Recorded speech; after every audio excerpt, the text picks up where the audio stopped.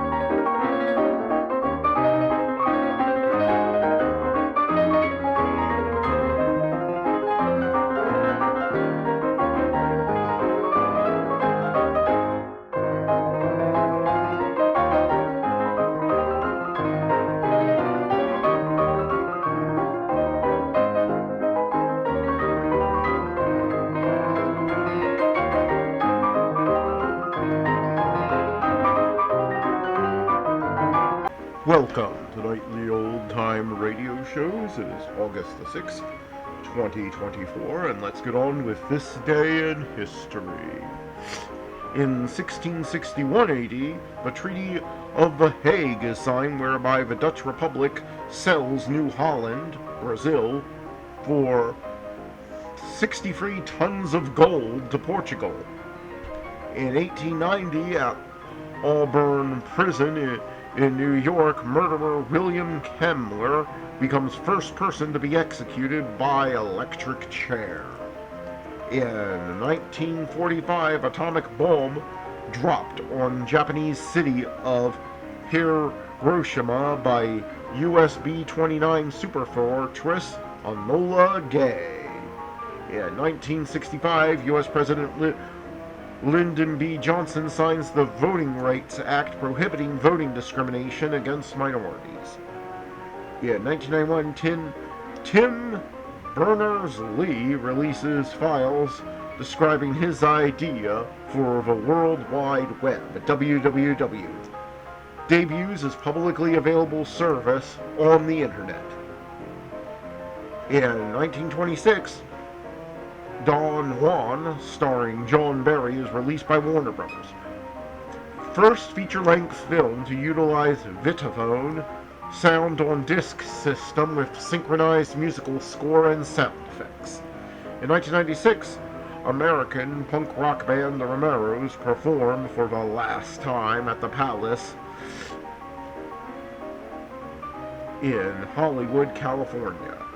In 1948, Dutch super athlete Fanny Blankers Neon wins London Olympics 200 meter dash in 24.4 seconds to become the first woman to claim 3 individual track and field golds at a Games, having already won the 180 meter hurdles. And that was This Day in History. Now let's get on with the shows. Hey, Wyatt, who's on first? Why, it's Bud Abbott and Lou Costello who are up next. What time is it? Why, it's time for the Abbot and Costello show. We're on the air for ABC here in Hollywood. Well, what are we waiting for? Let's go with the Abbot and Costello show.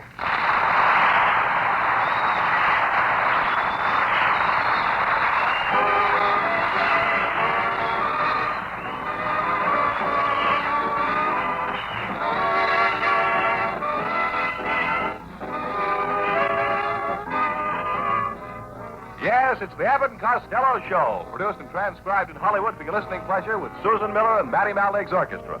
So hold on to your chairs, folks, for here they are, Bud Abbott and Lou Costello.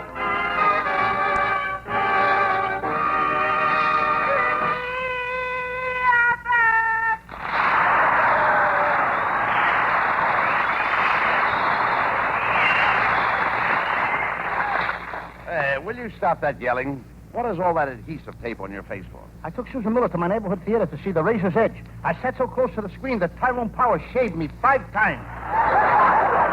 Your neighborhood theater is just showing that old picture now? What do you expect for 3 cents? Oh, it was a swell picture, though. It all takes place in a barber shop run by a rough guy named Dan. Dan? Yeah, Dan Druff. Tyrone Power, a sharp young blade, who's keen about Gene Tierney. Every time he scissor, he works himself into a lather. But she drops him. She gives him the brush, it's no soap, and the rub comes in the end, where he whiskers her away. And the moral of the story is no brush, no lather, no rubbing, no girl, no nothing, no joke, no money. You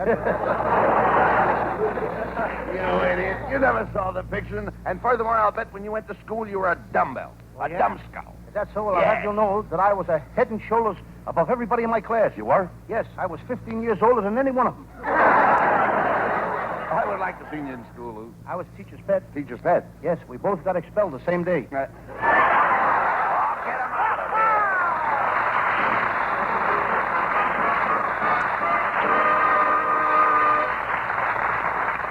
Ah, they're hot tonight. So don't go away. Abbott and Costello will be back after just the time it takes to tell this. There may be a housing shortage, but tonight there may not be for some contestants on Go for the House. This is the exciting show heard every Wednesday night over most ABC stations, on which contestants can win a beautiful new honeymoon house built on a suburban lot right in their own hometown. Each Wednesday night, MC John Reed King calls 7 couples to the ABC microphone. These couples each select a room of honeymoon house to furnish and are given 7 questions to answer. As they answer each question correctly, a prize of some home furnishing goes into the house. After the 3rd question, they can take their prizes or go for the house. But to win the house, they must answer the special 7th question. Listeners also have an opportunity to win honeymoon house. For complete details, don't miss Go for the House on the air tonight and every Wednesday night over most of these very same ABC stations. And now back to ABC's Abbott and Costello show.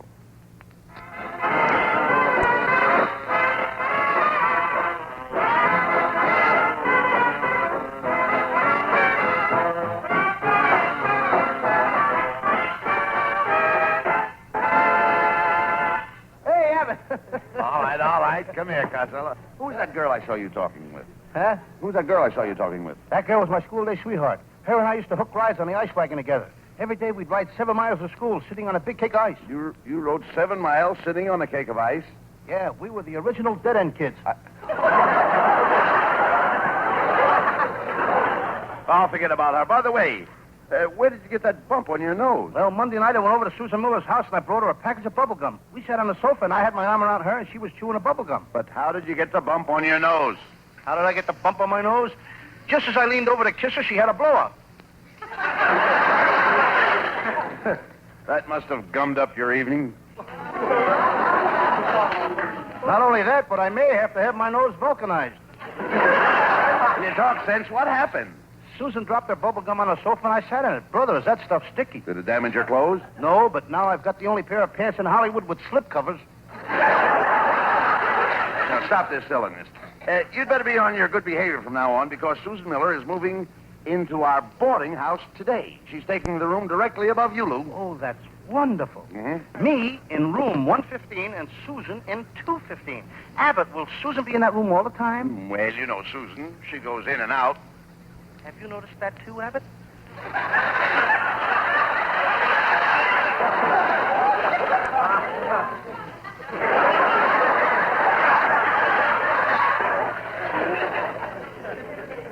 Well, anyway, Abbott, you know what I say? I say that, You better say something. I say that I'm lost. That's what I say. Oh, this is wonderful. The woman I love living right upstairs. Oh, stop, Costello. You're not in love with Susan. She's just a passing fancy.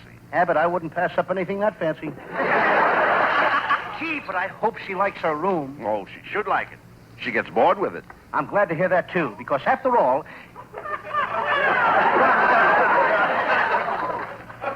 What did you say? I said she should be happy she gets bored with the room. If she gets bored with the room, then why did she rent it in the first place? She's not bored with the room. She's very happy. You just told me that she gets bored with the room. That's right. One of us is nuts. How can a girl be happy when she's bored all the time? Look, she's not bored all the time. No? She only gets bored 3 times a day. Where is she getting all that lumber? I'm not talking about lumber. I'm talking about board. Susan eats her board. Who feeds her all these boards? A landlady. Susan made arrangements with the landlady to eat her board 3 times a day. 30 days a month. I'm moving out of that place. Why? That Susan Miller's going to eat me out of house and home. Yes, and I'm just trying to tell you that Susan is very happy with her board and she likes her room. That room hasn't got a flaw in it. There's a cute kid. Just rented the room today, already she ate the floor. She did not eat the floor. I simply said there was no floor in the room. You could be mistaken, you know. Anybody that will eat boards 3 times a day is liable to eat the floor and the doors and the windows. Look, what are you getting so excited about? What business is it of yours what she does with her room? I'll make it my business, brother. Her floor happens to be my ceiling. I don't mind you knocking the props from under me every week, but I ain't going to let that Susan Miller eat the roof over my head. Costello, you annoy me. All I said was there is not a flaw in Susan's room. Just a second, Abbott. Have you been in Susan's room? I have. You opened up the door? Yes. You stepped into the room? I did. What did you step on? The floor. Ladies and gentlemen, this man has deliberately and with molasses aforethought been misinforming the public. I rest my case. All right, Costello, there's no sense in getting yourself into a frenzy. A what? Frenzy. I ain't making frenzies with nobody. Now, wait a minute. I'll try to explain by giving you an example. You have a floor in your room. The plaster is all cracked, so you have a floor in your ceiling. I got a flaw in my ceiling? How do you like that? I've been living upside down for 6 years and didn't know it. Costello, you're all mixed up. I'm trying to tell you that Susan's room is perfect. It has no flaw, and she's happy because she gets bored with the room. Here we go again. The reason why she likes to get bored with the room is because she's hungry after a hard day at the studio and rushes home and eats like a beaver. Now he's got her eating beaver board. Costello, I don't know why I get into these arguments with you. We argue and fight, and it always ends up the same way. You're just plain stupid. I am not. I'm pretty smart. Costello, if you're smart, I'm a monkey's uncle. Well, I am smart. Now let me see you hang by your tail. Oh, Mr. Costello. Yes. Oh, he's back again. Every week the same thing. Look, Norman, why don't you go out here and get yourself a job? Oh, I've got a job, Mr. Costello. You see, I work in a domino factory. I put the dots on the dominoes. Why ain't you working now? This week we're making blank. That's exactly what your check's gonna look like. Well, enough of this nonsense, Costello. Have you been studying your script for the new scenes in our new picture, The Noose Hangs High? Well, I meant to tell you, Abbott, they're changing the script again, and the director's coming over here tonight to rehearse me in the new scenes. Ah, there you are, Costello. I've got the script here for the retakes on The Noose Hangs High. Now, you're going to run through it right now. In this scene, you'll play opposite the gorgeous, glamorous Lauren Bacall. Stand by, folks. There's good news tonight. So you like Lauren Bacall, eh? Like her. There's a girl that has got this and that and them and those, and if you want anything else, just whistle. Very good. I'm glad you like her, Costello, because in this scene, you and Lauren Bacall are seated in a canoe, drifting lazily down the stream. She's sitting in the bow, and you're sitting in the stern. She's in the bow, and I'm in the stern. That's right. You couldn't make that a rowboat and get both of us in the back seat. Quiet, Costello. Now, as you sit there in the stern of the canoe, paddling along, she looks at you, and her eyes seem to say, "Come to me, Costello. Come to me, my love." Is that what her eyes say? Yes? Then why don't I drop that darn paddle and come to her? No, Costello, you ignore her. You keep paddling. You need the exercise. Abbott, I need the exercise, but this could lead to ulcers. You're playing hard to get. After all, you're a city slicker. City slicker. I'm a village idiot. That's what I am. Quiet, Costello, please, and pay attention to the director. Now then, Costello, a strange feeling commences to creep over you. You're seated in that canoe all alone with Lauren Bacall. You get a feeling that you can't sit still for another minute. A feeling that you must rise to your feet.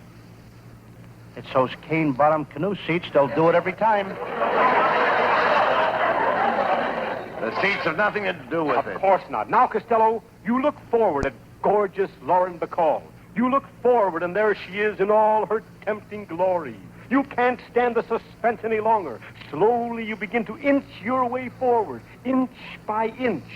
Inch by inch, Foot by foot. foot by foot. Yard by yard. Get me up there, will you? I've only got this boat rented for an hour.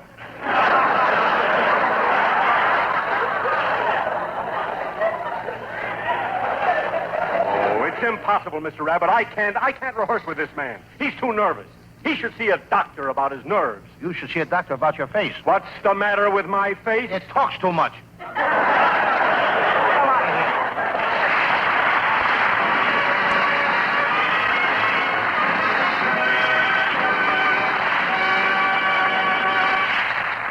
Now, while the boys are backstage cooking up the next act, let's eavesdrop on this.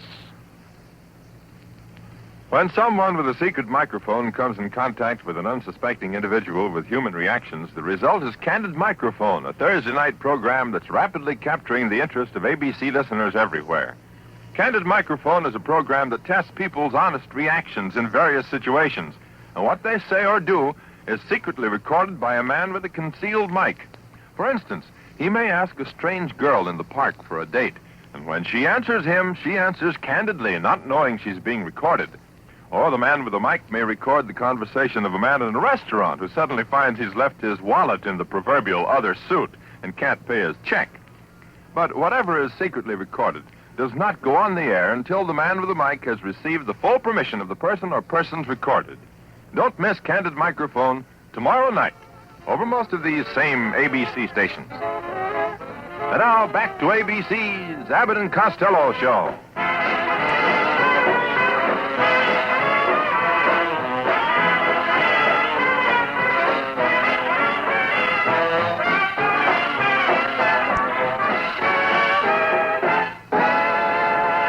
Hurry up, Costello.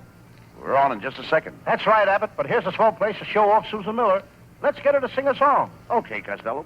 Ladies and gentlemen, here's our singing star, Susan Miller, with the music of Matty Malnick.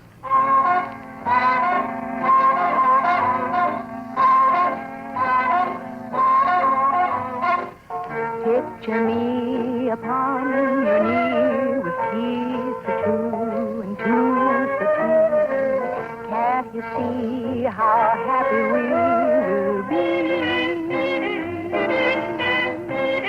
Nobody near us to see us or hear us, no friends or relations on weekend vacations. We won't tell a soul that we on a telephone. Day will break and I'll awake and start to bake a sugar cake for you to take for all the boys to see. We will raise a family, a girl for you, a boy for me. Can't you see how happy we will be?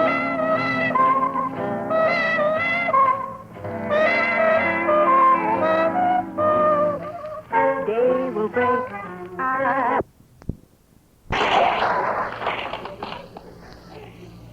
Slowly I park the canoe. I look up at Lauren Bacall and say, the calla lilies are in bloom again. I love the calla lilies. Yes, Father, yes, Mother, the calla lilies are in bloom again. Costello, what are you doing? Rehearsing a scene for the picture. I'm acting. What an actor I am, Abbott. If my mother hadn't cut off my curls when I was little, I'd have been another Shirley Temple. Well, you can cut out all that silly acting. And you don't need to worry anymore about the picture. They're not going to change it. However, I have some news for you, Lou, but I really don't know how to tell you this, Costello. But your country has called you. You mean I've been drafted again? No, you dummy. You're about to receive a great honor. Listen to this telegram that just came for you. It's from Mayor DeVita of Paterson, New Jersey. Dear Lou, you have been chosen to represent Paterson, New Jersey at the next meeting of the UNO. I have? Yes, you've heard of the UNO, haven't you? Oh, I hear about it every time I try to make a date with a girl. What do you mean? Every time I ask a girl for a date, she looks at me and says, you? And no. You know, the UNO is an organization of all the nations of the world. Costello, a great honor has been conferred on you. You will serve your country as a diplomat. You will be a statesman, an official of the government, a man who mingles with royalty. I'm going to be all that? That's right. Abbott, you may kiss my hand. No,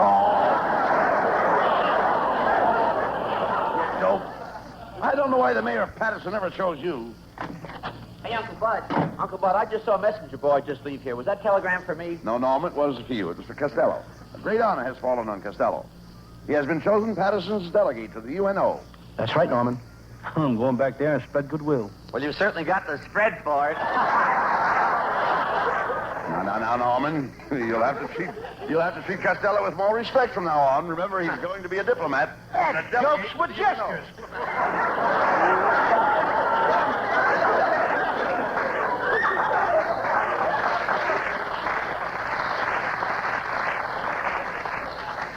Yes, just wait till I get to Europe. They need me over there. That continent has gone back to the horse and buggy days. I'm the only guy that can fix it. Horse and buggy days. What are you talking about? Well, somebody is horsing around over there and driving a whole world buggy. You know, Uncle Bud, I don't know why they picked Costello as a diplomat. I'm the boy for the job. Why, everybody says I look just like Anthony Eden. You look more like haven't eaten. Costello's right, Norman. You could stand some weight. If you gain a little weight, you wouldn't be so lazy. But, Uncle Bud, I'm just full of energy. Can I help it if I haven't got the strength to use it?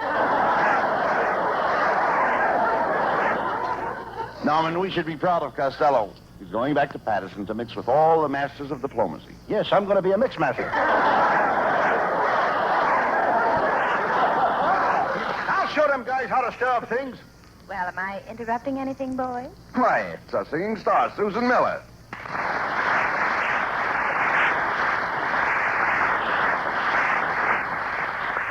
Susan, have you heard the news? Costello is to be Paterson's delegate to the UNO. Oh, Costello.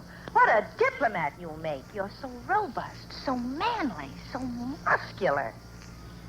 Muscular.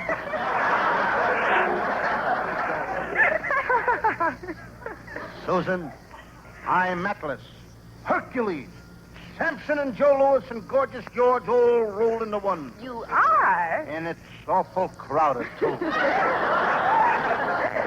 Oh, I'm so proud of you, Costello. I'm going to give you a kiss. A gift for good luck. Now, put your arms around me. There. That's it. Gee, Susan, when I get close to you like this, something inside me seems to melt. It does? I've got to quit carrying that butter around in my money belt. Well, come on, Costello. I've made arrangements with the finest tailor in town to outfit you for your trip to the UNO meeting. Well, I'll see you later, Costello. And as they say in Spanish, mañana o ama. Suez to you. And your mama's old army shoes to you, too.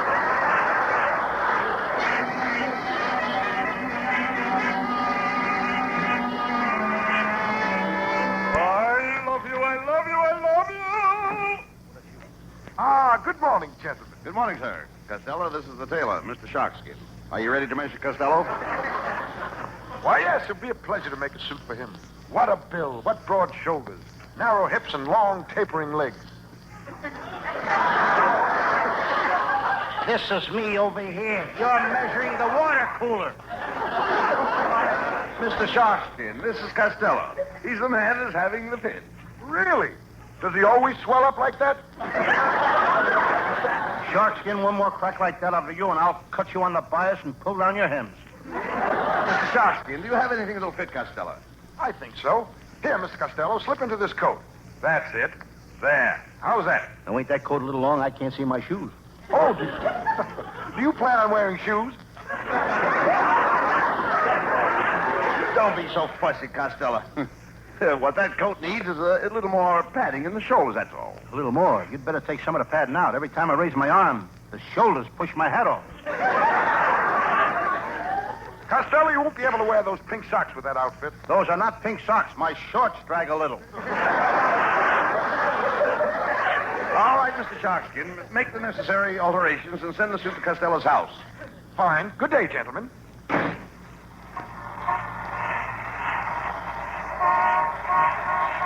Costello, you're leaving for Patterson tonight, and we've got a lot of things to do.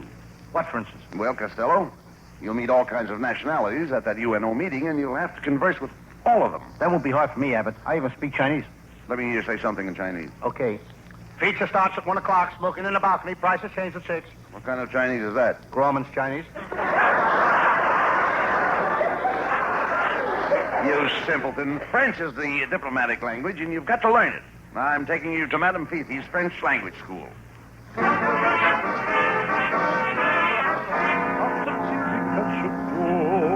And now, Monsieur Costello, when you arrive at the meeting, the French delegate, he will bid you welcome. And he will say, "Ah, bonjour, monsieur, que je suis enchanté de faire votre connaissance parce que vous êtes le plus bel homme du monde." And then the delegate, he will kiss you like this. Mwah, mwah.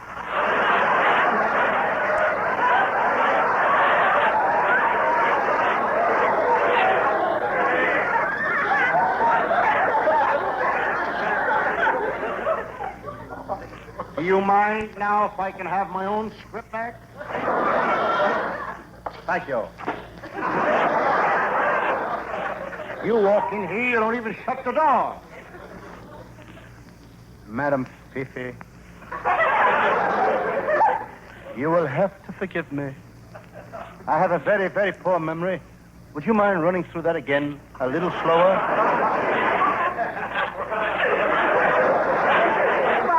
At all, monsieur. The French delegate, he will bid you welcome like this. Now, pay attention, monsieur. He will bid you welcome like this. And he will say to you, "Ah, monsieur, que je suis enchanté de faire votre connaissance parce que vous êtes le plus bel homme du monde." You see? And then he will kiss you like this.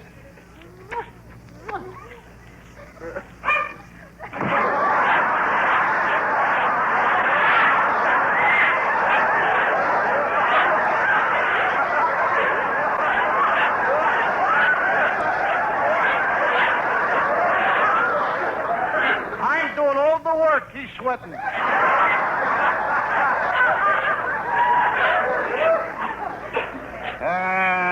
Abbott, What? do me a favor, will you? What?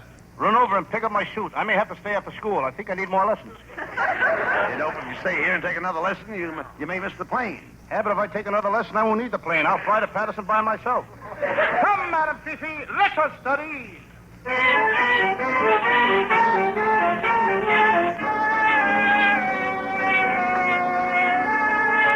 Well, Costello, we're all packed to remember.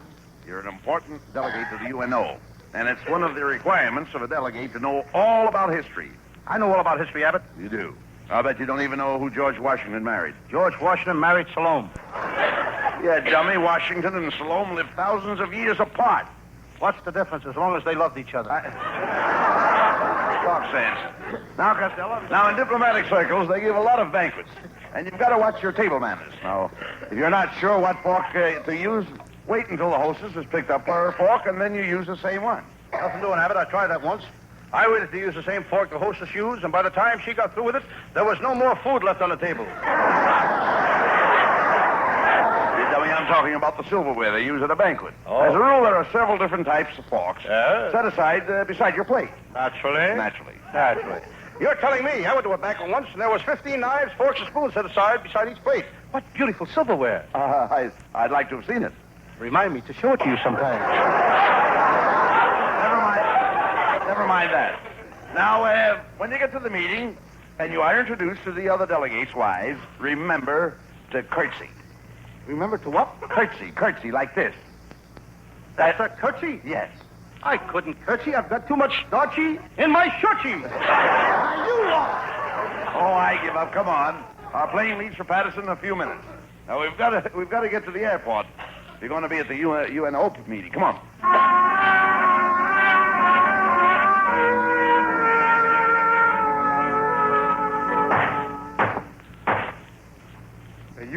National Convention will now come to order. Gentlemen, this is a great year for the UNO, the Undertakers' National Organization.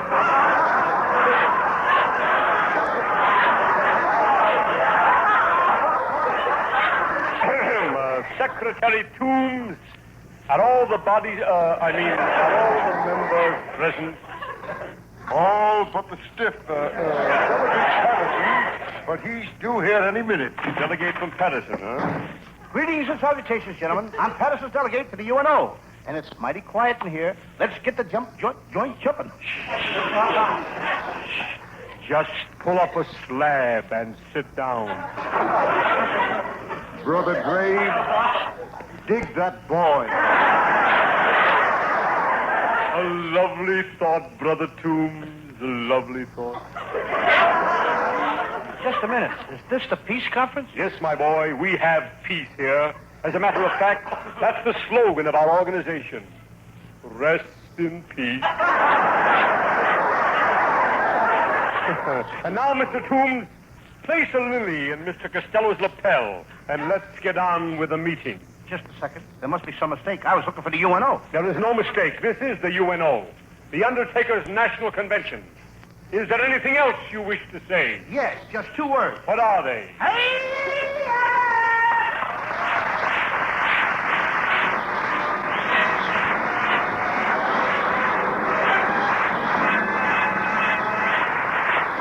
And that's not quite all, folks.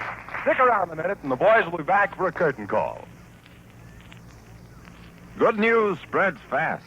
And it's good news that the Star Theater, featuring singer Gordon McCrae, songstress Evelyn Knight, and Victor Young's orchestra, is on the air every Wednesday night over most of these same ABC stations. And what a combination of tip-top talent that means. A lilting 30 minutes of melody. Gordon McCrae is a man who has a special way with a song, and he'll be singing the most popular songs of the day. Evelyn Knight, the lass with a delicate air, also has a special way with a song, especially with a folk ballad. But that's not all. Victor Young's orchestra, the Jeff Alexander chorus, are also on hand each Wednesday night to add to the entertainment. So for a gala time, plan to join us when the Star Theater, featuring Gordon McCrae, Evelyn Knight, Victor Young's orchestra, and the Jeff Alexander chorus, is heard every Wednesday night. And that means tonight over most of these same ABC stations. And now back for a final word from ABC's Abbot and Costello show.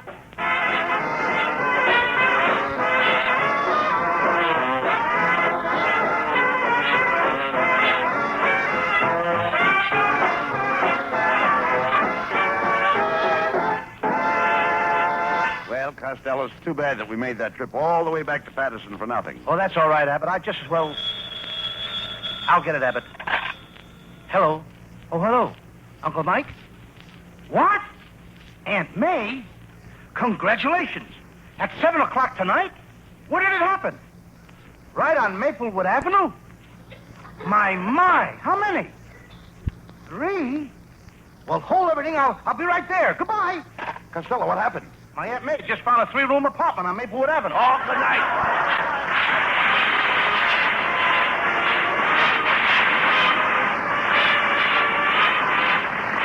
Listen each Wednesday night at this time for another great Abbott and Costello show, produced and transcribed in Hollywood by Charles Banda, and featuring Susan Miller and Matty Malnick and his orchestra. So goodbye till this same time next Wednesday. Be sure to stay tuned for the outstanding entertainment which follows throughout the evening on this ABC station.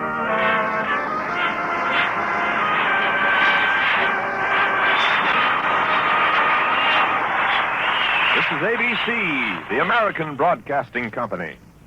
In 1971, a motion picture opened all over the world that was destined to become one of the most successful musicals of all time. Based on a legend, proclaimed a classic, it has become a tradition.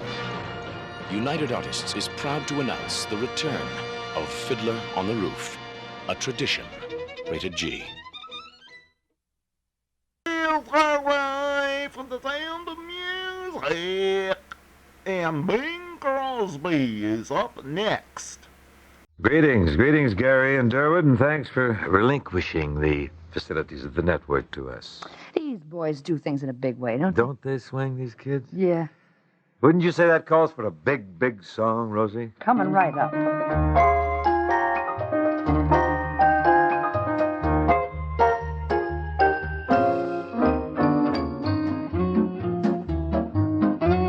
Things look swell. Things look great. Gonna have the whole world on a plate. Starting here, starting now. Honey, everything's coming up roses. Clear the decks, clear the tracks. We got nothing to do but relax. Blow a kiss, take a bow. Honey, everything's coming up roses. Now's our inning. Stand the world on its ear. Set it spinning. That'll be just the beginning. Curtain up, light the lights. We got nothing to hit but the heights. We'll be swell, we'll be great. I can tell, just you wait. That lucky star I talk about is due. Honey, everything's coming up roses for me and for you.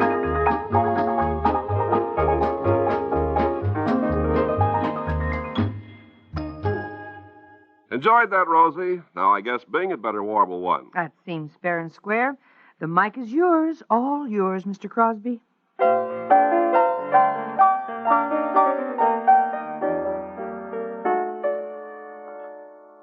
What is there to say, and what is there to do?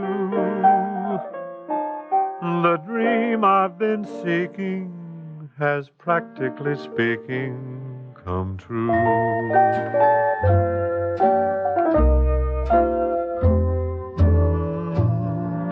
What is there to say? And how will I pull through? I knew in a moment contentment and home meant just you. You are so lovable, so livable. Your beauty is just unforgivable. You're made to marvel at, and words to that effect.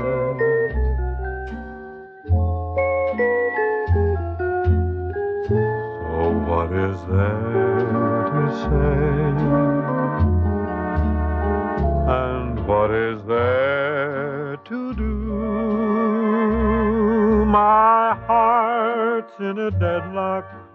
I'd even face wedlock with you.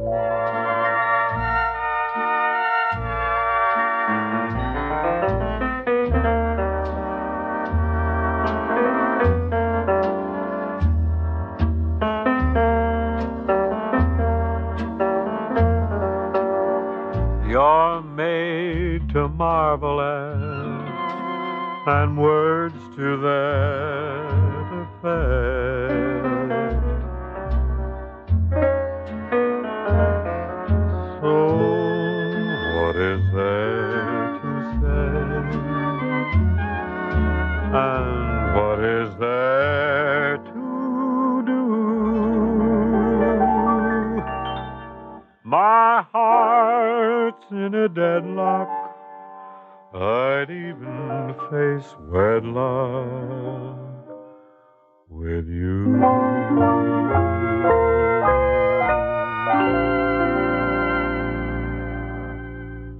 How about a game of charades, gang? Charades? That's one of my favorites, Rosie. Someone acts out a story, and the others try to guess it. That sounds like fun. Go ahead, Ken. You start. Let's see now. He's kind of drooping. His tongue is sticking out. I got it. You're an old shoe. Right. Now get this. The letter S, and he's shooting a gun. Oh, that's easy. S and kill. Skill. Great. Now watch me closely. This one's important. Meow. I got the cat, but what's the bit with your hair? Black. Get it? Black cat. You don't have to go any further, Ken. I think we've got the whole story now. Oh, what you're trying to say is that discarding shoes with lots of wear left is downright wasteful. And that the shoe repairer with skill and modern equipment can turn old shoes into better than new ones. You know, it sounds almost as though we rehearsed this. No. Anyone could have guessed you were telling the story of a skilled craftsman who can make a family's budget stretch further. One thing nobody has to guess at. You can quickly tell your shoe repairer is giving you top-quality products as well as first-class service by the famous cat's paw sign in his window. Outstanding products like Cat's Paw Twin Grip Soft Resilient Heels and Soles, and lighter than leather, lighter than rubber Microlite Soles by Cat's Paw guarantee you the best underfoot. So visit your shoe repairer who displays the famous cat's paw cat when any pair of your family shoes need mending. And add many miles of walking comfort economically. Be sure to ask for Cat's Paw products by name. And look for Cat's Paw on new shoes, too. Here's togetherness time now, Rosie. I'm with you, Bing.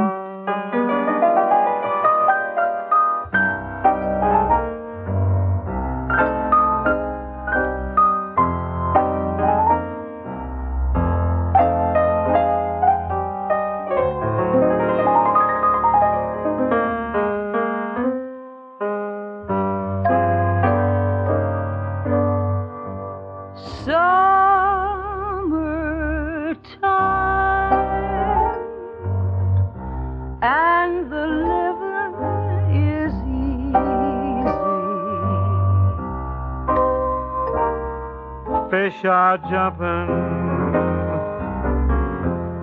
and the cotton is high. Oh, your daddy's rich And your ma's so good looking.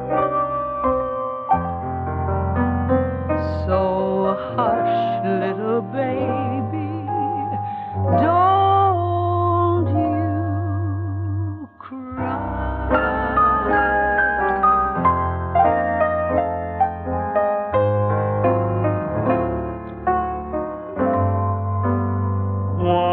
One of these mornings,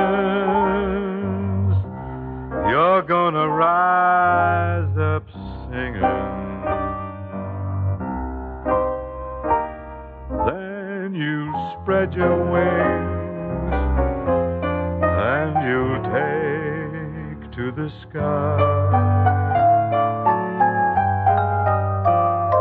But till that morning,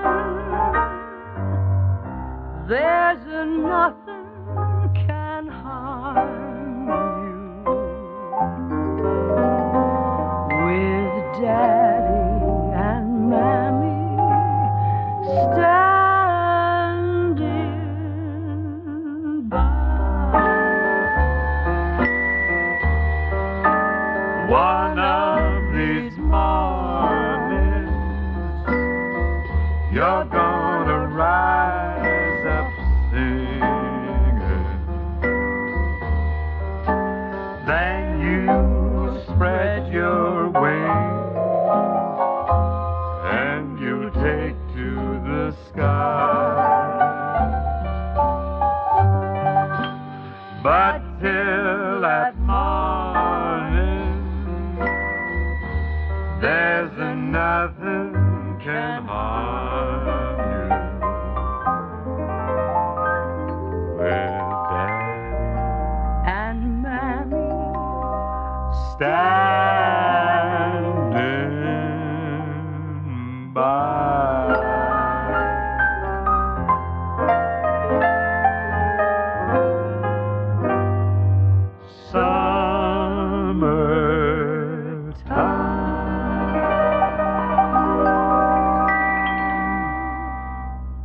You know, there are lots of annoying things you can ignore. Like my singing. Oh, don't butt in. And after a while, you do forget them. But you can't ignore miserable cold distress. You want to relieve it fast. To do that, listen. Movie stars can't let cold and sinus congestion spoil their performance. So what do?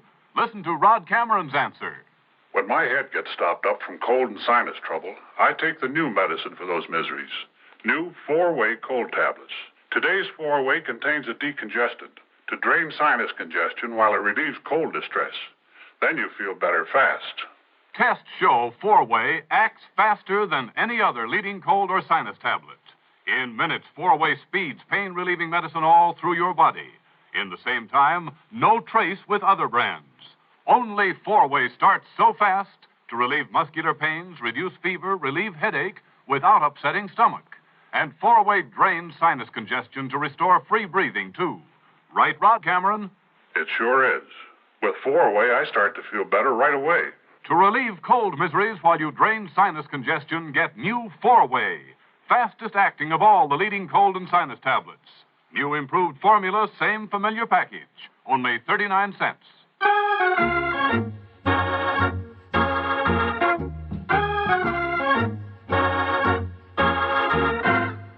I never cared much for moonlit skies. I never winked back at fireflies. But now that the stars are in your eyes, I'm beginning to see the light. I never went in for afterglow or candlelight on the mistletoe. But now when you turn the lamp down low, I'm beginning to see the lights. Used to ramble through the park, shadow boxing in the dark. Then you came and caused a spark that's a 4-alarm fire now. I never made love by lantern shine. I never saw rainbows in my wine. Now that your lips are burning mine, I'm beginning to see the light.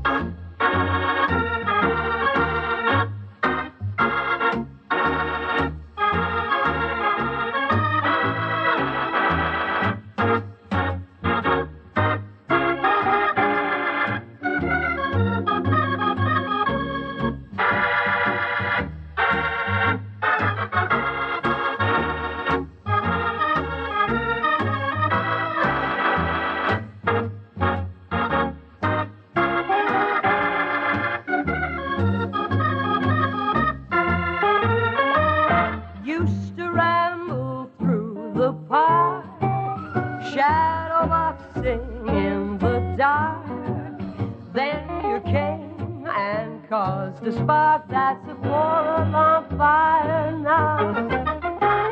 I never made love by lantern shine. I never saw rainbows in my wine. Now that your lips are burning mine, I'm beginning to see the light. I'm beginning to see the light. I'm beginning to see the light.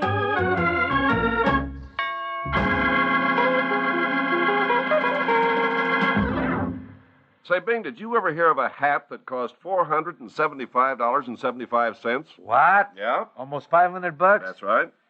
You must be speaking of a tiara. Or a crown. Or are you talking through your head? No, sir.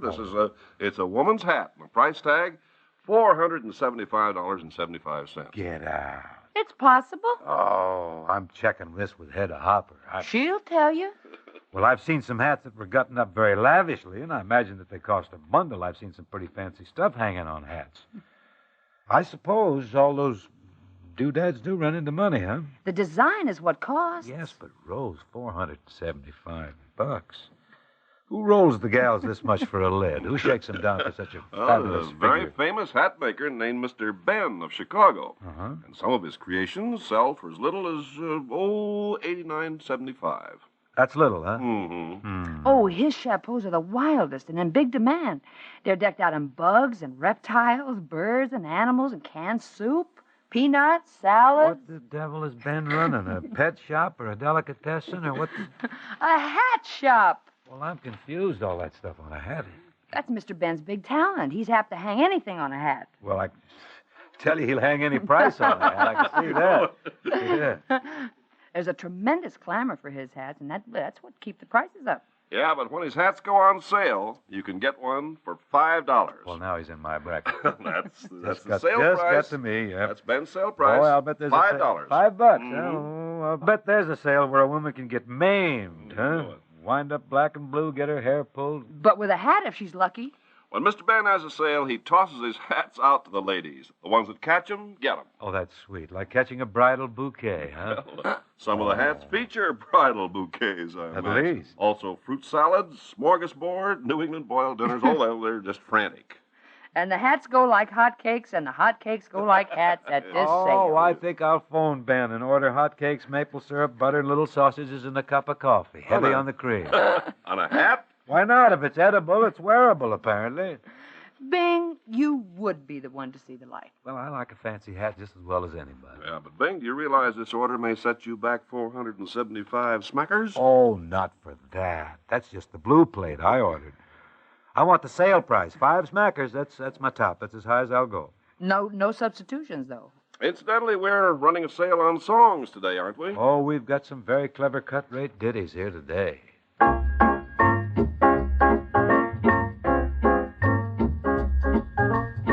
First I'm sighing 'cause I love you, then I'm crying 'cause I love you. Sighing, crying, that's the way love goes. Nights of sadness 'cause I love you, nights of gladness 'cause I love you. Sadness, gladness, that's the way love goes. My heart starts in palpitating when you're close to me. Why is love so aggravating? That's a mystery. First we break up 'cause I love you, then we make up 'cause I love you. Break up, make up, ask a guy who knows. First you break up, then you make up. Nights of gladness, nights of sadness, crying, sighing, that's the way love goes.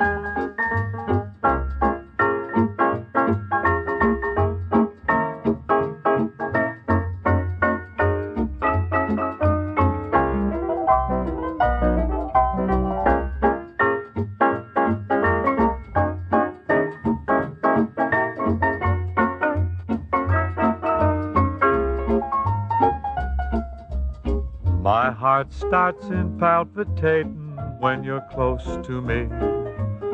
Why is love so aggravating? It's a mystery. First we break up 'cause I love you, then we make up 'cause I love you. Break up, make up, ask a guy who knows. First you break up, then you make up. Nights of sadness, nights of gladness, crying, sighing, that's the way love goes. Goodbye for today. Remember, we'll be right back here tomorrow. Try to give us a listen, will you? Certainly been nice being with you, and we'll see you tomorrow then. Bing Crosby and Rosemary Clooney with Buddy Cole's music were presented from Hollywood. Produced by Bill Morrow and Murdo McKenzie. This is Ken Carpenter inviting you to join us again tomorrow.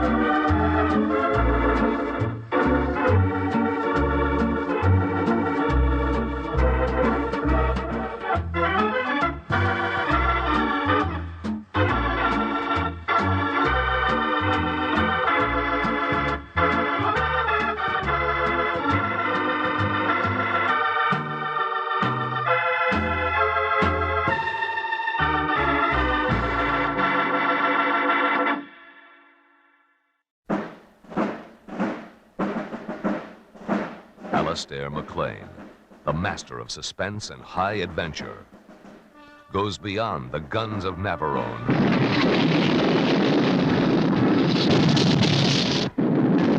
With Force 10 from Navarone.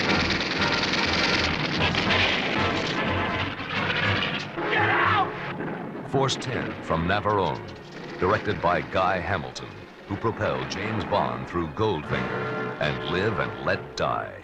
There's no bridge in the world that can't be blown. That's what Force 10 was here to prove. They're lying. Kill them.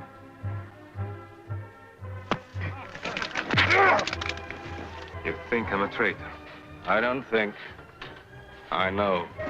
Force 10 from Navarone stars Robert Shaw of Jaws and The Deep, Harrison Ford of Star Wars, Barbara Bach of The Spy Who Loved Me, Edward Fox of A Bridge Too Far, Franco Nero of The Pirate, Carl Weathers of Rocky, and Richard Keel, the deadly 7'2" Jaws in The Spy Who Loved Me. Right here. This Christmas, there will be only one motion picture with the force of Alastair MacLean's Force 10 from Navarone. The high adventure that blows the dam on excitement.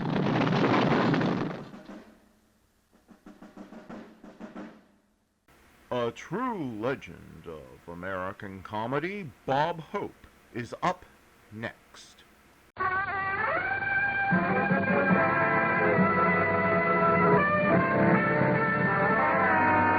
Bob Hope Show. Transcribed direct from Hollywood with Les Brown and his band of renown. Our singing star, Margaret Whiting. Our special guest, Jane Wyman. And here he is, Bob Hope.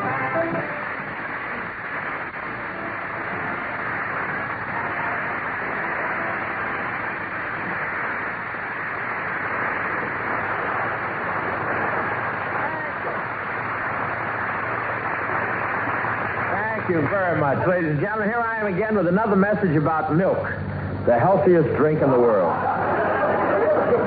Now, milk is so loaded with vitamins, if you drink a glass of it every day, it'll keep me going. But I want to tell you, I see by the trade papers they're expecting the biggest year ever at Las Vegas. Las Vegas, that's an old Spanish term meaning goodbye forever. Well, you notice in the newspaper ads, they always call it colorful Las Vegas. Colorful, that's because you go over there to get a tan, leave in the red, and come home with the blues.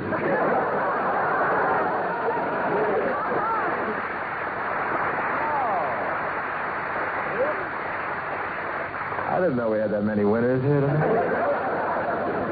But it's pretty over there in the desert, especially at dusk when the purple shadows creep across the painted deserts and the golden sun slowly sinks behind the green of the cables. I've never seen it. I loved it over there. I played it smart this time. I came back with everything I went down there with, except my money. I played number 7 on the roulette wheel all evening, and it never came up once. I got so mad when I was leaving, I flicked my cigarette ashes on it. The ball dropped in number 7, and I won 36 piles of ashes.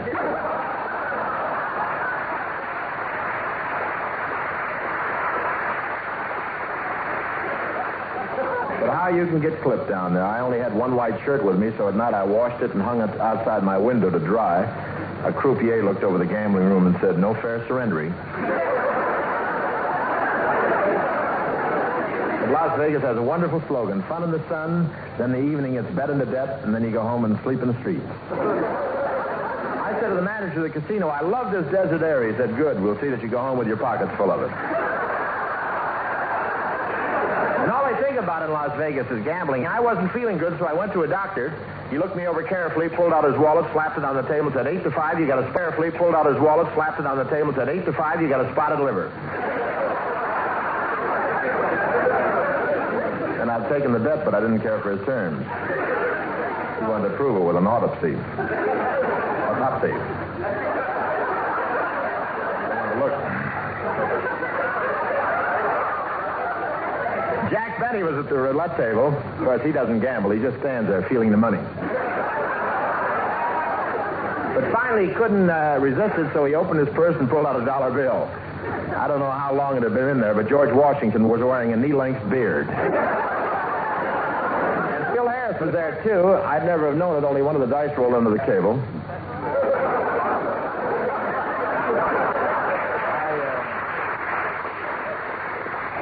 To roll them over to see if I'd made my point. But there's other attractions besides gambling down there. All the chorus girls are gorgeous. They kept winking at me all during the show. And if you don't believe it, ask Cary Grant. He was sitting right beside me. The nice thing about Las Vegas is that you don't have to gamble. I didn't go in the gambling room at all the first day I was there, and the manager of the hotel didn't say a word. He didn't say a word. He just sat out in the road and pointed. The other day I had some trouble with a wise guy motorcycle cop. I denied I went through a red light, and he thought I was lying just because he found it in my front seat. And the new models are so automatic that pretty soon we'll have cars running around without drivers. Of course, we've had that in California for years.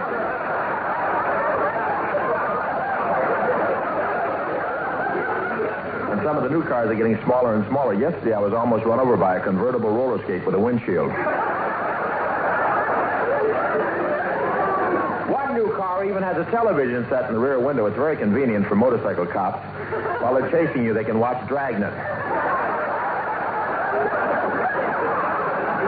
I was driving down Sunset Boulevard behind a midget car when it suddenly disappeared down a sewer grating. I yelled, "Is everything okay?" And the driver yelled back, "Yeah, I'm headed for Santa Monica, and I make faster time floating."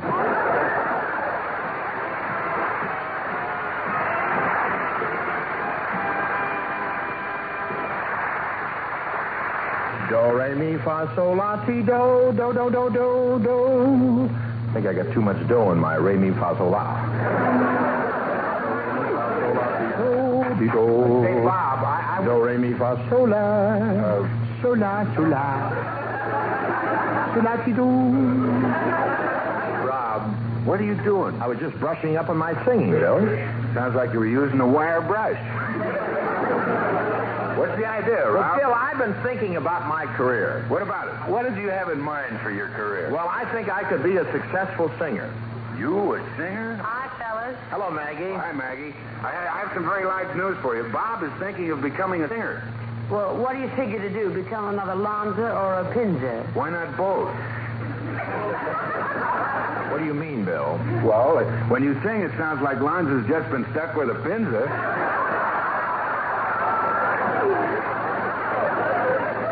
You know something? It takes training to be a singer. Now, I know. I realize that. You're going to need a vocal coach. Have you decided on one yet? Not yet, Maggie. I was going to ask you about that. Well, there's a great teacher in town. Maybe you know him. Professor Herman von Hickelhofer. Hickenlaufer sounds like something you eat with sauerkraut. Is he good? Oh, he's sensational. He's helped lots of singers. Wait a minute. I'll write out his address for you. Oh, fine. I think I'll run over and see him right now. So long, Bill. So long, Maggie.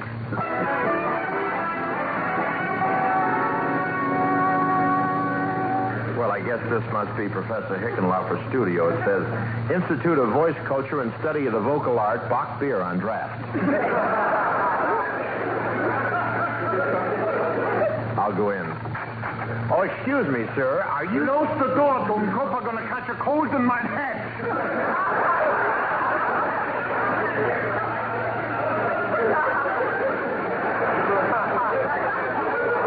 I'm awfully sorry. Are you Professor Hickenlaufer? Yeah, that's right. I'm Professor Hermann von Hickenlofer, internationally famous teacher of concert singing, Wagnerian opera, and babysitter for the Bell sisters.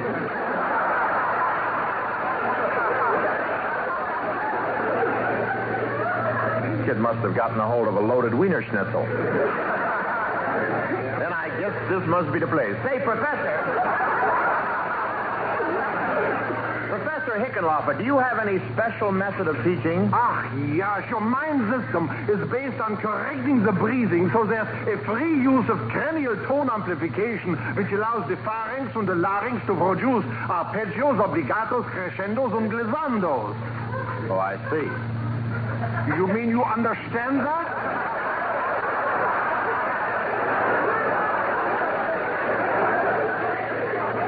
Oh, sure. Then please explain it to me.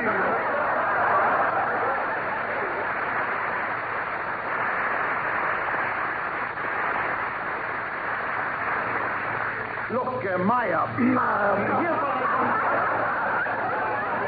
here's what you ought to do now. Sing something for me, and then I'm going to tell you what I think of your wife. Oh, what shall I sing? But how about singing Das schöne Umlaut von des Himmelstoß, du lieber Mädchenkind, immer bist mir ein Hagen, liebst mir ein zu. What does that mean? Chloe? can't sing, Chloe. I'll try something else like glowworm, maybe. No, wait. I've got such an idea. I'm going to sing that glowworm for you first, and then you're going to see how it really should be sung. Now you're going to hear a voice with real quality. Now listen to this. Glow, little glowworm, glimmer, glimmer. Glow, little glowworm, glimmer, glimmer.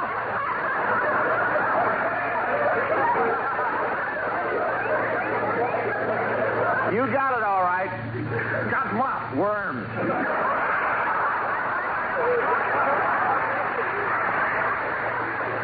All right, Schweinhund. If you're going to be such a wise guy, let me hear what you can do. Okay. Glow, little glowworm, glimmer, glimmer. Glow, little glowworm, glimmer, glimmer. Well, Professor? Well, I hear the noise like that once before.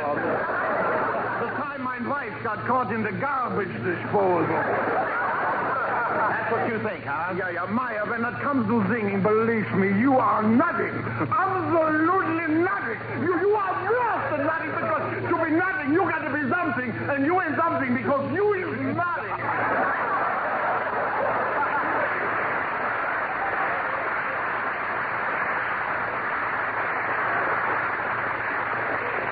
Kidding? I've got a pretty fair voice. Yeah, you got a fine set of pipes, so please go see a plumber. You know. Out of my studio. Out. Now, wait a minute.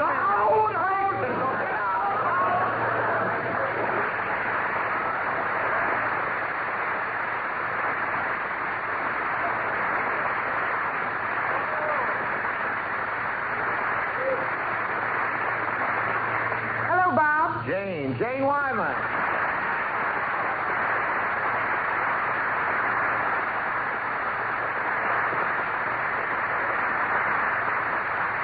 It's nice to see you, Jane. Oh, thanks, Bob.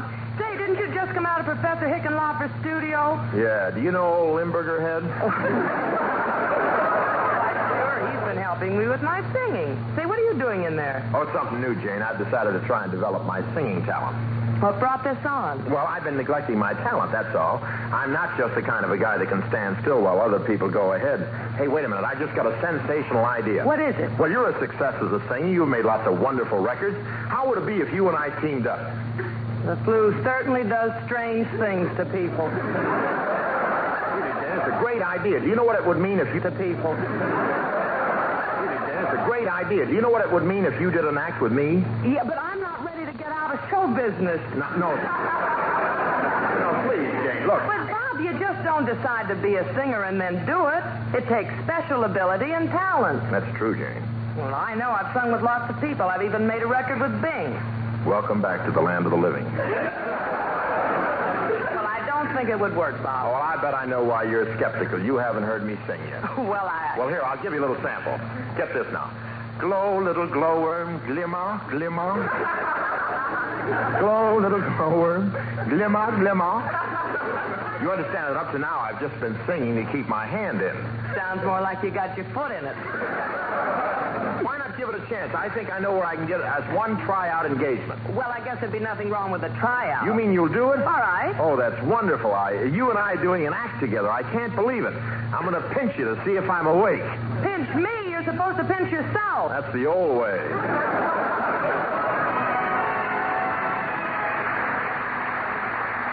That's Les Brown bringing on Margaret Whiting.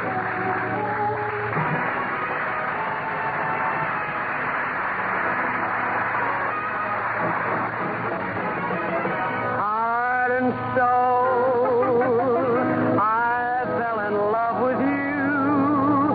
Heart and soul, the way a fool would do.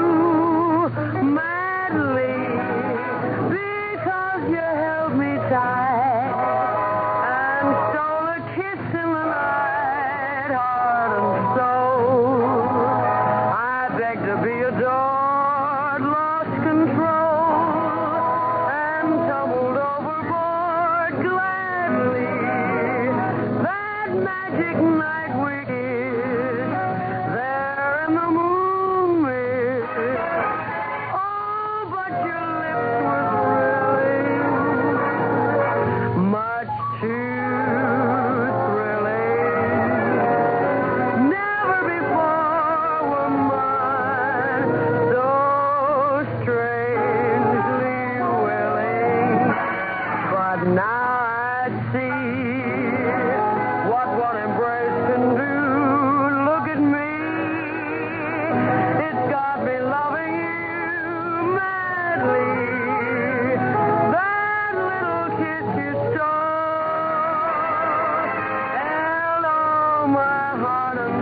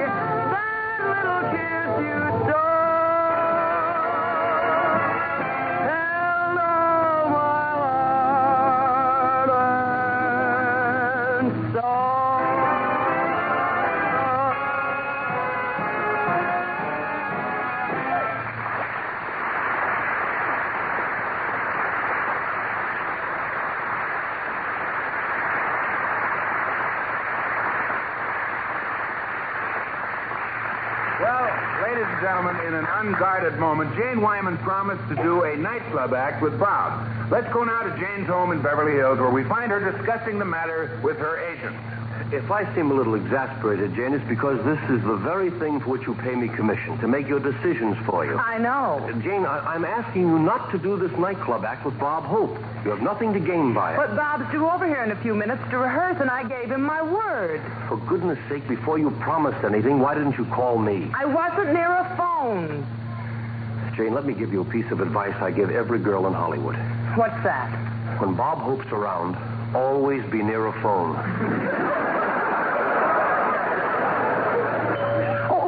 Now, what'll I do? Now, let me handle him, Jane. Don't you say a word. Well, not one word, understand? I'll do the talking for you. All right.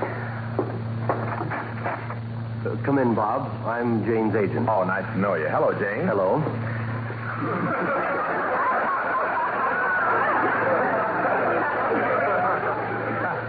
Must be an echo in here.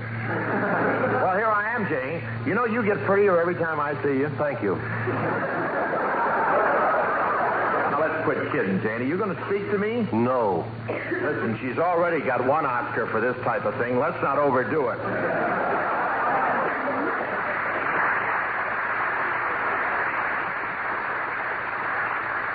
I do want to talk to you, but I'm afraid you won't like what I'm going to say. No, what's that? Well, Bob, I'm sorry, but I can't do the act with you. But I've already booked us into a nightclub, Jane. I don't know what to say, Bob. Oh, it's just a little club, one of those intimate places, candles and checkered tablecloths. Hey, gee, that sounds rather nice. Does a gypsy make his violin cry? The fellow at this place started the whole thing. Sobbing Sam and his sniveling Stradivarius. They have to mop up the floor every 10 minutes. Jane, I really don't think that you should... Well, I know, but this sounds like so much fun I can't resist. Yes, but... Well, it's only for one performance. All right, Bob. I'll go down there with you. Oh, fine. We haven't got much time, so let's start rehearsing. We're due at the club in less than 3 hours.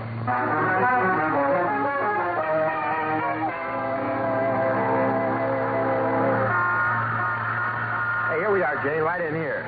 This is the Club Splendide. In here? This is a cigar store. Yeah, we go right on through. The club's in the back room. Goodness, the people are packed in like sardines. And getting oiled. Well, let's not stand here in this mob, Bob. One thing we can do, let's dance. I thought we were. But we can't dance now, Jane. I've got to find the manager and let him know we're here. Hey, little lady, how about you and me having this waltz? Oh, no thanks. Oh, come on. She doesn't want to dance with you. Here I am all alone, no one to dance with, and you get the 3 prettiest girls in the place. Well, so long, buddy. So long, little lady. Bob, let's do our act and get out of here. Okay, Jane, here's the manager coming towards us now. Oh, Slat, hiya, Bobby boy. Wow, you brought a dame with you tonight. Hiya, lady. How do you do? Hey, you done all right for yourself, Bobby. She's real class. Yeah. You ever looking for a job, kid? We use waitresses on a day shift. That face of yours could sell a lot of beer. Well, thank you. Yeah, with that classy look, I bet you could even sell them the expensive drinks. Yes, sir, I'd say what you got there is a real highball kisser.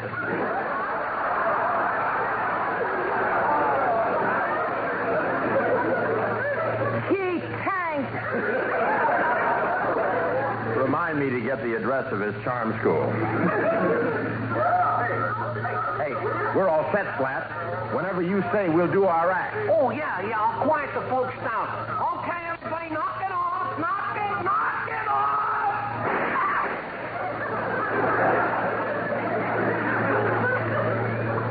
Ladies and gentlemen,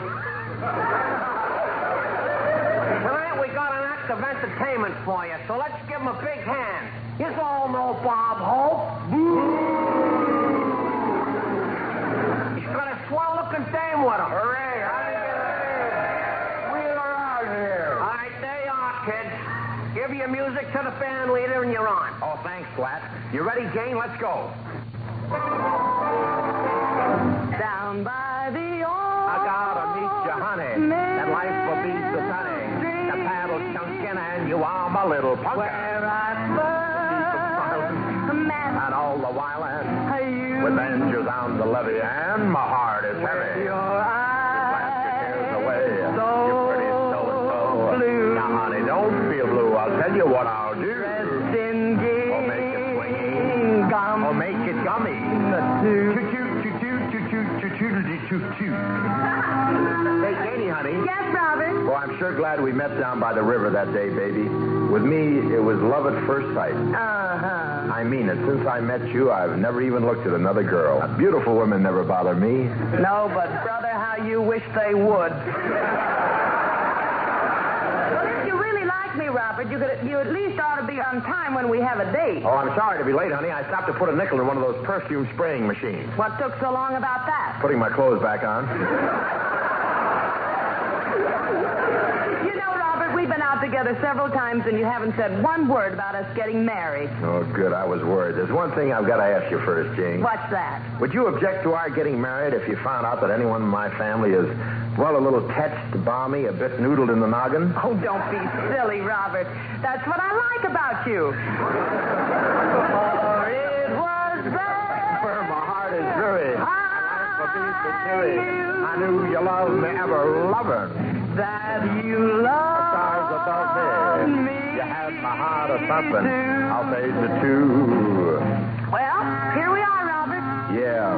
Just the two of us, alone together in a lovely honeymoon cottage. Yeah. Is it cozy? Gee, it's wonderful to have a big, strong husband. Yeah, what time does he get home? I mean you, silly. I love being your wife, Robert. You do? Mm-hmm. You want me to cook biscuits for dinner tonight? Sure. Cook 3 or 4 dozen of them. 3 or 4 dozen? Well, isn't that an awful lot? Yeah, but I got to get the patio finished sometime.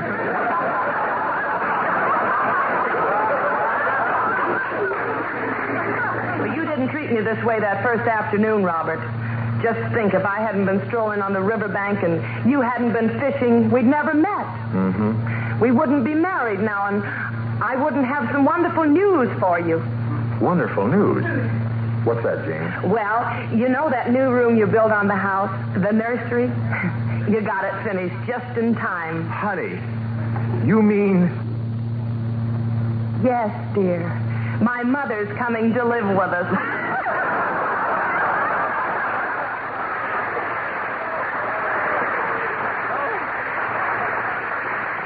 Oh, the suspense killed me. Your mother's coming to live with us. For how long? Forever. She's moving right in. Gee, that's wonderful. It's great. I can't wait for her to get here. You mean it, Robert? Sure, I told you I was touched in the head. You were 16, my village queen. 5 by the old. My pretty cabin in the cotton. By the old. It's far away but not forgotten. By the old. Who said that life begins at 40? By the old mill stream. Let's dive back in.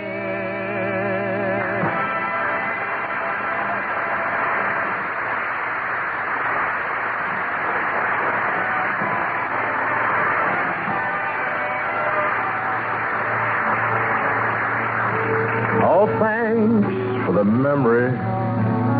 Thanks very much to Jane Wyman, Robert Sweeney, Hans Conrad, Maggie, Les, Bill, everybody. Thank you.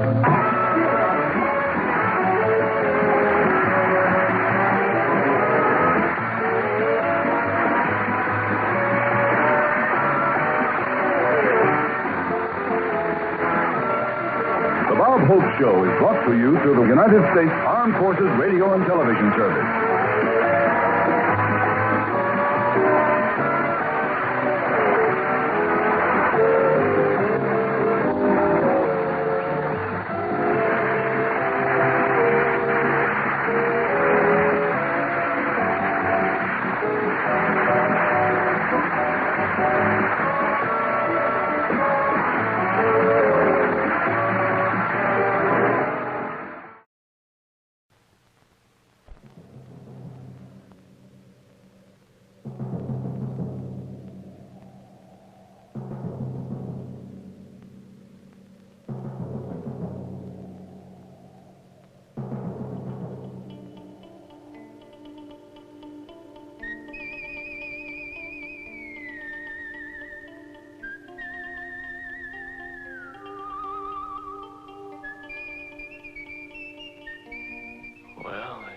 Such a big reward offered unto you gentlemen that I thought I might just tag along on your next robbery.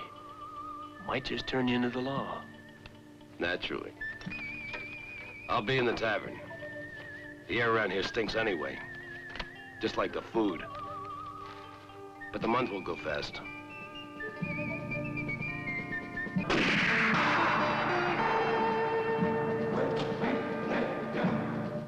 I'm letting you leave, hero. That's so you can tell everybody you've seen what takes place here.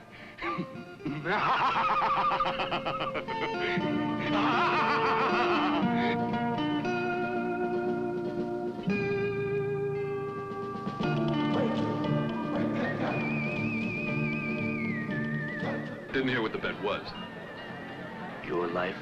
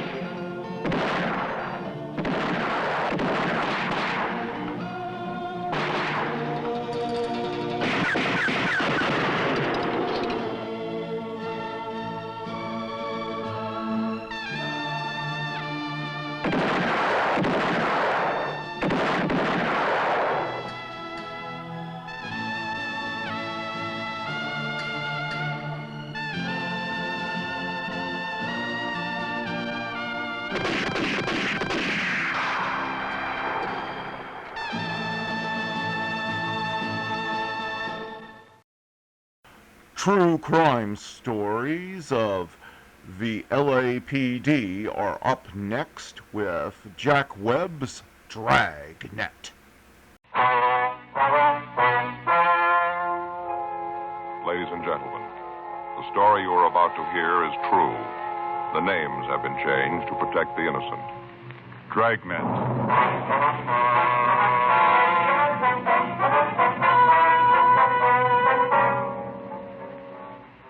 You're a detective sergeant. You're assigned to burglary detail. In the past 2 months, a thief has broken into 18 markets. There's no lead to his whereabouts, no clue to his identity. Your job? Get him.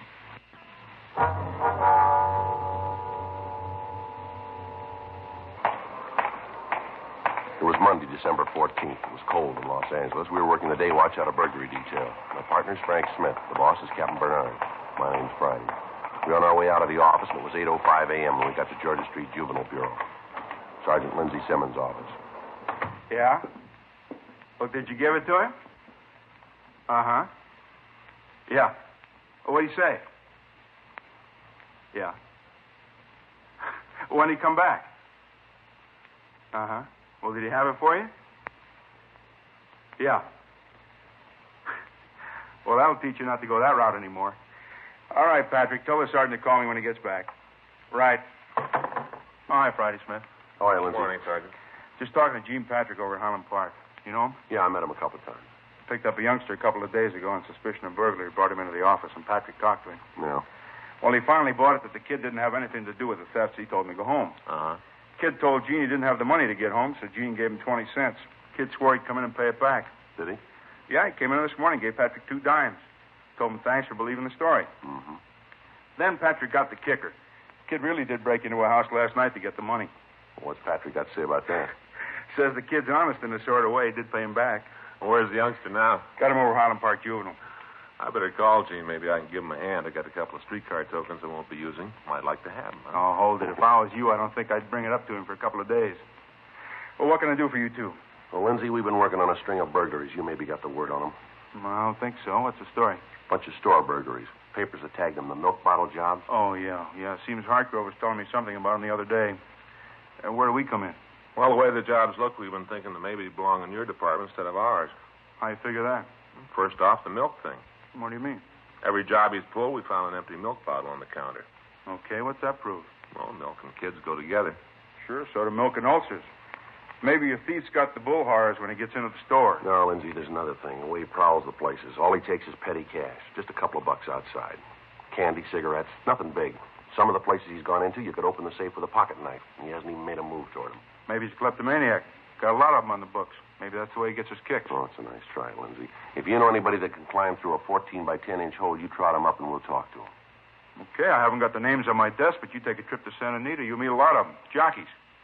You guys know we'll go along with you on this thing, anything we can do, but until we're sure that there's a juvenile involved, there's nothing we can do. Anything turns up, we'll be sure to turn it over to you. Well, look, we're not trying to palm this thing off on you, Lindsay. We've had the stats office make so many runs on small adults that the cards are wearing out. It just seems that none of the leads we've been chasing come out anywhere. We figured that maybe you could come up with some answers for us. Oh, it's a new one on me, Joe, this milk bet. I've heard of a couple of thieves that went for it, but I can't name you a juvenile offhand. I'll pass the word around the day watch, see what they can come up with. I'll leave a note for Hartgrove. He can pass it on the night watch. Well, appreciate anything you can do. No trouble. Been running you ragged on this, huh? It's pretty rough. Just that we can't seem to be able to come up with anything that adds. Yeah. Oh, excuse me. Yeah. Georgia Street Juvenile, Sergeant Simmons. Yeah. Yeah, they're here. Which one? Okay, hang on. For you, Joe, your office. Thank you. Friday talking. Yeah. Right away. What's the address? Uh-huh, yeah. No, I got it. We'll leave right away. Who? Yeah, call him. Thanks. Well, come on, let's go. The milk bottle kid, he hit again.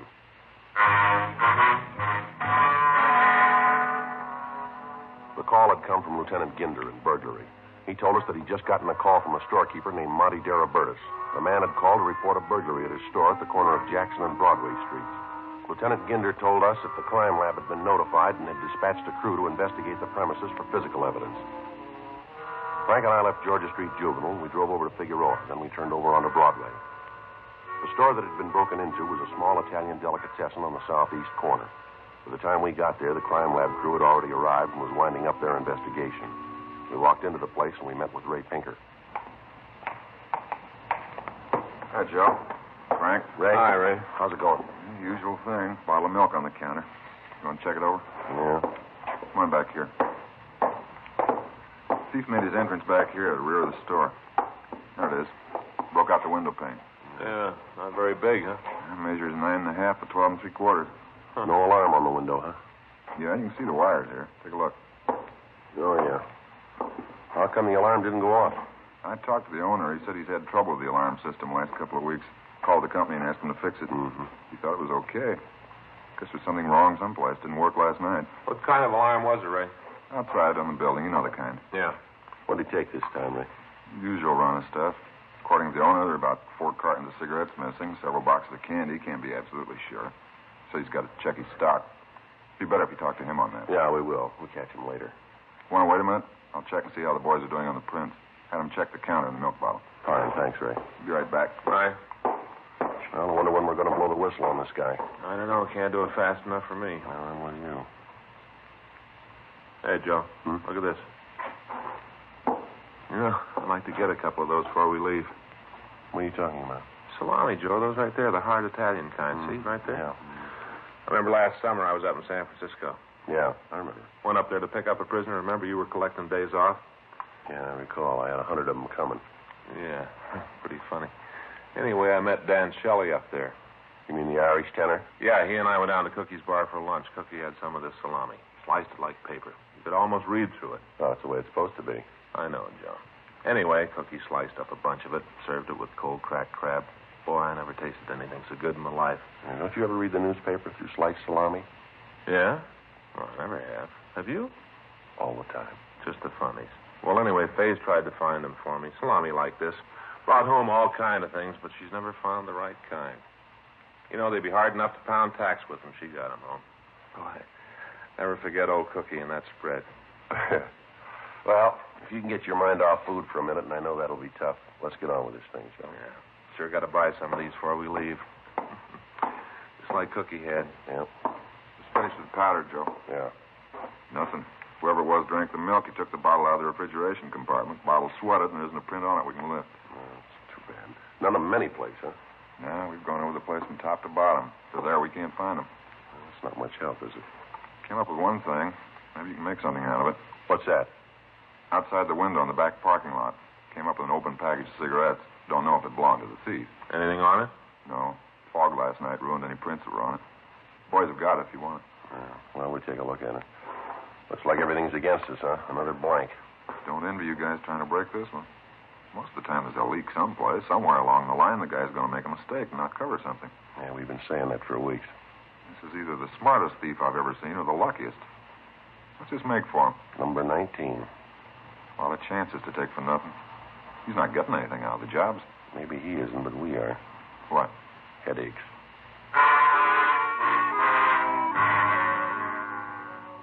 9:38 a.m. We talked to the victim. He told us that as near as he could figure, there was approximately $4 stolen from the store. He went on to say that he'd ascertained that 5 cartons of cigarettes and several boxes of candy bars were taken. He was unable to tell us if any other merchandise was taken until he'd made a complete inventory. He went on to tell us that there was over $600 in the safe, but that as far as he could tell, there'd been no attempt to break into it. We made a canvass of the neighborhood and talked with the neighbors. None of them recalled having seen any suspicious people in the neighborhood the night before. None of them had seen any suspicious automobiles in the area. The one thing that was apparent was that the thief was working in a definite pattern. He worked only on Friday and Saturday nights, always between 8 p.m. and 12 midnight. Frank and I met with Captain Bernard, and it was decided that we would maintain a rolling stakeout in the area in which the suspect operated. 4 other cars from Metro Reserves were assigned to work with us. For the next 5 nights, we worked without results. It was slow and tedious, but considering the lack of information on the thief, it was the only way we had left. We had to be on or near the scene when the thief struck again. Saturday night, December 19th, Frank and I met and drove out to the area. The streets were crowded with early Christmas shoppers. I'll sure be glad when it's over. Why? What's the matter? How many rooms in your apartment, Joe? 3. You know that. You've been there. Yeah. No, there won't be enough room. What are you talking about? Faye? What's Faye got to do with this? Hack, Joe. Real hack. Why? What's the matter? I got up this morning. I felt great. Faye's got breakfast on the table. All nice. A couple eggs, little pig sausages. Nice, you know. Yeah. I come down to the table. She's got the food on, and I hit her with it. What, the food? No, Joe. I hit her with what I'm about to tell her. I tell her I'm going to have to work tonight. You worked every night this week. What's wrong with that? Well, that's the way I figure it, so I got a way out. You have, huh? Today is Faye's birthday. Well, you didn't tell me. It's not good to tell people, Joe. Oh, it isn't? No. Faye's over 30. Yeah. I kind of figured that. Don't you get it?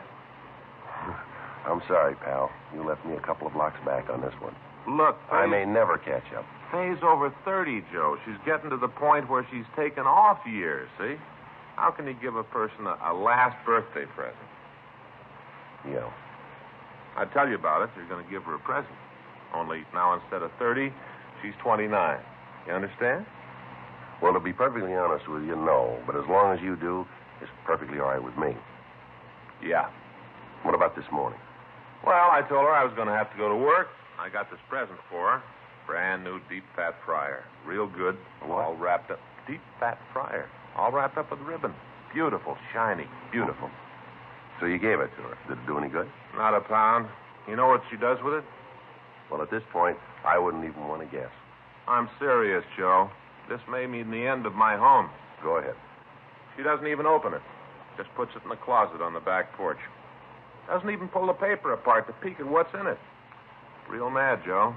She may not let me back in the house tonight. Well, you can apologize when you get home. I don't know, Joe. Faye's pretty sore. Didn't even open the present. Not Wait a even minute. a peek, huh? Listen. Yeah. Tell where it's coming from? Yeah, sounds like up on 7th. Come on.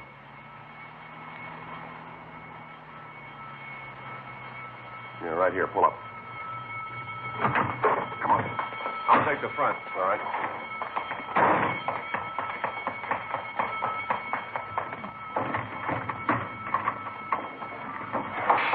Hey, hold it up there.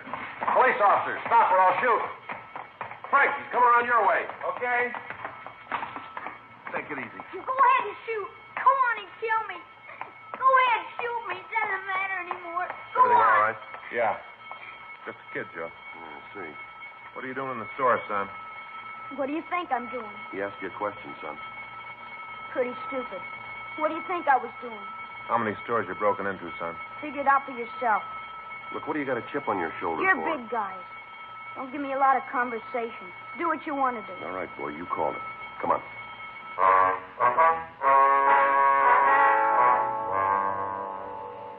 11:50 p.m. We called the office and told them that we had a subject in custody and that we were taking him to Georgia Street Juvenile Bureau. We put the boy in our car and we waited until a radio car arrived. We asked the officers to notify the owner of the store and stand by until he got there. We also asked that they make a 459 report. 11:55 p.m. We started to take the youngster to the Juvenile Bureau. What's your name, son? What difference does it make? Acting like that isn't going to help you. You guys picked me up, remember? You worry about it. I got nothing to be afraid Oh, of. yes, you have, boy. You could have been shot back there. Maybe you should have pulled the trigger. Look, son, what's the matter with you? Why are you acting like this? You just got real lucky back there. That's the only reason you're alive now. It was dark in there. As far as I could tell, you were an adult. You didn't stop when I told you to. Now, according to the book, I could have shot you. You know that, don't you? Killing the kid. That'd make you a big man. No, I'm just bringing it up to prove a point. Save it. Now, look, son. I'm going to tell you something. When you break into a place at night, you're not a kid anymore. You're asking for trouble. You got both your pockets full of it. The way you work tonight makes us think you're mixed up in a lot more thefts than just tonight. That right? You ever been arrested before? No. Never been in trouble with the law, huh? Sure. I'm a real criminal. I got a ticket once for riding my bike through a boulevard stop. Radio car stopped me and tagged me. Big deal. But they're going to send me to San Quentin. Maybe you can give me the gas chamber. How old are you? What difference does that make? How old are you? You figure. All right, you look like you're about 11 to me. That's what everybody thinks. I'll be 15 my next birthday. Don't kid us, son. It's the truth. 15. That's what I'll be. 15. When were you born? 1939, November 2nd. You're small for your age, aren't you? Why do you say that? Aren't you? It's got nothing to do with it. Nothing at all. I can do anything any other kid can do. Anything. Don't you forget that. What's the matter with you? Is that a sore point with you?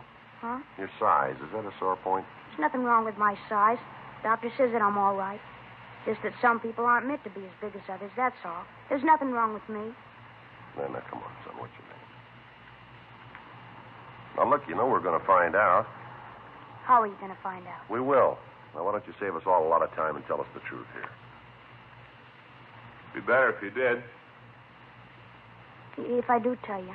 You going to put it in the papers? What? I tell you, there are going to be a lot of reporters around. My name going to get in the papers? Not from us. Can't tell you then. You mean if there's no reporters around, you aren't going to tell us your name? Is that it? That's the way it is. It's kind of funny, isn't it? Maybe that's the way it looks to you. Where do you live? Can't tell you that either. But you got things all wrong, son.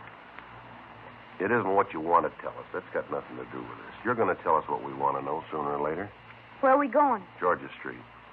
That's where the jail is. Why do you ask that? Because I want to know. Yeah, there's a jail there. Reporters? What? They're going to be reporters there. What is this thing with reporters and you? What's this all about? Reporters put your name in the papers, don't they? Sometimes.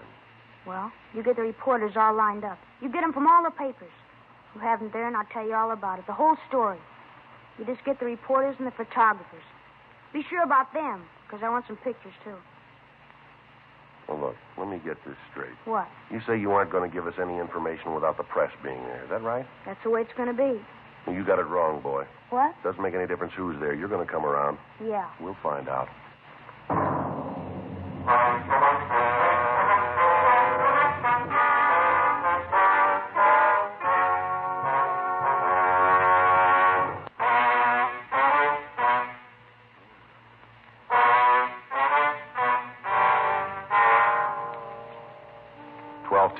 We got to Georgia Street Juvenile Bureau. Frank pulled the car into the side alley, and we took the subject out of the back seat. Up this way, son. It's a seedy-looking place. Yeah, well, it's been here a long time. Looks like a set out of a picture. Don't you worry about it, huh? You want to take him down the hall, Frank? I'll check with Hargrove. Yeah. Come on, boy. Hi, Friday. Working kind of late, aren't you? Yeah, we are. I got the note from Simmons on the milk burglaries. Checked around the night watch. Nothing on it, so I didn't call you. I don't think you have to worry about it. I think we got the answer. Yeah? We just picked up a kid. We got him dead to rights in the market. Open bottle of milk right next to the cash register. Where is he now? Frank's got him down the hall. You think he's your boy? Yeah, it looks like it. Everything adds up. The entrance, what he tried to take, the milk. All along seems to fit. You got that kind of a case. What are you worrying about? Just two things. Yeah? Who he is and why he did it. He won't tell you? No. He's got some big thing working about the press. Says he won't give us anything without reporters being there. Makes it rough, Joe. You know the policy. Yeah, I do. He won't let us help him. If he wants publicity, take me down. Introduce me as a reporter. Well, it might do it. Won't do any harm to try. Let's go. Go ahead. Thanks. Who am I going to be? Well, tell him you're Sid Hughes from the Mirror, huh? Yeah, might as well be one of the good ones.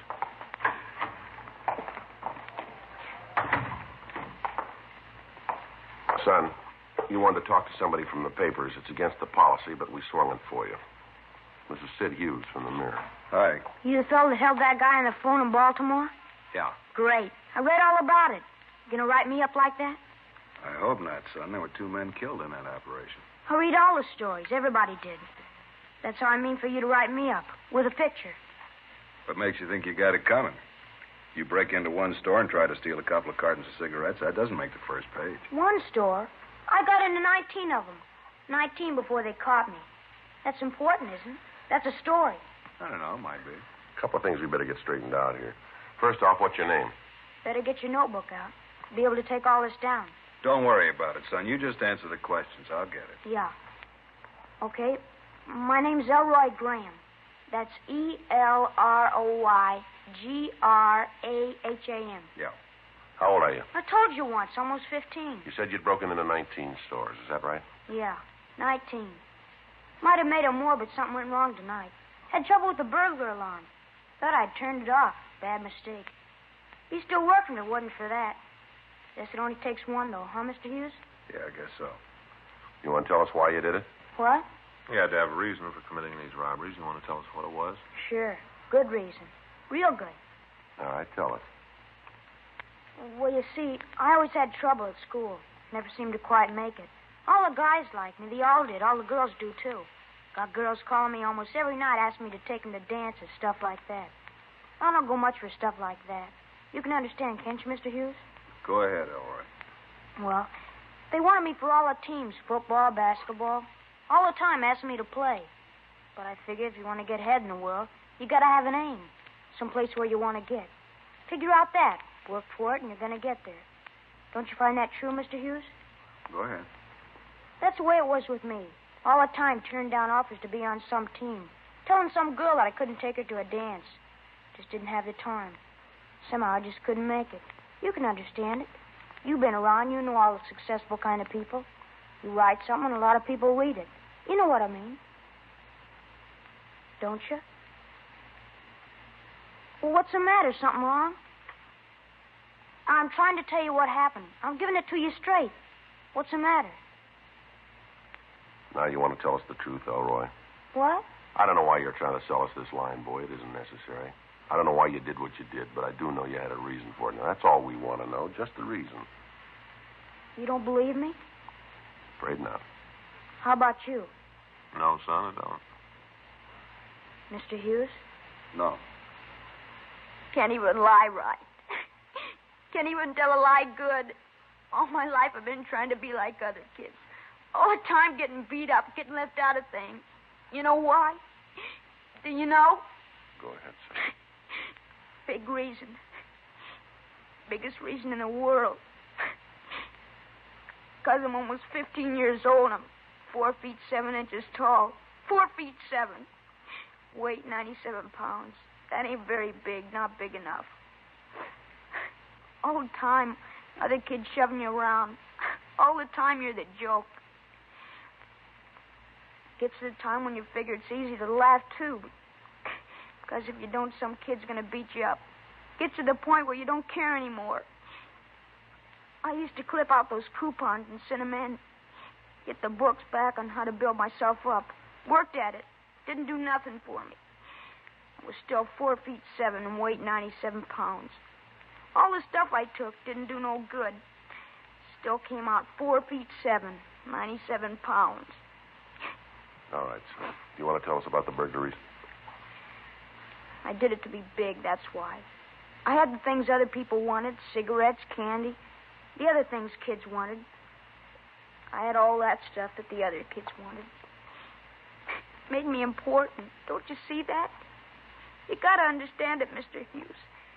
That's why I wanted my picture in the paper. That's why I wanted the story. So the kids would know that I'd done something big. So they know. All right, son. It's going to be all right here. No, it isn't. Like everything else I tried to do, I loused it up. I didn't mean to steal, but it was the only thing to do. The only way I had. Now, wasn't there some other? No. No, there wasn't. All the time the other kids laughing. All the time talking. I just couldn't stand it anymore. I just couldn't. Here you go. Thanks. You can understand it, can't you? It makes sense. What's that, son? Wasn't so much the kids saying I was little. Yeah. But I didn't want them to think I was small.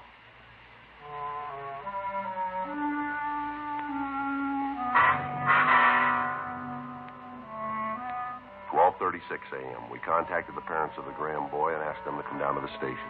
We talked to them for an hour and tried to fill them in. In view of the fact that the parents of the subject were responsible persons, the boy was booked for violation of Section 459 PC, delinquent, and he was released to his parents pending his hearing in juvenile court. 5 days passed, and we heard nothing from the boy. On December 24th, Frank and I checked into the office. Friday? Yeah, Earl. Kid in the back wants to see you and Smith. Okay, thank you.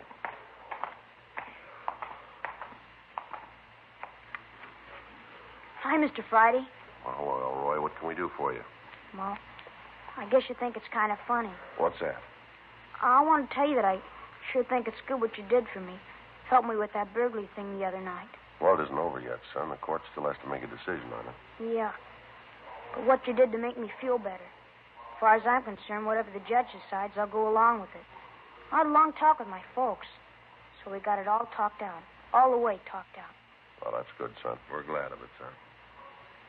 Maybe you guys won't like it. I mean, me knowing you such a short time and all. But I wanted to bring you these. Merry Christmas. Oh, that's awful nice of you, Elroy, but it isn't necessary. I want to give them to you anyway. For what you did for me. Oh, that's mighty nice of you, Elroy. Sure appreciate it. A couple of packages of cigarettes. Hope they're the kind you smoke.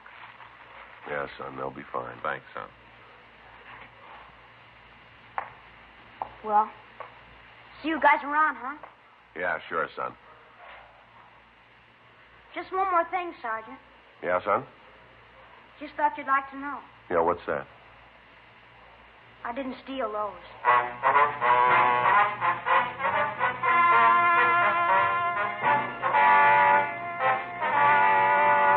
Elroy Merton Sergeant Graham appeared before the juvenile court where he admitted the alleged burglaries. At this time, under the counsel of the judge of the juvenile court, the subject was placed under the care of the probation department for a period of 3 years, with the provision that his parents take him to a competent psychiatrist.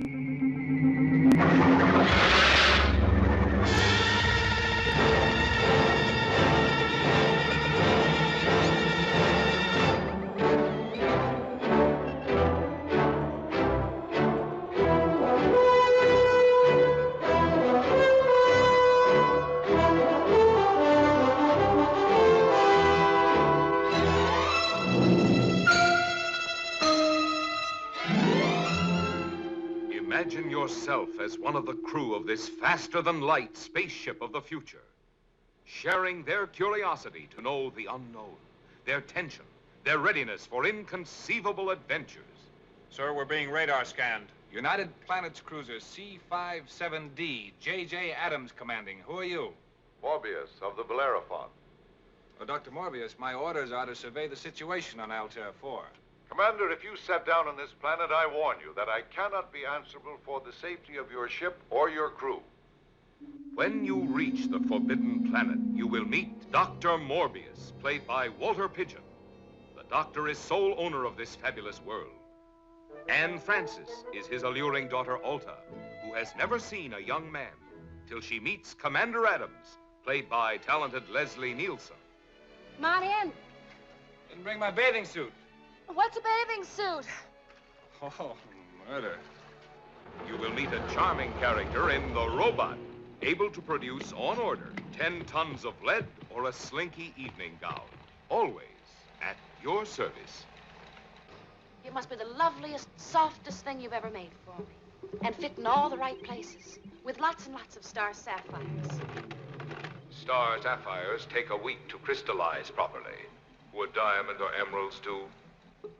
You explore all the wonders of a vanished civilization. You travel deep down into the heart of the Forbidden Planet to discover the incredible marvels of this lost genius race. These magnificent scenes in striking Eastman color stagger the imagination. 20 miles. Look down, gentlemen. Are you afraid? 7,800 level. Yet the wonders of the planet Altair 4 conceal a strange and evil force, unknown, irresistible.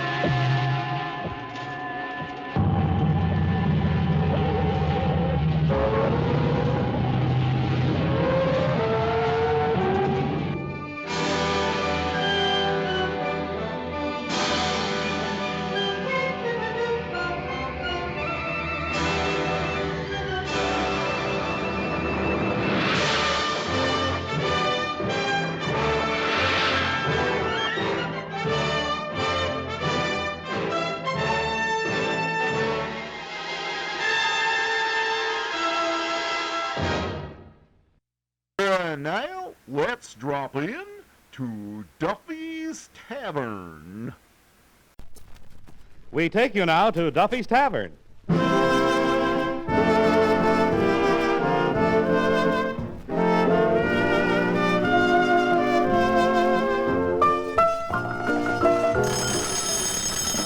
Hello, Duffy's Tavern. What do you late meat to eat? Archie the manager speaking. Duffy ain't here. Oh, hello, Duffy. Business? Not so good, Duffy. Well, you see, the weather is warm and people are starting to leave their windows open, so naturally our burglar trade is all out working. Yeah. Another thing, you know, that's hurting business is that so-called food you've been serving.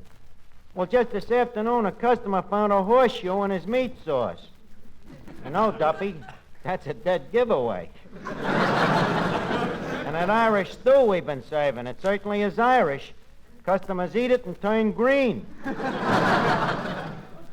Well, Duffy, all I know is it's getting pretty embarrassing when the garbage man has to stick his head into the kitchen and say which is which.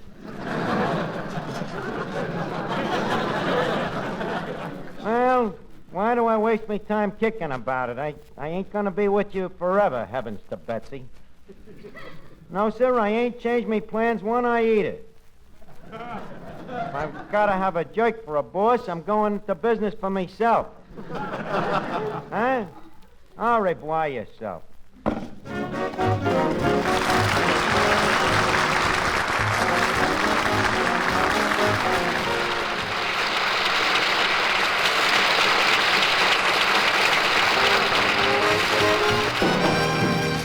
Hey, Mr. Archer. Yeah, Eddie? Our liquor supply is getting pretty low.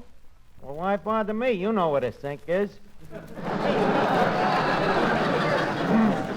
Mr. Archer, I can't cut that stuff again. Already there's been complaints that the taste of the water is coming through the rye.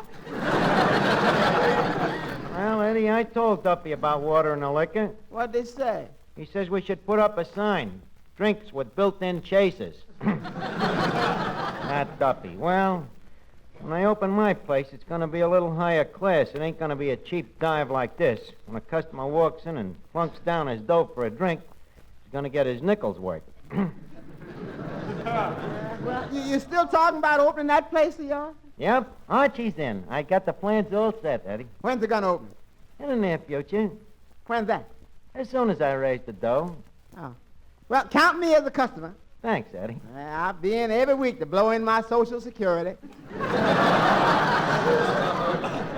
Don't be a wise guy, Eddie. All I need to start off with is a mere $500. So mere and yet so far.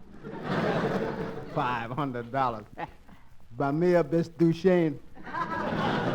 Don't worry, I'll get it. I'd have been all set if it hadn't been for that dopey Finnegan. I thought sure he was going to heredit his uncle's diamonds. King's transom, you know. So what does the transom turn out to be? A book, Gems from the Diamond Country. Looks like Finnegan's uncle was just pulling your legacy. Yeah, that dopey Finnegan. What's the matter, Arch? What did my father do now? Who said anything about your father? You did. You said Dopey Finnegan. Who else could you mean? That's what people call him. But they call you Dopey, too. True. Well, how can you tell which is which? Easy. Me father's only got 12 toes. Clever way of figuring it out, eh, Art? Finnegan, a headhunter would snub you.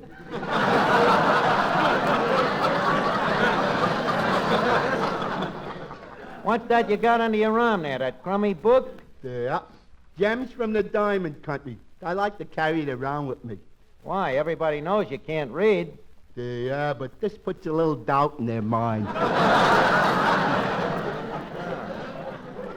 So you're getting to be a book lover, huh? Yeah.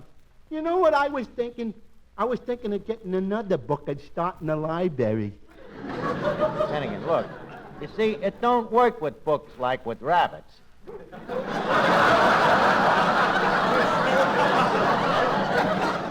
And furthermore, I like to forget that crummy book. I got business to talk about here tonight. Your heart from sight, lock your dreams at night. It could happen. This shouldn't happen to a dog. Look, Miss Duffy, what's with you tonight? Oh, Archie, it's happened. I'm so happy it's finally happened. What's happened? I've been struck by Cupid's arrow. Where? In my heart. Oh.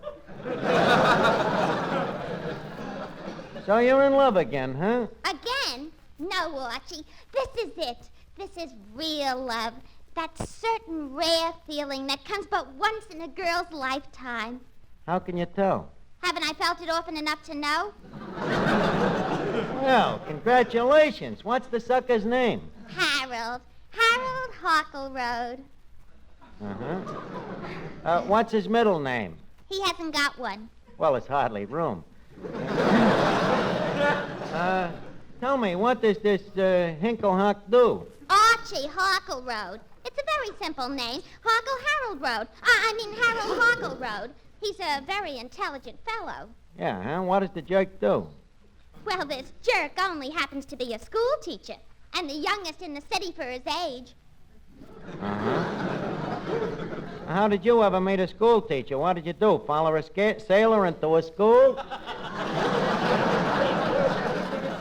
Now, just a minute, Archie. He's coming down here tonight, so I don't want you to give me any of your insulting remarks. If you can't think of something nice to say about me, just don't say anything at all. Okay, I can keep my mouth shut.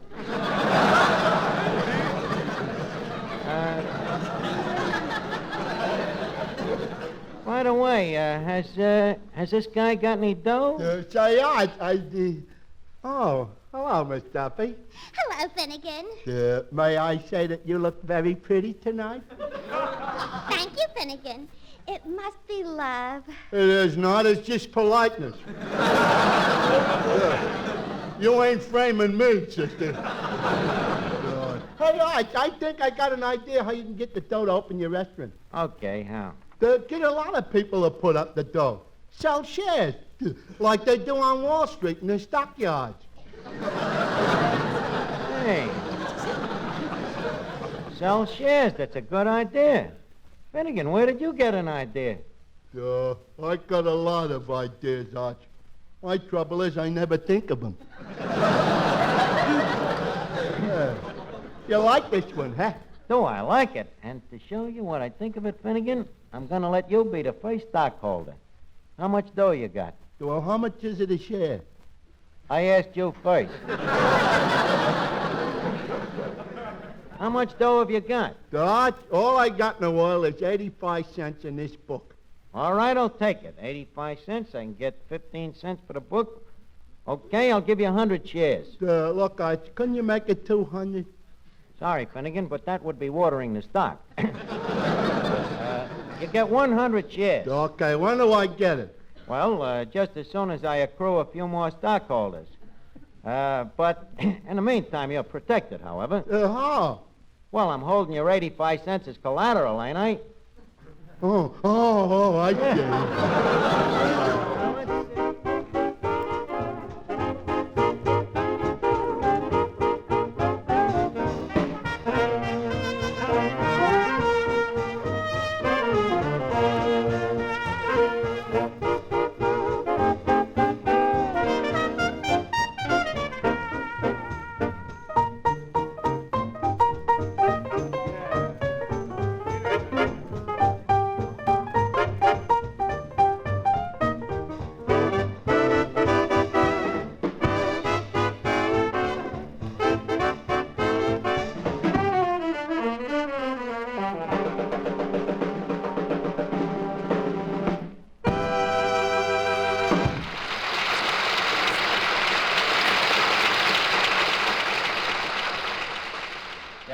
Eddie? Yeah?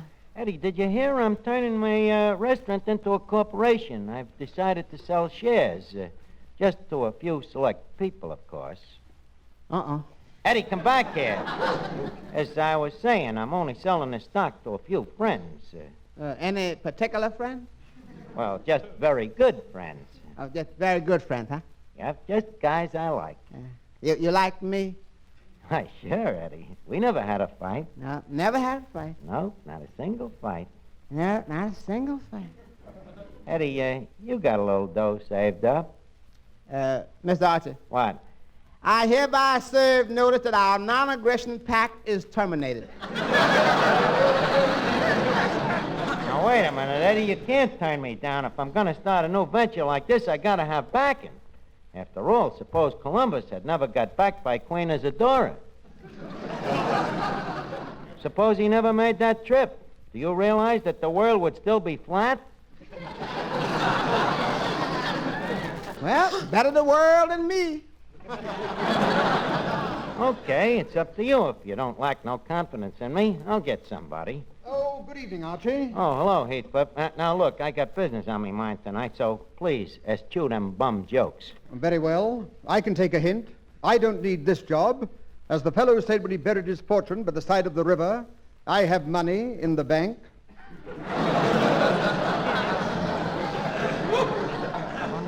Would you mind to repeat them last few magic words? I have money in the bank. Oh, yeah. Uh-huh. You know, Heathcliff, you ain't a bad comedian.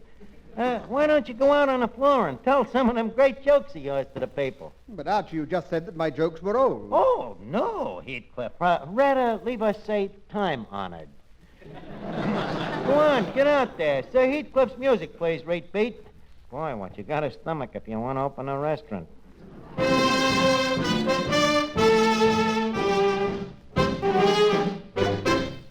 Good evening, ladies and gentlemen. I'm glad to see you again. And, speaking of butcher shops... I went to my butcher yesterday and I said, could I have a yard of pork? What, said he, is a yard of pork? So I replied, 3 pig's feet. A splendid example of early American humor. Continue with the Renaissance, Heathcliff. So the butcher said, would you like a job here? So I said, how much do you pay? And the butcher said, $3 a week. So I said, I'll take it. So he said, can you dress a chicken? So I said, not on $3 a week. Oh, beautiful. Beautiful. Oh, wonderful. Why Guttenberg didn't print it, I don't know. And speaking of hot dogs, I went up to my ranch, the K9. Please, Heathcliff, no more. Oh, me sides is already splitting from laughing. How much dough you got in the bank? Well, now let me look at my bank book. Let's see. Exactly 106 quid. Well, how much is a squid in American money? Well, same as a pound, old boy. About $4. You got 106 of them. That's about $500. Where is this money, old boy? Well, it's tied up in England on account of the war. Oh. Look, old boy, you mean I've been listening to them crumb jokes of yours for nothing? What do you mean? Look, Sir Heathcliff, as the housemaid said to the water on her knee, get out of this joint. Now go peddle your corn someplace else. Good evening, boy. Hello, Officer Clancy. Well, I'd better be going. After all, I don't want to get corn on the cob. Will you scram, you Berkeley Square? Well, I'm glad to see you again, Clancy. Will you have a drink? Well, I do mind if I don't. Make it the usual. Uh-huh. Right. Now, say when.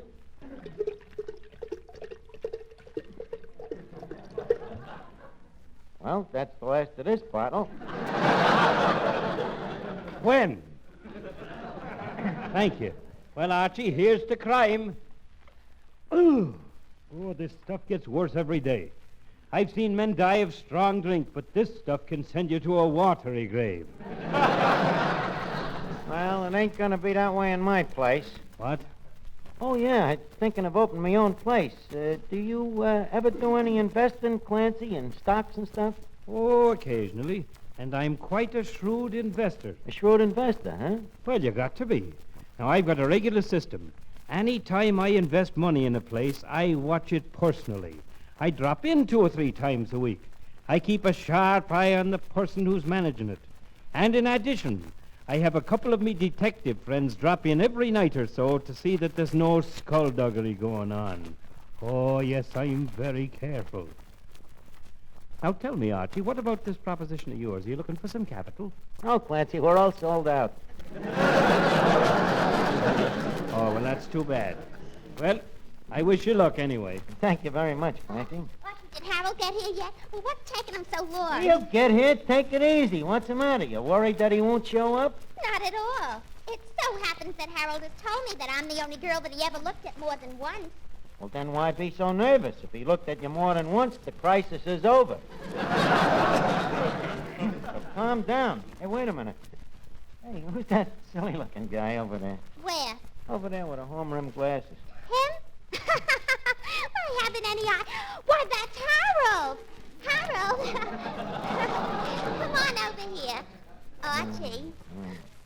this is Harold Harkleroad. Hiya, Harold. How do you do? Well, so this is Harold, huh? Yes, this is Harold. Yep, I'm Harold.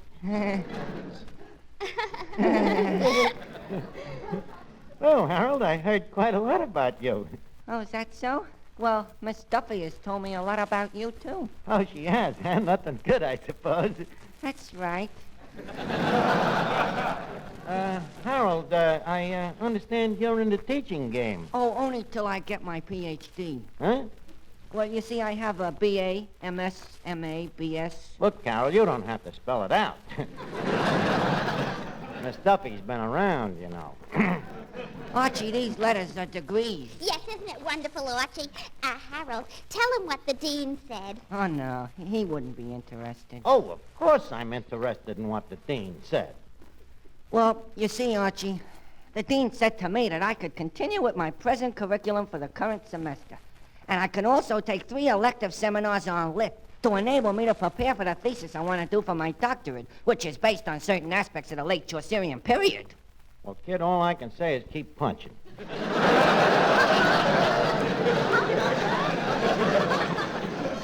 But you're pretty young for that kind of stuff. What was you, one of them child progenies? Well, I guess I was a pretty bright youngster. My mother tells me I was doing geometric progressions at 2. And I had mastered integral calculus at 5. Yeah, huh?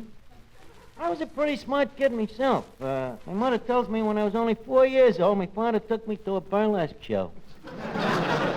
You know what I did? When the leading lady walked out on the runway, I stood up and said, "Papa, buy me that?" Only 4 years old, mind you. Yeah, I guess it's got to be born in a guy. Good evening, Miss Duffy. Oh, well, hello, Officer Clancy. Harold, permit me. This is my boyfriend, Harold Harkleroad. How do you do? How are you, me lad? 'Tis a fine girl you're getting. She's a lot like her mother, and like my wife. They're the type that make wonderful wives. Not too smart, not too ugly. And after they're married to you about 20 years, they're too fat to chase you. Yes, young man, you'll be getting into a fine family. The Duffys is real lively folks. You'll enjoy watching their fights. Wonderful. They murder each other. Yes, the great people. I've known them for at least, I guess, 40 years now. And I've known Miss Duffy for at least... Ouch! Yes, I've known her a long time. Furthermore, I can safely say this is a fine... Thank you, Officer Clancy. Oh, I hope I haven't shut off me mouth too much. Don't worry, Clancy. You're among friends. We know you're a big, fat blabbermouth. Hey, Finnegan, come here. Hey, Finnegan, look what Miss Duffy found. Yeah, Finnegan,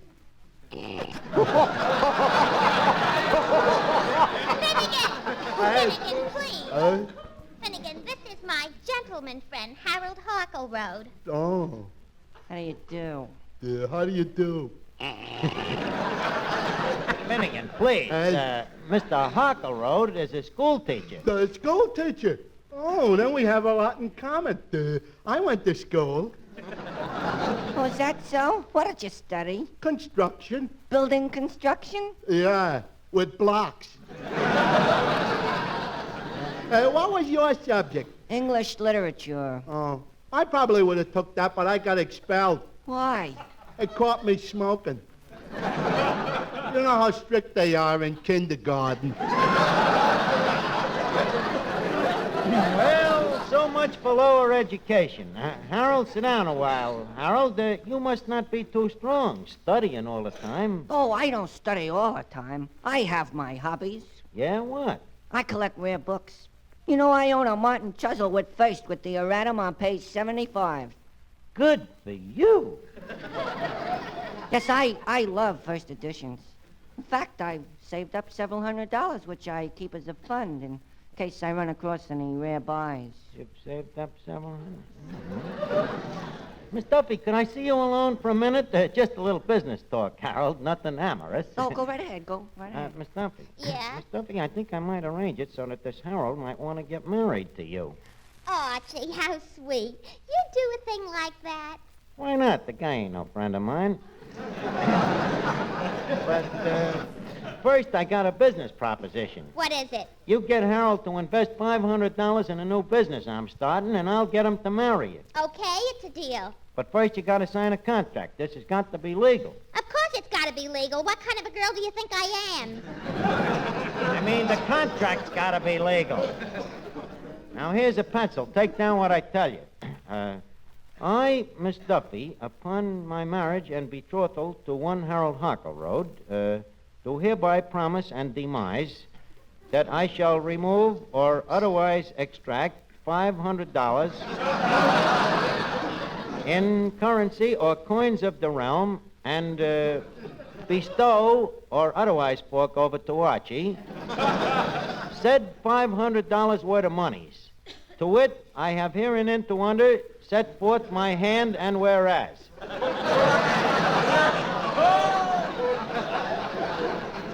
Signed, Miss Duffy. Okay.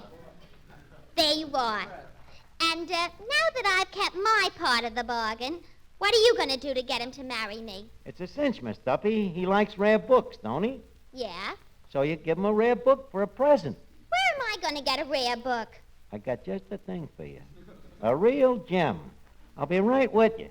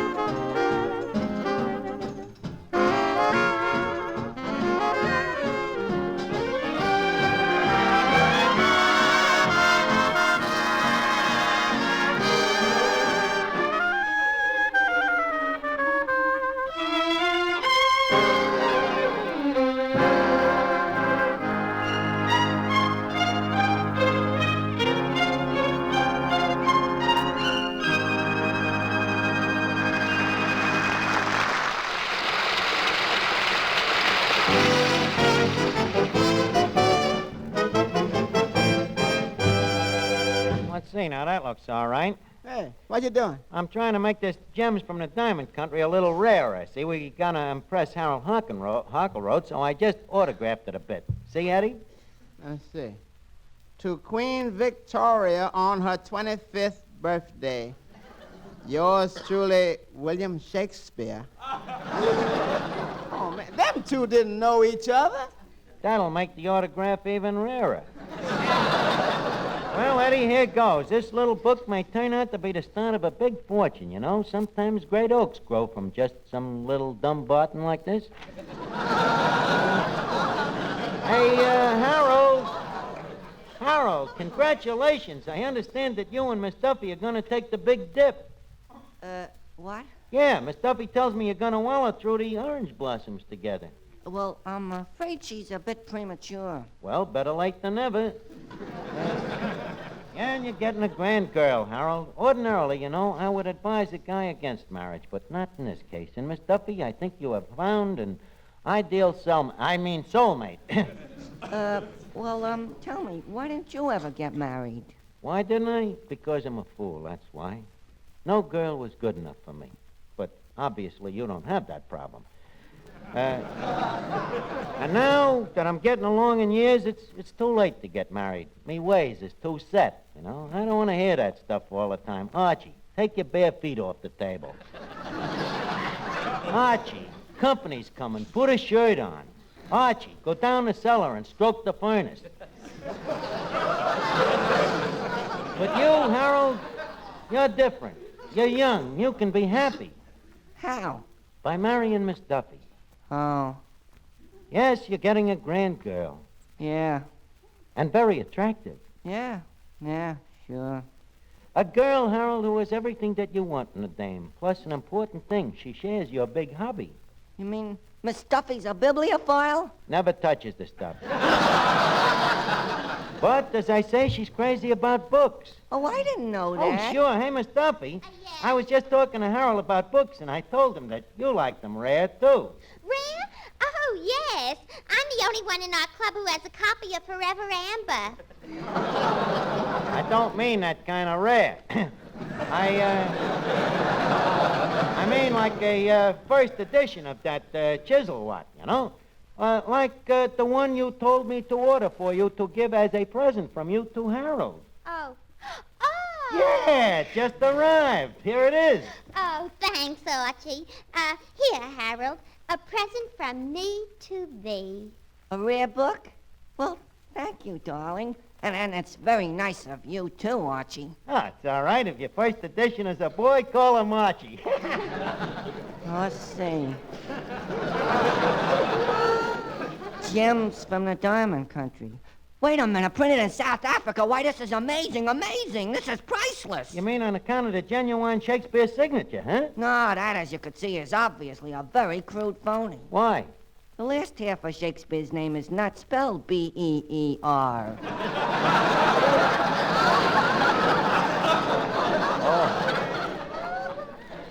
Oh.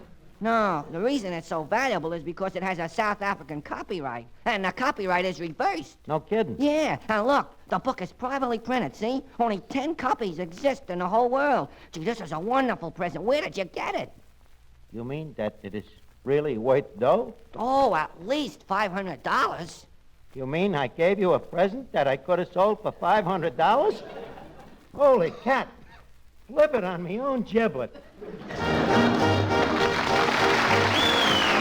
And now, ladies and gentlemen, it's time to leave Duffy's Tavern for this evening. But let's meet here again at the same time next week when our guest will be John Garfield. And if you have a half hour next Friday at this same time, remember... Duffy's Tavern. Hello, Duffy. You know who's coming down next week? John Garfield. Yeah, nice, quiet guy. Never shoots unless spoken to. Yeah, that's right. So long. See you next Friday, Duffy.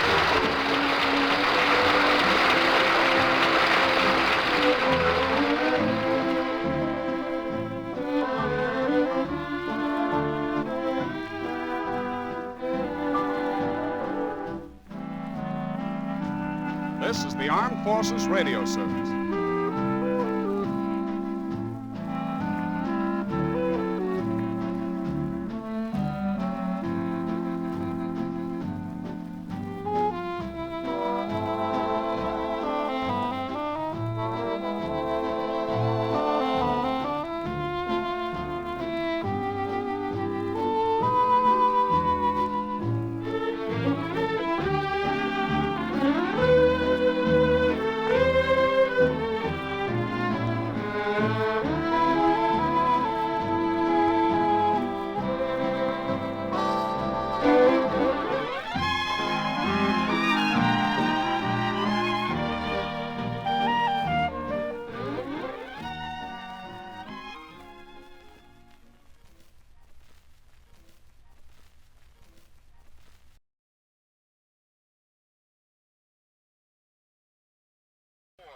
Tom! What's the matter? For Christ's sake, look at him, honey. Ferris? He doesn't have a fever, but he says his stomach hurts and he's seeing spots. I'm fine. I get up. No! Honey, you're not going to school like this now. What's this? What's his problem? He doesn't feel well. That's it. I want out of this family. You can't even sing. Here to sing. Oh, fuck you can't even sing. All if you need us. Here to sing. They bought it. Oh, baby, I like it raw. Yeah, baby, I like it raw. Oh, baby, Life moves pretty fast. You don't stop and look around once in a while, you could miss it. like it raw. Yeah, baby, I like it raw. Oh, baby, I like it raw. Yeah, baby, I like it raw.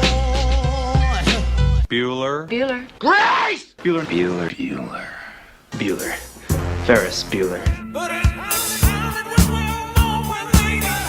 What is so dangerous about a character like Ferris Bueller is he gives good kids bad ideas.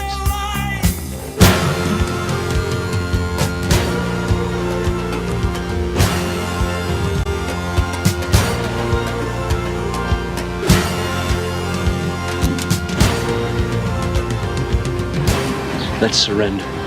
Never.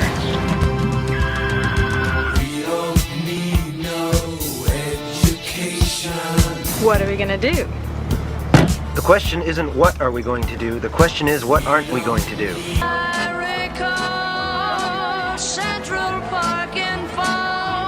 I have got to catch him this time, to show these kids that the example he sets is a first-class ticket to nowhere. Oh, Dad, you sounded like Dirty Harry just then.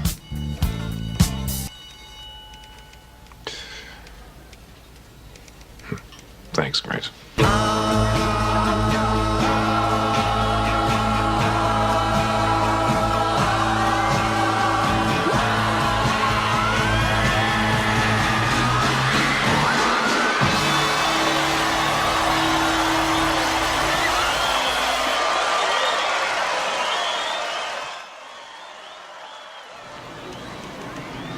Somebody you should talk to.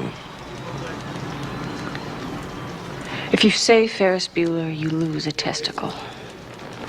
Oh, you know him. Fasten your seatbelts. Classic adventure is coming your way with the air adventures of Jimmy Allen up next. The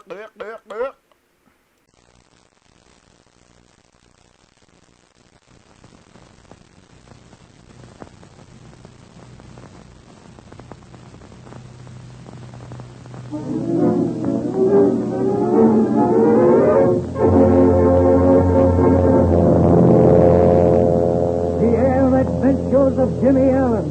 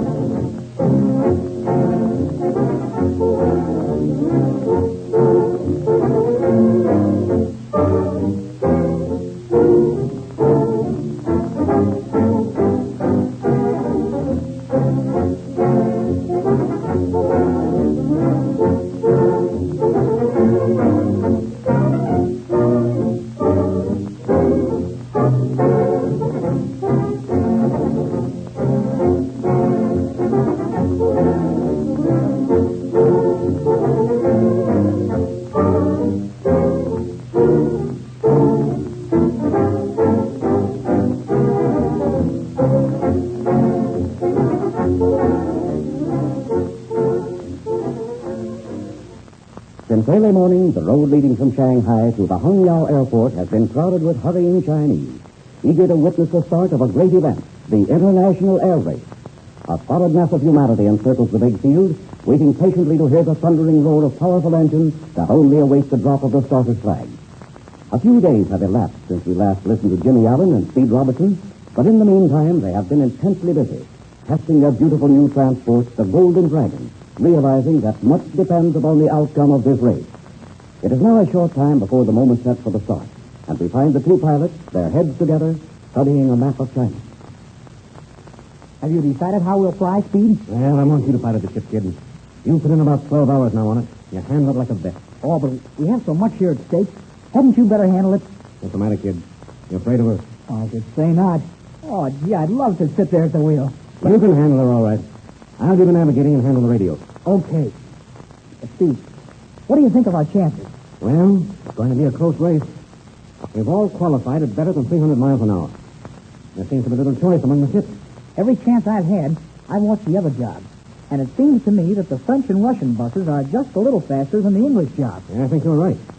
But just between you and me, our Golden Dragon, unless I'm badly mistaken, has a few miles an hour on all of them. That's what I think. But say, I'd feel a lot better if that crippled Chinese boy, Su Chi, wasn't going with the Russian. You know, that's a very peculiar arrangement. I've been trying to figure out just what's back of it all. And I can't do it. The last word I had was that the Russian is taking Su Chi and no one else. That's what puzzles me. A big ship like that Russian's flying, you have a pilot and co-pilot. It's two men to handle a job like that. Yeah. And he's not even taking a mechanic, as I understand it. Not me. I was kidding him about it yesterday. He said he'd rather do his own mechanical work than fool with someone who isn't familiar with the ship. And he says he's only taking Su Chi along because he knows the country so well. Oh, that's just an excuse. What the real reason for that strange combination is, I don't know. Well, all we can do is to keep our ears and eyes open. And let's not forget that. I've told Flash that when the ship is on the ground, at all control points, he's never to leave it for any reason at all. Unless you or I are there. And he's going to sleep in at night. You bet your life he is. Say, Flash tells me that Standard Teesside is going along as the Englishman's mechanic. Yeah. The mechanic that Smith fellows had planned on using was taken sick. So I offered a loan Spanish way. The fellow was delighted to have it. Oh, let's say, I'll bet Spanish tickled. Oh, sure he is. Uh-oh. Time we were down to the pilot's meeting. Now listen, Jim. Just one last word. This race is much more than just a sporting proposition. If we lose, all our work here in China may have been in vain. We put in months of hard work, and our company has invested millions of dollars. So we've got to give it everything we have. We'll do it, Speed. We'll win this race or else. That's the old spirit. All right, son. Let's go down and get our final instructions from Butler. Right you are. Hi, fellas. I just seen that Russian guy, Fibber or whatever his name is, go into the operations office. Oh, you mean this Walkovich? Oh, yeah. Well, we're headed that way too, guys. I don't mind flying in a race once in a while. The way aviation is now, it ain't a thing as it used to be. Well, what are you thinking about then? Oh, I ain't afraid of getting hurt flying, but if I get through this here race without biting my tongue off every time I see that light. Never mind, Flash. You'll be too busy to worry about getting his name right. Better get the engine started. We'll do the stuff off in about 5 minutes. Oh, okay, but I don't see why they can't get some guy with a name you can pronounce. Old Flash, striking again. Boy, that's always a sign of good luck. Yeah, you bet your life. The only time I'm ever really worried is when Flash is happy. Well, let's go in and see what Butler has to say. Oh, there you are. We were just wondering what had become of you boys. Hello, fellas. Hello. All right, gentlemen. I want to go over a number of points with you, and we haven't much time. Now, if I may have your attention for a few minutes, I'll explain the basic regulations governing the contest so that we all have a clear understanding. That's the only way, Mr. Butler. Cover everything so there'll be no misunderstanding. As you gentlemen know, I've been appointed by the Chinese government in my capacity as a member of the contest committee of the International Aeronautical Society to supervise the running of this race and see that all international regulations are properly observed. Now, in the first place, we have 4 entries. The Russian ship flown by Iron Golskovich, the English by Squadron Commander David Smith Fellows, the French by the Count de Meneval, and the American ship by Mr. Allen. Pardon, my friend, but I understand Mr. Robertson flies the American flag. Oh, no, Mr. Golskovich. Our official interblank shows that Jimmy Allen is to be the pilot. Any questions about that? No. Now, while we're on that subject, the crew of each entry is limited to 3 men, although it is not necessary to carry that many. Passengers may be carried if so desired, but they're carried as additional weight. and no passenger can be carried who is a licensed pilot or mechanic. Now, each ship has been loaded with 10,000 pounds weight. This weight is being carried, as you all know, in the form of lead shot placed in bags. The purpose being, of course, to test the efficiency of the ship. Now, here's a very important point, gentlemen. At the completion of the race, that is, when you have flown the course and returned here to Shanghai, these bags of shot will be removed from the cabins and again weighed. Should it be discovered that any of the ships do not have the required weight and have not carried this weight all through the race, they will be automatically disqualified. The purpose for that rule is, of course, quite obvious.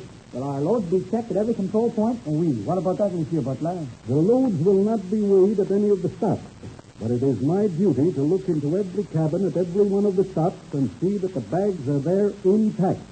Is that understood? But I think we should have the loads checked at every place we stop. No, that is not necessary. After all, it is no easy task to unload, weigh, and reload 20 tons of weight. And I see no necessity anyway for such a ruling.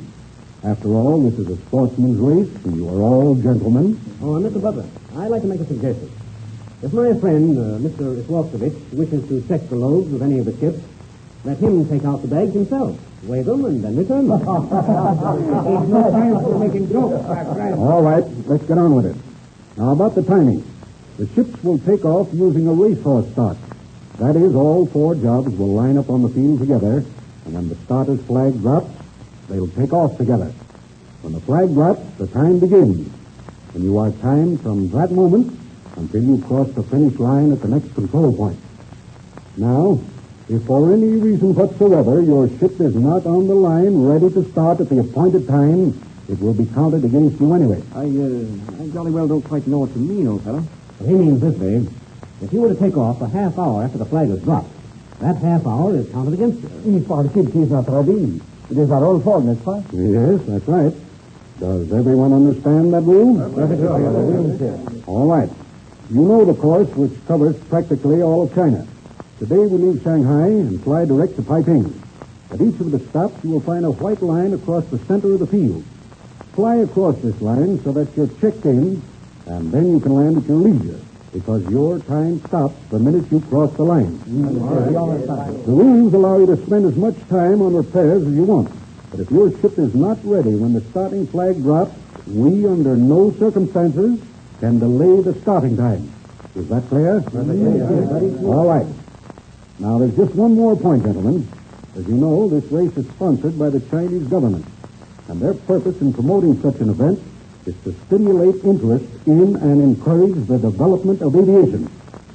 Now, I'm going to ask all of you to bear that in mind and do everything possible to cooperate in that respect. Will our ships be guarded when they're on the field at the various stops? The government will provide soldiers to keep the crowds back at all control points. Of course, at night, we won't be bothered with crowds. And outside of a few sentries to keep the curious away, I don't think we'll have any trouble. All right, gentlemen. Are there any more questions? No, that seems to cover everything. Well, gentlemen, I wish you all success and luck. As I mentioned a moment ago, this is a sporting affair, and I know we'll see nothing but the finest type of sportsmanship displayed by the pilots and crews. All right, now, get into your ships and taxi out to the starting line, and the best of luck to all of you. Thank you,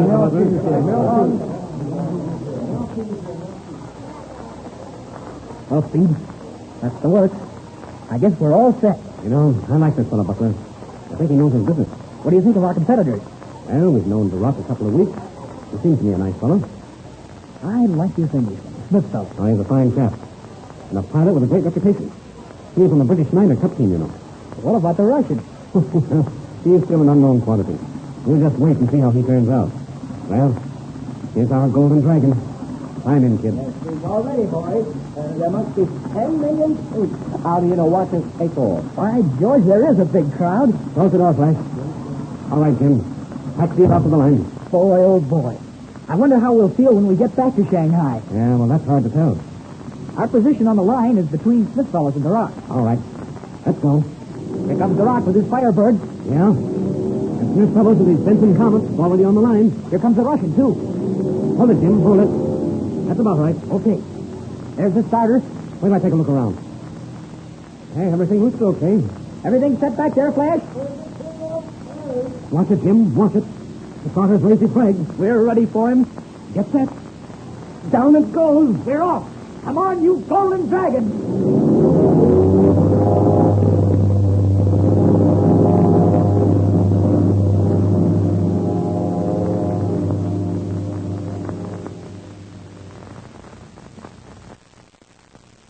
With a thundering bellow, 4 huge, slick airliners whip across the field of Shanghai. The great international race has started.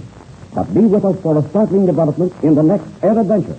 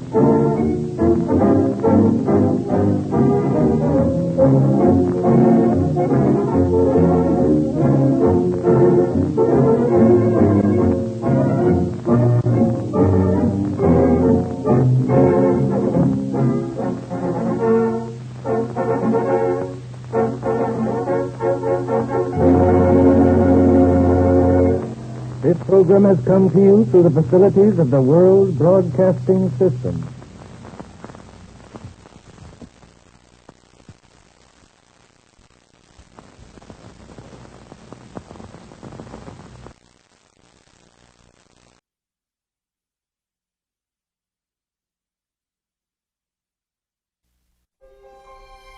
I have just created something totally illogical.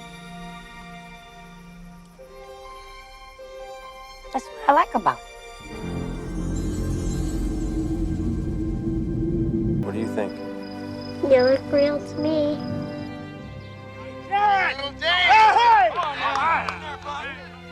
Hi! You couldn't see it.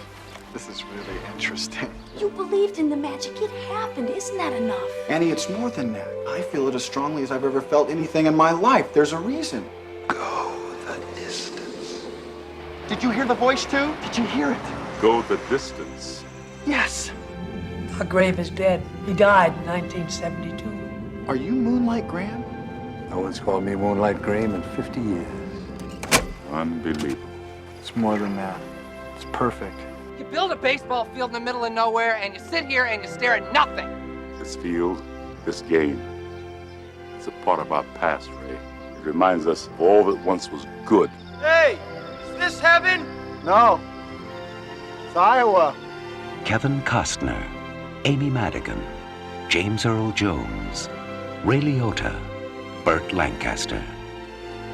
Sometimes, when you believe the impossible, the incredible comes true. Field of Dreams.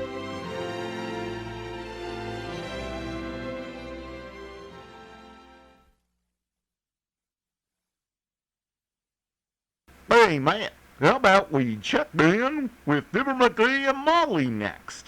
That sounds good to me.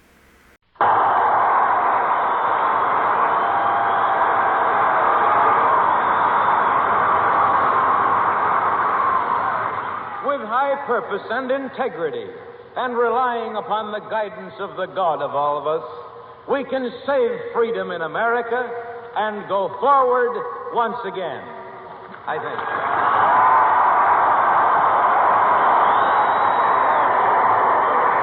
We'll return you now to New York.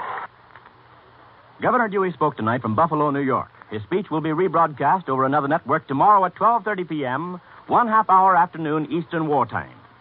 No matter what New Deal adherents have to say, your vote is your own. If you are registered as a Democrat, that makes no difference. In the privacy of the voting booth, you can cast your vote as you please. Tomorrow night, Governor Dewey will speak from Boston at 9:30 p.m. Eastern Wartime, and Saturday night in Madison Square Garden at 10:30 p.m. Eastern Wartime, both over this network and other networks. Don't forget to listen to Governor Dewey tomorrow, Wednesday night, at 9:30 p.m. Eastern Wartime.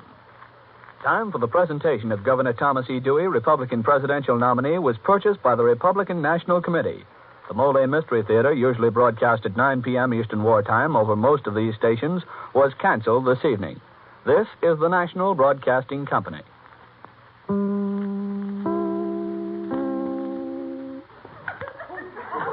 Johnson Wax Program with Fibber, Magee, and Molly.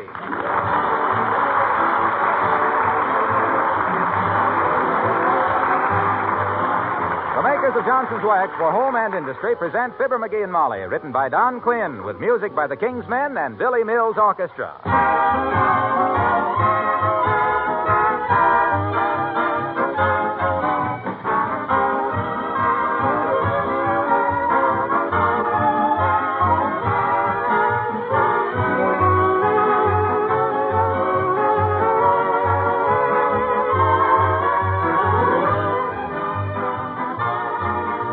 While you're shaking the mothballs out of your winter coats in anticipation of the months ahead, give a moment's thought to the finish of your car. You can't wrap the paint job up in woolens, but you can get it ready for winter with a thorough cleaning and polishing.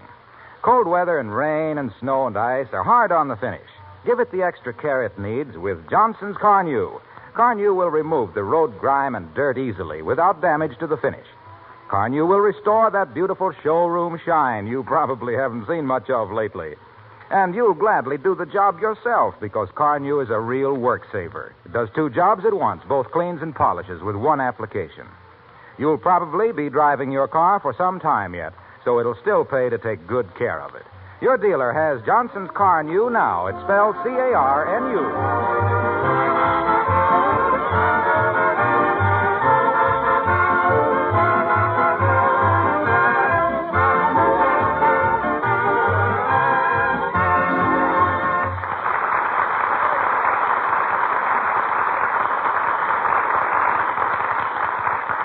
One reason they call this time of year the duck season is that when you turn certain people loose with a shotgun, everybody had better. Not to mention names, listen to a mighty hunter sounding off as we meet Fibber, Magee, and Molly.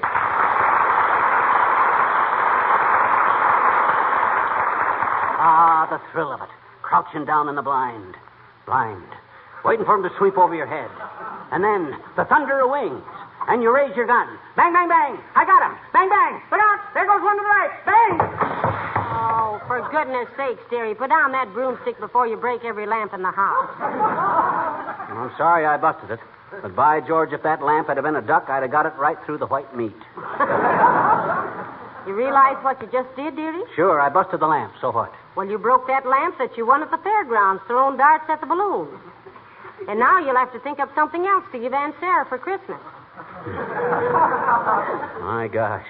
And I'll never again be able to get anything so horrible so cheap. I think you have the wrong attitude about Aunt Sarah, Magee. After all, she's the closest relative I have. She's the closest relative anybody ever had. Why, that poor old Bermuda, she goes around all winter with chapped knuckles because she ain't open-handed enough to get her gloves on. What you think about that? I prefer to change the subject. Okay. What time you going duck hunting in the morning? What time am I going? You're going, too. You promised. Oh, now, Magee, just because in a moment of weakness. No. No welching, baby. Come on, Molly. It'll be fun. Just you and me. And Doc Gamble. How on earth did you get the doctor to go? Blackmail or bribery? Why, Doc loves to go duck hunting. He says as a member of the medical association, it's his duty to take a crack at a quack. How about shells? I thought shotgun shells were frozen. Well, they melted a few for the hunting season. I found 3 boxes of them. And the main thing is I found the ideal spot to shoot from. Nobody knows about it but me. I made a private dicker with the guy that owns the property to keep everybody up at my party. Oh, and where is this happy, I hope, hunting ground? Shut the door. What? Shut the door. All right. Oh, stop looking under the Davenport. There's nobody here but us. You don't seem to realize what it means to find an absolutely untapped hunting ground. I know guys that would stop at nothing to find this place. Shall I go over the walls for hidden dictaphones? That might not be a very... No. Nobody but I and the farmer, and Doc knows what I know, see? Well, where is it? Where is it? It's at the North Fork of Sweeney Swamp. Sweeney Swamp? You betcha. I paid Sweeney $5 for the exclusive use of it this year, and I gave him a handful of cigars to seal the bargain. Your own cigars? Certainly. Then I don't want to go. By now, it's enemy territory. Oh, come on, Molly. Don't you think every wife ought to be a pal to her husband? Well, as I recall, duck hunting was not mentioned in the marriage ceremony. Oh, doggone it, the ducks bring their wives. Well, that does it. I'll go. When do we start? Doc's picking us up at 3 o'clock in the morning. 3 o'clock in the morning? Heavenly days. It takes an early worm to get the bird, doesn't it? We leave here at 3. That gets us out to Sweeney Swamp and all set up by 5, see? Wait a minute. I haven't got a hunting license. Well, you can get one next year. You come along this time and see how it's done. I'll take you skeet shooting next summer and learn you how to handle a shotgun. Doing, dearie. Huh? I won't shoot anything I can't eat, and I never ate a skeet in my life. Look, Molly, a skeet is just a hunk of clay. Aren't we all? Well, Hey, where'd I put my duck call? Your what? My duck call that I carved out of a turkey bone. Or was it a turkey call I carved out of a duck bone? No, it was a duck call I carved out of a turkey bone. I wonder... Oh, here it is. What on earth do you use that for? It's to call the ducks with. It lures them in. They think it's the mating call of another duck, you see. And they swoop down to pitch a little woo. Listen. Well, if that's a mating call and I was a duck, I'd stay a bachelor. A little out of practice. Listen to this. Heavenly days, you got one. Come in. Oh, hello, Alice. You didn't have to knock. Well, I heard a funny noise, and I thought maybe somebody was sick. Hiya, pup. That noise was a duck call, Alice. Theoretically, it does to a duck what sheer stockings, baby talk, and Chanel No. 5 does to a man.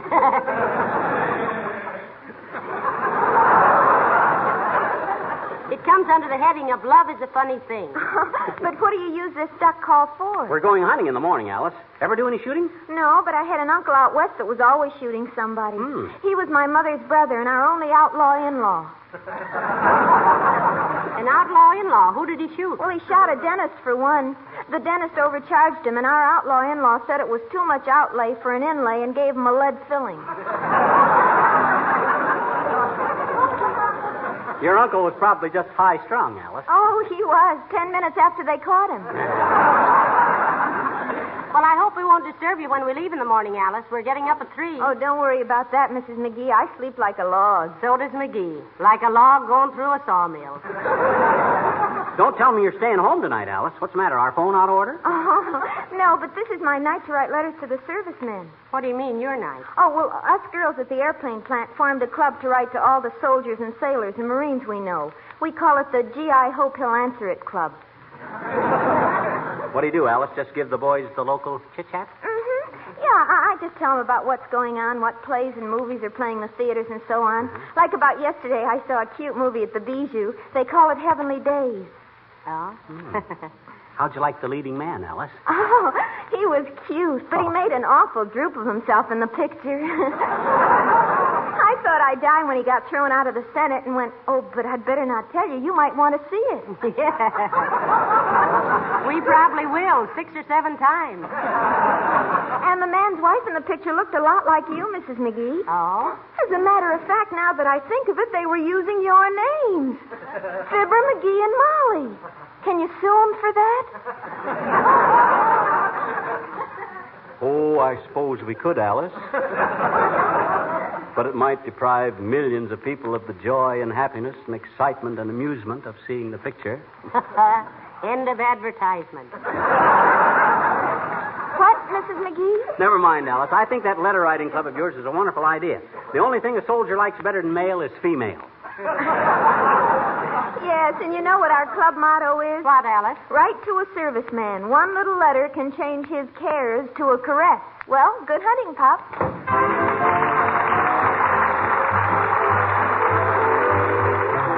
Billy Mills and the orchestra play How Many Hearts Have You Broken?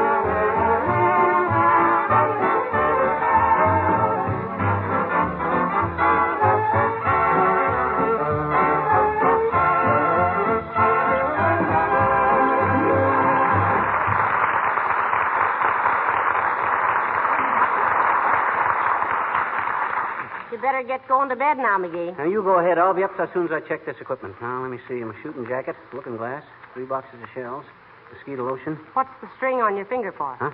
Oh, my gosh, that was to remind me to... Now, what was that on my finger to remind me? Lunch? Nope. Beulah's already fixing that. Hip boots? No. No, I got them. Cigars? No. Game bag? No. Hunting license? Nope. Oh, doggone it. It was something that any guy out duck hunting would need. Now, what the dickens... Shotgun? Shotgun, that's it. Much obliged, Molly. You say Beulah's putting up the lunch, huh? Yeah, I told her all about it and where we're going, and she offered to stay tonight and put up the lunch. I'll see how she's coming out. Oh, Beulah! Oh, Beulah! Somebody bleeding for Beulah?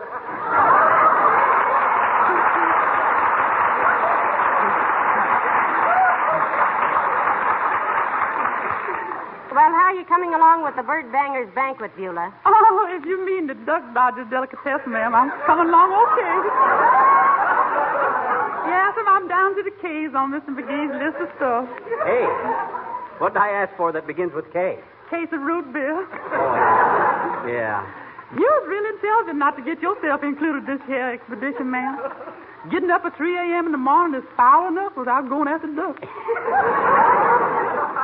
But I am going, Beulah. Oh, you poor dog. Mr. McGee, what for you want to drag that little gal out in that old mud swamp for? She ain't got no business Daniel boondoggling there around no duck boat. Why, that's a lot of nonsense, Beulah. She'll love it. Why, my gosh, it'll be worth it just to see the glorious sunrise. Sunrise over Sweeney Swamp. Now, there is a postcard that would remain unbought in any drugstore. I don't know how I got finessed into it, Beulah, but you know Mr. McGee. He could talk the leaves off a major. She's never been duck hunting, Beulah. Next year, I'll bet we have to tie her up to keep her home. It gets into the blood. Yes, so do pneumonia. I'll be all right, Beulah. I might even enjoy it. A far-fetched possibility if I ever heard one. You wait, Molly. Once you get snuggled, nestled down in that old duck blind. Incidentally, Beulah, you know how to make a duck blind? No, sir. Tie a handkerchief around his head. Yeah, but how you going to get close enough to... Oh, I get it. Make a duck blind.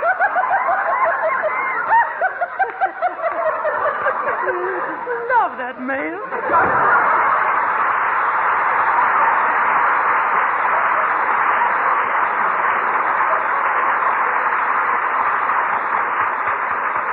Well, I suppose we better turn in, Molly. It's almost 9 o'clock, so if we get up at 3, that gives us a good 12 hours sleep. 12 hours? 6 for you and 6 for me. See, what time do you think we'll be back tomorrow? Oh, around noon or noon 30 at the latest. Well, come on, Molly. All right, dearie.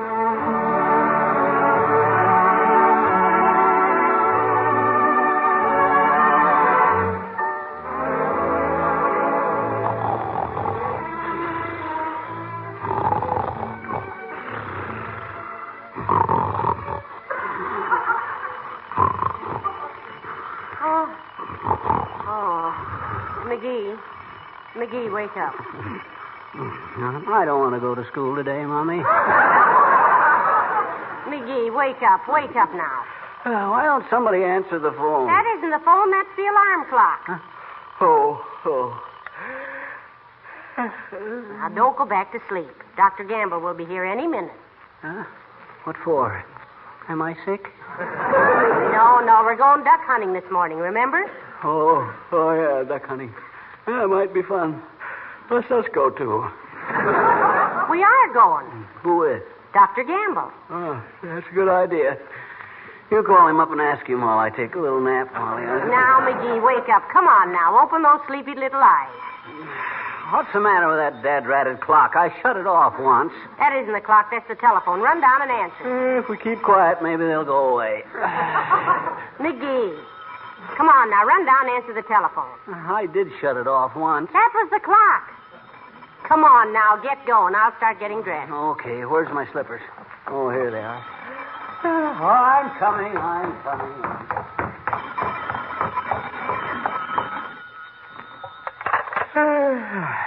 Hello? Hello, Fibber. Harlow Wilcox. What's the matter? Anything serious? No, why? Well, I just got in from a late sales meeting and found a message to call you on an urgent matter. Sorry to call you at 3 a.m., but I was worried. What's it about? Oh, I called last night. See if you want to go duck hunting with Doc and me. Going out to Sweeney's Swamp. About 20 minutes. Sweeney's Swamp? Is that marshland that runs along that stretch of woods? That's the place, Junior. Full of ducks. Lots of sport. Ducks commit suicide and climb in your bag. You want to go? Not out there, pal. I can't stand going through those woods. Why? What do you mean, why? You expect me to enjoy the sight of all those beautiful oaks and maples and birches and elms standing there exposed to the weather and unprotected by even so much as a thin film of Johnson's wax? Yeah, get a lot of ducks. That's a good place. You know what it does to me, pal, to see a neglected piece of fine wood when it could so easily be protected with a wax finish. And when I say wax finish, I mean Johnson's wax, of course, which is the finest. Hold the phone, Junior. There's been a nasty accident.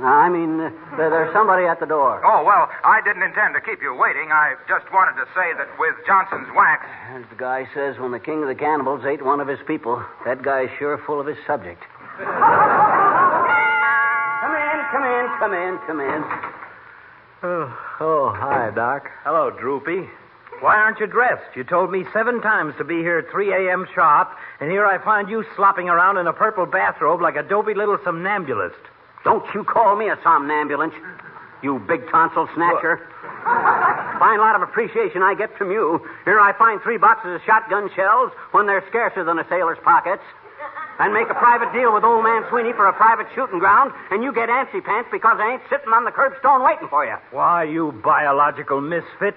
The only engagement you ever kept in your life was with the stork, and that trip wasn't really necessary. Get me up in the middle of the night to go fishing with... Where's Molly? She's getting dressed, Doc. I had to come down and answer the phone. McGee, if I ever write my memoirs, and I probably will because every doctor is a frustrated author, the censors will never pass the part where I let you talk me into going duck hunting. I talked you into it. Yeah. Why you begged me to go? You said you liked to shoot ducks because they were so much like people. They are, too. Every time they open their bills, they squawk. Why I ever let myself be taught... Well, good morning, Doctor. Oh, hello, my dear.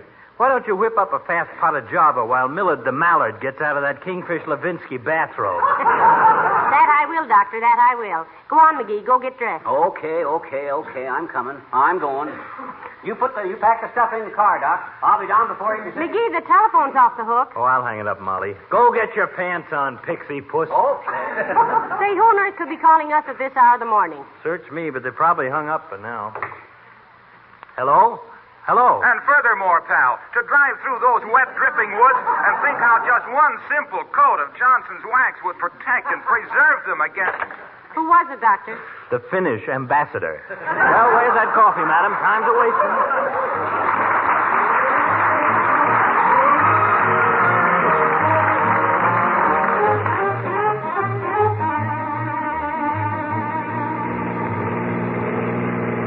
Well, I hope to goodness you know where you're going, McGee.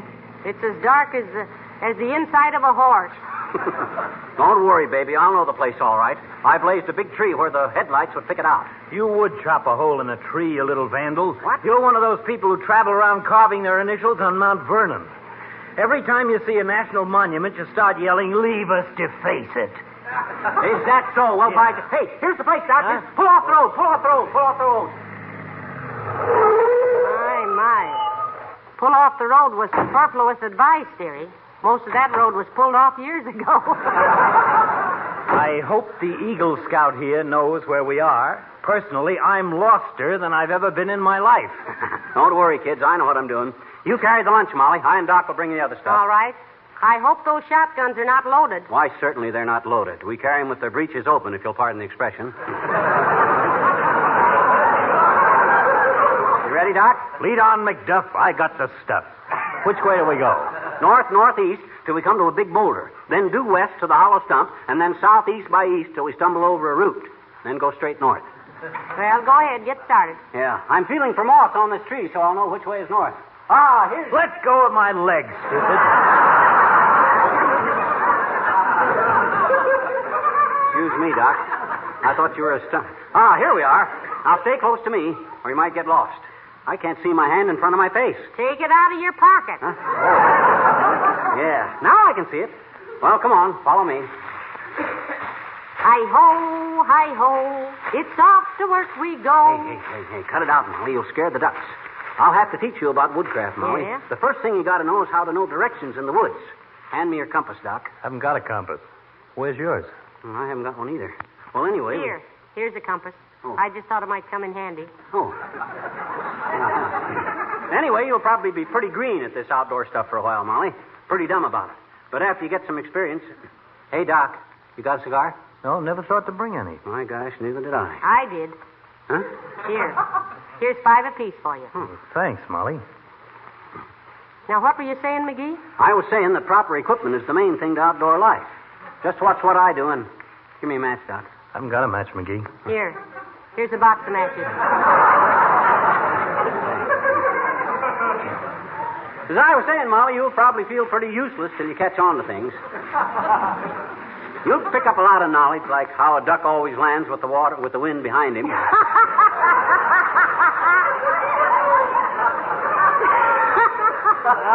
McGee, he lands with the wind in front of him. Oh. Certainly. Well, what did I say behind him? Well, I'm sorry. Anyway, hey, is this the big boulder where we turn? How would I know? I'm a stranger here myself. Turn your flashlight on it.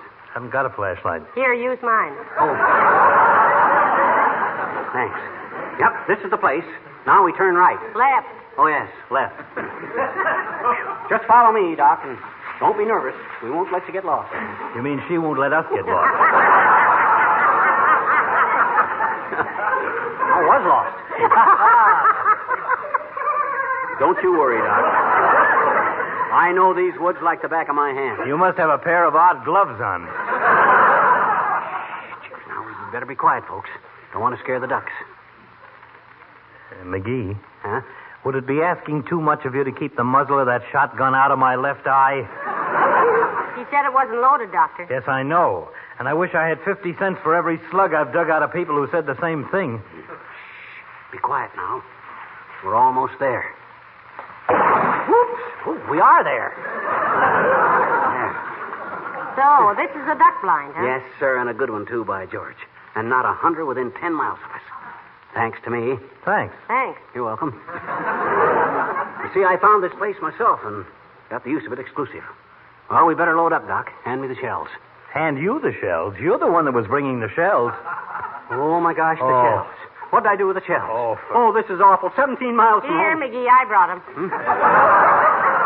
You left them on the hall table. Oh, well. Thanks, kid. Here, Doc. Take a shell. Thanks. Ought to be sunrise any minute now. My nose is turning pink. That particular sunrise has lasted 30 years. Hey, do I hear ducks? Listen. That's one on you, McGee. They're traveling south by train this year. No. I heard ducks. Listen. Ducks, all right, if I ever heard one, and I don't think I ever did. It's light enough to shoot by, too. I'll try my duck call. Well, go ahead. Oh, can't find my duck call. I'd have swore I had it in my left pants pocket. Here it is, dearie. You left it in the car, and I brought it. Oh, thanks. I'll get ready to shoot when I call him, Doc. McGee, is your hunting license good for hummingbirds? Must have got some lint into it. I'll try it again. You have quite a repertoire in that thing, McGee. Can you play the web-foot boogie? No. We won't need it anyway. Look out there. There's thousands of ducks. Well, why don't you start shooting? You can't shoot them till they get off the water, Molly. That isn't sporting. No, we'll get plenty. Don't worry. 10,000 ducks and just the two of us shooting. I'll match you for the first shot, Doc. Okay, you got a coin? No, I haven't. Haven't you? Neither have I, no. I have. Here, McGee. Oh, now, Doc. I'm flipping. Heads. Uh-oh. Too far. Well, you take the first shot, Doc. I don't want to get my limit too quick. Okay, and before I forget it, McGee, accept my profound apologies for doubting your word. This is really exclusive. Oh, sure it is. I know what I'm doing. Not a soul within 10 miles, and here we go. Look, boys, they're right. One side, McGee, while I... Who's that? Somebody down that way, about 100 feet, McGee. He's got a lot of nerve busting into our private hunting preserve. Hey! Oh, there goes the duck. Blast you, McGee. You said we had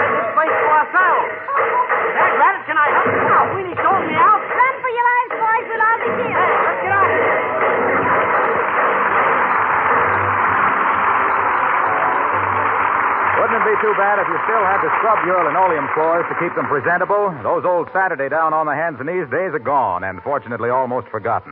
Linoleum is better cared for. It's more beautiful, lasts much longer, and you save yourself hours of work, thanks to Johnson's Self-Polishing Glow Coat. There's no rubbing or buffing with Glow Coat. You simply apply and let dry. The tough film protects the surface against dirt and wear, brings out the beauty of the linoleum colors and patterns. And because it's made by the makers of Johnson's Wax, you can always count on the uniform high quality and service of Johnson's Glow Coat. Well, ladies and gentlemen, we'd like to speak a moment to our friends in Canada and wish them every success in their 7th Victory War Loan Drive. We know you Canadians will maintain your wonderful record for following through with individual purchases of victory bonds. History has shown that when Canada fights for a cause, the idea of failure is like the border between our two countries. Purely imaginary. Good night. Good night, all.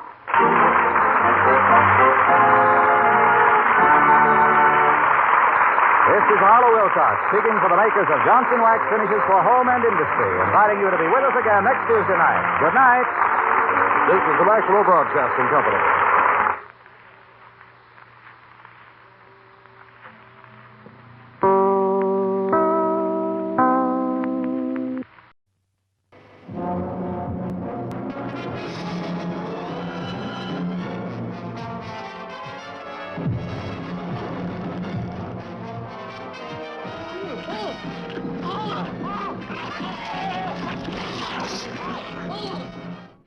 It's gone. That's not all. The entire spinal cord is missing. But it's incredible. It's as if some mental vampire were at work. Does it come from another country or another world? This terrifying menace that G2 must destroy before it's too late. Image is fading, sir. There it goes again. Same trouble. How can they stop this invisible force whose only warning is a weird, blood-chilling sound?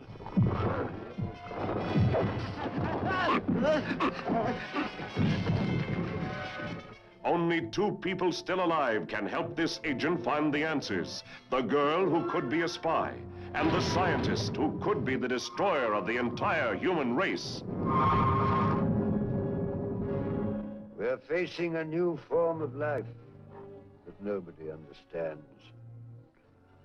I believe it feeds on the radiation from your atomic plants, and that it's evil.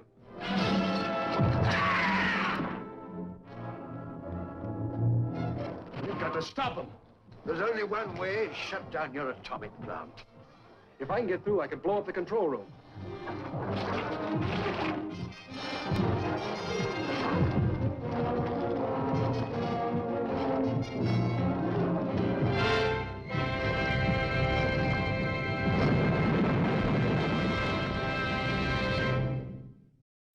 I sure hope Jack Benny doesn't mind that Fred Allen is our next show. This is Fred Allen, fellows. When the war first started, the Army rounded up a lot of old actors and said, "We want you hams to get some shows together. We're going to send you overseas to entertain the boys in service." Well, according to the good news we've been getting back home here recently, you fellas are going so fast, the actors can't possibly keep up with the troops. Now, you can't expect a lot of wind-broken old actors to keep up with you guys in jeeps.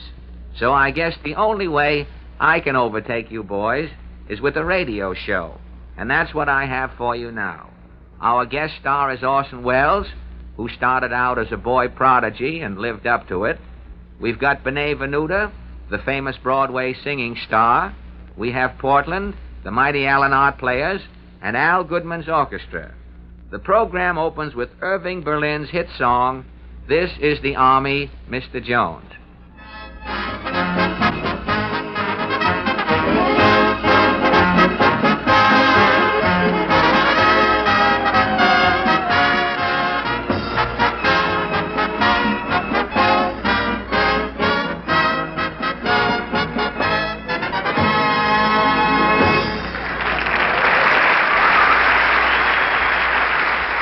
In a recent impartial test, by Reader's Digest, ladies and gentlemen. One radio comedian was found to contain less corn than all other leading radio comedians combined. And here he is, Red Allen.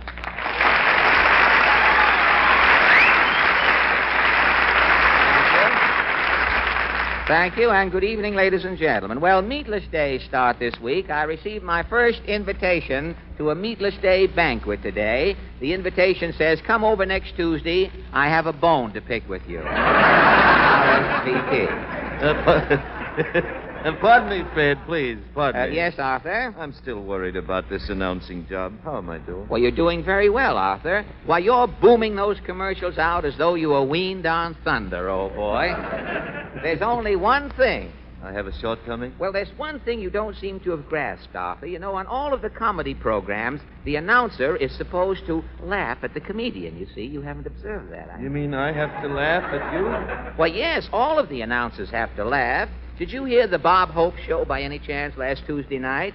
You didn't hear that gag where Hope and Betty Davis were talking about famous movie stars, and Bob said, I'm a big name, and Betty said, and I know what it is, but let's be friends? Well, you should have heard Hope's announcer, Wendell Niles, get hysterical at that show. No kidding. Did you hear Jack Benny's show tonight? What that underpaid Don Wilson had to laugh at tonight. And go to Arizona to do it yet. He just... Why, that one gag, did you hear when Benny said he sat on a cactus out there around Phoenix? And not Phoenix as Benny, but he sat on a...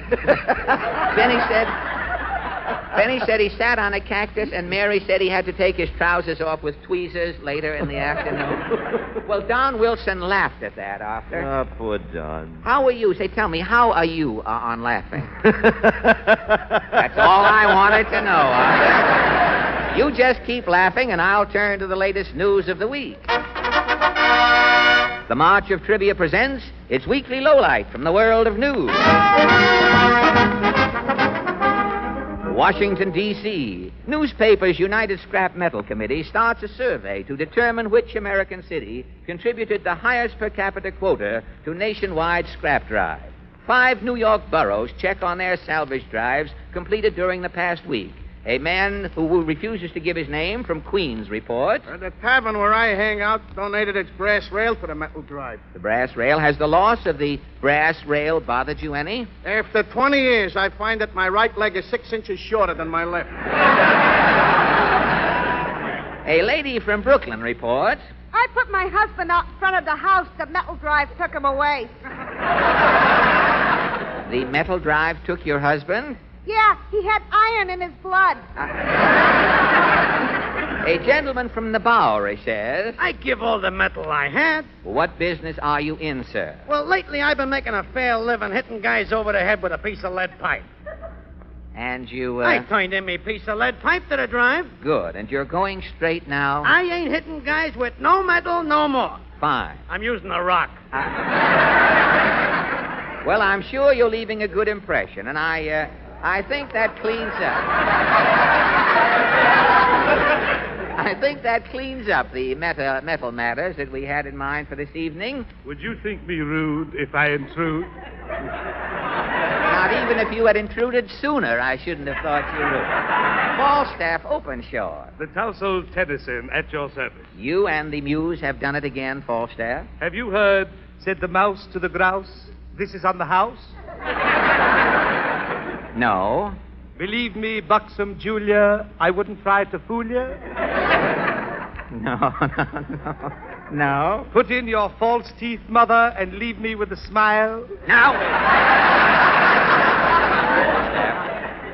Tonight it may surprise you to learn that we have briefly discussed the scrap drive, ever so briefly. Precisely why I am here. I have written a poem. Well, what is your salvage monstrosity called? We've got to show our metal. How does it go? We've got to show our metal if we want to down the excess. We've got to give our tin and brass as well as paying taxes.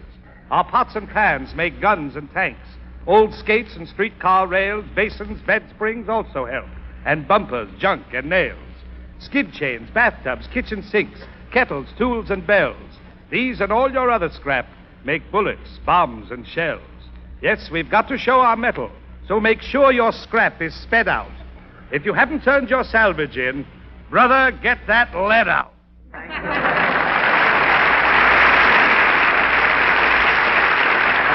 and gentlemen, our singing guest, the charming lady, one of the stars in the hit show by Jupiter, meet Miss Benet Venuta. Welcome to our little psychopathic circle, Benet. What are you going to sing for us tonight? I'd like to do my favorite song from the show, Everything I've Got Belongs to You. Mr. Goodman, if you will.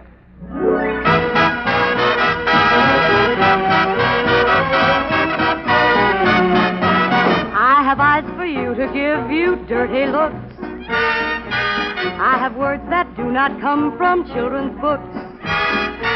There's a trick with a knife I'm learning to do, and everything I've got belongs to you. I have a powerful anesthesia in my fist, and the perfect wrist to give your neck a twist.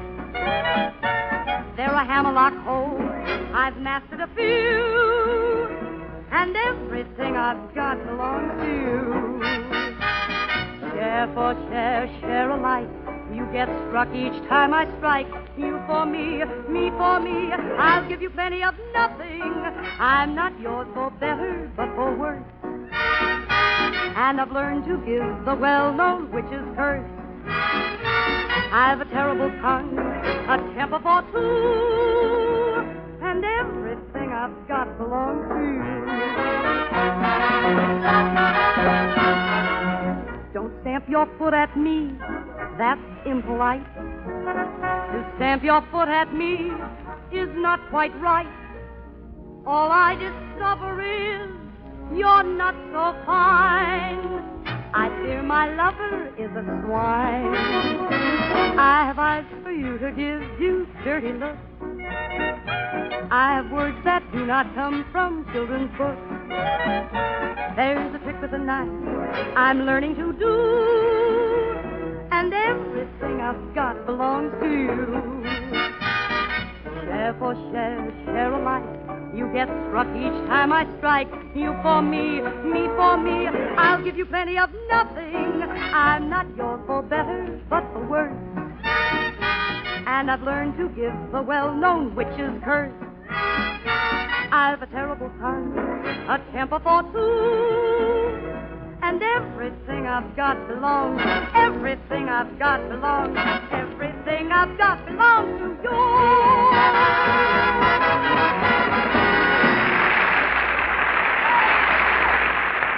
And now our guest tonight. Mr. Allen! Well, Portland. Mr. Allen, which do you like? Wogs, wags, or cogs? Wogs, wags, or cogs for what? Well, the Coast Guard is going to have a contest to find a name for its women's reserve. Oh, well, how about a cross between co-eds and admirals? Co-ed, something like that. That'd be any good? But I think Costas would be better. Costas, Now, if you could help me... Oh, no, look, I can't worry about the Coast Guard girls now, Portland. I have trouble enough around here.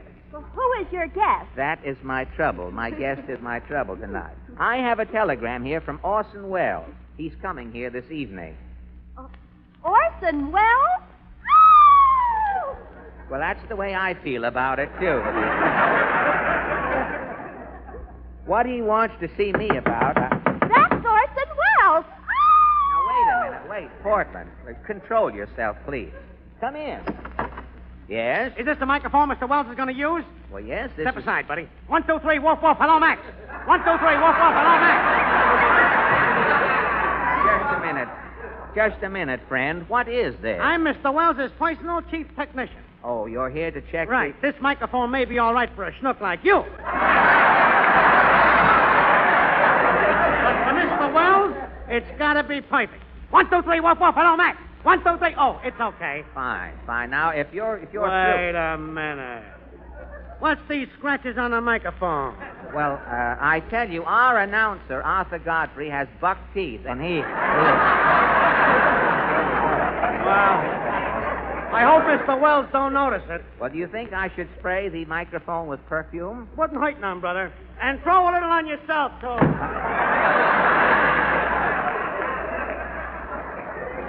Oh, Orson Welles. Special technicians he has to have to go on the air. All the president needs is 2 logs and a Boy Scout. He has to have 2 logs. Gee, I'm getting scared. Oh, why? Maybe Mr. Wells is coming here to get even with you. Even for what? I had nothing to do with Citizen Kane. Orson Welles? Now, Portland, quiet, please. Come in. Excuse me, I shan't be a minute. Hello out there. Hello out there. Hello out there. Look, Quiet, brother. please. Hello out there. What is this? I am Mr. Wells' personal acoustical diagnostician. Oh, I didn't... I'm testing the acoustics. Oh, you're testing the acoustics Yes, in if here. Mr. Wells doesn't like the acoustics in here, you may have to tear down part of the studio. Tear the whole... Yes. Goodbye out there. We should wreck the building for Mr. Wells yet. Now, stop trembling, Portland. I'm scared. Maybe Mr. Wells is going to beat you up for those jokes you told about him. Beat who up? I have never seen a genius yet with muscles. Now, if Mr. Wells thinks that he's going to... Oh, now what? Yes. Let me see. Now, wait, just please. What is with this sniffing, mister? Who are you? I'm Mr. Wells' personal physician. Yes. But what... I'm checking the air in here to see if it's fit for Mr. Wells to breathe. Oh, yes. Well, everybody else in here is breathing the air. Mr. Wells is a great artist. He's a very sensitive man. Oh, sensitive? Yes. Well, he was on Jack Benny's program last spring, wasn't he? And if he can stand that, he can stand anything. For your information, sir, Mr. Wells had a cold that night. Goodbye. Mr. Wells sure doesn't take any chances, does he? Boy, I wish I knew what he wanted to see me about. I'm getting nervous myself now, hanging around here, all these people. Hey, now, wait a minute, Beat you it, Bud. fellas. Mr. Wells is stepping out of his car. Roll that red plush up to the microphone, boys. Mr. Wells is entering the building. Hit those spotlights. Light that incense. Mr. Wells is here. The fanfare, Sam. Presenting... Mr. Orson Welles.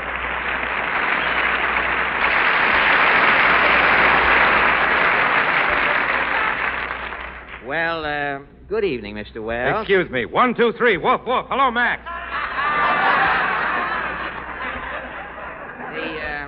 The microphone has been tested, Mr. Wells. Good. Hello out there. Hello out there. The acoustics have been checked, Mr. Wells. Good. The air has been improved. Very good. I'm a busy man. Well, I know how. I'm very happy to be here on the Philip Morris program this evening.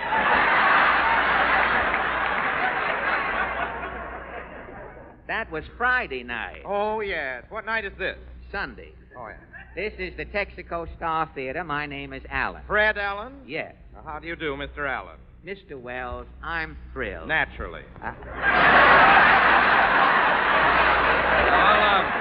I'll come to the point, Mr. Allen. Last year on your program, you said several derogatory things about me. Oh, I say, you haven't met Portland yet, have you, Mr. Wells? She's dying to meet you. Portland? Yes? Portland, this is Orson Welles. Hello, Portland. What's the matter with that child? Was that a shriek? No, it wasn't a shriek. She has asthma. It's pitched a little high. Well, let's get down to business, Mr. Allen. About those derogatory remarks. Well, I don't... You remember what you said about my home in Hollywood? No, I don't recall. Perhaps I can refresh your memory. You were talking about those trick doorbells they have out in Hollywood. Oh, those fancy chimes effect. Yes. You said when a person rang my doorbell, 16 peacocks flew out of the transom, 21 guns went off in a salute, and I came out of 4 doors simultaneously.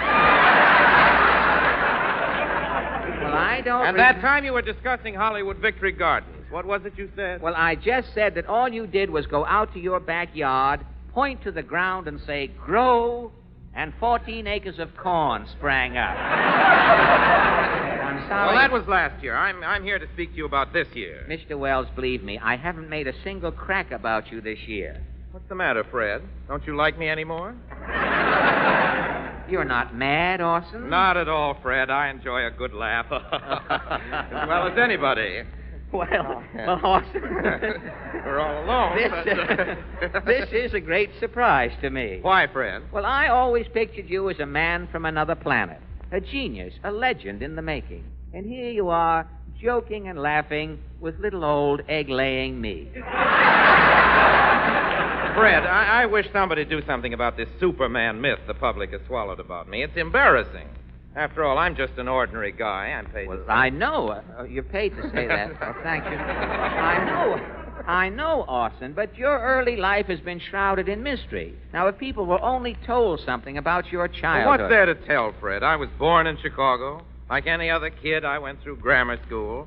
Age of 5, I entered Northwestern University.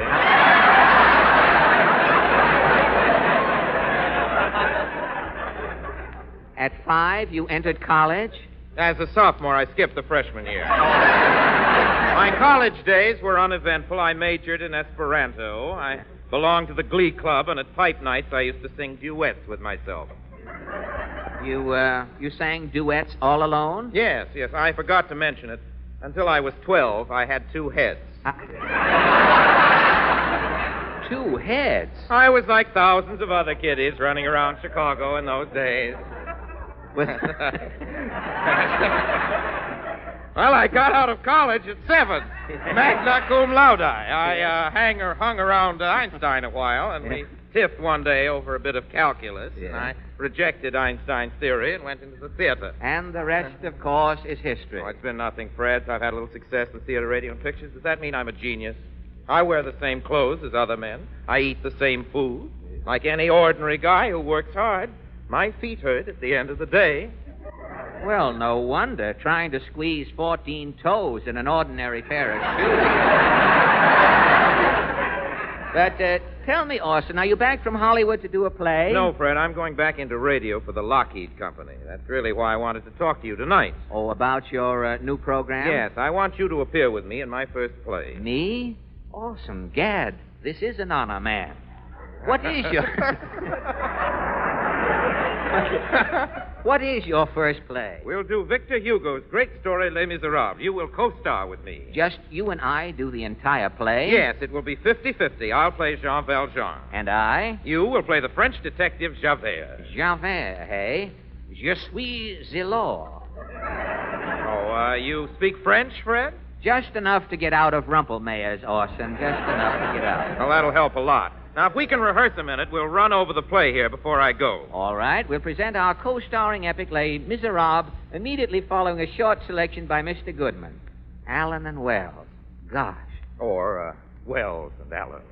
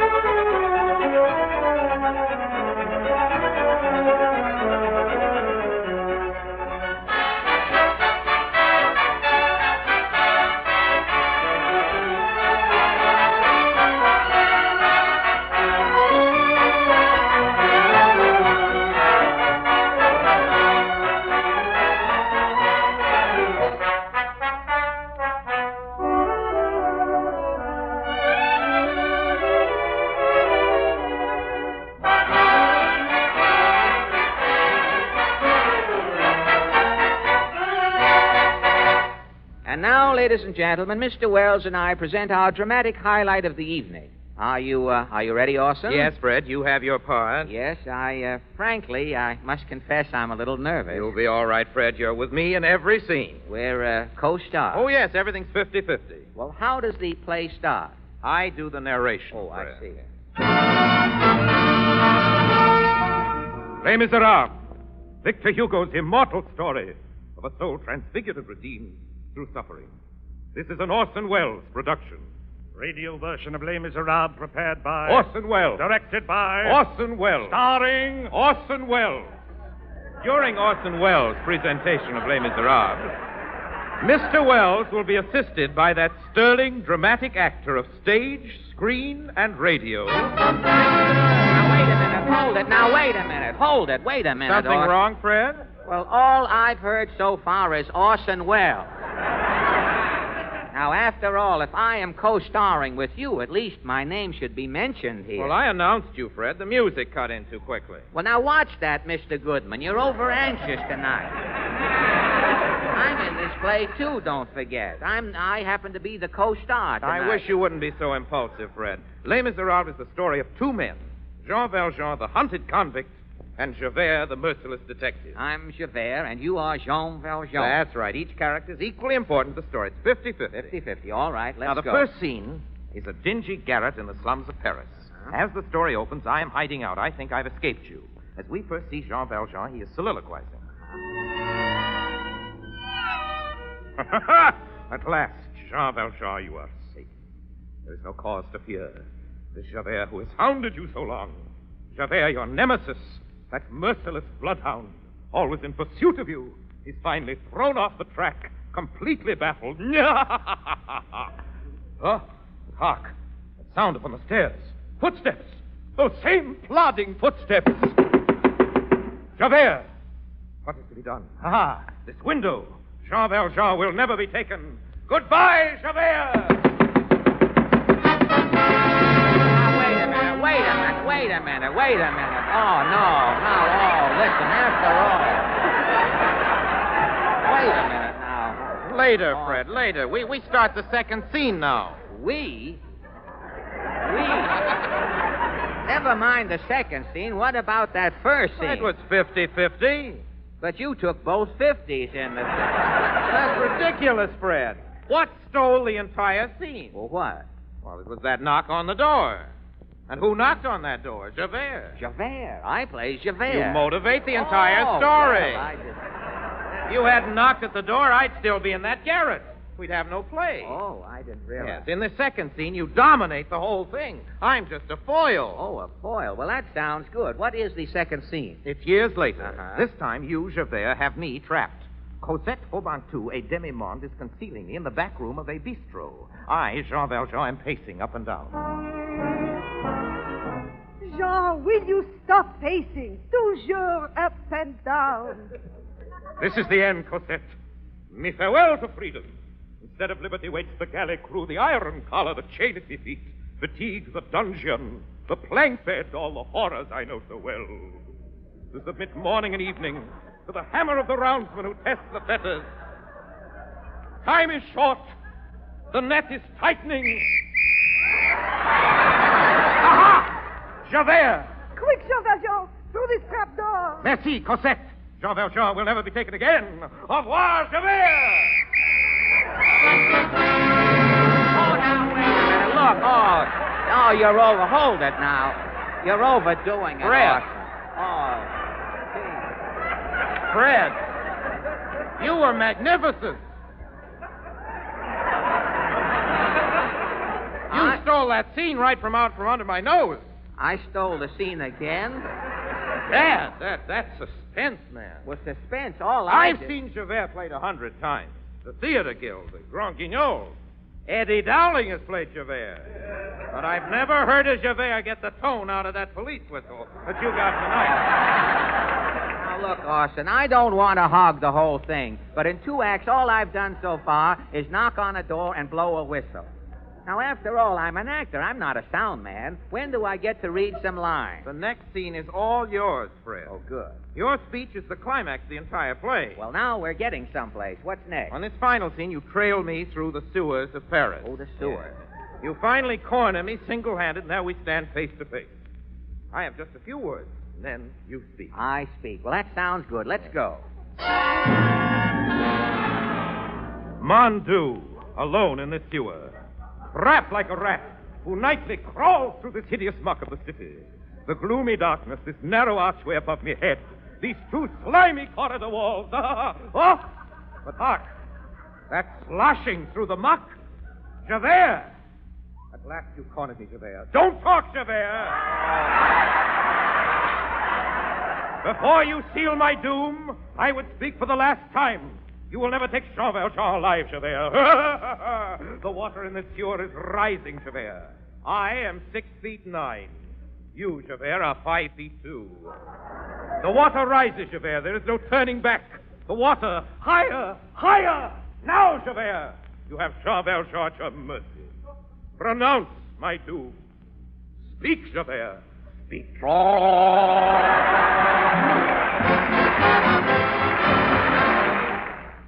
Well, I guess that concludes our meeting for this time, boys.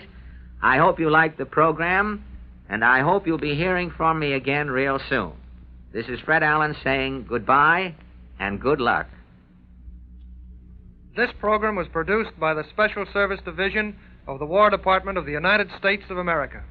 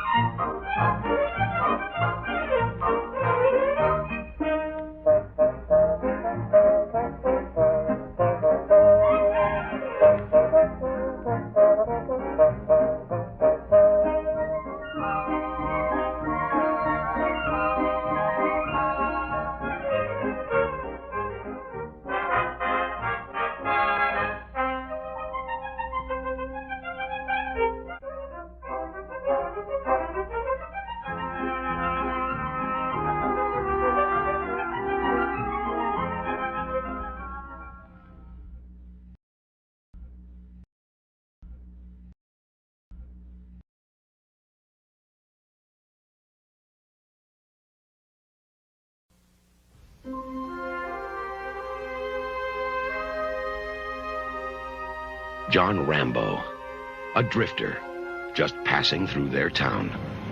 Morning! Headed north or south? North. Now jump in. I'll make sure you're heading the right direction, huh? You got someplace I can eat around here? There's a diner about 30 miles up the highway. Is there any law against me getting something here? Yeah, me. I want you to book this gentleman for vagrancy, resisting arrest, carrying a concealed weapon. They knew he was innocent. Starting to dislike you. A lot. And they didn't give a damn. That's okay, Warren. Don't worry about the soap. He's tough. Just shave him. Try. Don't move. I don't want you to cut your own throat. John Rambo. One man who's been pushed too far. You're finished! You've gone as far as you're gonna go! Heading straight for the top. Right on top of him. There's no way out of here except through us. He was hunted. Trapped. There he is! On the cliff!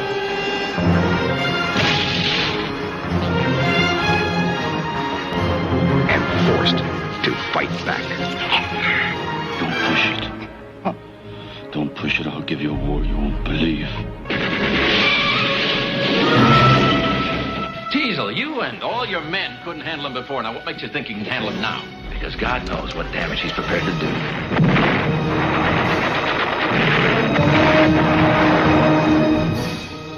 You don't seem to want to accept the fact that you're dealing with an expert in guerrilla warfare. Are you telling me that 200 men against your boy is a no-win situation for us? You send that many, don't forget one thing. A good supply of body bags. Sylvester Stallone. This time, he's fighting for his life. First Blood.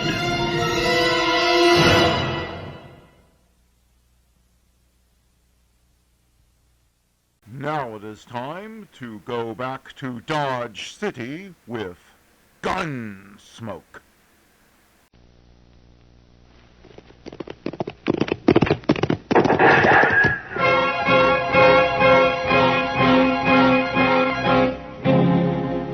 Around Dodge City and in the territory on West, there's just one way to handle the killers and the spoilers. And that's with a U.S. Marshal and the smell of Gunsmoke.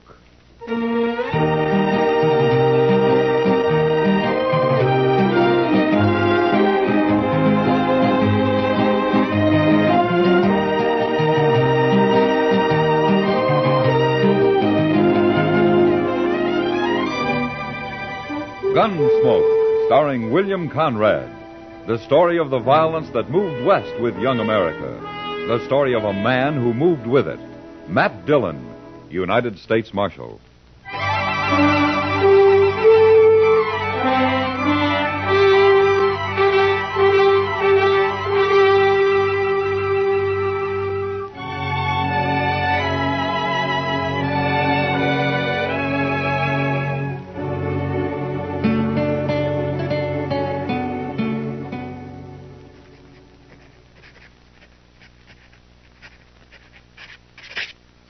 There. Report's finished, Mr. Dillon. Good. You better go on home now, Chester. It's getting late. Yes, sir. Oh, what about these new Dodgers? Oh, just leave them there. I'll look them over. What's the matter, Mr. Dillon? We got company at the back door.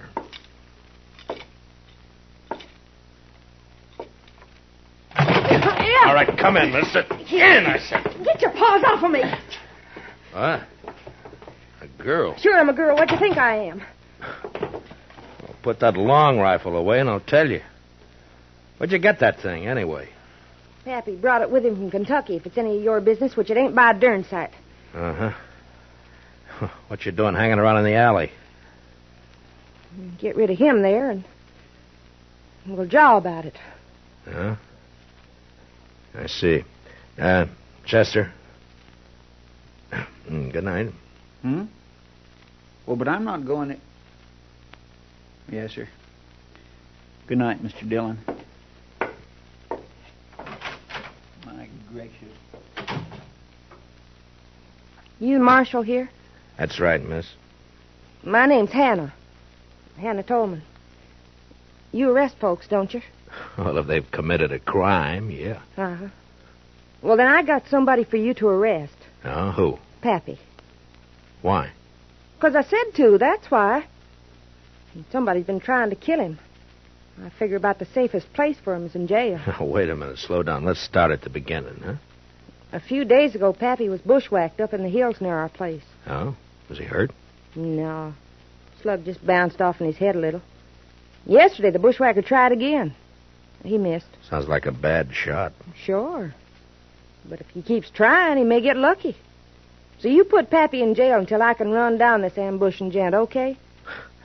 You plan to cross guns with him yourself? I may be a girl, but I was barking squirrels while you was still trying to dent a tin can.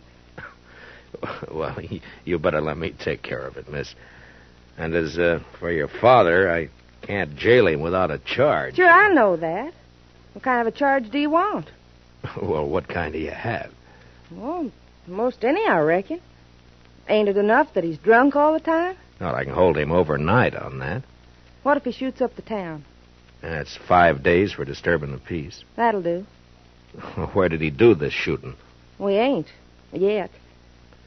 He's down at the Alfraganza slopping up booze with that other old buzzard Jingle Bob. Oh, the swamper? Yeah, that's the one. You'd best be somewheres around the saloon in a few minutes. I got a feeling Pappy's about due to bust the law again.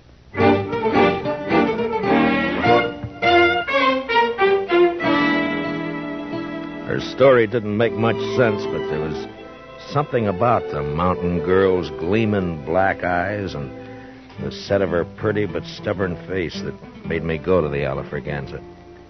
At the bar, I ordered a glass of rye and watched two bewhiskered old-timers trying to outlie each other over a rapidly emptying bottle. Yes, Jingle Bob. You just wait and see. Ted Tolman's going to have the biggest darn horse ranch in Kansas come spring. Sure you are, absolutely. And me, why, I reckon I'll just buy up this here saloon. Oh, you're lying. Well, sure I am. Ain't you? What's my money was spending, ain't it? How many times I gotta tell you I'm getting rich? Pappy, are you drunk? If I ain't, I've been wasting a sight of time. Now leave me alone, daughter. Go home where you belong. I'm going. Only come over to tell you, a man bet me $10 you couldn't shoot out that lamp on the first shot. What's that? Oh, give me that rifle. All right, hold on. That's enough of that. Stay back, son. What? What's going on? Now, go collect your $10, daughter. Yeah, Pappy.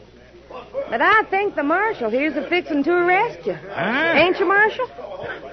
Yeah, I guess I am. All right, come along, Jed. Come on. What?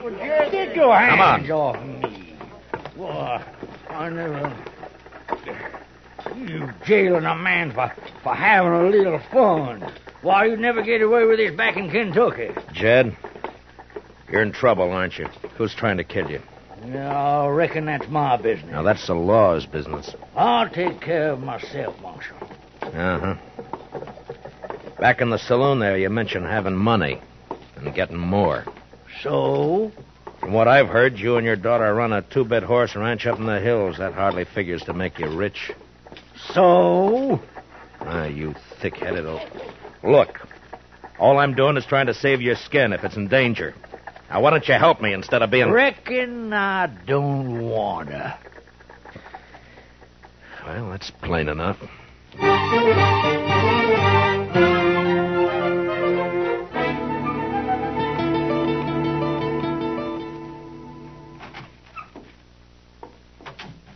Morning, Chester. Morning, Mr. Dillon. You better take a look at this new Dodger. Huh? Wanted for robbery and murder, Vic Tolman. So that murderous gun hawk is loose again, huh? Broke out of prison last week. Yeah. If he's kin to Jed Tolman, he'll likely be heading this way. Yeah, likely. I'll give you a hunch, Chester. I think he's here already. You do? You know where he is? No, not exactly. But I expect Hannah Tolman may have an idea. And that's where I'm heading.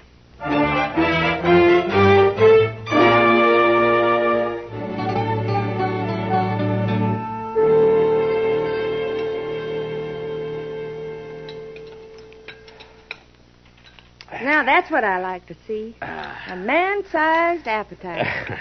This wonderful corn pone. And I'm a good cook. I've been cooking for Pappy ever since Ma died 10 years ago. Huh? You take pretty good care of him. Somebody has to. Pappy's kind of shiftless. I reckon he'd starve if I didn't feed him. Only things he cares about are wild horses and booze. In a pinch, he'd give up horses. You know, you're quite a woman, Hannah. You're pretty, brave, and with more courage than most men I know. Too quick, Marshal. What? You're sweetening me up for some reason. Not that I mind, you understand. I'm partial to a strapping fella like you. And Pappy's always after me to get hitched up. Says it ain't fitting for me to be 22 without a man. Oh, you're still young. Not to mountain folk. I'm an old maid.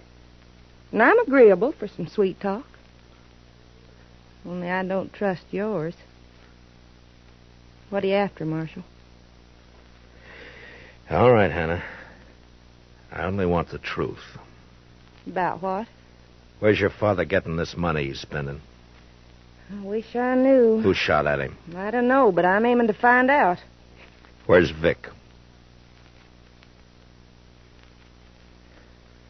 Where's he hiding, Hannah? Who? Vic Tolman, your brother. Or maybe he's your cousin. Brother. Where? I don't know. Hannah, be sensible. Vic's a murderer. Vic's my kin. We Tolmans don't turn on each other. If you shelter him, you're guilty of... Marshal, I reckon you just wore out your welcome.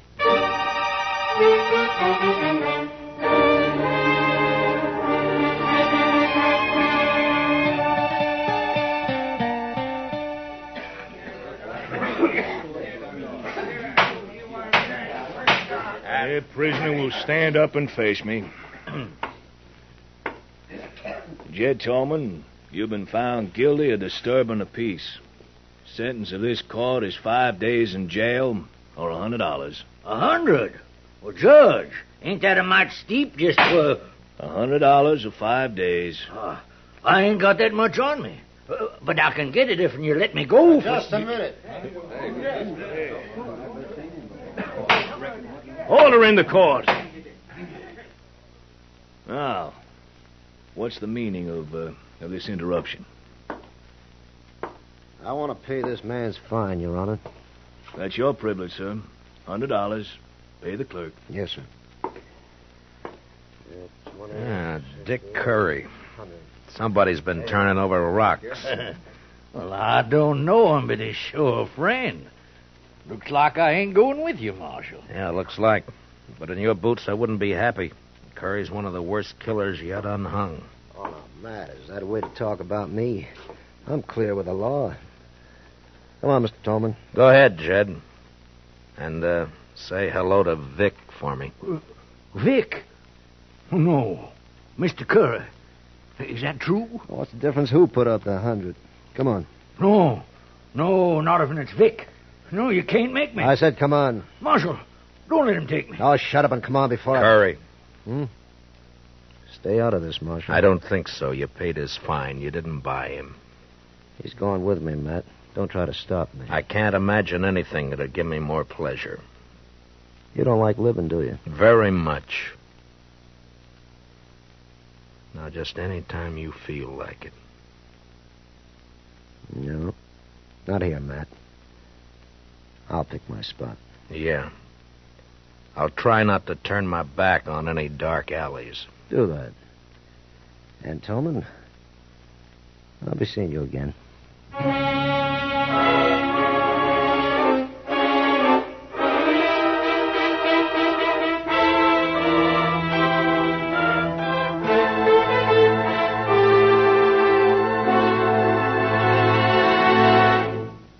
We'll return for the second act of Gunsmoke in just a moment. But first, strength against aggression calls for guns, tanks, planes, and explosives in tremendous quantity.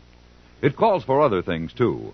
Moral strength, based on equality of opportunity for all, and economic strength, which today can be based only on continued high output of civilian goods.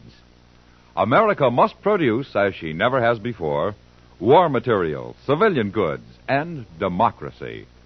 Only an all-out effort in all three directions will give us security against aggression. Now the second act of Gunsmoke.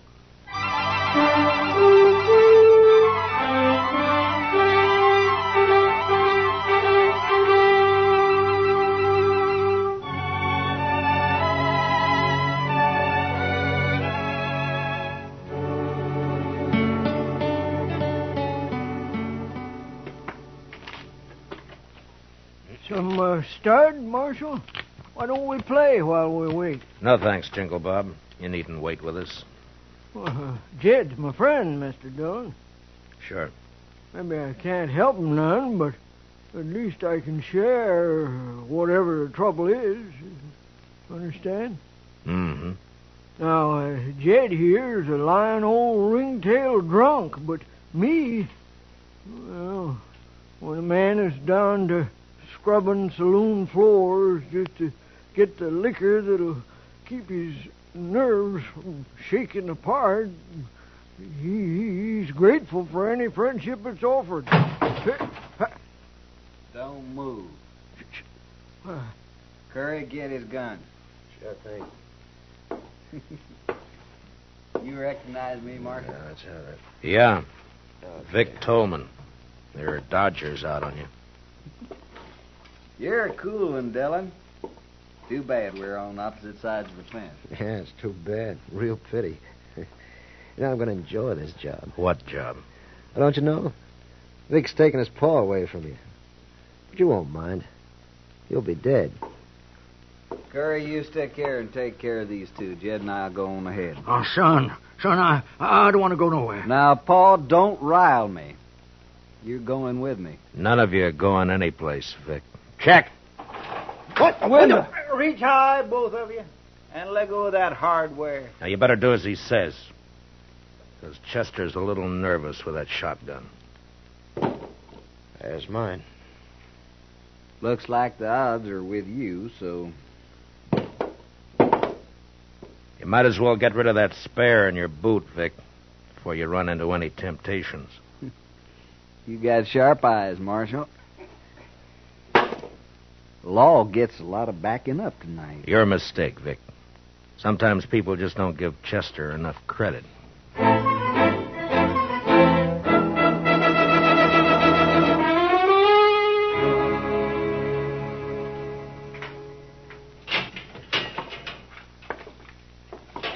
Chow time. Beefsteak, fried potatoes, stewed corn. Marshal, I must say you run a nice jail, don't he, Curry? Don't mind Curry. He's a little depressed about last night. You still run a nice jail. Something on your mind, Marshal? Mm-hmm. Yeah, a couple of things. Such as? Oh, such as your father spending money he hasn't earned, claiming to know where he can get more. Paul's sure a terrible liar. Mm-hmm. Such as him getting shot at twice and refusing to talk about it. Or help me investigate. Paul's a little bashful, too. Yeah. Such as his being afraid of you. I guess Paul's getting old, little dottery. Yeah. Then, of course, there's you. Well, now you're on my favorite subject. Go on. Well, you're a killer and a thief. But you're cool and smart. Smart enough to educate yourself. I had lots of time to read in the pen. Lots of time. You're going to have more. But not much more. But you're going to hang for those guards that you killed. Maybe. Curry, ain't you going to eat that? Mm-mm. Now, go on about me being smart. You're smart enough to know the most dangerous place for you to go after you escaped was here. Well, it looks like I ain't as smart as you think. It depends on what reason you had for risking coming here. Boy, that's sure good coffee. First jail I was ever in where the coffee was fit to drink. Oh, thank you. Okay, Marshal. Now, just what was my reason? The reason was money. Money? Cash. It's the only thing that'd give you a chance to get out of the country. You're in for robbery as well as murder. How much of the loot was recovered? You know how it is, Marshal. Easy come, easy go. I spent it as fast, well, nearly as fast as I got it. So nothing was recovered, huh? No, it was all gone. It was all hidden, you mean? Hidden until Jed found it. Paul? Sure. That's his source of money. It's also why he was afraid to go with you. Like I said, too bad we're on opposite sides. You got brains and you use them. You want to fill in the details for me? I'll tell you this. You're right about my cash and money. I'd had it and be on my way to Mexico by now if Paul hadn't switched hiding places on me. You know, it hurts. Paul's turning against me. Yeah. The Tolmans always stick together. Except when money's involved. How about you, Marshal? Money by you? Sky's the limit. I'm sorry. Well, I figure not. Well, been a nice chat.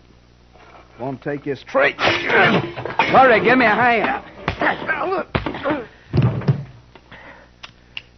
All right, back up, Curry. That's it. And tell Vic when he wakes up to take it easy. Or he won't live to be hung.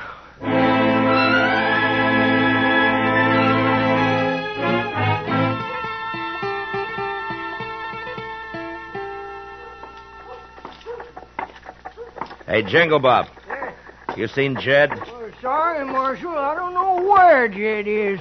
Been looking for him myself. Golly, I'm cold. He must have left town last night. Yeah. Ain't you cold? I got an old jacket you can have. I'd rather have a shot. Better still 2 shots.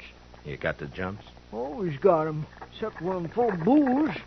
Funny, you won't believe it, but there was a time when I couldn't stand the taste of hard liquor. Made me sick. No, can't live without it. Yes, you can. Maybe, let's say I don't want to. Let's say that... Here. Go buy yourself a drink. Hey, that's enough for a whole bottle. Well, thanks. See you later, Marshal.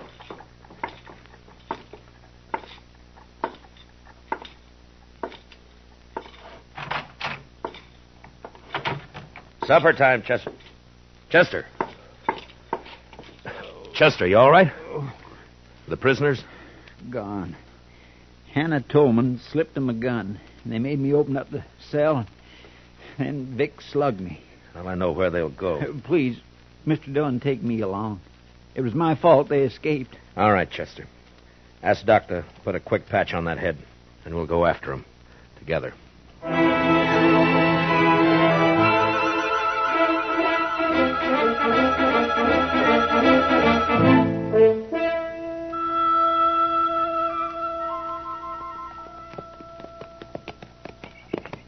Starting to get dark. Yeah. Why'd we leave the road back there? I wanted to reach that rise, Chester. But we circled around to come up the back side.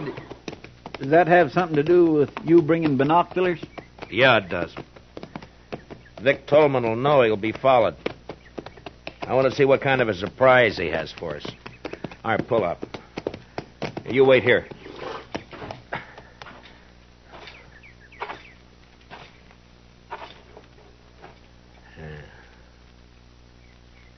See anything? No. Not yet. Now, wait. I knew now. Yeah, it's Curry, all right. He's holed up in some brush just beyond the turn in the road down there. Well, what do we do, Mr. Dillon? Take the horses and circle back the way we came. Start up the road, but don't make the turn. I understand. Now, be sure. As long as you don't make the turn, you'll be safe. But, I do want you to make some noise. Noise? Yeah, I want you to sing, whistle, throw rocks, anything. Just so long as it holds Curry's attention. It was slow work, crawling down through the brush, but finally I was only 10 feet behind Curry's position. The gunman was holding a rifle trained on the turn. And out of sight, coming up the road, I could hear Chester. Well, he wasn't good, but he was loud.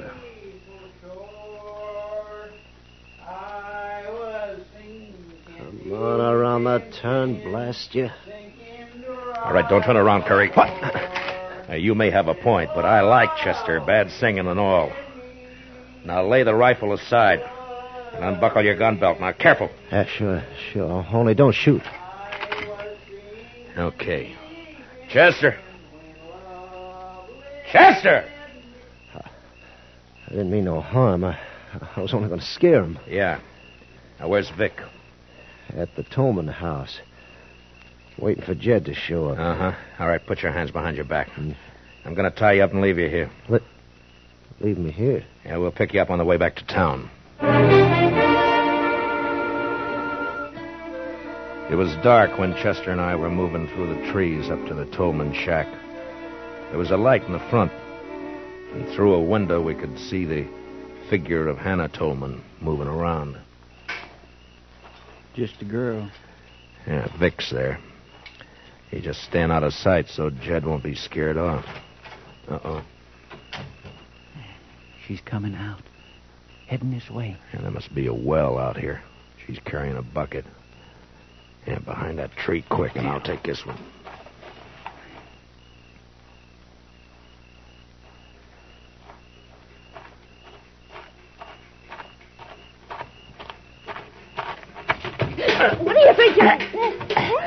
All right, now quiet down.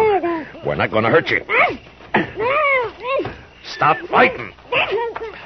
Chester, grab her legs quick. Yes, sir. I was saving these handcuffs for Vic, but I guess they'll do for you.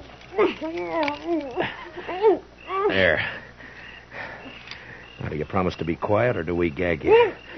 All right, have it your way. Chester, give me your bandana. Yes, sir.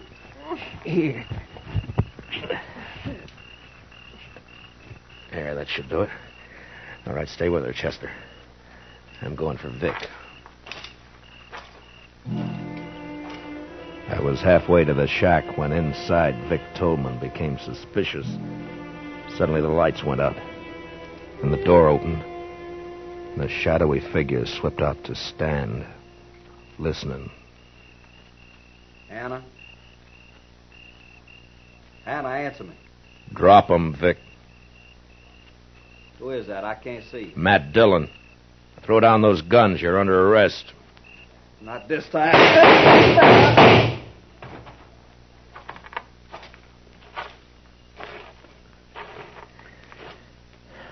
Vic? You were right, Marshal. I ain't gonna live to hang. Vic. Mr. Dillon, over here. Hey, what is it, Chester? Who's that, Jed? Yes, sir. I caught him sneaking towards the house. He was carrying this bag. Here, let me see.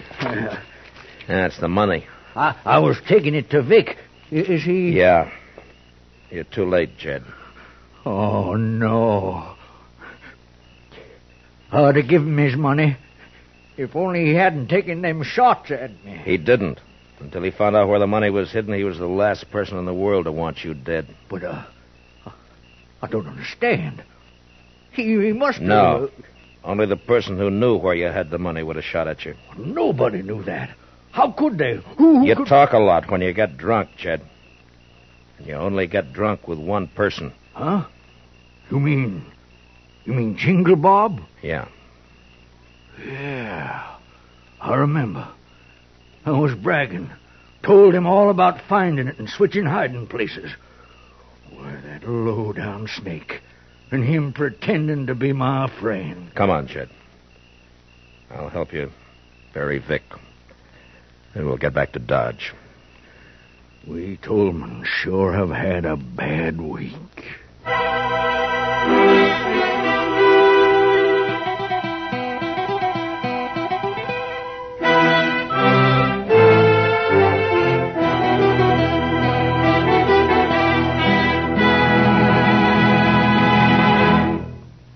Gunsmoke, under the direction of Norman Macdonald, stars William Conrad as Matt Dillon, U.S. Marshal. Tonight's story was specially written for Gunsmoke by Herb Purdom, with music composed and conducted by Rex Corey.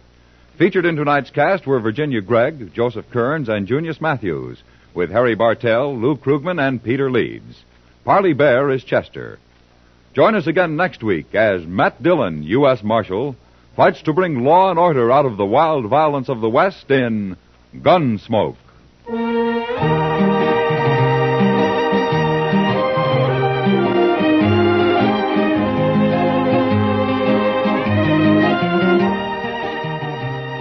Remember, America must produce as she never has before.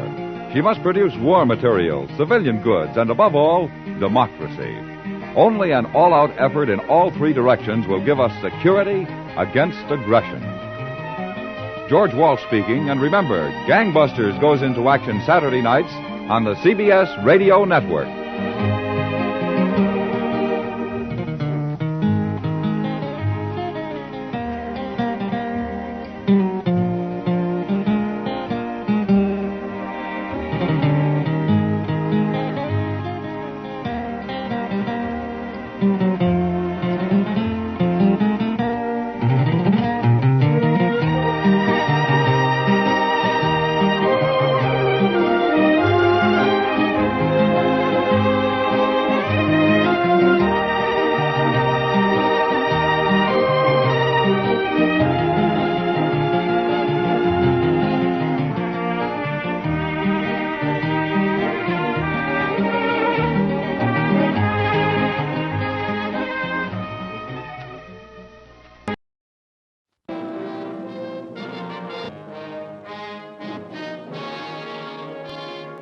Even at this very moment, the entire world awaits the countdown that will send the first living person hurtling into the unexplored mysteries of the universe. 3, 2, 1, drop. Y-13. Commence your turn immediately. No, sir. I'm going straight up.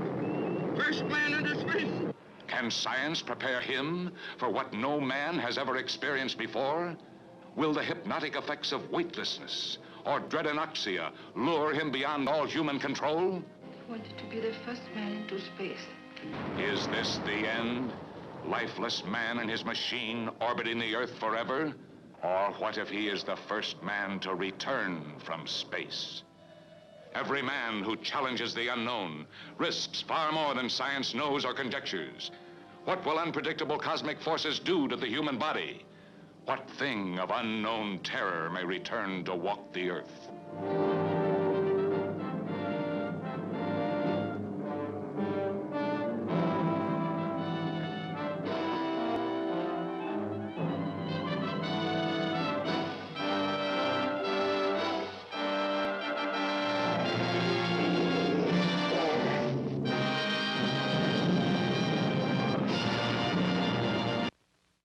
Our next guest will give you the laughs, just don't ask him to lend you money. It's Jack Benny coming up next.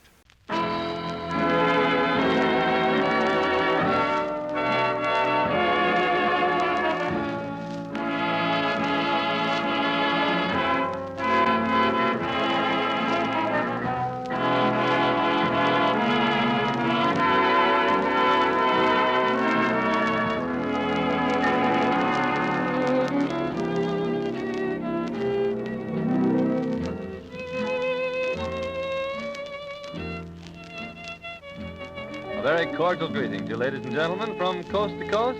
Music played for your dancing entertainment of a Sunday evening. Music identified by the theme song and his own composition, Stairway to the Stars. That would be rhythms by Matty Malnick and the Swell Orchestra. Also the unique octet, which is included in the orchestra, playing here from the smart atmosphere of the Florentine Room, the Beverly Wilshire Hotel in Beverly Hills, Southern California. We're out here on the West Coast. Tonight you'll hear vocals by Little Jeannie Arlen.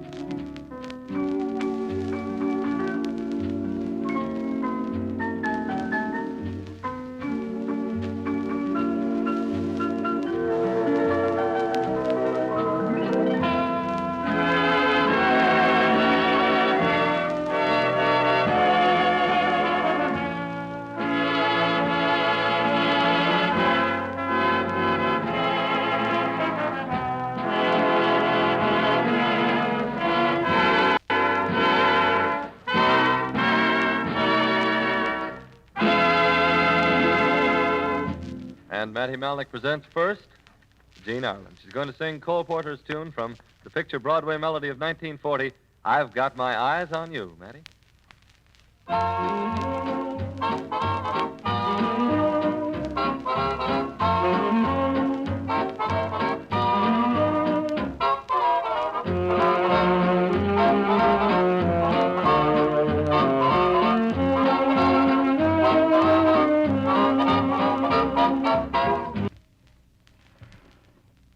Service from our eastern studios is not yet available. Therefore, we are unable to bring you the program scheduled for this time, Jack Benny, presented by Jell-O. Until these circumstances will enable us to do so, we continue with a musical program.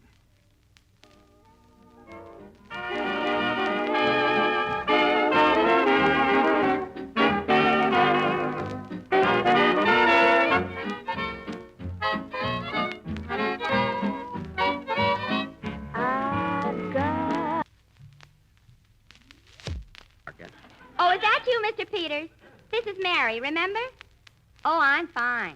Say, Mr. Peters, remember that time you sold me the rump roast with a girdle on it? Mary, hurry up and get your mother. Will you call Mama, please? Okay, I'll wait. How do you like the cake, Mr. Benny? Oh, it's swell, Dennis, and the candles are all lit, aren't they? Well, blow 'em out, Jack. It's your anniversary. Okay. Hold it steady, Dennis. Here goes. Well, you got one of them. Yeah, hold it closer, Dennis. Here you are. Darn it. Hello? Oh, hello, Mama. This is Mary. Look, Mama, I won't be able to come over tomorrow because we're leaving for Hollywood. Gee. Yes, first thing in the morning. What's the matter with me? What's that, Mama? Oh, that's Jack. He's got asthma. I haven't got asthma. I'm trying to blow out these candles. Well, I'm ashamed to tell her. I'll get them. Don't worry. Listen, Mama, couldn't you come into New York tonight? It's the only chance I'll get to see you.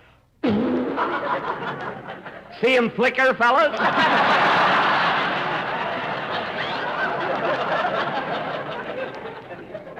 Well, all right, Mama. I'll expect you the first thing in the morning. What? Oh, you saw Buck Benny rise again last night? Well, how do you like Jack as a cowboy? Oh, Mama, he does not.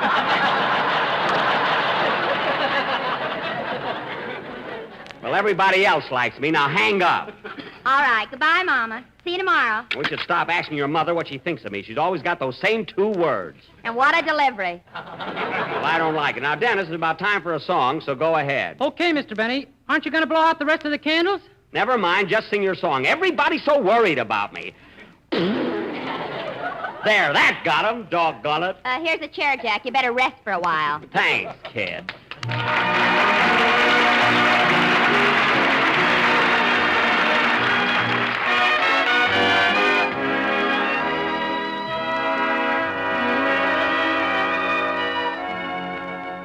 Somewhere there's music, how faint the tune. Somewhere there's heaven, how high the moon. There is no moon above when love is far away too, till it comes true that you love me as I love you. Somewhere there's music, it's where you are. Somewhere there's heaven, how near, how far. The darkest night would shine if you would come to me soon. Until you will, how still my heart, how high the moon. Somewhere there's music, it's where you are.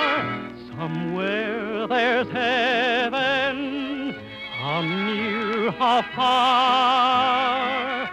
The darkest night would shine if you would come to me soon.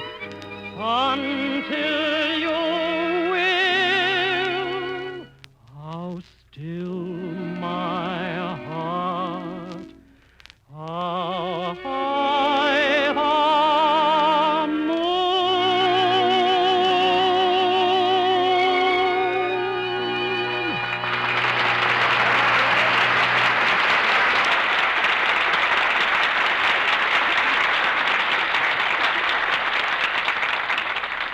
That was How High the Moon from Two for the Show, sung by Dennis Day.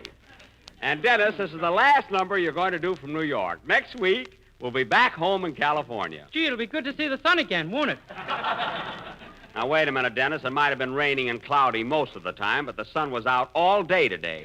It just got back from Miami. Oh. No like? No like. Believe me, no like. And now, ladies and gentlemen, as we announced last week... Hey, Jackson, how do you spell St. Moritz? Never mind, I'll take you there. Heavens. And now, ladies and Phil, next time stay at the YMCA. It's already spelled out for you.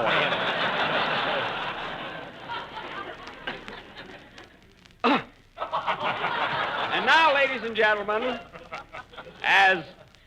I'm crazy tonight, ain't I? And now, ladies and gentlemen, as we announced last week, tonight, the Benny, We Can Dish It Out, Can You Take It players will present their version of that well-known Wednesday night taffy pull, the Fred Allen Show, The Hour of Smiles. Thank you, Rebecca.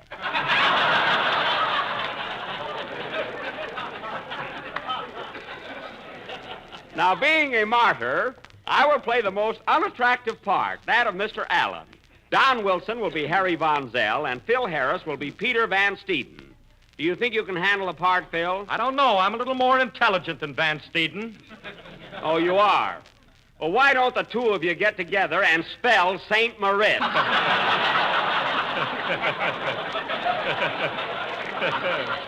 I'll give you a clue. 1Z. You'll handle it all right, Phil. Now, let's see. Who else do we need? Am I going to be in it, Jack? Yes, Mary. You're going to play the part of Portland Hoffa. Well, that's the best hoff I've had today. Mary, let's not get into Allen's type of material too soon. Now, Dennis. Yes, please? In our play tonight, you're going to be a bottle of Salapatica. So go over in the medicine chest and sit down. Okay. Oh, boy, Salapatica. Wow! What a kid. Gee, I wish I could be that happy. You could never do it on what he makes.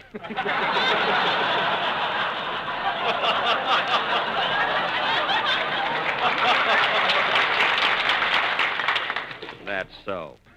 Well, I guess we're just about set now. But, Jack, how are you going to play the part of Fred Allen? Wasn't that some answer I gave her, though? Is that so? Huh? Kind of fast on the Gee, I trigger. thought quick then. I don't know how you're going to play the part of Fred Allen, Jack. You know, your voice isn't anything like his. My voice is not like Fred Allen's. Well, Don, all I have to do is put a clothespin on my nose. I've got one right here. And now, folks, this little satire will go on immediately after the next number, which will be played by Peter Van Harris and his Deadpanna Troubadours. Hit it, boys.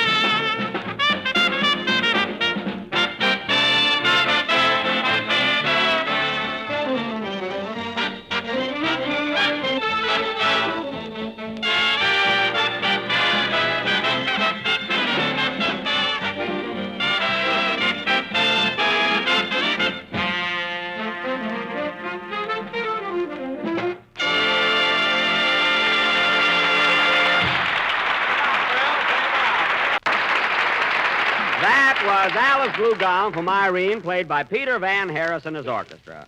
And now, ladies and gentlemen, for our tabloid version of that Wednesday night weenie bake, that sand in the spinach of life, the Fred Allen Show. Mary, hand me that clothespin. Here you are, Jack. I want to Allenize my nose here. 1 second. Wait till I get that clothespin on. See. 1 second. Me. That's him, all right. Okay, let's go. Good evening, ladies and gentlemen. This is Harry Von Wilson welcoming you to the Hour of Groans. 60 minutes of eggs and music. Eggs with our star comedian, Fred Allen. Music with Peter Van Harris. And our three songbirds, the Merry Mucks. So duck, everybody. It's the Fred Allen Show.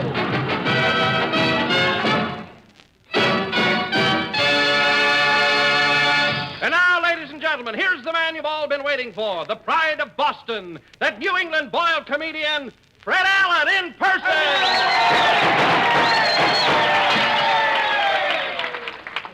Thank you, and good evening, ladies and gentlemen. You know, Harry, a funny thing happened to me on the way to the studio tonight. Ho, ho, ho, ho, ho. I was walking down 6th Avenue, and a panhandler asked me for a $1 bill for a cup of coffee. $1 bill? Yeah. He claimed there was a hole in his pocket, and a coin would slip through. Ho, ho, ho, ho.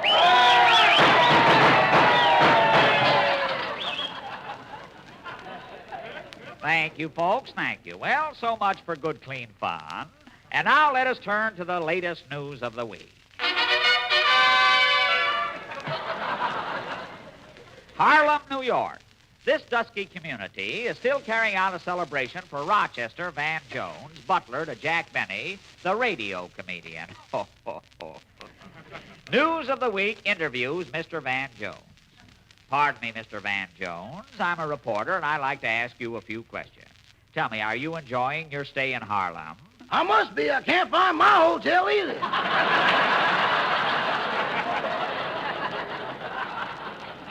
I see. Now, Mr. Van Jones, I understand you're in the employ of a Mr. Jack Benny. Is that correct? I work for him, all right. Now, what sort of a man is Mr. Benny? He's very pleasant, very pleasant. I see. Well, is he hard to get along with? Oh, no, sir. He's the finest man I ever met. Pure gold, pure gold. Now, there are rumors, Rochester, that Mr. Benny is rather tight and you have trouble getting your salary from him. Is that true? Oh, no, sir. He not only pays me handsomely, but frequently. I see. And you're sure all of this is the truth? Definitely. Well. That clothespin don't fool me none.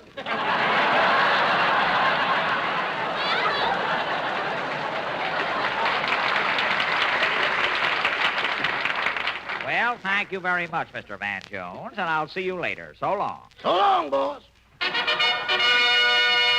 That was Peter Van Harris playing something or other. And now, ladies and gentlemen, if I may be so bold. Oh, Mr. Allen! Mr. Allen! Well, look who's here. I'll be darned if it isn't Seattle. Hello!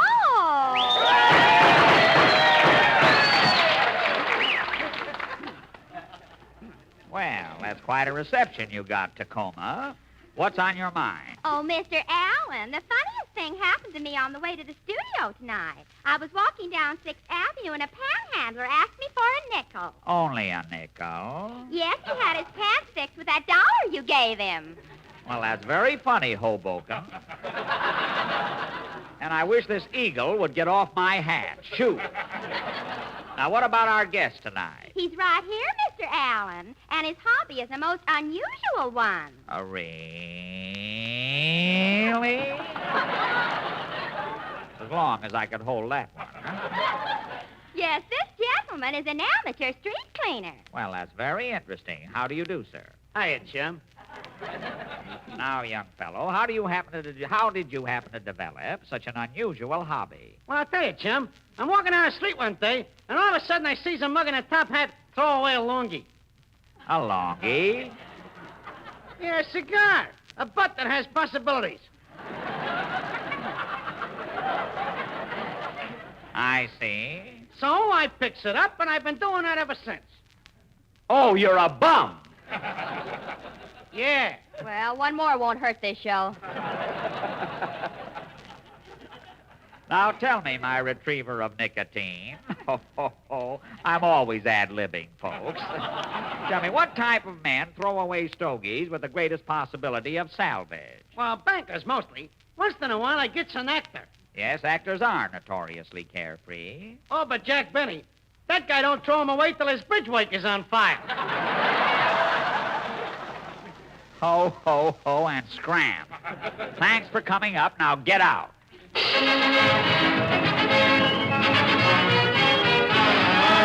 Quaint fellow, wasn't he? Now, Harry. Yes, Fred. As the farmer said to the horse thief, where's my plug? Ladies and gentlemen, we now take you to a typical American home. The husband speaks. Oh, Lulu, where's that tube of Ipana? It's right there, honey. Right behind that bottle of Sal Hepatica. There's nothing behind me. Dennis, screw your top on.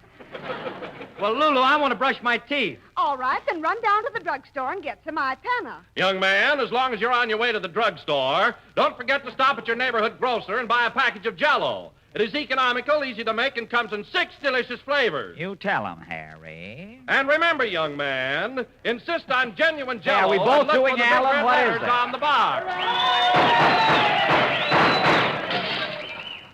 Well, so much for sponsorial spouting.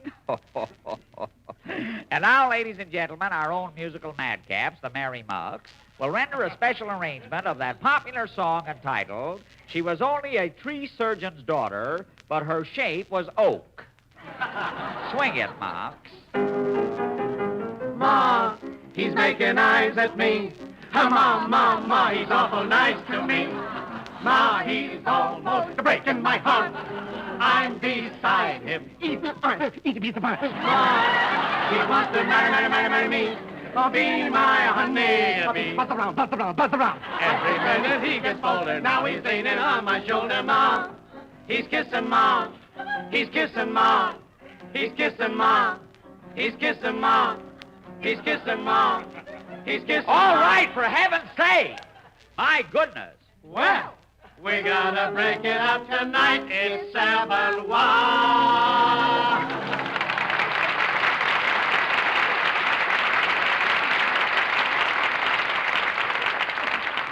That was Ma, He's Making Eyes at Me, sung by the Merry Mucks. And now, ladies and gentlemen, oh, my goodness, look at that man in the control room waving his finger at me. Our program is running overtime, folks, but that always happens. I ad-lib like mad. But we still have a few minutes left for the question of the week. This is Mr. and Mrs. Average Man's Roundtable, where 3 persons selected from our studio audience are invited to give their opinions on a question that concerns some prominent issue of the day. These little sessions are entirely unrehearsed. Oh, yeah? Portland. Continue, Harry. Fred now takes his place at the round table where he meets his fellow debaters for the first time. Ready, Fred? I'm all set, Harry. Where are the 3 participants tonight, Portland? Right there, Mr. Allen. The first one is Mr. Arlington Brew of Spangler, Nebraska. Good evening, Mr. Brew. Howdy, folks.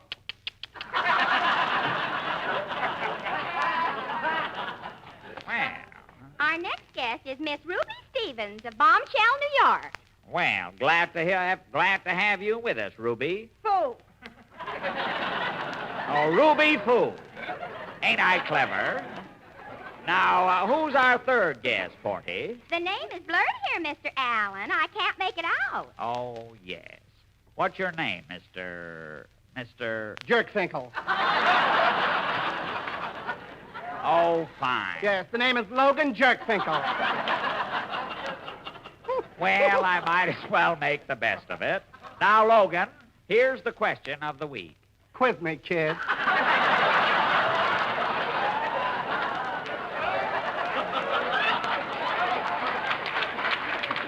All right, here it is.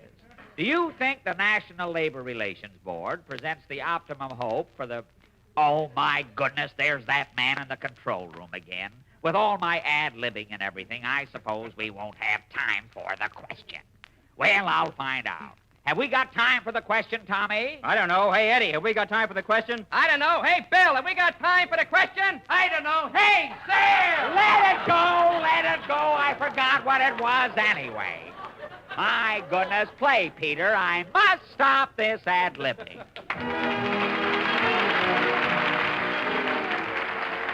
Ladies, do you ever find yourself at a loss when it comes to thinking up something new for dessert? Well, here's something that you'll be mighty glad to know about. A few months ago, we introduced on this program a swell new Jell-O recipe.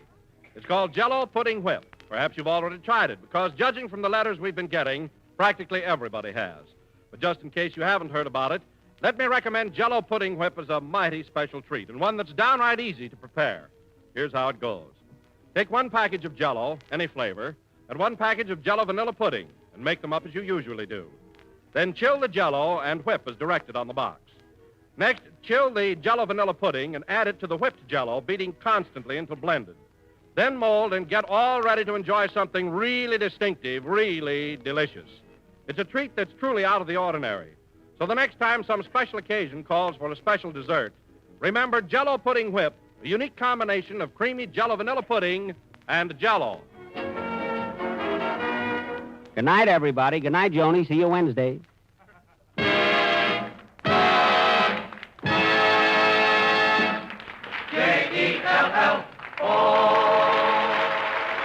This is the National Broadcasting Company.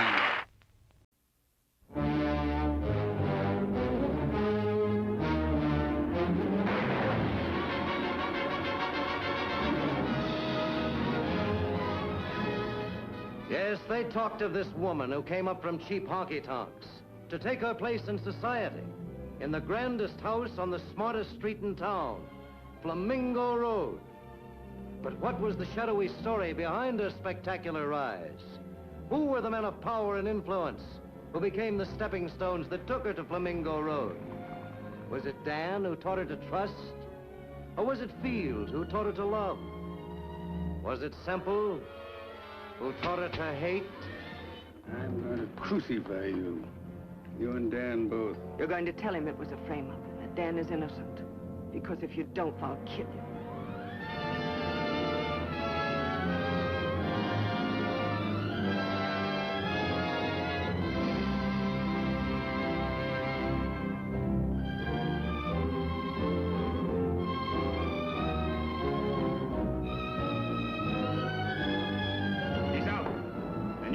Quietly, or you'll both go.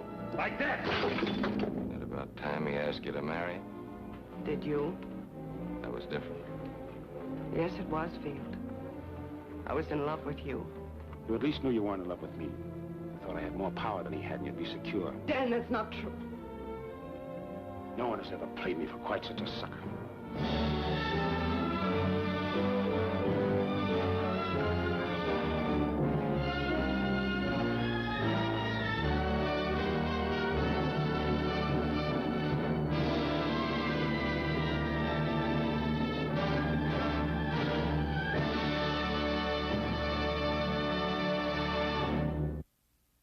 One of the all-time great directors, Cecil B. DeMille, hosts Lux Radio Theater.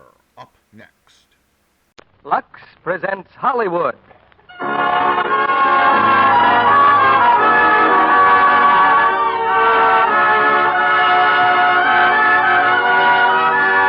The Lux Radio Theater brings you Irene Dunn and Joseph Cotton in Penny Serenade with Edgar Buchanan.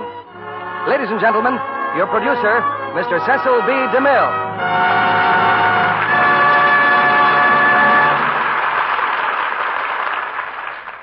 Greetings from Hollywood, ladies and gentlemen. Somewhere in the life of every man and woman, there's a book or a play, if the true story were known. But many people miss half the joy of living because they see only routine dullness in their own lives instead of drama. In Penny Serenade, there's all the excitement of great events in the simple, everyday incidents of one home. There's something truly universal about this story of one man and one woman whose faith in each other has been lost along the way, but who have the courage to reach out again for happiness. It's a play that makes high demands on its stars. So tonight we have the same talented artist you saw in the Columbia picture, Miss Irene Dunn. And co-starring with her is one of the important discoveries of recent Hollywood history, Joseph Cotton. Irene, incidentally, has just returned from New York, where her new Metro-Goldwyn-Mayer picture, White Cliffs of Dover, is opening this week. You know, there's quite a story behind the production of any one of our plays. Actually, it begins in stores all over the nation, when you go in and ask for Lux Flakes. But here in this theater, it begins with the selection of a script from the best that Broadway and Hollywood have to offer. In the casting, our stars come first, but the same careful attention is given to even the smallest bit parts. And then all the different elements meet at rehearsals, with actors, writers, engineers, sound technicians, musicians, and stagehands, each a part of the human machine that does the job.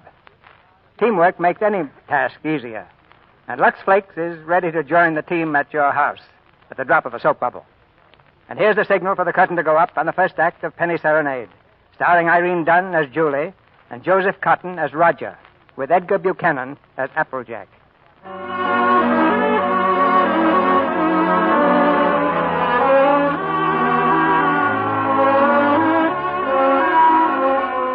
Our scene is quite simple. An automobile parked on the main street of a small town. Two people, a man and a woman, are sitting quietly in the front seat. The passerby would see nothing wrong. But in this everyday setting, tragedy is taking place, and the lives of two people are changing course. The man is silent, brooding. With a sudden movement, he opens the car door and gets out. What's the matter, Roger? Take the car on home. What about you? I'm not coming home. I don't ever want to see anything or anyone that reminds me. All right. Goodbye. Oh, Roger. Yes? When you do come home, I may not be there. Where are you going? I'm not sure. I don't know. Well, I guess Applejack's there. He'll help you if you want anything. Yes. Goodbye, Roger. Bye, Julie.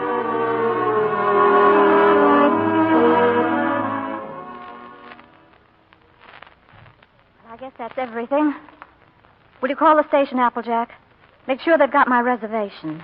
That if you'll carry the grips down to the car for me, I'd like you to drive me to the train, please.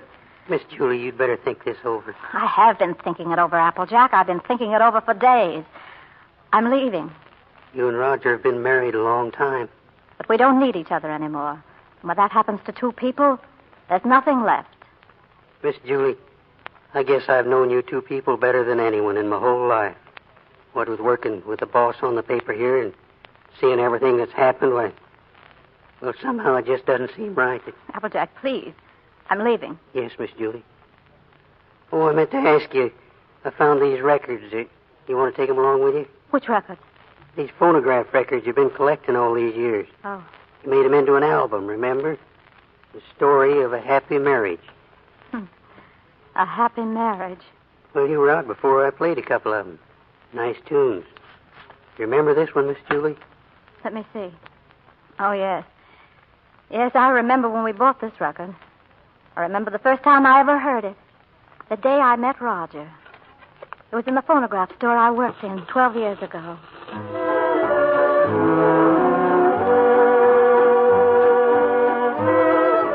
We were playing this tune on the loudspeaker, and Roger was standing out on the sidewalk.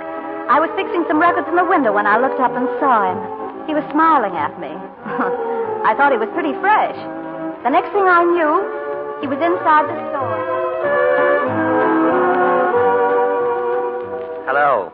Yes. Is there anything I can do for you? Oh, yes.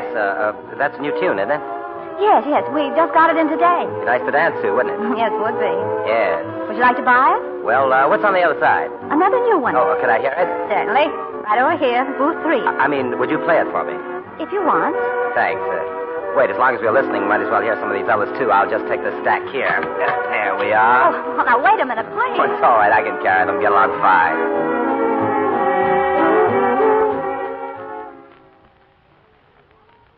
Now, let's see. You sure you want all these? Oh, yeah, sure. 27 records at 50 cents. That'll be, $13.50, please. $13.50. Here you are. Thank you. Say, it's pretty late, isn't it? Yes, we're closing now. Oh, I'm sorry. Say, you must be tired. Maybe I can take you home. I'll get a cab. A cab? You certainly like to throw your money around.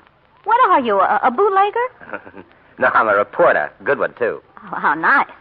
Just the same, I think I'll walk. All right, maybe a walk would do us good. But I didn't invite you to walk with me. Oh, it's all right. I got nothing to do till 10 o'clock. Records are kind of heavy. Yes, it must be. Well, thank you very much. Good night. What's the matter? Nothing. I live here, that's all. Oh. Well, good night. Good night. Oh, wait. Do you mind if I ask you a personal question? I guess not. Have you got a phonograph inside?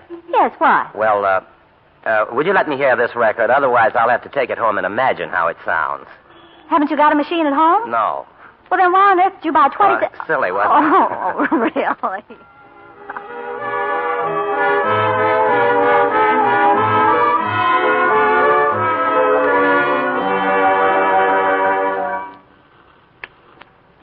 Every time I've heard that song since, I've thought of that day. There was another one in that bunch of records, too. Oh, yes, this one. They were playing this one night in a little Chinese restaurant down near the beach. We'd stopped off there for dinner on our way home. Roger was very quiet. We sat there for the longest time, never saying a word.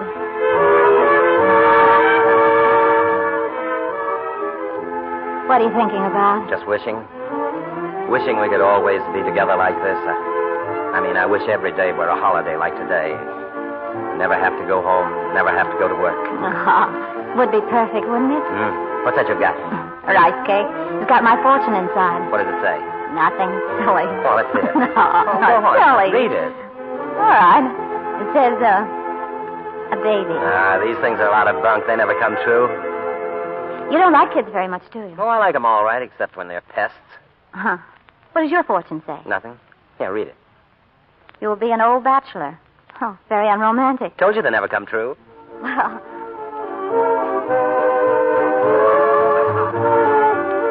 We played this one at my New Year's Eve party. Guess I'd known Roger about 4 months. You remember that New Year's Eve, Applejack? You came to my place, remember? You weren't very happy about it. Look, I don't belong here. Of course you belong here, Applejack. I invited you, didn't I? Come on in and meet some of my friends. Oh, no. Say, where's Roger? He's not here yet. I thought maybe you'd know. Not me. You're pretty crazy about that reporter, aren't you? Well, I'm fond of him. That's bad. I hate to see a nice girl like you get mixed up with a newspaper man. I never knew one worth a darn when it came to a woman. He's lots of fun to go out with, that's all. Always running down a story or hanging around a speakeasy waiting for the proof to come up. At least that's what they say they're doing. But you never know what they're up to. Of course, for a single man, it's swell. But for a married man... Applejack, listen. Don't worry about me. I don't need any advice. I never even thought of getting married. No fooling? No fooling. Well, that's fine. Julie. Oh, here he is now. Hello. Julie, I've got to talk to you right away. Reckon we'd be alone. Why alone? I'm having fun. Come on, we'll go out on the fire escape. Oh, but Roger. Julie, now don't be angry. I'd have been here sooner, only a lot's happened. Nice time to come to a party. It's almost 12. I know, darling. I'm sorry. I've had a million things to do. Here, let me put my coat around you. Now, look, honey, I've had a real break. Flynn quit his job over in China. He got fed up with the assignment or the weather or something. Imagine what a spot that leaves the paper in. One man in the Orient, and he walks out on the job. Roger, you going to take his place? Well, that's what they want me to do. I've got a ticket in my pocket on a train that leaves at 3 a.m. I'll get to San Francisco just in time to catch the next boat. Can't believe it, Julie. Imagine them picking me. Well, you're able, Roger. You have ability. Anybody can see that. You're going? Well, that's what I wanted to talk to you about. It's a fine salary, 2-year contract. I'm more or less my own boss, and, well, I was wondering... Oh, listen, little boy. Of course I want you to go if that's what's worrying you. Please don't think... Oh, I wasn't worrying about that. I knew you'd want me to take the job, sure, but... Well, what I hurried over here to tell you was, Julie, let's get married. Let's get married tonight, right away. I can send for you in 3 months. I'll have the money then. 3 months? Well, why the rush to get married now? Because, well, do you think I want to leave a girl like you running around loose? So suppose somebody else comes along. Julie, I've got to have you. Oh, Roger, darling. Julie, is it till death do us part? Till death do us part. Listen. It's New Year's. Julie, I've got everything all set. All you have to do is sign the marriage license. Come on.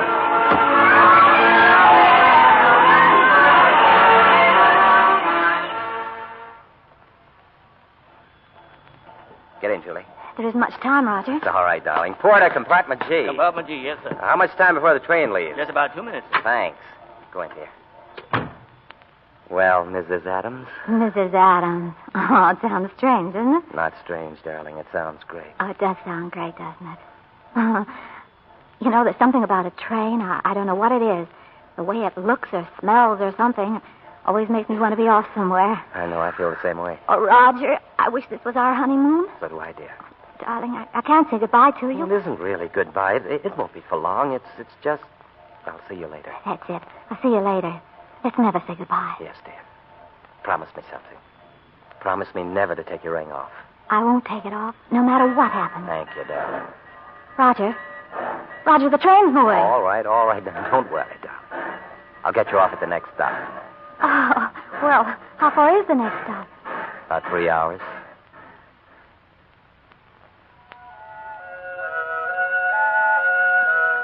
Roger went on to China, and I waited for him to send for me. I didn't have to wait long. 4 months later, I was with him. He had a great big house and 4 Chinese servants. Roger was living like a prince. Darling, what do you think of your new home? Well, Roger, I didn't expect anything like this. It doesn't seem real. Are you sure you can afford all this? And don't be so practical when I'm romantic. Nothing's too good for my little wife. Well, Are we going to keep it? I mean, stay here right along? Certainly, it's yours. I bought the lease from an American who went back. Furniture, 4 servants, 3 kids, everything. Kids? Whose? The servants, they live here. Well, I thought you didn't like children. Who, me? They all right. Anyway, I got the whole shebang for $1,000 American. But how in the world you do it? I mean, get the money to send for me and buy all this, too. Got an advance. An advance? Sure, an advance on my salary. Everybody does that out here. That's how you operate. Oh, Roger, Now, you're not going to be one of those wives always worrying about money and budgets, are you? No, but I sort of hate to start off in debt, especially now. What do you mean now? Roger, remember this? What? Oh, the fortune. Sure, I got it at the beach. Imagine you keeping that. You were wrong, darling. Sometimes those things do come true. Sure they do. Certainly. Let's see it. A baby. Say, if that... Hey, wait a minute. Roger. Julie, why didn't you tell me? Why didn't you write me? But you don't like them. Of course I do. Why would I have 3 of them running around here? And this one will be ours, an American kid, ours. Oh, gee, that's great. Oh, darling, I'm so glad you want it.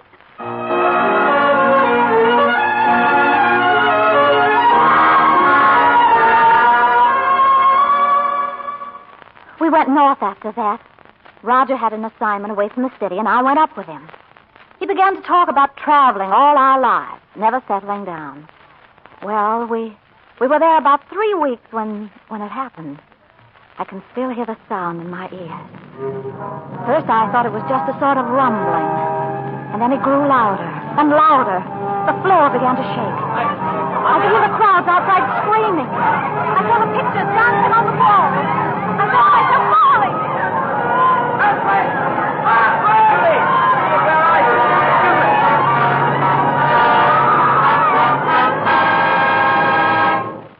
We came home on the next boat, back to San Francisco. I think I knew then that I would never have my baby. And in the hospital, a few weeks after, the doctor told me. Well, that's all, Mrs. Adams. Otherwise, you'll enjoy the best of health. Now I've got some good news for you.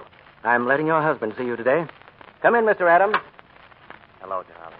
Hello, Roger. Oh, Julie, I'm so glad to see you. She's doing well. You'll be able to take her home soon. Thank you. Oh, darling, I've been miserable without you. I've had a chance to do a lot of serious thinking. I've been out scouting around the nearby towns looking for that little paper I once talked about buying. And no more silly ideas like traveling around. You were absolutely right about that. I think I found it, too, honey. A little place just north of here, a place called Rosalia. Ever hear of it? No. Best of all, we'll have a home of our own, one that'll always be ours. If I get the paper going good, I can give you everything. Furniture, cars, clothes, everything. You know, it's strange, Roger, but I can't get myself to care about those things now. They don't seem important anymore. What I want, I can't have. The one thing I've ever really wanted, I'm never going to have.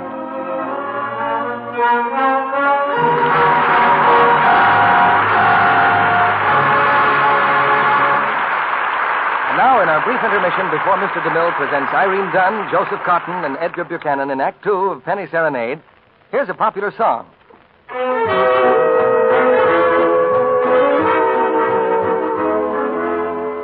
And now a Lux version of this favorite, Take It Easy. Take it easy, take it easy. Please don't get upset at washing dishes every day. Take it easy, take it easy. As you watch your hands grow red and rougher, don't give way. Take it easy, take it easy. You can change that daily chore to one that gives you bliss. Make it Luxy, make it Luxy. Then you'll have the kind of hands men seem to want to kiss. Change to Lux, you'll be so pleased. Change to Lux, you'll be so pleased. That's saying it in music. If your hands are growing red and rough from dishwashing, don't be discouraged. That so often happens when you use a strong soap. No, don't think it's dishwashing. It's the kind of soap. Because scores of women prove that simply changing from a strong soap to Lux takes dishpan redness away. Lux flakes are so gentle, yet they're so rich, make such good suds, that they go farther than other soaps tested. Lux is very thrifty to use. If your dealer is temporarily out of Lux, try again soon. Lux is worth waiting for. When dishwashing time comes, be sure to... Make it Luxy, make it Luxy. Now our producer, Mr. DeMille. Act 2 of Penny Serenade, starring Irene Dunn as Julie and Joseph Cotton as Roger, with Edgar Buchanan as Applejack.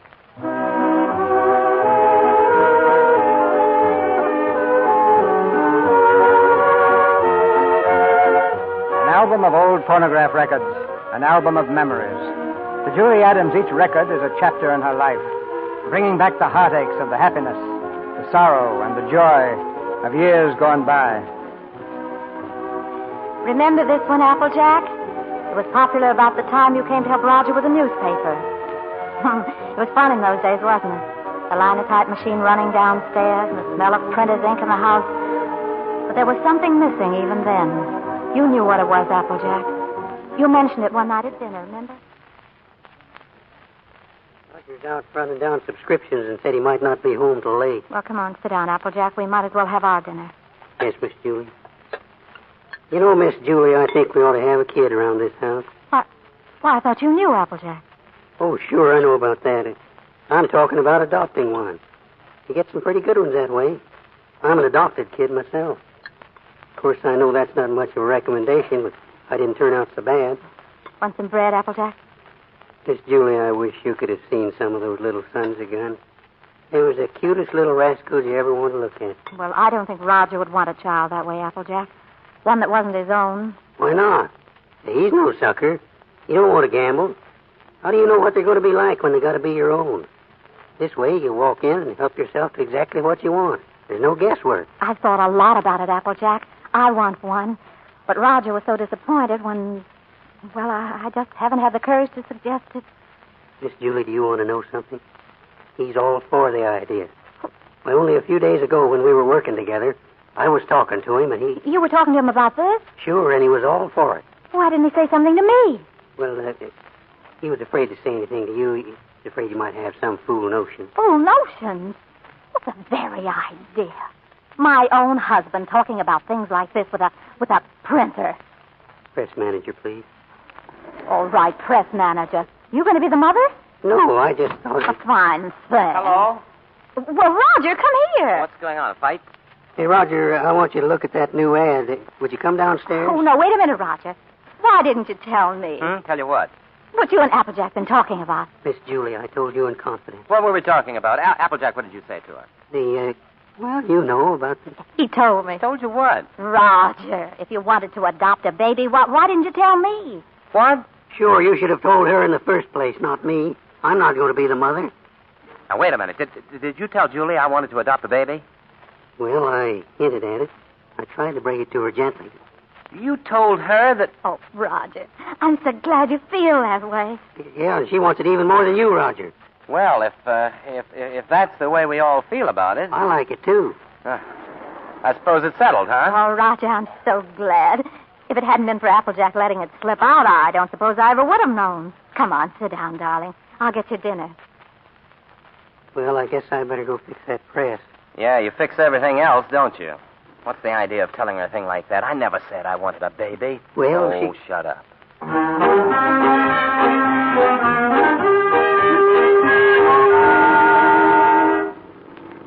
Roger, hurry. The lady said 3 o'clock. Now, look, Julie, while I think of it, when we get to this place, don't get enthusiastic right off the bat. You know, don't just rush in and grab the first kid you see and go nuts about it.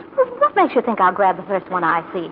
I've been doing the shopping in this family for some time now. I just don't bring home anything. Well, you came on with this tie, didn't you? Oh, but, darling, it's nice. Everybody's wearing bow ties. Yeah.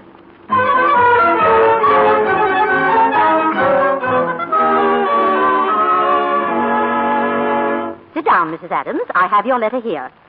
You want a 2-year-old child, blue eyes, curly hair, dimpled chin, sweet disposition. We prefer a boy. We like to look at the girls, too. Now, Julie, you know we agreed on a boy. But it won't hurt to look at it, then, will it? All right, we'll look. Now, what can you show us, please? Well, this is the administration building. We don't have any children here. Oh. Everybody wants blue eyes, curly hair, and dimples, and everybody wants a 2-year-old child. Now, will you tell me why? Well, you see, in our case, that would have been the age of our own child. Oh, I see. Anyway, when they're 2 years old, they're more or less housebroken, aren't they?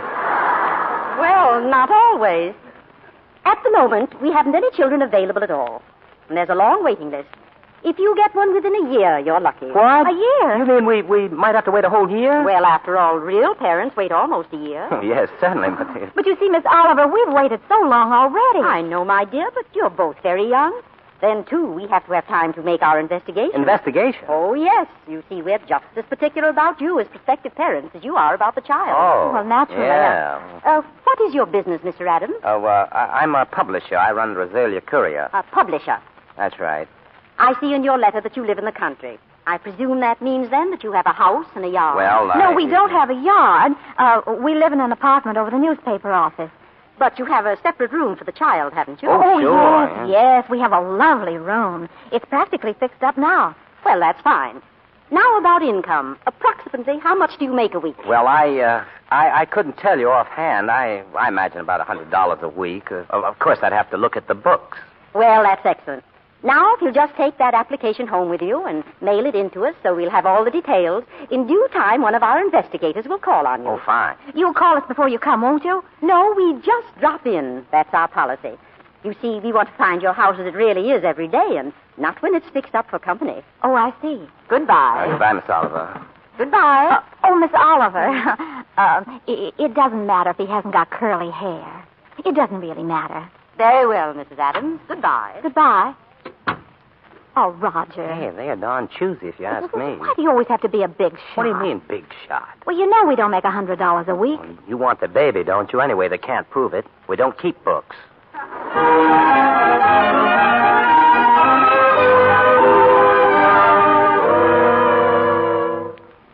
The day that Miss Oliver came to investigate us, I was cleaning house. I had on an old dress, and my hair was a sight. Just to make things a little worse, I had the phonograph going full blast.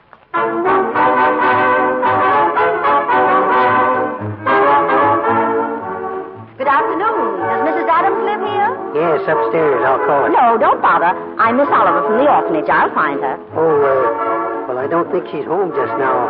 I think she's in church. In church? This time of day? Well, you see, she and Mr. Adams go there quite a lot.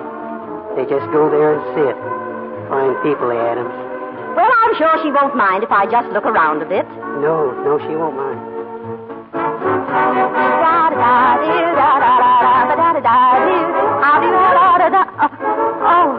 Oh, Miss Oliver. How are you, Mrs. Adams? It's all right.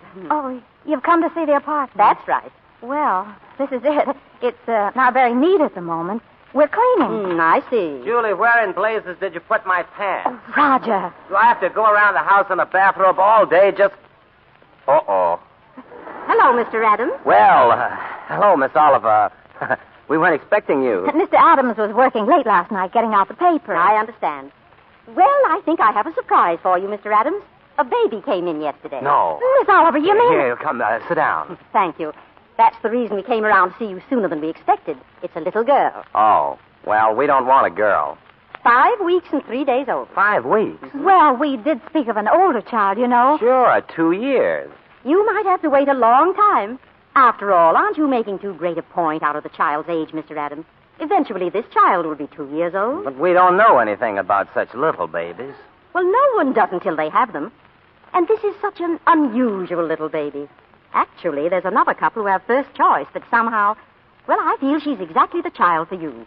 That's why I wanted you to see her first. And I couldn't resist giving you the chance. Did you bring her with you?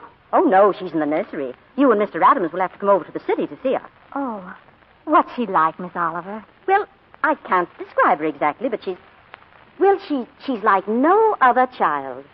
Like no other child? Yeah, she isn't a boy. Well, Roger, there's no harm looking at her. If you don't like her, I won't say a word. What's the use? We don't want her. Oh, but please, darling, it won't hurt just to look at her. Oh, all right. We'll look, Miss Oliver. Well, that's fine.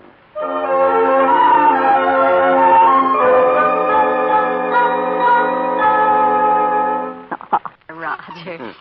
She's holding your finger. Yeah, got quite a grip, hasn't she? For a girl, I mean. Would you like to hold her, Mrs. Adams? Would I? Oh, thank you.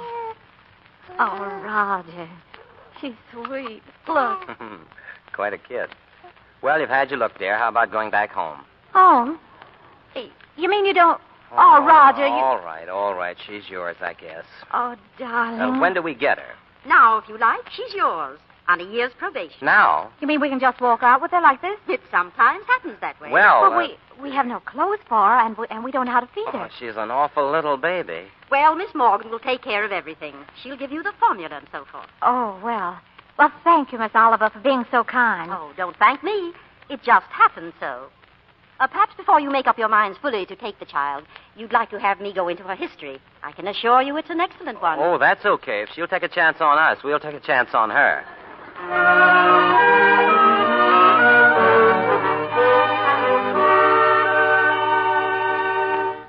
Put the chairs around the bed. Look out. You're in the way. Darling, don't make so much noise. If she wakes up again, you know what that means. There, that'll do. You think she'll be all right in here? Sure. It'll be okay. She? Yeah. Now, come on, let's go to bed. Well, I don't know. I don't think I'll go to bed. She eats again in a half hour. Directions say so. I'll set the alarm. Come on. No, maybe I better just sit here and watch her. Don't be silly. But she might wake up. It won't wake up. Roger. What's in the... Well, turn it off. I'm trying to. Well, quick. It's stuck. I can't move the thing. It's... Oh, Roger. I couldn't help it. Well, look at the baby. Is it awake? No. No? Well, what's the matter with it? I don't know. You think she's all right? I don't know. Is it breathing? Yes. She's all right. Come on. Oh, she's certainly a good little baby, isn't she? Yeah, we were lucky together. Let's go to bed. Now be quiet, closing the door. Don't worry. Go ahead. Roger. What's the matter? Roger. Do something. What'll I do? Well, do something. Can't you see the baby is suffering? But I don't know what to do. Well, don't just stand there. Do something. Well, take her. Pick her up. Huh? Well, go on. Do something. Oh, no, you must. I'm going to call Miss Oliver. You can't call her at this hour. I'll pick her up. Come on, baby. But Come. Oh. Hey, look. It shut up. Oh. Oh, darling. Just wanted a daddy, that's all. Yeah. Oogly.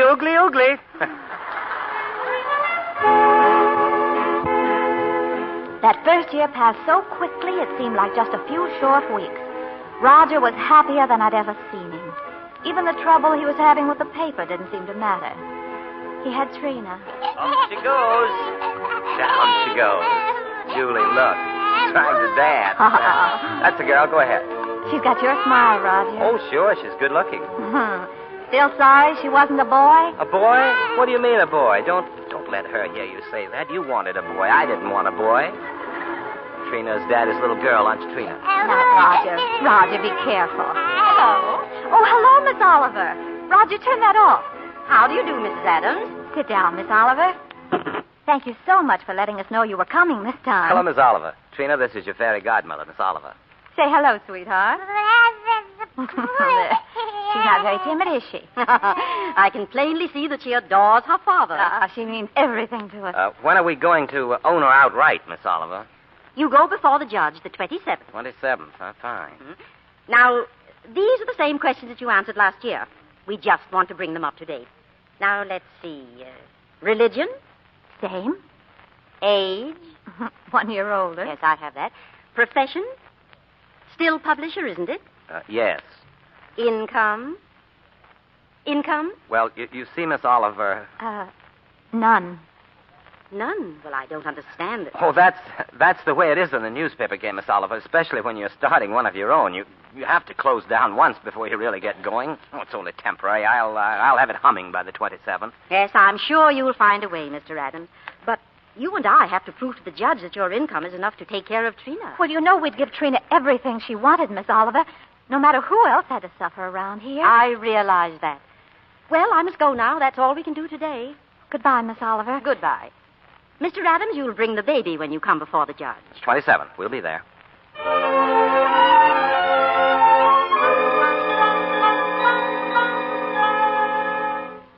There she is. All ready, Daddy. Roger, don't forget to take the coat off in the train. I won't. Bye, dear. Bye. Come on, Trina. Oh, Roger, wait. Wait, her bunny. She may want it. Here, darling. Take your bunny with you. Bye, dear. Bye, Trina.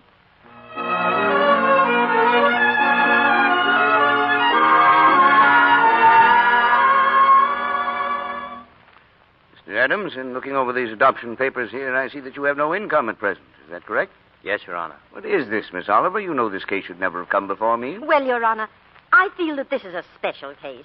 I've kept hoping until the last minute that Mr. Adams might be able to resume the operation of his paper, but unfortunately... Yes, well, under these conditions, I cannot grant the adoption. This child will have to revert to the orphanage. Mr. Adams, will you draw up a chair, please, while I prepare these release papers for you to sign? It's just a matter of routine. If you please, Your Honor, it can't be just a matter of routine for people to have their baby taken away from them. And those are the requirements of the law. Yes, but well, you see, we've had her since she was 6 weeks old, and it just doesn't seem reasonable that she should have to go back now to strangers. Mr. Adams, you're not here to plead your case. You've had the regular opportunity to prove your fitness to provide. But we are fit, Judge. I'm sorry.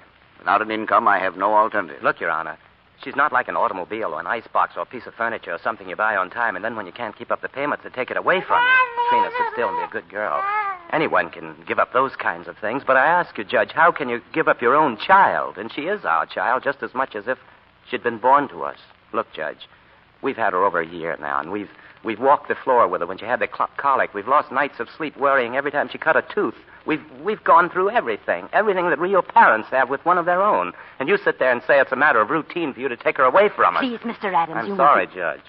But, well, you see, we weren't as fortunate as most people. We would have had one of our own, only, well, you don't know how badly my wife wanted a child. It wasn't so important to me. I don't know. I suppose most men are like this, but children never meant a great deal to me. Oh, I liked them all right, I suppose, but, well, what I'm trying to say is, Your Honor, the first time I saw her, she looked so little and helpless, and when she took hold of my finger and held on to it, she sort of walked into my heart, Judge, and she was there to stay.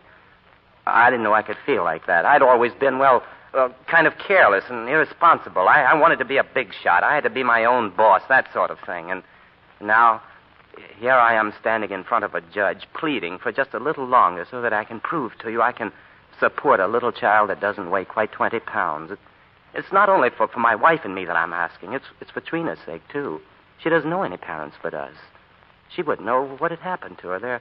There's so many little things about her that nobody would understand the way Julie and I do. We love her, Judge. Please don't take her away from us. Look, I'm not a big shot now. I'll do anything. I'll work for anybody. I'll beg. I'll borrow. Please, Judge, I'll sell anything I've got until I get going again. Only she'll never go hungry and she'll never be without clothes. Not as long as I've got two good hands to help me.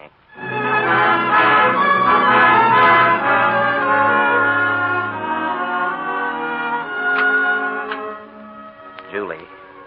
Roger, you brought her back. She's yours, dear. Ours. The judge said so. Ours now and forever. Oh, Trina. Nothing can ever take her from us now, darling. Nothing. Darling.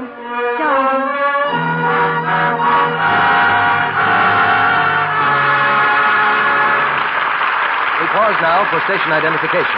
This is CBS, the Columbia Broadcasting System.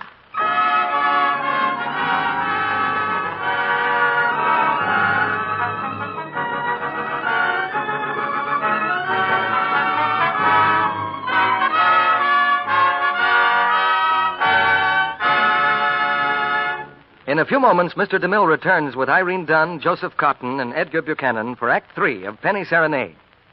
But now I have a question to ask a couple of the ladies here tonight.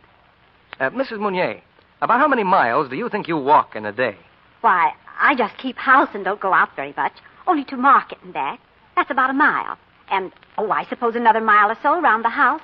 Not more than 2 or 3 miles a day, all told. And you, Miss Gregg, how far do you think you walk? Oh, not more than a couple of miles. I'm a secretary and just sit at my desk most of the day. Well, I'm afraid you both underestimate your jobs. Statistics show that housewives often walk up to 7 or 8 miles a day, and office workers about 3.5 to 4.5 miles. You probably do a lot of bending and stooping in addition to just walking. All those things are hard on stockings. Well, often I do get a run just from bending my knee. I wish I knew how to make my stockings last longer. Then you'll be interested in recent stocking tests. A famous laboratory washed rayon stockings 3 ways. Part of them with Lux Flakes, others with a strong soap. Others were rubbed with a cake soap. And what happened, Mr. Kennedy? Then they made tests to see how much strain these stockings would stand. The kind of a strain they get in everyday wear, when you stoop down, climb stairs, and so on. Here are the results. The Lux stockings stood more than twice as much strain, lasted over twice as long before going into runs as the others did. I'd like my stockings to last twice as long. Lux will help you do it. Just Lux stockings after each wearing. Dry rayons, 24 to 48 hours. Now, Mr. DeMille returns to the microphone. We'll have a few personal questions for our stars after the play. But now the curtain rises on the third act of Penny Serenade, starring Irene Dunn and Joseph Cotton, with Edgar Buchanan.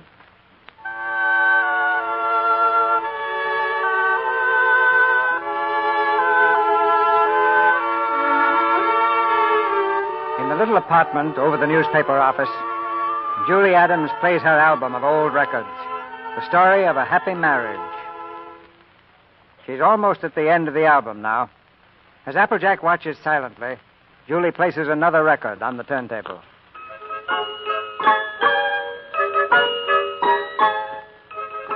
We played this one at Trina's 5th birthday. Remember, Applejack? You bought it for her. Did I? And we played it again last year on my birthday. That was quite a night, wasn't it? I was really surprised. Surprise! Surprise! Oh, Happy birthday, darling. For heaven's sake. Happy birthday, Mommy. Oh, thank you, darling. Come on, sit down. Trina's going to make a presentation. I'd almost forgotten it was my birthday. Here, Mommy. This is from Daddy. From Daddy? Mm-hmm. Why, oh, Roger, a wristwatch. Darling, I've always wanted one like this. And this is from Uncle Applejack. Uncle Applejack. Oh, I think I can guess what this is. It's a handkerchief. It's beautiful, Applejack. I always figure a person can't have too many handkerchiefs. I better tend to the gravy. And this is from me. From you. I can't imagine what this is. What on earth? I got you a record because you love records and because you and Daddy love each other so much. Come on, play it. Trina, you're sweet, darling. Thank you. I'll turn on the phonograph. Put the record on, Mommy. Trina picked it out herself. Did she? Oh, that's nice.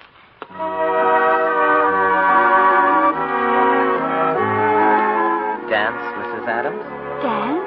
I'd love to. You dance nice, Mommy. Thank you, darling.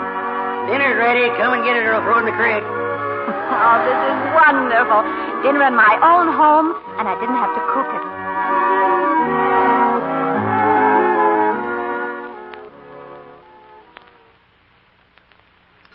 Well, we sure changed the complexion of that bird. We certainly did. What'd you do in school today, darling? Oh, I almost forgot. I was choosed. I'm going to be in the Christmas play. In the Christmas play? What are you going to do? I'm going to sing in the carols. Hey, that's all right. Why, Trina, that's wonderful. It'll be fun making you a carol's costume. I don't need any costume. Nobody sees me. Nobody sees you? All I have to wear is a clean dress and some sneakers. I'm the echo. I'm away off behind the scenes. You only hear my voice. His Hopkins says it gives a faraway sound, like the angels in heaven. Oh. Well, why do you have to wear the sneakers? The sneakers is so I'll be quiet. I have to walk up a ladder behind the scenes and take a big star with me. Then when I get over the manger, I stop, and then the angels sing. And when my turn comes, I sing the echo. Then I sneak off quietly. And next year, when I'm big, I'll get to be an angel and wear an angel suit. I'll get seen then. Of course you'll get seen, darling. Is it a long time until next year, Daddy? Oh, no, darling. It'll be here in no time at all.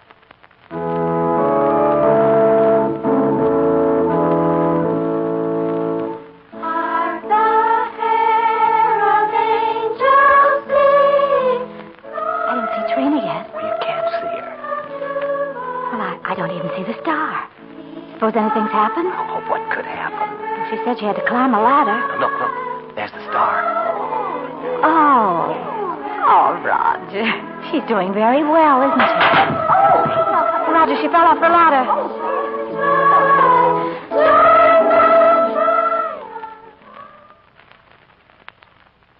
Don't worry, Trina. You did fine. No, I didn't. I spoiled everything. Now Miss Hopkins won't let me be an angel next year. Oh, yes, she will, darling. Certainly she will. Well, I was talking to her, and she said you just did fine, Trina. Did she? Sure. Why, you were better than all the rest of them put together. See, dear? Honest? Honest. Gee, I don't know what people would do without Christmas. Oh, I don't know what we'd do without you, honey.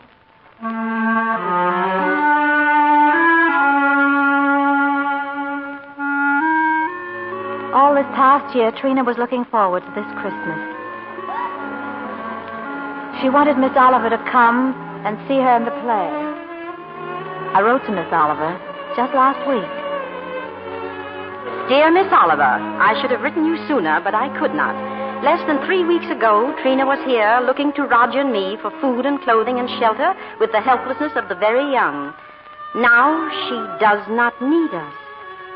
A sudden, brief, hopeless illness, and she was gone. Quickly, quickly.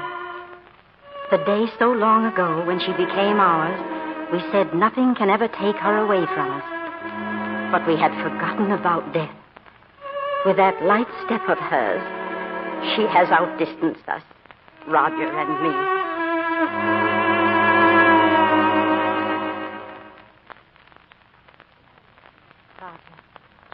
Roger, why don't you speak to me? Roger, don't you hear me? Yes.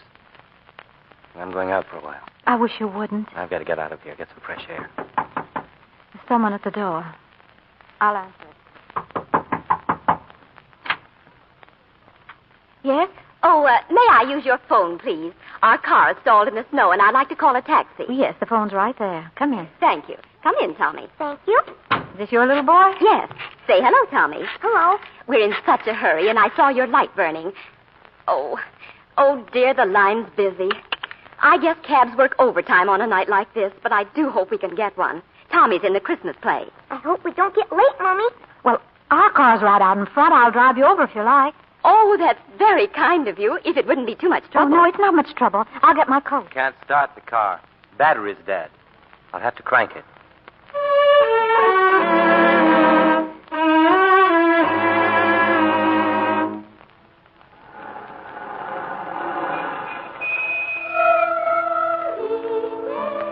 This is the nearest I can get. Oh, thank you. This is fine. You can go in the side door. Yes, I know. Mommy, they're singing already. We're late. Good night, and thank you again. If you only knew what these things mean to a child. Good night. Come on, Mommy, come on.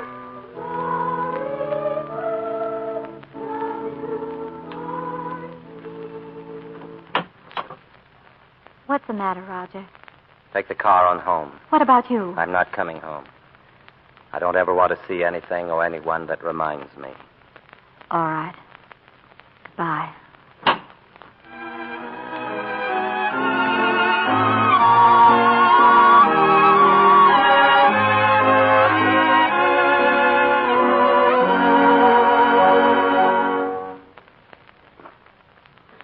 That's the last of them, Applejack.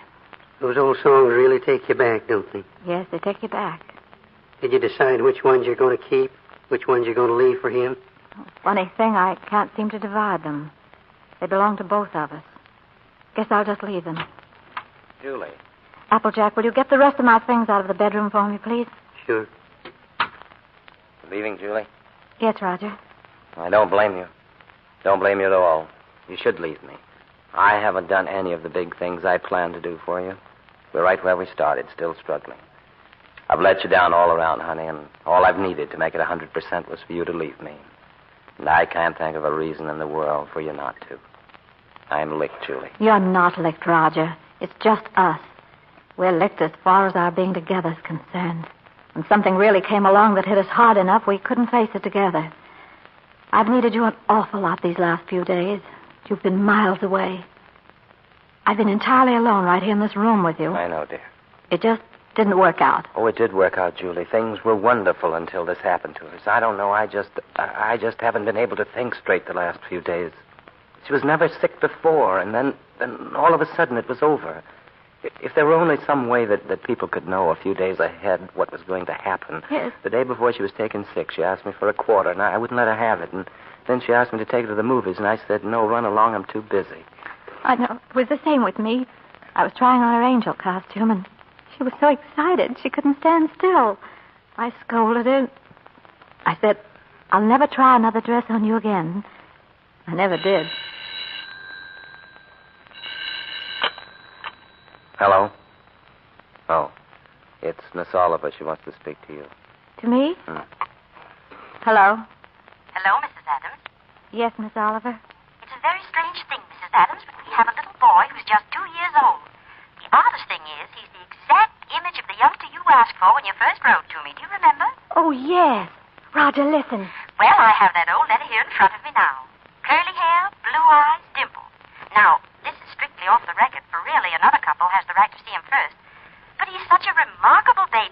I thought perhaps you and Mr. Adams might want to take a look. Oh, yes, we do, Miss Oliver. We'll come down and see you tomorrow, if that's all right. And, Miss Oliver, please don't let that other couple see him till we do, will you? I won't, dear. Goodbye. Goodbye. Roger, did you hear? Well, if he's only 2 years old, I'd better put up that gate around the stairs again. Yes. Wouldn't want the little fella falling downstairs and breaking his arm. No, and I guess we'd better get out the crib. But then if he's 2 years old, he can sleep in a bed, can't he? Oh, sure. And we won't have to put the chairs around him, No, Roger. and over in that corner, I can put a little electric train.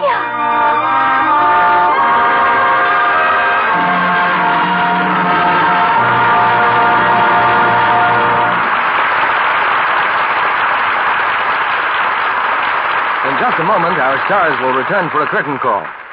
Now, here's our fashion reporter, Libby Collins, with some colorful news about lingerie. Nowadays, women are wearing birds, flowers, bow knots, even animals on their slips and nighties.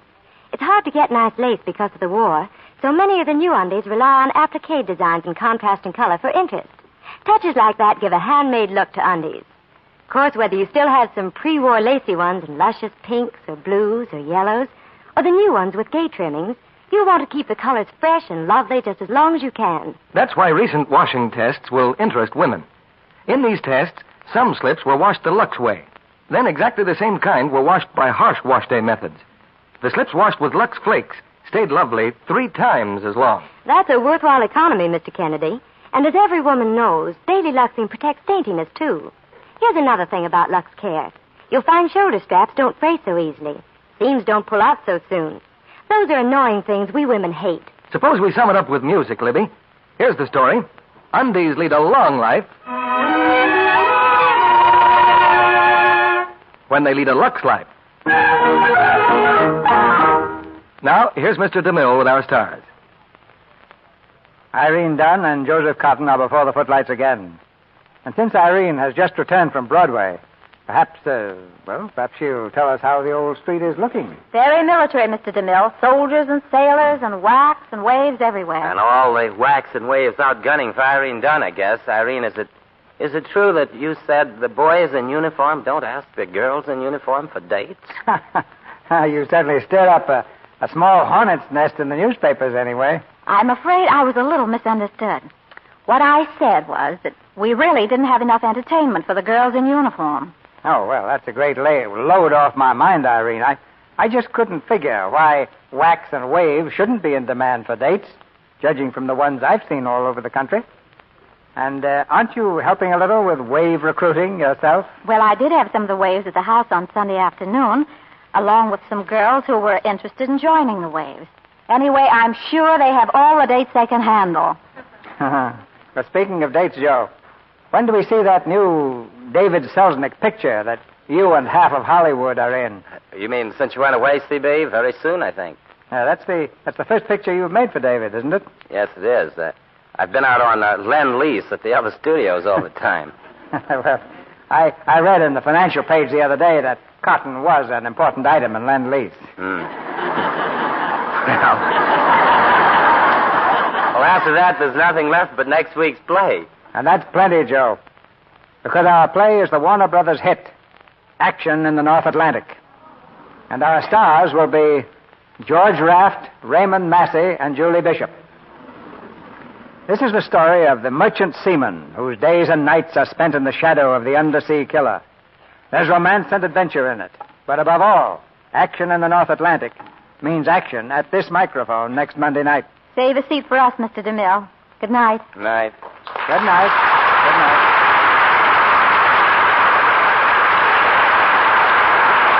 Hear that? Hear that? That's a penny serenade. Penny serenade.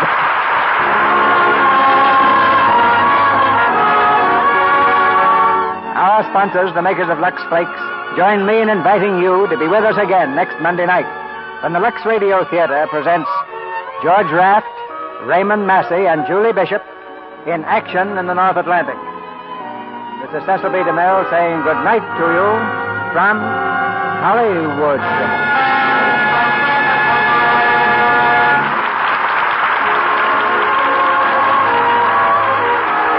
Don't throw away that tin can you used tonight. It will be handy for saving used fats.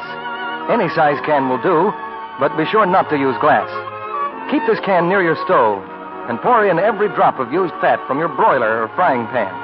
Even black burned fat or fat skimmed from soups and stews is just as good as clear grease.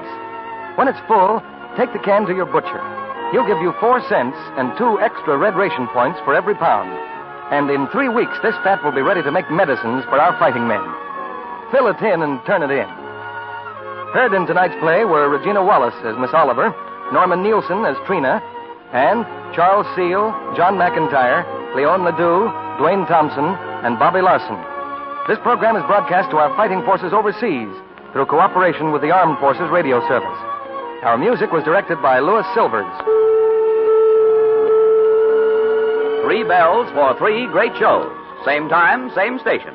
Listen tomorrow night at Lux time for George Burns and Gracie Allen and their guest star Ray Milland. Listen Wednesday night for Frank Sinatra singing I'll Be Seeing You. Robert Benchley will be Frank's guest. This time, Lux time. Every Monday, Tuesday, and Wednesday for the tops in entertainment. Our Lux Radio Theater production of Penny Serenade, starring Irene Dunn and Joseph Cotton, with Edgar Buchanan, has come to you with the good wishes of the makers of Lux Flakes, the tissue-thin soap used by smart housewives everywhere. In the Lux Radio Theater next week, we will have, as usual, our producer, Cecil B. DeMille. Be part of the coast-to-coast audience that gathers each week to enjoy this hour of dramatic entertainment with the finest artists of Broadway and Hollywood in plays that you yourselves have told us you'd like to hear. This is your announcer, John M. Kennedy, reminding you to tune in again next Monday night to hear George Raft, Raymond Massey, and Julie Bishop in Action in the North Atlantic.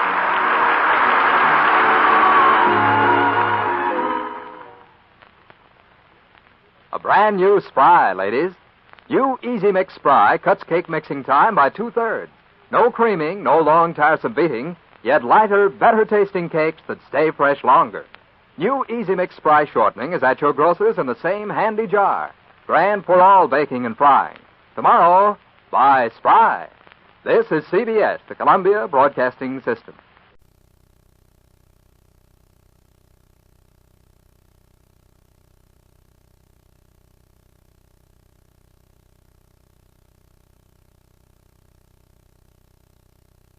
You walk out there, and the music starts, and you feel it. Your body just moves. There's something inside of you that just clicks, and you're gone. It's like you're somebody else for a while.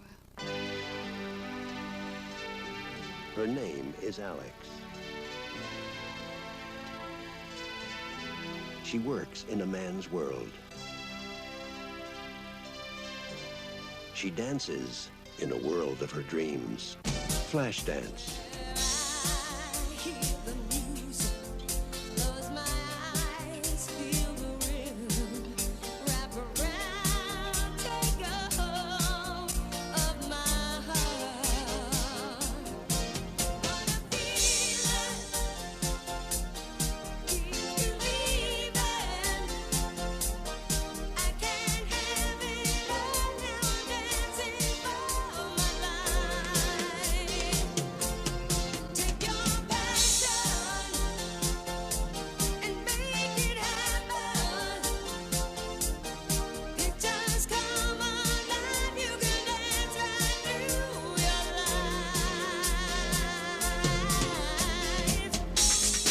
Flash dance. If a dream comes true just one time, it can change your life for all time.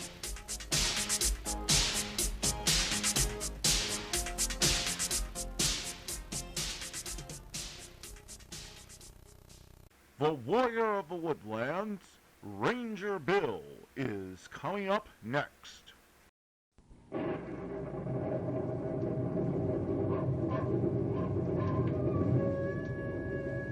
Ranger Bill, Warrior of the Woodland.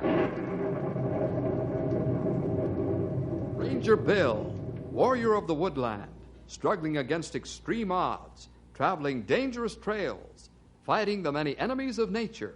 This is the job of the guardian of the forest, Ranger Bill. Pouring rain, freezing cold, blistering heat, snow, floods, bears, rattlesnakes, mountain lions. Yes, all this in exchange for the satisfaction and pride of a job well done.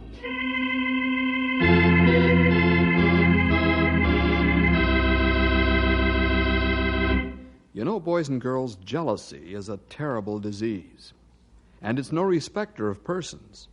Yes, even Christians can get this horrible affliction if they don't let the Lord completely rule their lives. In our story today, Bill and the fellas run into plenty of trouble with a jealous man. Jealousy can be so powerful that it can even turn you against those you love most. You'll see what we mean in the story, The Jealous Stepfather.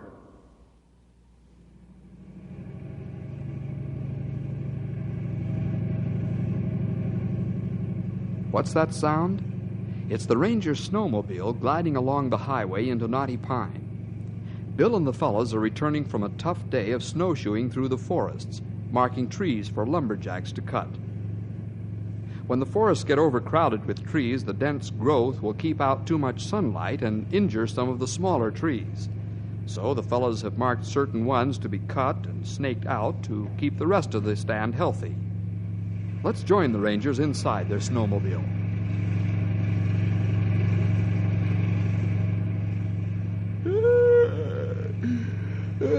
Sure put in a good day's work today, Sonny. I'll be marking trees in my sleep. Oh, Duffy. You won't be alone, old-timer. Henry, turn the heat off, will you? It's making me too willing to saw wood. Okay.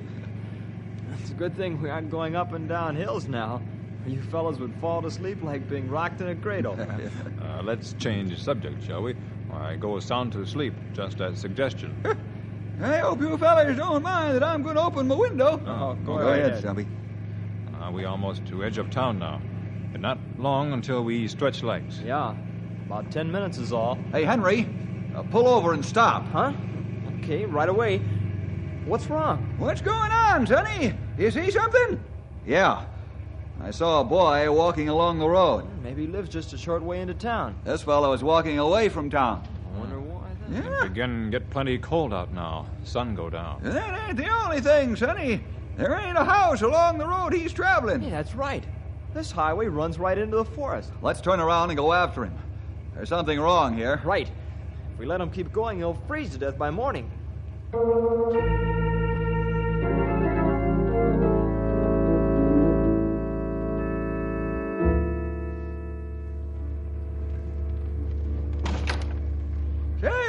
Feller, you better not walk out there tonight. Unless you got an electric overcoat on, it's going to be mighty cold. I'll be all right, mister. Don't worry about me. You must be joking, son. There isn't a house for the next 50 miles along this road. You better come in here with us. We'll take you home. I'll be okay. I don't want to go home. You better listen to Bill. You freeze to death if you keep going. I said I'll be okay, didn't I? Now leave me alone and mind your own business. What's wrong with him, Bill? He's talking through his hat. I don't know what's wrong. Hey, son, you get into this snowmobile right away, or I'll come out there and bring you in. You better do like Bill say. You not fool around. Oh, all right.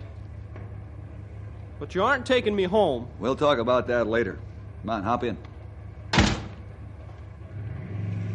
I think you'll find it a couple of degrees warmer in here, Sonny. Now, what in the name of common sense made you take this road out of town for a walk? Who are you mad at, anyhow? How'd you know I was mad at somebody?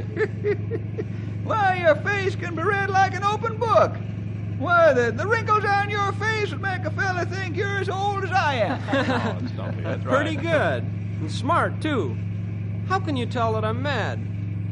What's your name, son? Gary Might as well tell us. You know, we'll find out sooner or later. How? Well, your folks will call the sheriff, and he'll tell us that you're missing. That's how. You tell us whole story, and we try help you with problem. And that part of our job to help people in trouble. That's right, young feller. The sooner you tell us the whole thing, the quicker we'll be able to help you. Okay. I'm Gary Danforth. I live at 69 Pleasant Drive. But I'm leaving home because my stepfather doesn't want me there. All he does is kick me around and yell at me. How old are you, Gary? 15. Perhaps if you went home, everything would be all right now. We all have misunderstandings at one time or another. No, I can't go home. You hear me? I can't. What about your mother? Probably worried sick by now. I know. You could call her and tell her I'm okay. But please, don't make me go home. I'll just get another beating if you do. I'm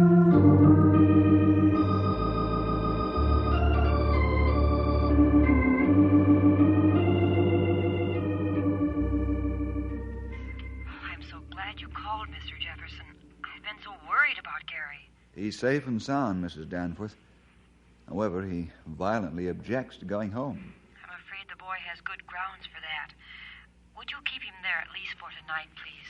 Well, I don't know, Mrs. Danforth. This is really a problem for the sheriff and juvenile authorities.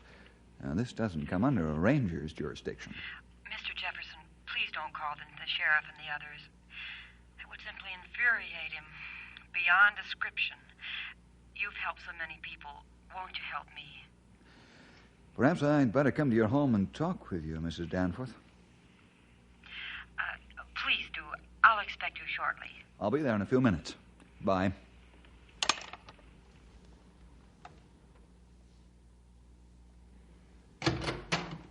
Come in, gentlemen.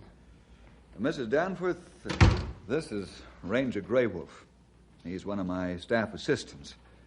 Grey Wolf also merits the same confidence you can put in me. I understand.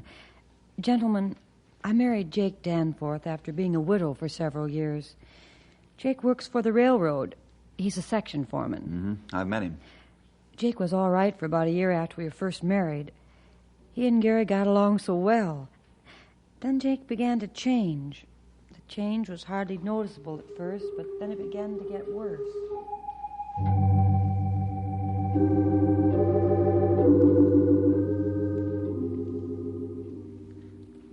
Gary, look at your room. It's a mess. Yes, sir, I know.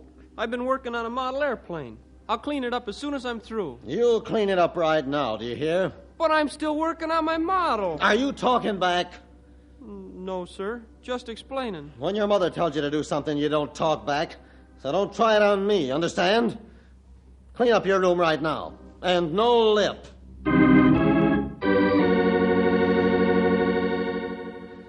How come you got all of Gary's clothes on the table, Arlene? I'm looking them over to see what new clothes he needs. New clothes?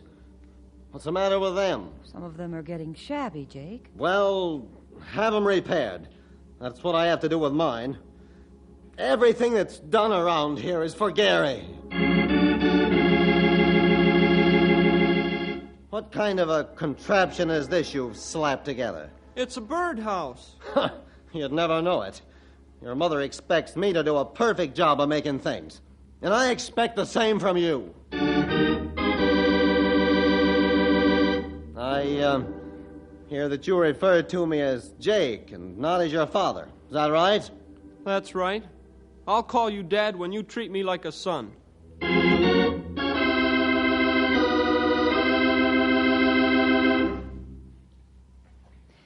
I've only touched on the high spots, gentlemen. Lately, Jake's been beating the boy for absolutely no reason at all. I'm afraid Gary's had enough of it. I'd say that Jake's got a bad case of jealousy, Mrs. Danforth. There's no doubt about it. Oh, Jake. Is that brat of yours home yet? Huh. What are the Rangers doing here? They found Gary walking on the highway. He's safe and sound. He won't be when I get my hands on him. I'll teach him to run away from home. You won't get that opportunity, Jake. Who says I won't? Bring him out here, Arlene, and I'll whip him within an inch of his life right here in front of the law. No, you won't. Gary's at Mr. Jefferson's home where he'll be safe. Is that so? Well, you get him over here right now or I'll have you arrested for kidnapping. Please, dear, don't talk like a fool. Bill, please keep Gary until we get this straightened out. Gary won't be brought home until I'm sure that he'll be treated like a boy should. Let's go, Grey Wolf. You ain't going to keep that kid. I'm going over there and take him away from you, badge or no badge. Don't let the badge scare you. I'll take it off. You're not getting the boy back until you can learn to treat him properly.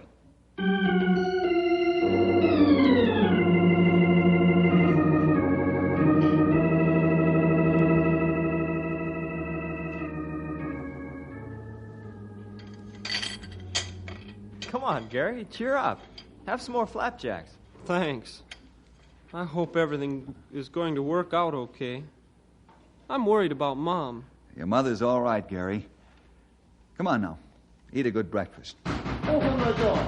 Get me in there. It's Jake. He's after me. Henry, keep Gary here in the kitchen. I'll see what Jake wants. Okay, Jake, I hear ya. Oh, so you want to play rough, huh?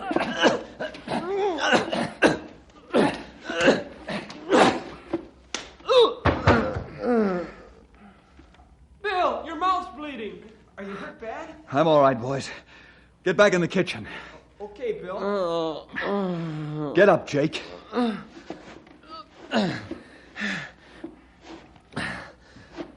Ranger, you got some power in your punch. I feel like I've been kicked by a mule. Now you listen to me, Jake, and listen hard. You found out it's a different story when you try to beat someone your own size. I talked with the sheriff, and he's letting me try to help you at my request. There's a law against beating children beyond the limits of normal punishment. Your wife or I could have you locked up right now. Yeah, we'll see about that. I got some rights, too, even though I'm only his stepfather. I'm sorry you're so jealous of Gary. Ranger, you make me laugh. I'm not jealous of anyone, especially that kid. Have it your own way. However, you can get rid of that jealousy if you try. You mind your own business, and I'll take care of mine. That kid's my business, and don't forget it.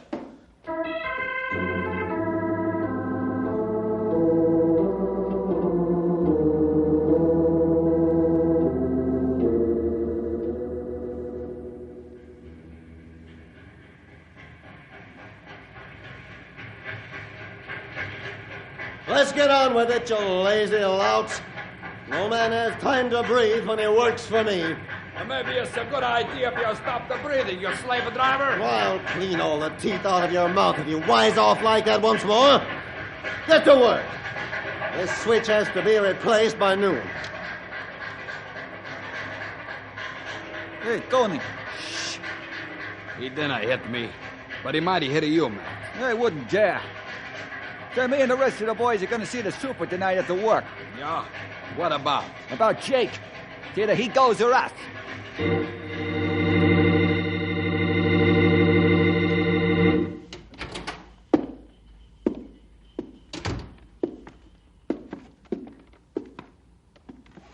You, want to see me, boss?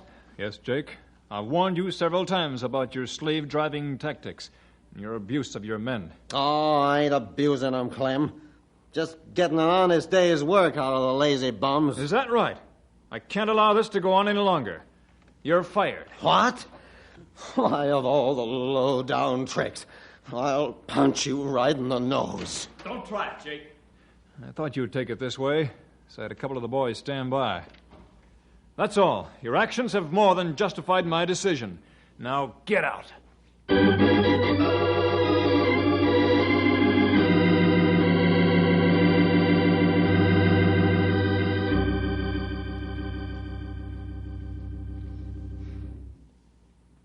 What are you going to do about Jake? Perhaps a positive approach would work on Jake instead of a negative one. Jake's used to force and brutality to get what he wants. He knows how to defend himself against counterforce and physical punishment. Oh, I get it.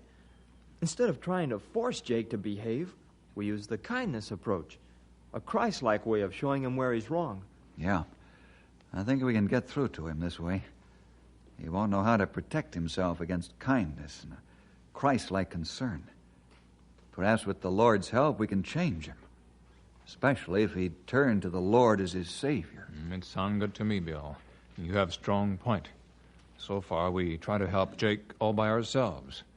We do better if we ask God to help us. I've got it. Ranger Headquarters, Henry Scott speaking. Is Mr. Jefferson there? This is Arlene Danforth. It's for you, Bill. This is Danforth. Oh, thanks, Henry. Hello, Mr. Danforth. Mr. Jefferson, Jake's in a terrible mess. He's in jail. Jail? Yes, can you come quickly? I think you're the only one who can handle him.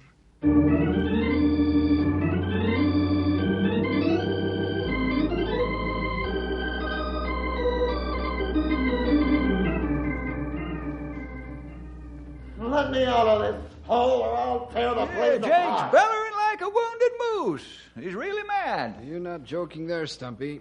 He belongs in an asylum. He waylaid his boss in the freight yard as he walked home and beat him badly.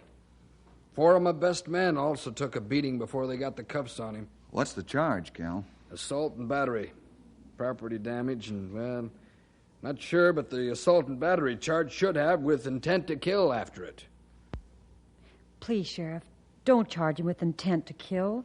Jake's a good man, but his terrible temper almost drives him out of his mind. He's also been going through trying times with Gary. He's almost insanely jealous of my son. Yes, I know. A lot of natural fathers go through the same thing he's going through as a stepfather. But he beat his former boss pretty badly. His former boss? Yes, he was fired tonight for abusing his men. I know he deserves punishment, but I keep hoping that something can be done to help him. You're a wonderful wife, Mrs. Danforth. Jake doesn't deserve the fine family he's got. Let me talk to him, Cal. I don't know, Bill. You're like a caged tiger. No, I'm not afraid of Jake, and he knows it. Let me see what I can do. Okay. I hope I don't have to haul you out of his cell in pieces. Let's go.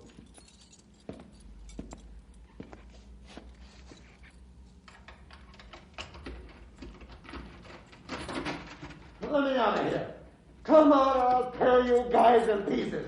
You can't hold me. Let me out of here, Sheriff. You'll be sorry. You hear? You've got a visitor. Stand back from the cell door. Open the door, Cal. He won't come out. Okay.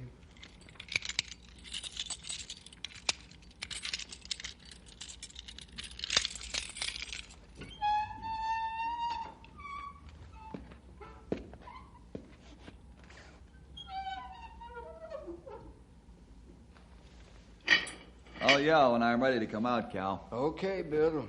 If he gives you trouble, let me know. What are you doing here, Bill? What you up to? I want to help you if you'll let me, Jake. You're in serious trouble. Assault and battery could get you a stiff sentence, especially with your reputation as a war maker. What made you beat up your former boss? I got mad. A fine break a stepfather gets with his kid acting up. Then the boss has to act up, too. Jake, have you ever tried winning anybody over with love and kindness? Huh? How about Gary? What have you done for him to make him love and respect you? The stepfather has 3 strikes against him right from the start. No, it's not true. If all stepfathers were like you, I'd agree, but there are a lot of them who have won their hearts with love and kindness and companionship.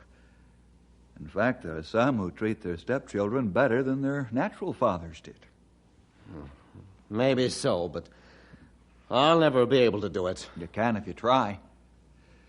Jake, I'll go to bat for you on these charges if you'll promise me that you'll make a real effort being a good father and a peaceful man. What's the use? I get mad too easy. I've been this way for years. I can't change now. You can't change, no, but Christ can come into your life and change it for you. I don't get it. When a man will admit that essentially his rebellion and jealousy against his fellows is really against God, and will lay down his arms and ask for forgiveness, Christ himself will enter into his life and forgive him and remain there to give him power. A man can ask God for help to conquer his temper. Yeah, but what about the trouble I'm in? Jake, I'm willing to help you if you'll give God a chance to work in your life. Well, I don't know about this business of getting Christ in my heart, but I'll pray. Good. Although the only real answer to your problem is Christ in your heart and life. If you'll pray, I'm willing to help you. Okay, it's a deal. I promise to do my best. Fine. Now I'll get busy and live up to my part of the promise.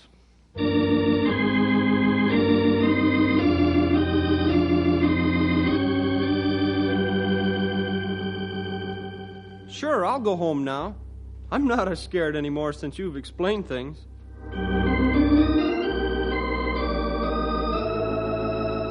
I'm glad you came and talked to me, Bill. Jake's a good man. All he needs is self-control. I'll withdraw the charges.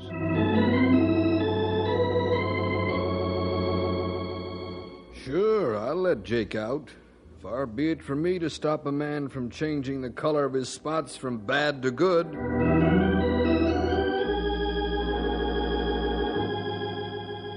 Sure, Bill, me and the boys understand. I tell you what we do. We ask the boss to hire Jake back. If Jake will be a changed man like you say, then he be a good boss, okay?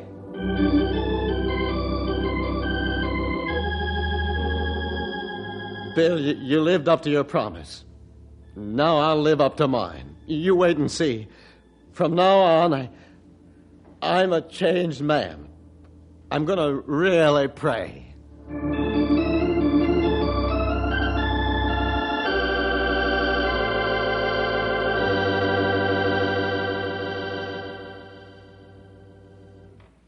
Mr. Jefferson, I just had to stop by and thank you for the wonderful job you've done with Jake. He's such a different man. He's the good man I knew he could be if he tried. I'm pleased to hear the good report, Mrs. Danforth. The fellas and I have prayed for Jake. If he'll let the Lord control his life, everything will be all right from now on. Yes, I appreciate your prayers, gentlemen. I've prayed so long for this, and the Lord's answered so wonderfully. Well, I must run along to the market. Goodbye, and thank you again. Goodbye, Mr. Danforth. Well, that's another job done, Sonny. And a good one, too. You have plenty right idea, Bill. You help him, and a good one. Boy, I'll say, it sure did take a long time. Ranger headquarters. Bill, you better get down here right away. This is Clem. What's wrong? Jake's in a fight. He's got some men trapped in a train shed. Well, can't you take some men and go after him? Certainly I could, but somebody's going to get hurt. Jake's got a 6-foot crowbar, and he's using it in the club. Okay, Clem, we'll be right down. Goodbye. Jake again? Yeah. He's running amok down in the freight yard.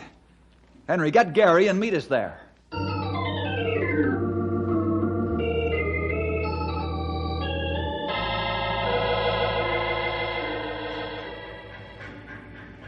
Is that the train shed ahead, Clem? Yeah, it's suicide to try and go in there, Bill. A couple of the boys almost got their heads bashed in trying. Grey Wolf, wait here for Henry and Gary. Bring them to the shed when they get here. But keep them back safely until I call for you. Oh, I do. Stumpy, get your rifle ready to use, but only if necessary.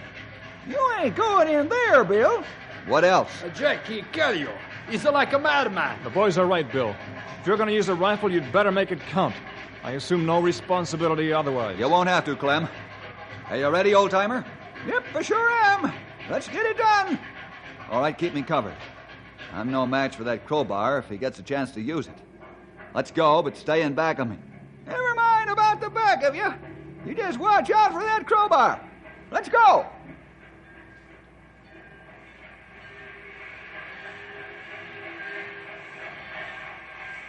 Jake, I'm coming in. Keep back, Ranger. I'll use this crowbar on you just as quick as I'm going to use it on these guys. Look out, the Ranger. He's right in the side of the door. I'm coming in, Jake. You come through that door and you'll get it. You ain't no friend. You're like the rest of them. I'll show you what happens to guys like you if you come through that door. If you want to fight, come out and fight in the open like a man. Yeah, and get shot. If you want me, come and get me. I'm coming right now. I'm waiting. Grey Wolf. I'm right here with Gary. What's the matter, Ranger? You yellow like the rest of them? Gary, talk to him. Call him Dan. I don't know if I want to. I'm waiting, Ranger. I'll be after you in 1 minute if you don't come out peaceful. If you want me, come and get me. Gary, he still needs your help. If you don't talk to him, I'm going after him. He might get shot. Make up your mind fast, son. I can't leave those men in there with Jake much longer. Where are you, Ranger? Dad! Put down the crowbar and come on out. Please come out, Dad. It's me, Gary. Is that you, Gary? Sure, Dad. It's really me. Show yourself. So I know it's no trick. Watch him, Stumpy. Gary, we're going together. Walk alongside and a little back, so I can stop him if he comes for you. Grey Wolf, get the boy out at the fireworks start. Where are you, Gary? Let's go. Talk to him, Gary. I'm right here, Dad. Drop the crowbar and come on out. Please, Dad.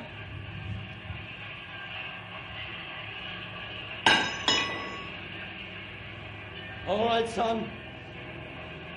I'm coming out peaceful. You haven't called me Dad in a long time. Do you really mean it? Sure I do.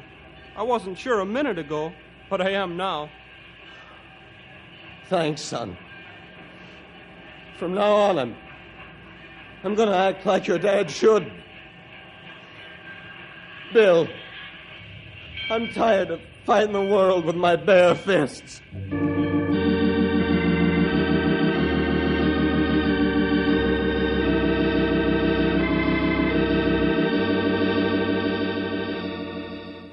Jake, you've still got your job. I found out the men were ridiculing you because you're trying to change yourself for the better. I know you were goaded into that fight. They won't do it again, or they'll be looking for work elsewhere. Oh, Clem, I don't deserve this, but thanks. Jake, do you know what really went wrong? Yeah. I found out that you were right. Just praying to God for help didn't work. I forgot to pray. That business of having Christ in my heart, well, that's what I need. Right, Jake. Prayer is good, but Christ himself controlling our lives is the only answer to any problem.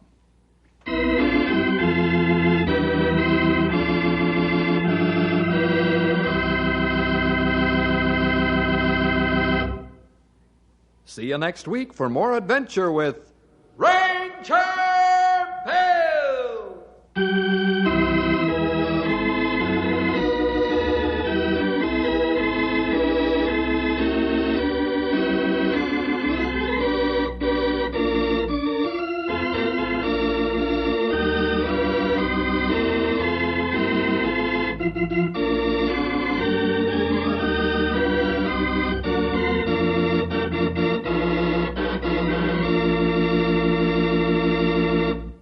Hi, fellas and gals. Ranger Bill again, stepping in here for less than a minute to invite all of you out there to another half hour of adventure next week at this special spot on your radio dial.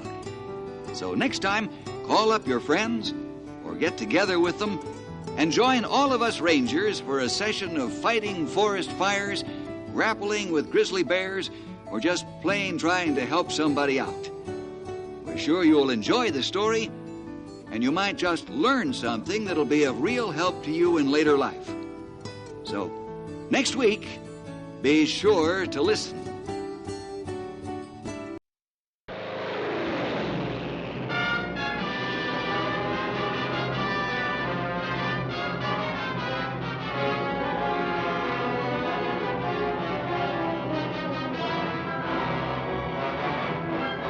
Jigsaw, commencing attack.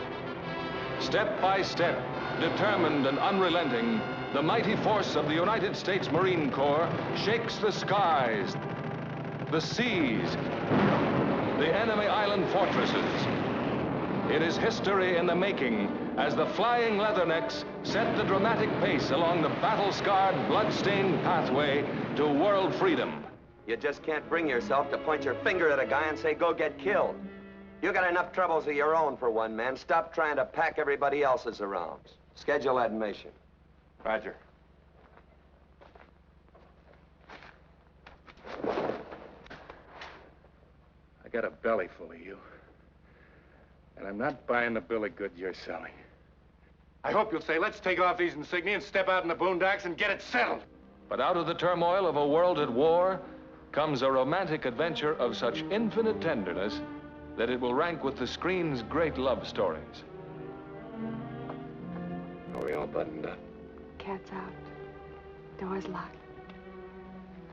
All secure, sir.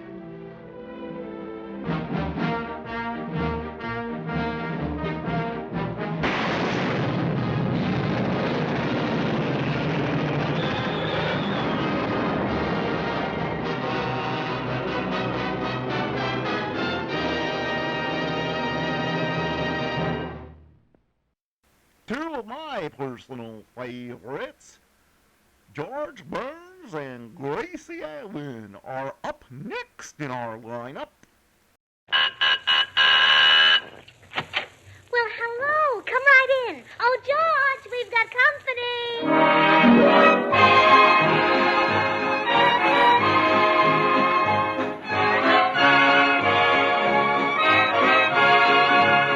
This is Bill Goodwin speaking for Lever Brothers, makers of Swan, the new white floating soap that's pure as fine Castiles. Well, it's Tuesday night again, time for another pleasant visit with George Burns and Gracie Allen, our guest, William Bendix, a special visitor, Herbert Marshall, Jimmy Cash, the Swantet, and Felix Mills and his orchestra. And now meet the people who live in the Burns house, George and Gracie.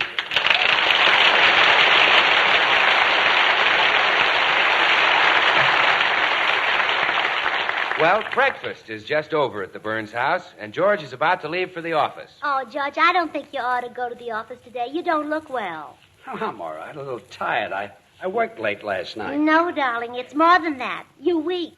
Why, at breakfast, you had to hit your boiled egg 4 times to crack it.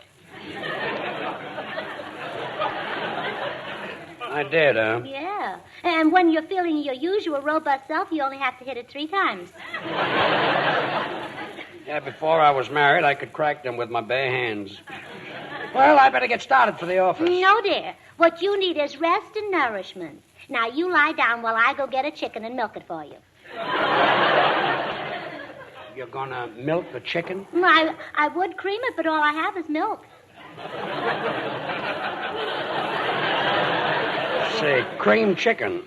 Sounds great, but I'd rather get to the office. No, darling. You're going to rest right here in this den. Shall I bring down the flower pajamas I gave you for Christmas? Oh, don't bother. They don't look good on me. Oh, I think they're very becoming. Why, across the hips, the flowers look like they're just ready to burst into bloom. Ah, never mind. Oh, dear company. I'll close the door so nothing will disturb you. Greetings, dear lady. Oh, good morning, Mr. Bolingbroke. Well, how is your School of Culture and Dramatic Art coming along? Alas, it no longer exists. Me landlady cast me forth from me lodgings. Oh, too bad. Yes, and one cannot teach culture on a park bench. Policemen and pigeons spoil the mood.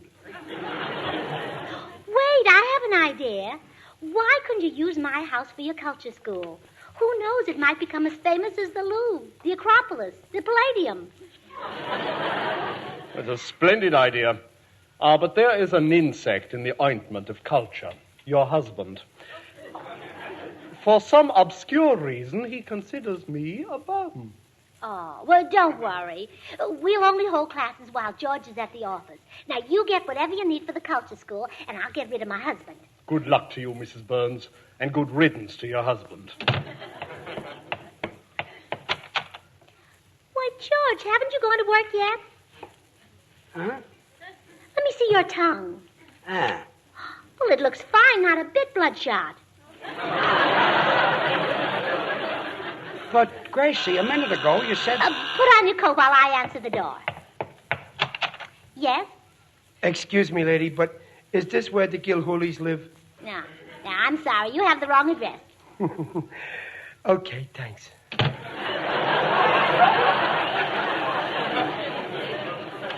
Who was that? I don't know, but he looked kind of familiar. Well, goodbye, George. Hurry to the office. Do you really think I ought to go? I feel kind of dizzy. Maybe I've got something. My father never missed a day's work in his life. He had lots of things to make him dizzy. I know. I married one of them. Hi, folks. Oh, hello, Bill. You leaving, George? I guess so. Bill, do you think I look my usual self this morning? Well, no, George, you don't. See, Gracie? You look good. Goodbye, funny man. Oh, Bill, now that George is gone, I can tell you the wonderful news. I didn't want George to find out about it, so you're the first one I'm telling. Why, Gracie, You're going to have a baby. I am? Oh, Bill, that's better news than I have for you. Well, when do you think it'll be? Well, wait a minute, Gracie. Isn't that what you were going to tell me? Oh, no. Oh. Well, what is the news, Gracie? Well, Nigel Bolingbroke and I are opening a school of drama and culture. Oh, really? Well, say, maybe I could teach diction. Oh, are you good at that? Well, Grace, I don't want to brag, but just yesterday, one of the biggest radio announcers in this town came to me to help him with his voice. Really? Oh, yeah, he said, Bill, old friend, my sponsor is unhappy. Show me how you say Swan. The new white floating soap is 4 soaps in one. The soap for your hands and face for bathing the baby, and the soap for your dishes and light laundry. Show me that, Bill. Oh, the poor man. Did you help him? Well, when I got through with him, he was talking like this. Swan is a great wartime buy. When you wash the dishes with a Swan, you get heaps of suds. Suds so gentle, so mild, you don't have to worry about rough, red dish panty hands. So he talked like that on his program and the sponsor was happy, huh? No, the sponsor fired him. He was supposed to sell coffee.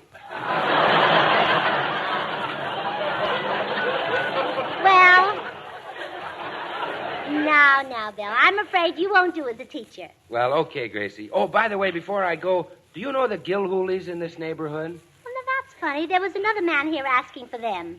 Well, that must have been William Bendix. He's trying to locate these friends of his from Brooklyn. William Bendix, the movie star? Yeah. Oh, my goodness, and I practically slammed the door in his face. Oh, the poor man. From the looks of his face, it's had lots of doors slammed on it.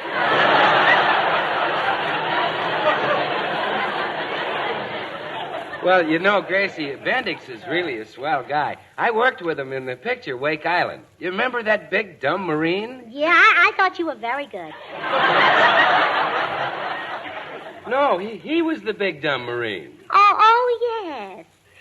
Say, Bill, wouldn't William Bendix be a wonderful guinea pig for our culture school?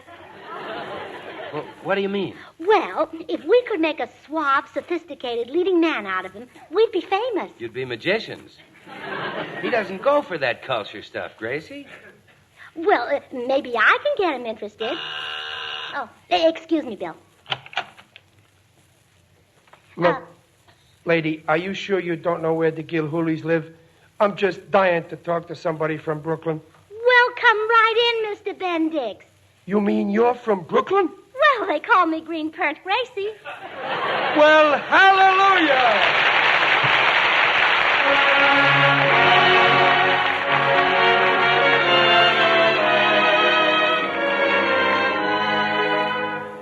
Our young tenor, Jimmy Cash, with a brand new popular ballad, So Good Night.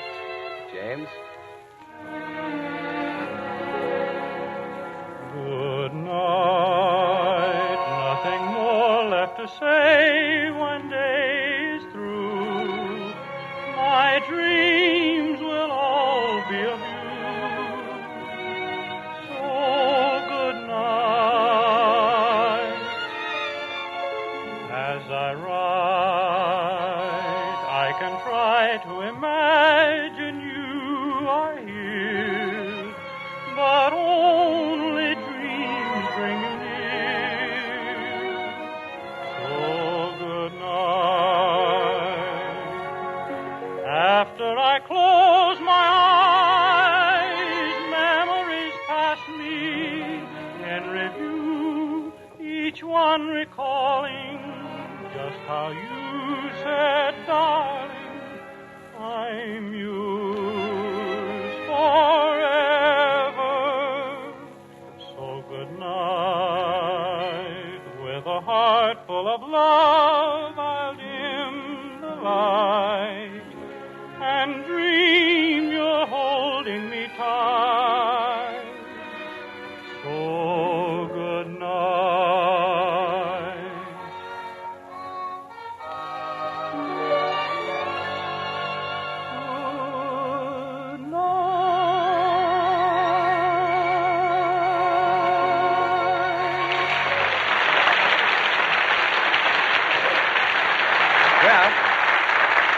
Good that William Bendix is the ideal pupil for her School of Drama and Culture.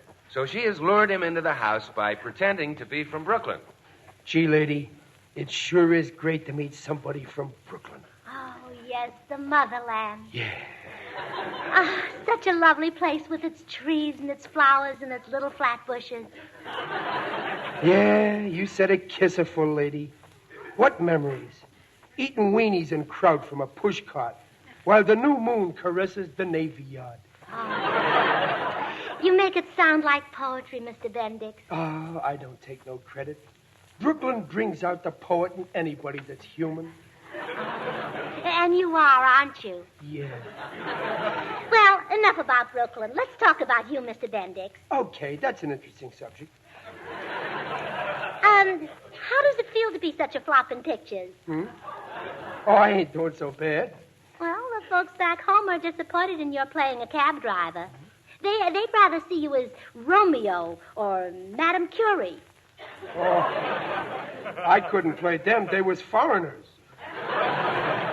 Just the same, the home folks feel that you've let them down. And they don't feel that way about Ronald Coleman. Gee, is he from Brooklyn? One of the oldest families. Well, that's funny. I never run into him in none of the saloons.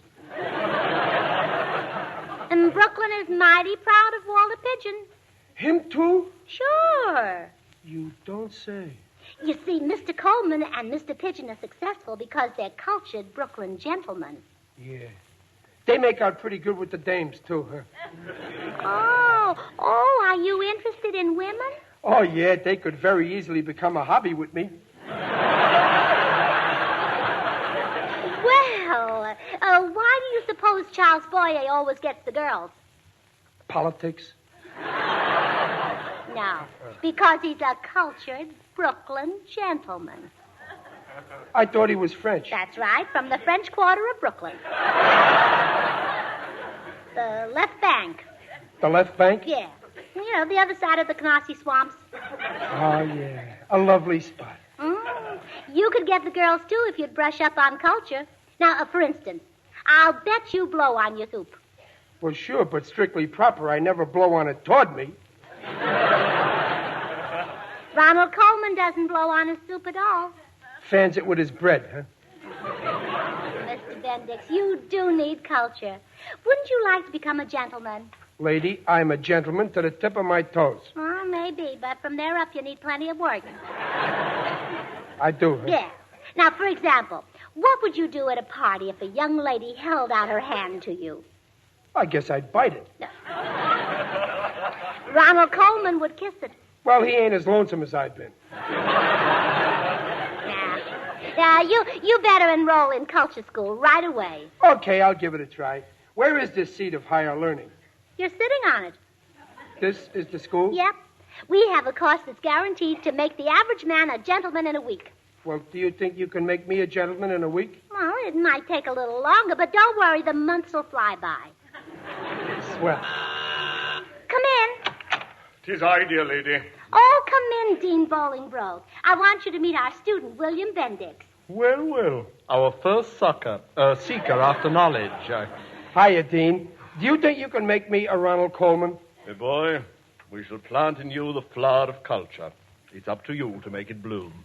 Oh, I'm sure it'll bloom beautifully in Mr. Bendix. He's a perfect pot. Thank you. And now, my dear scholar, shall we discuss that little matter of the enrollment fee, shall we? Oh, you mean dough? Yes, dough, as you so delightfully put it. Naturally, you want to enroll for all our courses. Oh, sure, I'll take everything you got. It's mutual.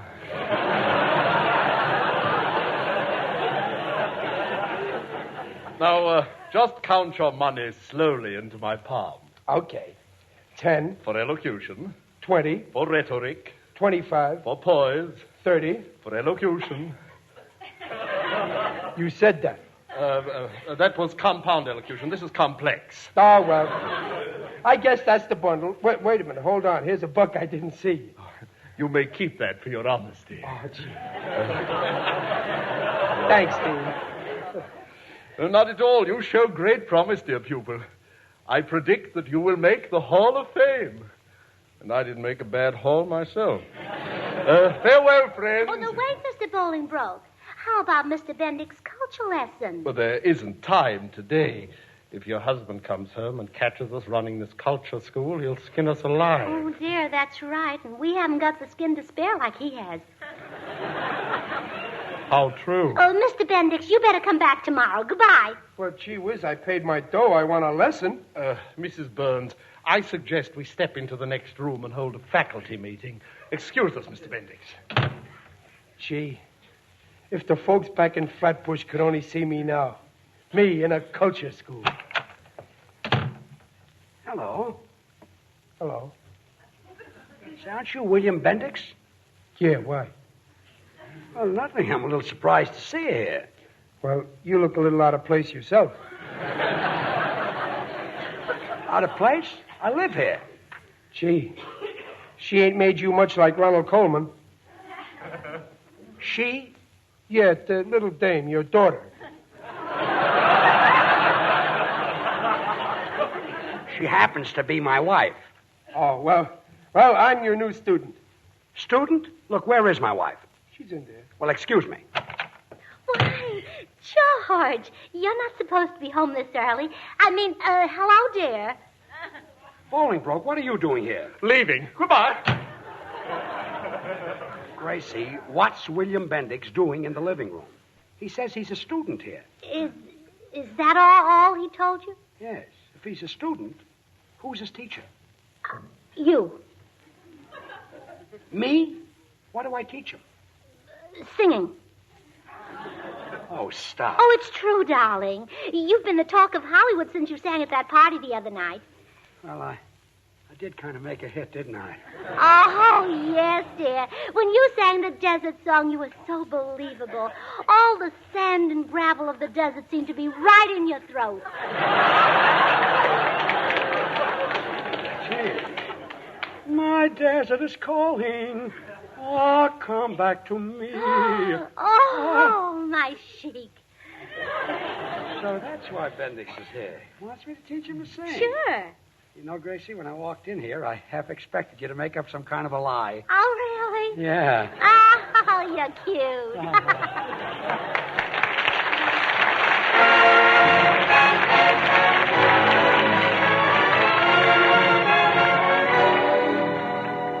Time for Felix Mills and his orchestra. And tonight with the Swantet, an old favorite that's back in favor now, My Ideal.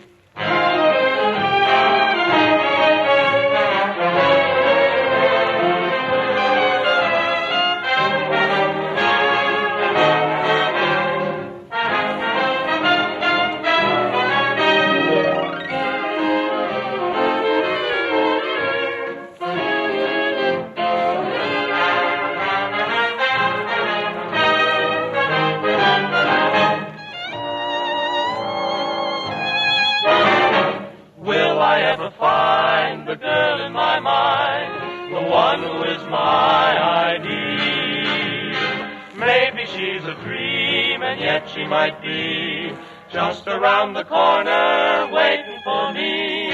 Will I recognize the light in her eyes that no other eyes reveal? Or will I pass her by and never even know that she is my ideal?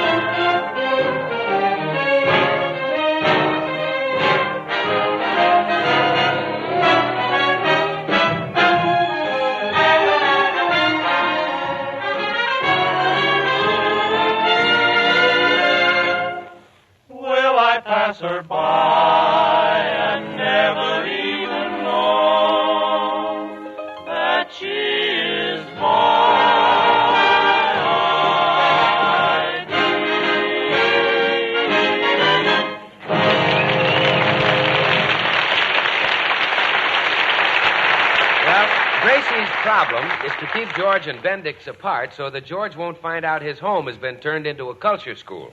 Well, I'm going in to show Bendix how I sing. Oh, no, you can't, dear. You see, when you sang the desert song just now, you didn't sound right. The gold was missing from your voice. No gold at all? Well, it was tarnished. Some of the notes you sang were sort of green. Gee, I thought I sounded swell.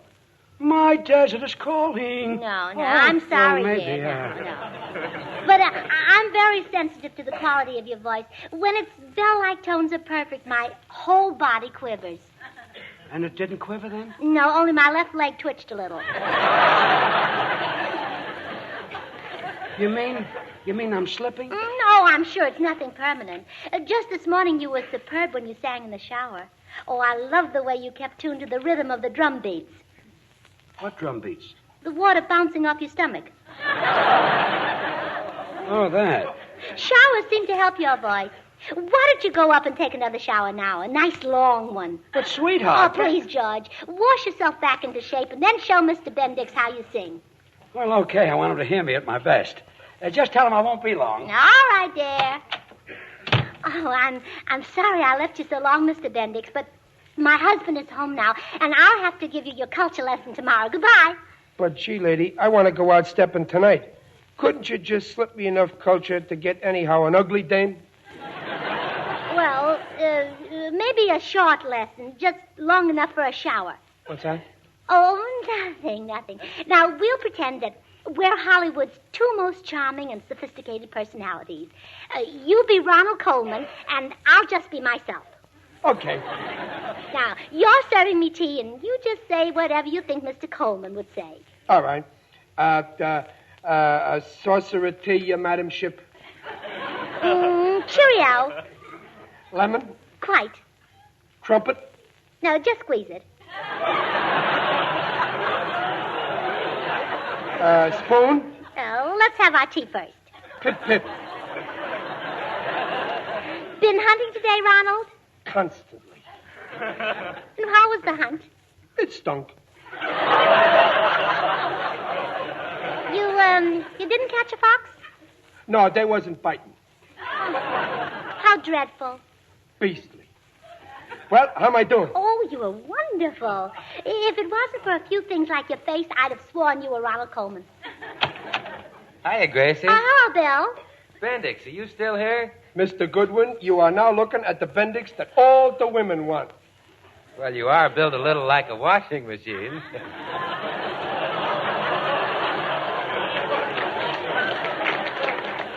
One more dirty crack and I'll kick your teeth in. Oh, Mr. Bendix, remember your culture. You should say one more uncouth remark and I'll kick your teeth in. Oh, yeah. You see, Goodwin, this little lady has molded me into a Ronald Coleman. Really? It doesn't show. Oh, Bill, I think he definitely looks molded. Gracie, will you bring me a towel? Oh, George is out of the shower. You boys better leave. Mr. Bendix, I'll see you tomorrow. Goodbye. Bye. Well, Goodwin, now that I'm cultured, I ought to get plenty of dames. Now, look, Bendix, if you want to get somewhere with the women, listen to me. Now, let's say that you have a beautiful woman in your home. Well, that's already further than I ever got before. Well, now, first you want to show her that nothing's too good for her, you see. So you open the bar and you tell her to help herself. Yeah, go on. Yeah, her eyes will light up and she'll say, "Oh, Mr. Bendix, for me? That whole bar of Swan?" Bar what? Swan. That's the new white floating soap. Women are crazy about Swan because it's 4 soaps in one. Great for their hands and face or for bathing the baby, and tops for dishes and light laundry. Swan is 4 swell soaps in one, a great wartime buy. Wait a minute. You mean to tell me I can get beautiful dames with Swan soap? Well, sure. Holy smoke, and I've been wasting that stuff taking a bath with it.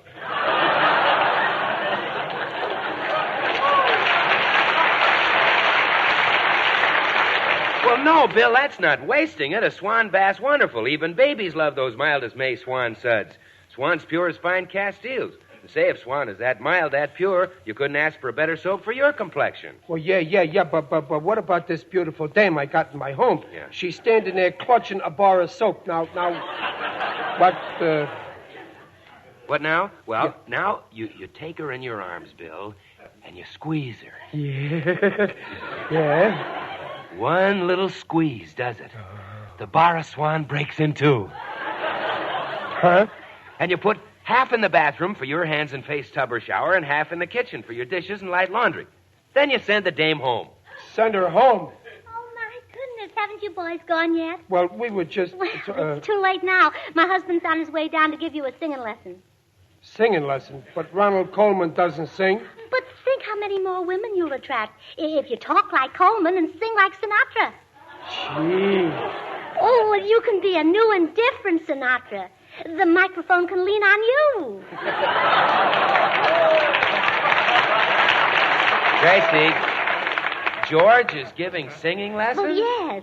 Why, if it weren't for him, Frank Sinatra wouldn't be where he is today. George? Sure, he found an apartment for him. Well, Bendix, I'm ready for your singing lesson. Now sit down and I'll show you how you'll sound after 5 or 6 years of hard study. I ain't got nobody. Nobody cares for me. Including me. Goodbye, George. I'm so sad and lonely, baby.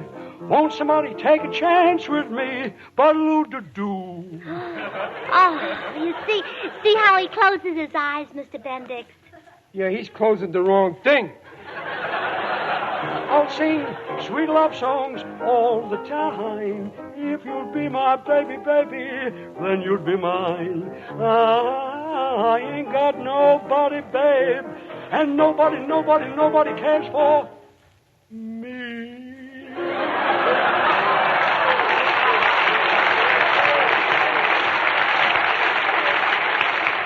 Well, Mr. Bendix, when you learn to sing like that, you'll get plenty of women. Lady, the dames I could get with a voice like that I wouldn't want. So long.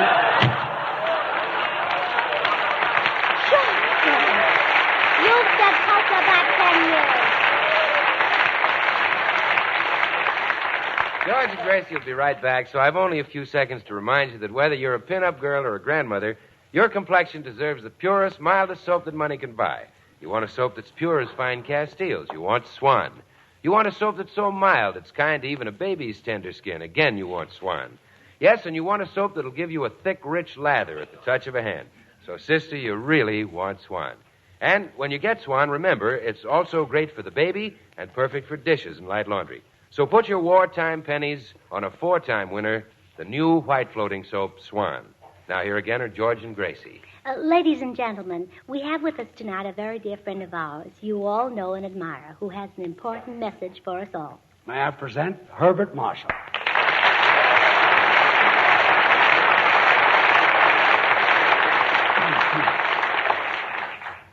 In the past 5 years in this country, 50,000 persons have been stricken by infantile paralysis. Thousands of these victims, most are little children, are still crippled. They need care, which you can help to give them by joining the fight against infantile paralysis. The National Foundation for Infantile Paralysis needs your dimes and dollars now to care for those already crippled and to check future epidemics. Send your dimes and dollars to President Roosevelt at the White House. Address your contributions to the White House, Washington, D.C. Join the March of Dimes and do it today. Oh, thank you, Mr. Marshall. Good night, folks. Our guest tonight, William Bendix, is now heard in his own radio program, The Life of Riley. His next motion picture will be The Hairy Ape. The makers of Swan, the new white floating soap, join George and Gracie in inviting you to tune into your Columbia station again next Tuesday, same time, when we will have as our guest Paul Henry. The following week, William Powell. Remember George Burns and Gracie Allen, CBS next Tuesday night. And now, till next Tuesday, this is Bill Goodwin saying, well, I, Swan, how about you? Good night, everyone. This is the Columbia Broadcasting System. KNX, Columbia Square, Los Angeles.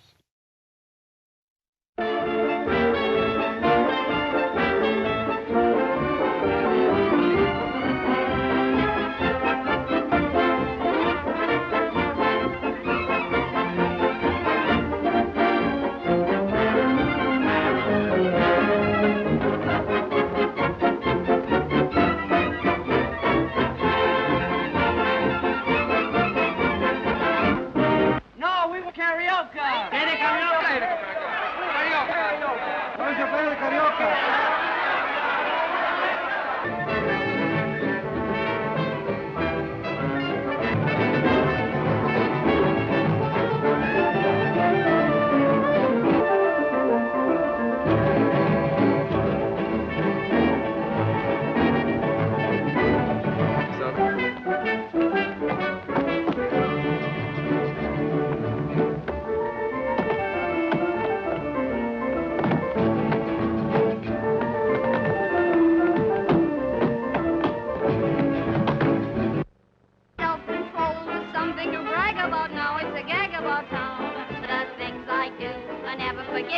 Just when I'm living them down, I hear music, then I'm through, 'cause music makes me do the things heaven should do when I hear music. Hunt the Biggest of All game with the Green Hornet and Cato coming up next. The Green Hornet.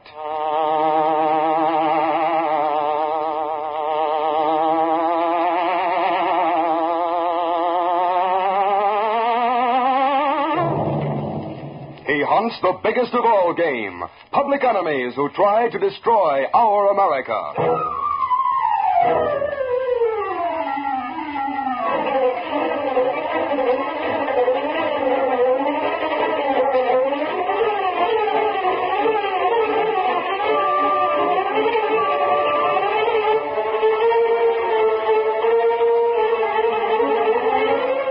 With his faithful valet Cato, Britt Reed, daring young publisher, matches wits with the underworld, risking his life that criminals and racketeers within the law may feel its weight by the sting of the Green Hornet.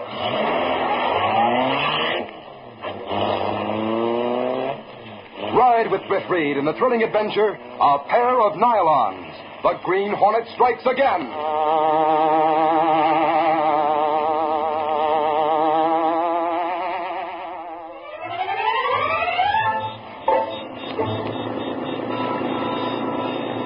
Michael Axford, reporter on the Daily Sentinel, sat stiffly behind the wheel of his old car as he drove along through the heavy downtown traffic on his way to the Sentinel building, when suddenly... Super and snakes. Something must have happened. Look at that crowd. I'll get out and see what it's all about. All right, ladies. Up on the trail there.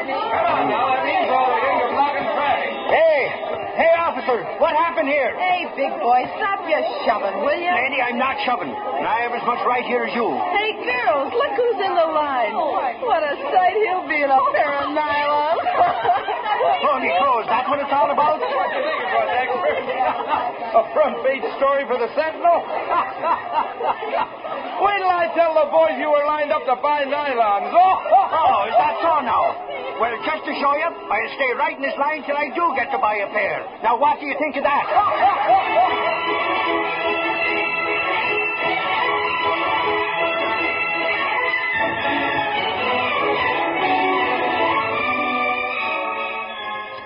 Good morning, Casey. Axford, I'm going to lock you out of this office if you can't learn not to slam that door. Lock me out, you say? Aha, Casey, you better think twice about that. Look, got a present for you. A present for me? Yep. Here, take the bag and open it. Hey, I don't get this. This is some kind of a joke. And if it is Mike Axford, so help me out. Why, it's a pair of hose. Nylons, that is. Nylons? Oh, Axford, that's wonderful. Sure, I thought you'd like him. Believe me, Casey, I stood in line with a bunch of crazy women just to get him for you. Oh, but why did you do that for me, Michael? Oh, after all... Well, now, I was coming to work this morning. I spotted a big line of women pushing and shoving to get some nylons. So I says to myself, I'll surprise Casey and get her a pair. So there they are.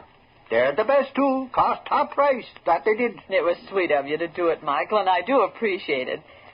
But I still want you to remember, don't... Yeah, I know. Don't slam the door when I go out. Oh.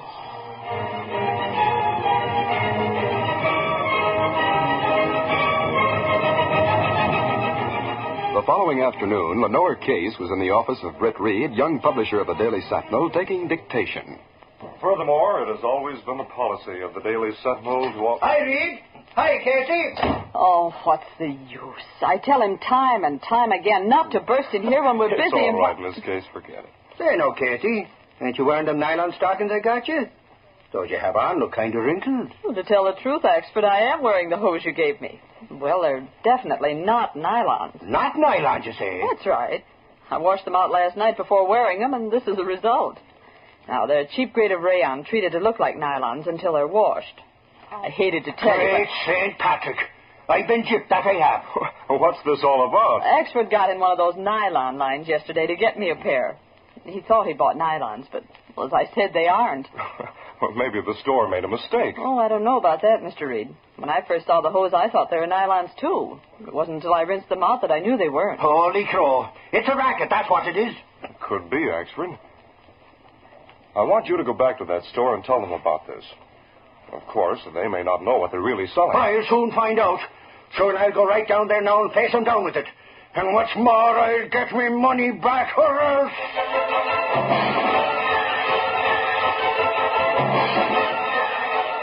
An hour later, Mike Axford hurried into the city room at the Sentinel, where Britt Reed was conferring with Gunnigan, the city editor. Reed, I've been to your office looking for you. What's up, Axford? Well, from the look on his face, I'd say he'd lost a good story to the Clarion. How is that so now? Well, for your information, I'll have you know I did lose $1.85. Now you won't eat for a week, I guess. Tain't the money I mind. It's the way I lost it that riles me, Gunnigan. Are you still talking about those holes you bought for Miss Case? That I am, Reed. I got took in by a racket, just like I said. Well, what did you find out at the store? That's just it. It was just a hole in the wall place. And when I went back there a while ago, it was locked up. Nothing inside but a few empty glass cases. That will teach you to deal in the regular stores, Axford. You can be sure they're reliable. That guy'll go in anywhere to get a bargain. Then he yells every time he gets stung. Listen here, you. I don't have to take that from him. I was just thinking. The people selling those hose yesterday must have taken that small place just for the day, to take advantage of the great demand for nylons. Reed, I'm going out every day and hop into every lineup for nylons that I come across. And when I meet up with the little pin-headed guy that told me them phonies, I'll have him run into cops' headquarters quick as a wink, that I will. The point-sized little shrimp. Say, maybe you'll get a good story on the racket at that, Mike. Go ahead, see if you can run him down. Go to it, Axford, and good luck.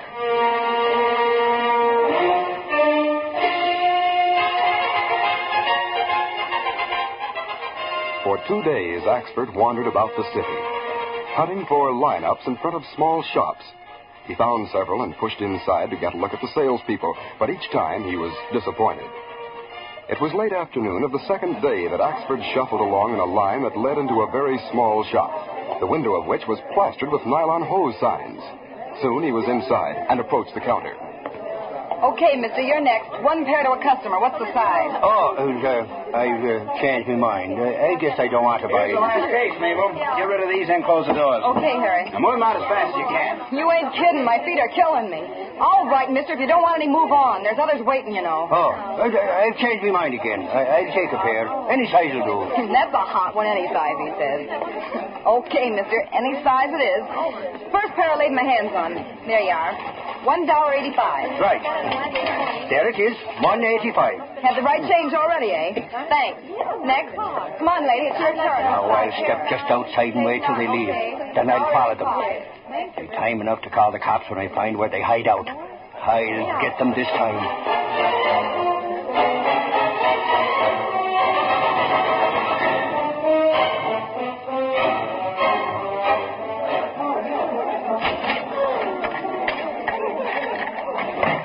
Here's your change, lady. Thank you. Well, Harry, that's the last one. Good. Sorry, everybody. That's all we have. Outside, everybody. Sorry, we don't have any more. We can't sell them to you. You'll have to go now. We're closing up. I'm sorry. That's all. Hurry up, Harry. Let's get out of here. Yeah, get the door to the register and... Come here, Mabel. What's the matter? Look. Out there, that fat, dopey-looking guy. Yeah, he's dopey, all right. He's the guy bought a pair and said any size would do. So that's the guy, huh?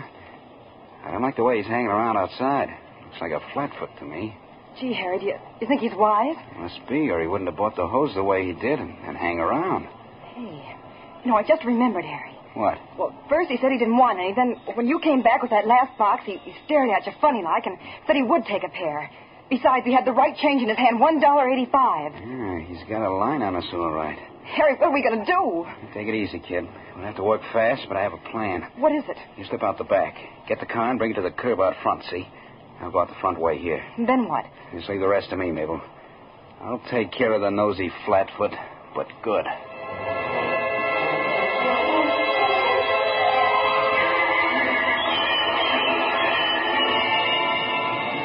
Meantime, Axford waited in front of the small shop. Finally, out of the corner of his eye, he saw the man coming out the front door. Axford turned and stared into the window of a nearby store.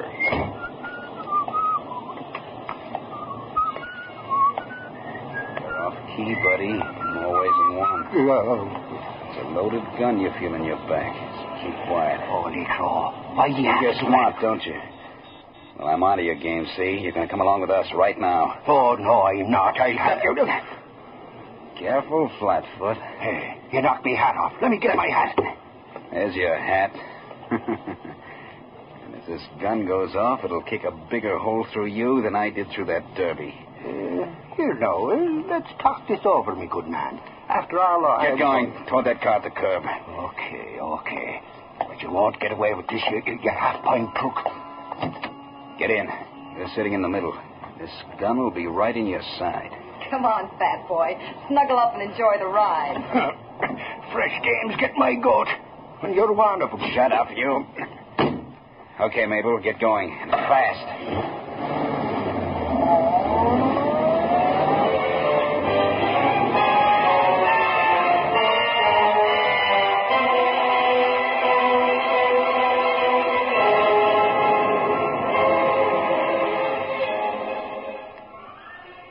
It was after dusk when Lenore Case entered Britt Reed's office. Yes, Miss Case? Well, Mr. Reed, Gunnigan's raving because Axford hasn't come back or phoned in. He was supposed to be back to take that political assignment, you know. Well, Axford knew about that. He usually comes back when he knows he has an assignment. Well, Lowry came in, so Gunnigan sent him out in Axford's place. Well, good. Lowry will handle it all right. Strange, though, Axford didn't call in. Well, I think so, too. Of course, he may have been delayed. I'll get it, Mr. Reed. Mr. Reed's office? Oh, is that you, Miss Case? Yes, it is. This is Berg at headquarters. Is Axford there? Axford? No, he isn't, Sergeant Berg. In fact, we were just talking... I asked. One of our men picked up something belonging to Axford over on 10th Street. Just a minute, Sergeant. I'll let you talk to Mr. Reed. Sergeant Berg said that one of the policemen found something belonging to Axford over on 10th Street. I see. I'll talk to him. Hello, Sergeant Burke. What was it one of your men found? Hello, Mr. Reed. I called to say one of our men picked up Mike Axford's derby. He has his press card inside the hat band, you know. Axford's hat? Well, that's strange. Yeah. It had a hole in it like he'd been socked over the head or something. And lying beside it was a small paper bag containing a pair of women's stockings. Where were they found? In front of a hole in the wall joint on 10th, just off Water Street. You think anything could have happened to Axford? Oh, yes, I do. He was trying to run down a nylon hose racket. He must have caught up with him. Great day. I'll go right down and look that place over. Axford spoke of a small, undersized man with an oddly shaped head. Pinhead is the word he used. Have your men look for a man of that description. Also put out a description of Axford and make an extensive search. Sure, Mr. Reed. And we'll be on the lookout for that undersized guy. Good. I feel that unless we find Axford soon, Sergeant, he may not be found alive.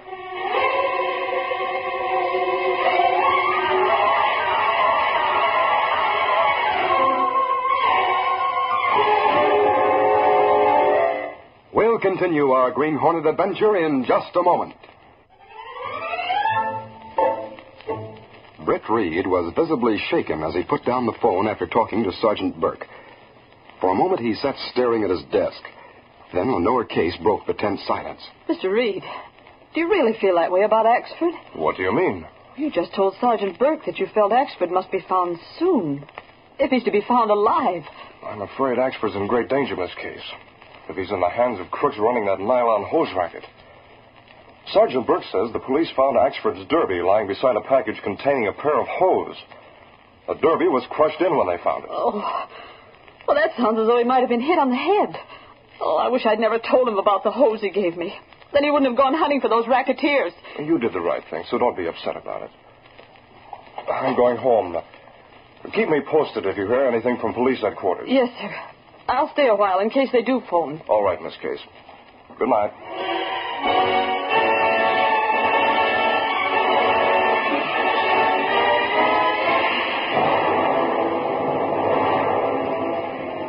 Britt Reed went to his apartment where Cato, his faithful Filipino valet, and the only person knowing his identity as the Green Hornet, was waiting. The two men discussed Axford's disappearance. Will you go to a place on 10th Street to look for a clue, Mr. Britt? No, Cato. The police are working on the case. They'll find any clue that they might have left. I told Burke how Axford described the man they're hunting for. They may turn up something. Well, what we do? We'll wait till I get some word from headquarters. If they fail in the search, then the Green Hornet will have something to think. I hope we hear from the police soon.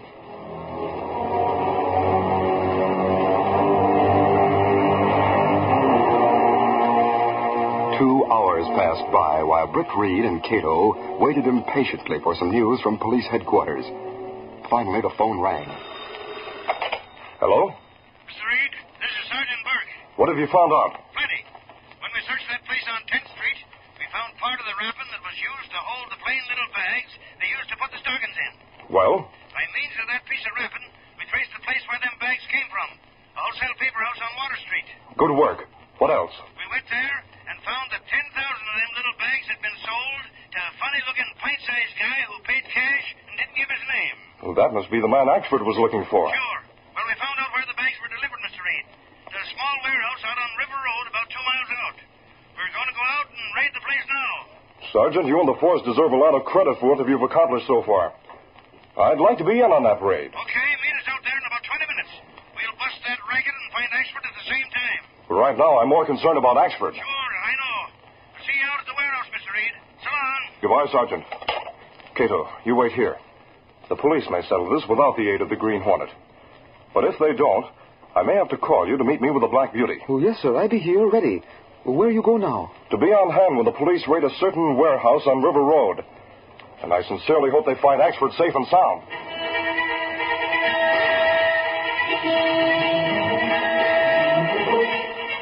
Britt Reed took his regular car and drove out River Road until he came to the warehouse Sergeant Burke had mentioned. He parked a short distance back, and within a few minutes, 2 police squad cars drew to a stop behind him. That's you, Mr. Reed? Yes, Sergeant. We're going to move in on them right now. Good. I'll come along. You stay behind in case there's any shooting. You're not used to mixing up with crooks like we are. Well, I'll be careful. All right, boys. Let's close in. Ain't a very big place. I can see light shining through the cracks in the shutters.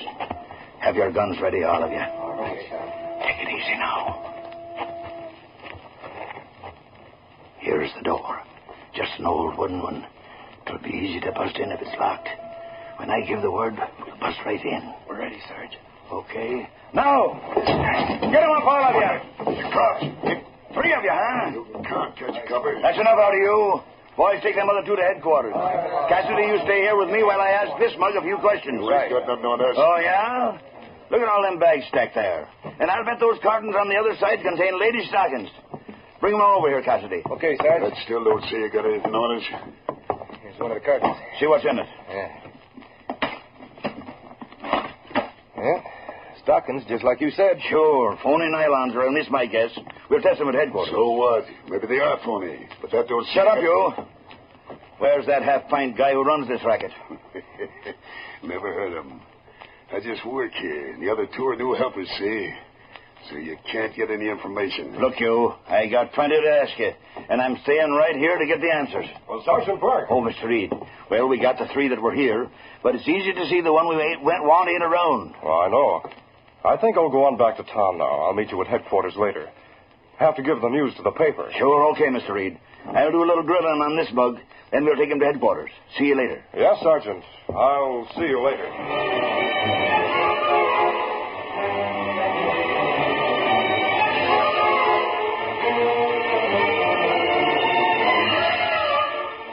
Britt Reed drove along the road toward town until he came to a gas station where there was a phone booth.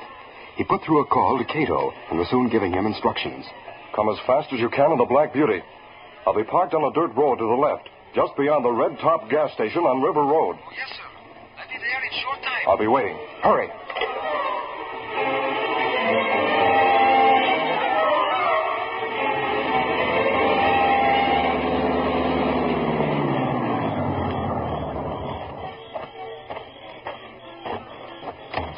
You made good time, Cato. Where are your car, Mr. Britt? I headed back along this dirt road. While you drive me out to the old warehouse on River Road, I'll put on the Hornet disguise. Get going. We haven't much time.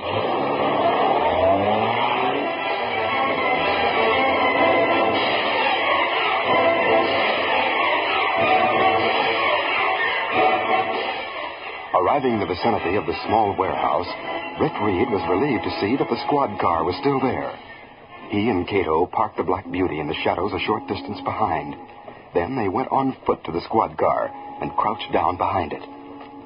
Burke is still inside with that racketeer. The other two can't tell anything, I'm sure of that. The man Burke is questioning inside won't tell. He's the one we want. Well, you think he knew where a small man is who'll take Axford away? Yes, I do think so. Anyway, that's what I'm going to find out if I can. Are they coming now? Yes. I'll stay on the off side of this car till I say the word. So what? Anyone seems too tired about talking when we get into headquarters. I said shoot cover, I know my rights. I'll get in under the wheel, Cassidy. You put that mug in the middle. Watch him now. That's it. Come on. Hey, what the... Take it, you? No. Green Hornet, where you... Outside cold. Run quick. Hey, where you taking me? Car back here. Hurry. Come on. Hurry up. Hold on, Cassidy. Hey, you on the You left the guard at the warehouse. Here, car. Door open. I'll drive. Get in, you. I don't know. Get in. Okay. We leaving. Hurry.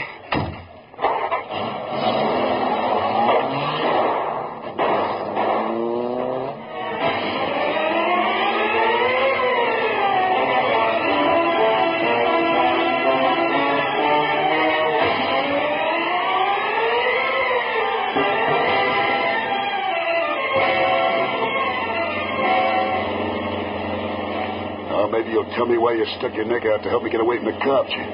Maybe we both work for the same little boss. Yeah. And maybe I had a date to meet him at the warehouse in about half hour from now. Yeah, maybe so. How come you got there when you did, then? Maybe I dropped past early, just to make sure it would be safe later. Oh, so that was it, huh? Hey, the boss is going there in a half an hour to run into the cops. That's right. Why don't you phone him and tip him off? Well, he's got a phone at the place, all right, but he don't trust anyone with a number. You know where the place is? Sure, but... Now, don't be a fool. Tell me where to go, and I'll take you there to warn him. You mean you don't know where he hides out? Look, I'm the Green Hornet. When we had business to discuss, the little boss always came to one of my hideouts. I've never been interested enough to care where he hid out. Well, I ain't so sure. If police catch him, it's too bad. Right. That little guy has some big plans for better rackets.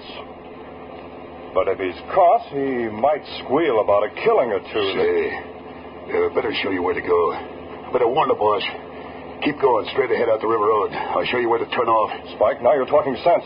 We'll have you there and nothing flat.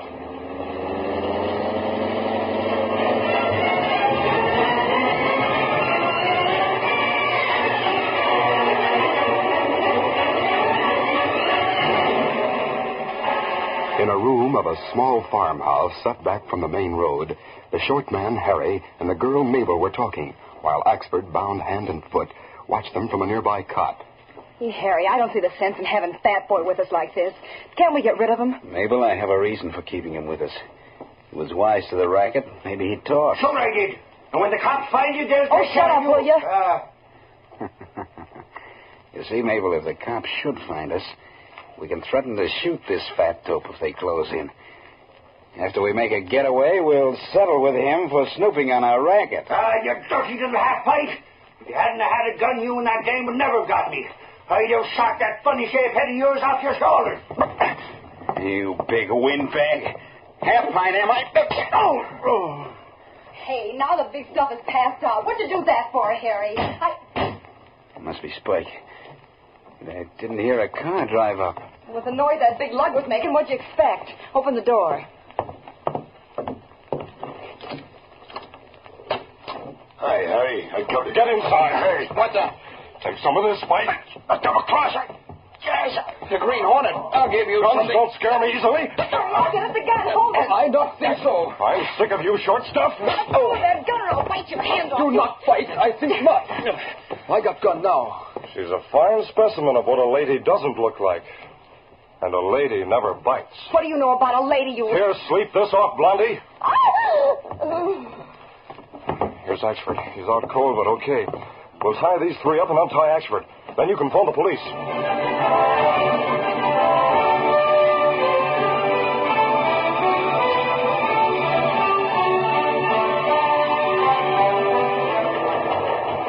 Later that night at police headquarters... And then, believe it or not, I got real hard. Busted the cards that bound me and wiped up the floor with the big guy in half pint. And the girl fainted from fright. Is that so, Mike? Funny you waited all that time to get real sore, huh, Mr. Reed? It's amazing to me how he did it. Amazing is right. Especially since he forgets we found the Hornet seals on the foreheads of both them racketeers. Oh, them? That's funny now. I just can't for the life of me figure out how those seals got there. Maybe you've suffered a slight touch of amnesia. Huh? Oh, stop kidding, Reed. The truth is I've suffered because of a pair of nylons. Now, ain't that something?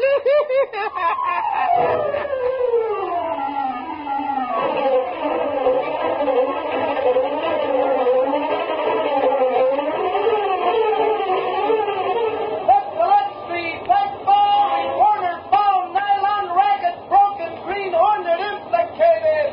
Read all about it. Green Hornet still at large. Set the Lux Street platform.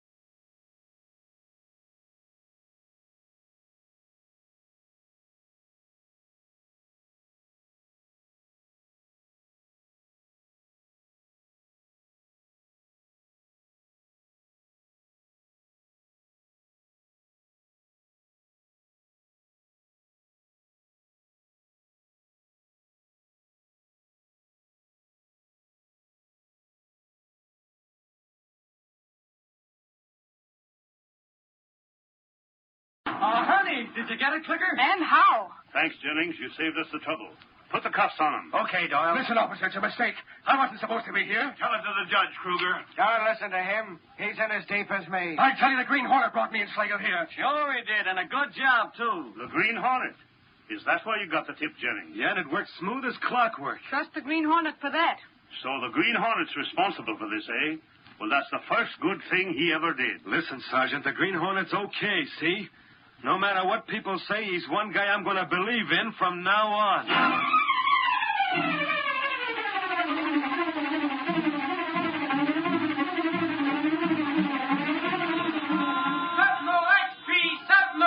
Hornet smashes gasoline racket. Slagle under arrest. Sentinel Pepper. Gasoline operators freed from racket rule. Green Hornet still at large. Sentinel.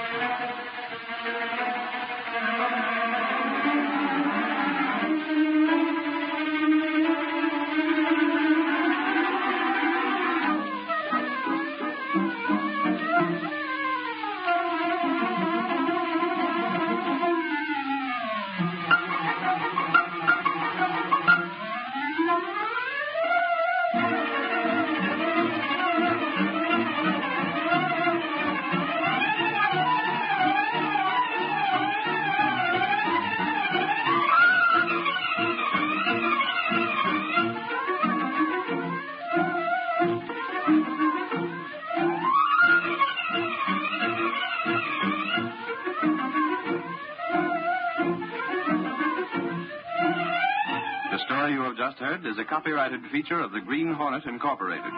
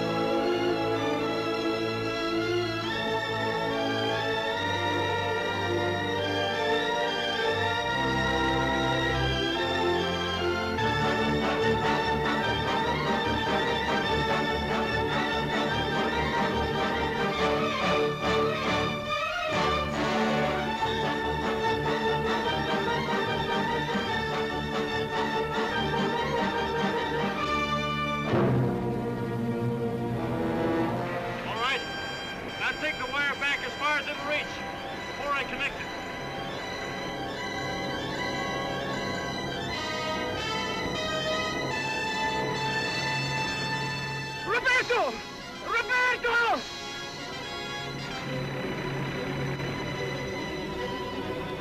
Hey! On ensemble! Roberto! You'll be...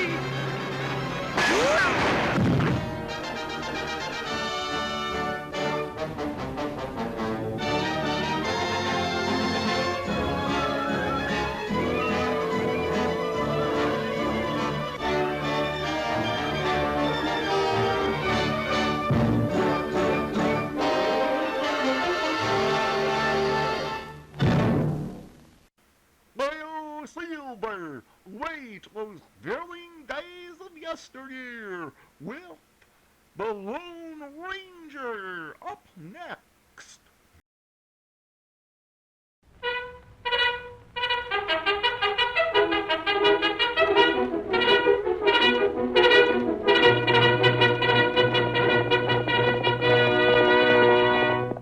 Hi-yo, Silver! Away! A fiery horse with the speed of light, a cloud of dust, and a hearty hi-yo Silver, the Lone Ranger.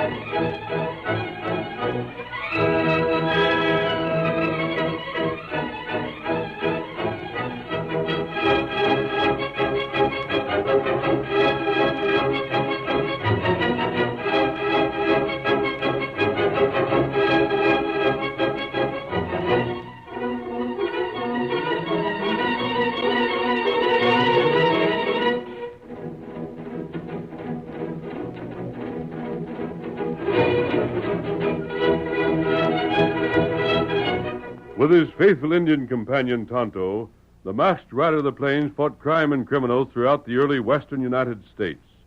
No one could match his courage, strength, or daring, and the stories of his deeds have come down to us through the generations. Return with us now those thrilling days of yesteryear and relive one of his most thrilling adventures.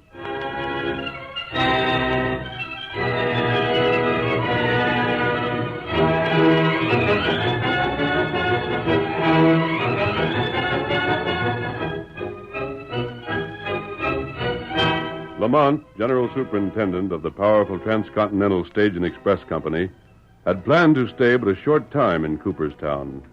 The death of the division manager at that point, however, combined with the unexpected success of the opposition provided by Jim Plummer, owner of a small rival stage line, had lengthened his visit. As our story opens, we see him walking toward the cafe. With him is Dowd, who had sold Transcontinental the bank he controlled. Lamont is speaking, and... Before I can act, Dowd, I've got to find out the real identity of this fellow who calls himself Wild Bill Riley. If it hadn't been for him, I'd have beaten young Plummer long ago. Did you say you thought maybe he might be the Lone Ranger, Mr. Lamont? I've got good reason to suspect it, but I can't be certain. Well, how are you ever going to find out if he's the Lone Ranger or some other fella? That's what I'm going to the cafe for. He's there now. Yeah? You've had experience with men and money, Dowd. How many would you say couldn't be bought? Bought? You know what I mean. How many men are there who'd refuse to sell out their friends or turn on their principles for the right price? Oh, Mr. Lamont, I see now what you got in mind. But I wouldn't do it if I was you. No siree. For if he's really the Lone Ranger, you wouldn't be able to buy him off. Not by a long sight. Of course I won't. Then how do you I can offer him almost any price, Dowd. If he refuses, then I can be practically certain he's the Lone Ranger and act accordingly. And if he don't refuse, Mr. Lamont? Then I'll know he's not the Lone Ranger and, again, act accordingly. Yes, I reckon. Come on in.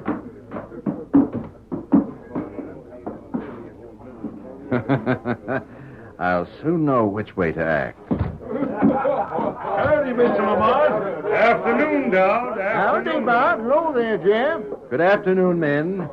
There he is, Dowd. He's sitting alone by the window. Stay here. I'll join you afterwards. Yes, Mr. Lamont. I'll wait. Riley. Oh, howdy, Lamont. Mind if I join you? Should I? Well, Bill, I wouldn't say we've been the best of friends. You might have objected. Uh-huh. I might have. You're not an easy man to talk to. Oh, you want to talk to me, eh? Certainly. Well, talk then. I won't stop you. How would you like to work for me? I got a job. With Jim. Look, Bill, you're on the wrong side. You're on the side that's bound to lose out at the finish. Plummer hasn't got 100th part of the resources available to Transcontinental. Come over on our side. Work with me. Be sure of winning, and at the same time, be sure of your money. And let Jim go hang, eh? Which he'll do eventually at any rate. You can only delay it. I got to admit that sounds real good. You'll do it? Not so fast, Lamont. What I started to say is that this here proposition of yours sounds good in the same way a skunk looks good. But if you've ever met up with a skunk, I reckon you know their looks are plumb deceitful. I guess this ain't no different. $1,000 in gold the minute you join me. Nope. 2,000. Can't hear you. Name your own price. I guess you'd better clear out. You're turning me down? For a fella as smart as you've been telling me you are, it's took you quite a while to get that same through your head. Uh-huh, I am, flat. You're a fool. Maybe you're a mite overwrought. Maybe you didn't mean that. I'll give you a chance to change your opinion. Change it? I haven't told you the half. You're a fool, and I'll smash you along with your friend Jim Plummer. You shouldn't have said that. I'm leaving. Get out of my way. And you shouldn't have shoved me. I'll do what I please.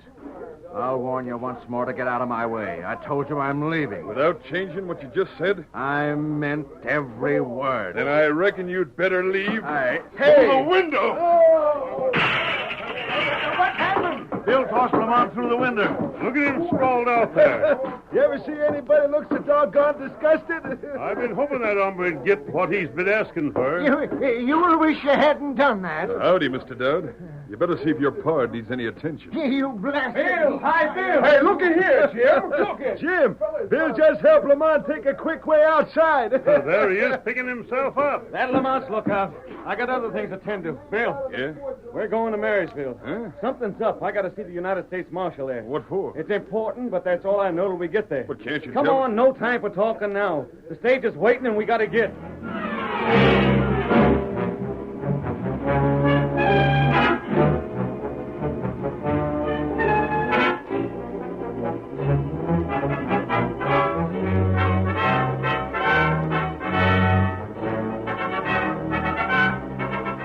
The journey by stage to Marysville consumed the better part of a week.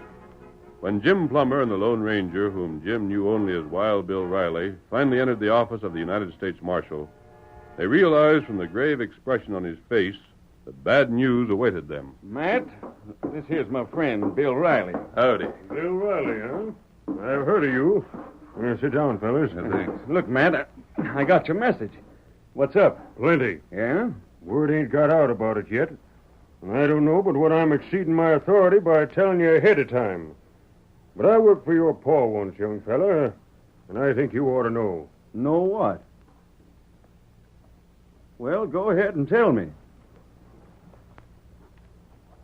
Jim, when old Yellow Fox attacked your coaches, it stirred up plenty of trouble. It wasn't enough that the soldiers caught him.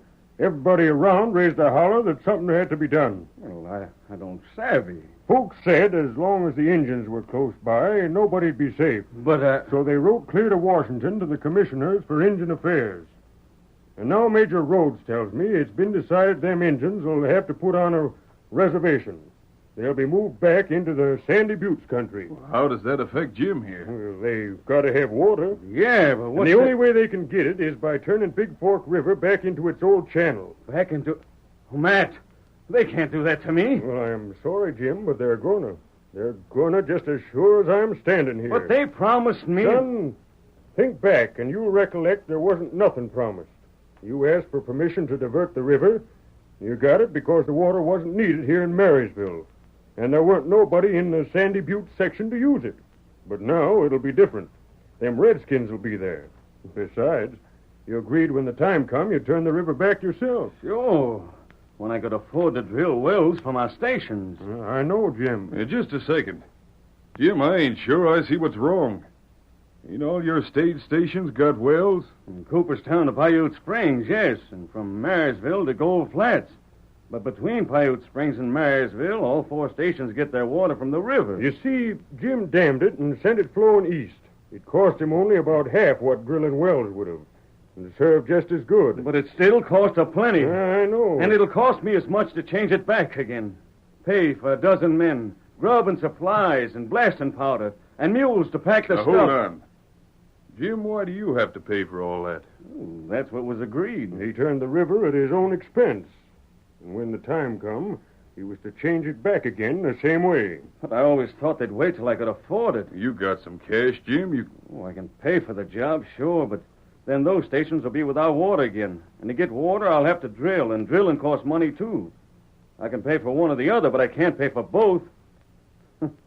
Won't Lamont and Transcontinental be glad to hear this? Well, then, if I was you, Jim, I wouldn't let on till I'd borrowed the cash I needed. Borrow? Who loaned to me? Lamont's already took care of that. The polecat's really been putting the spurs to you, huh? There ain't a thing in the world he wouldn't do to bust me. Well, now, look here, fellas. Yeah? I'm going to ask both of you to keep this under your hats for a bit. I've got to have time to figure something out. I told you I was exceeding my authority telling you about this before I was supposed to, so I won't talk. And you needn't worry about me, Jim. But what do you plan on? Oh, I wish I knew. The masked man helped me out of the last scrape I was in. And so I heard tell. But this is just a case where I got only half the cash that's needed. And making $2 from one is a trick nobody could work. Not even the Lone Ranger.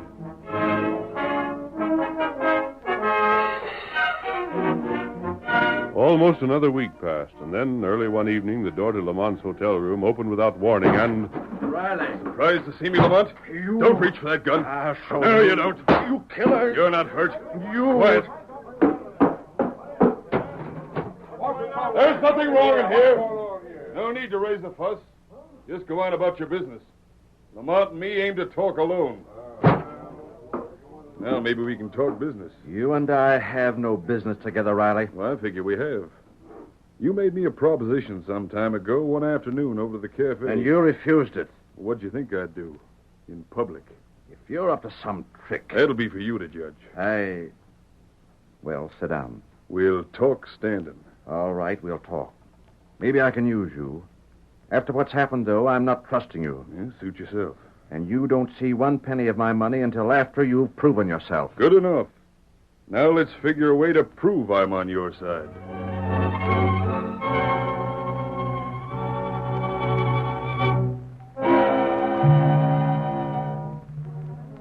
The visit of the man known as Wild Bill Riley with Lamont aroused both comment and curiosity.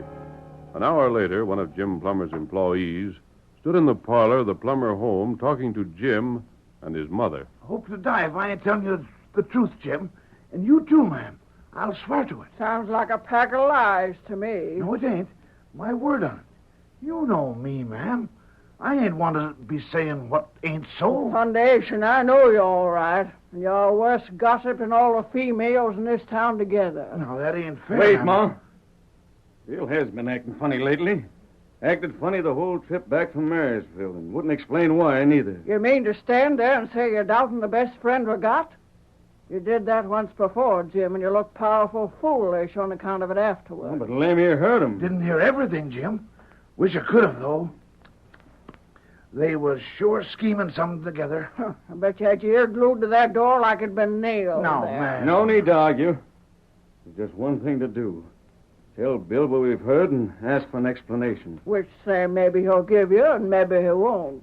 But if Bill was me and you was my friend and I figured you was doubting me, I'd tell you to go to blazes. Whoa, Scout, whoa. That's him now.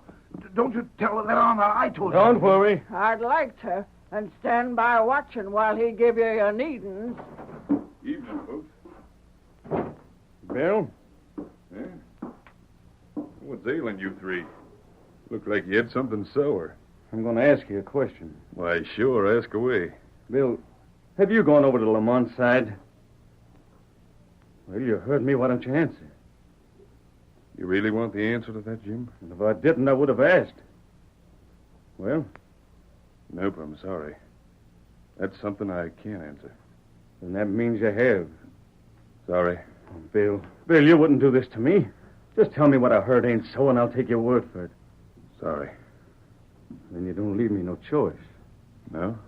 If you can't deny it, then it's true. But, Bill, no matter what Jim says, I know doggone well it ain't. The curtain falls on the first act of our Lone Ranger drama. Before the next exciting scenes, please permit us to pause for just a few moments.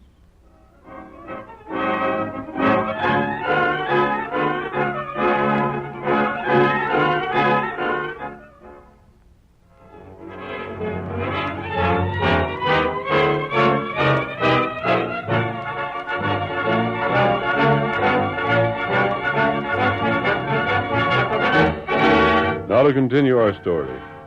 It was later that same night that the Lone Ranger drew Scout to a halt beside a well-hidden camp in the woods north of Cooperstown. Whoa, Scout, whoa, boy. Evil Sabi. Oh, you've gone a long time. It's been necessary, Tonto.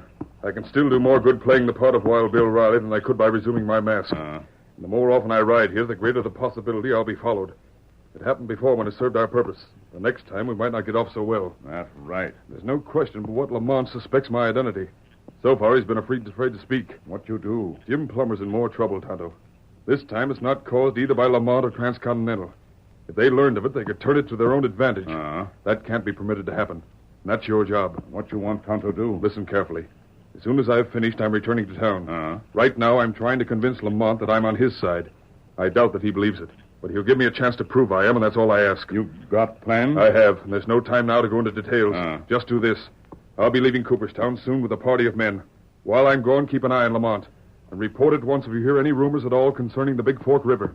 Understand? Any rumors at all. Me savvy. I'll see you as soon as I can. Come on, Scout, come on!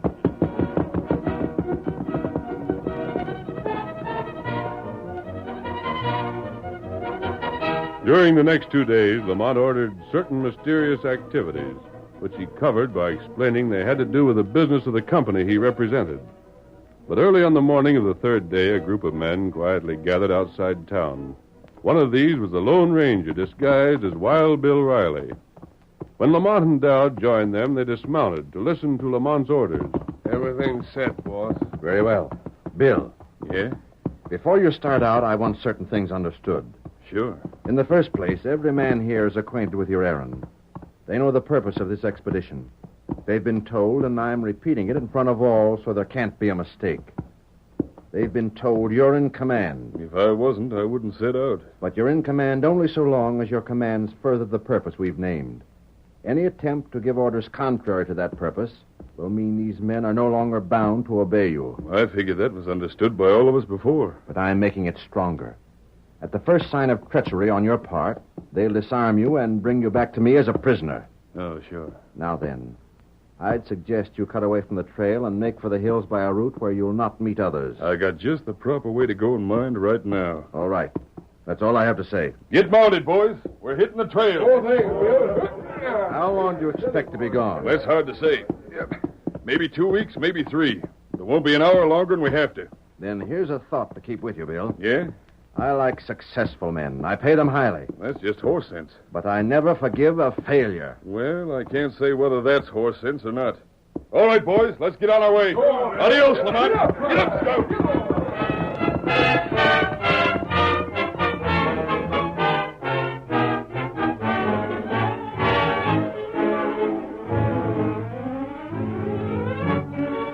One week passed, then another, and still young Jim Plummer had found no answer to the problem that faced him.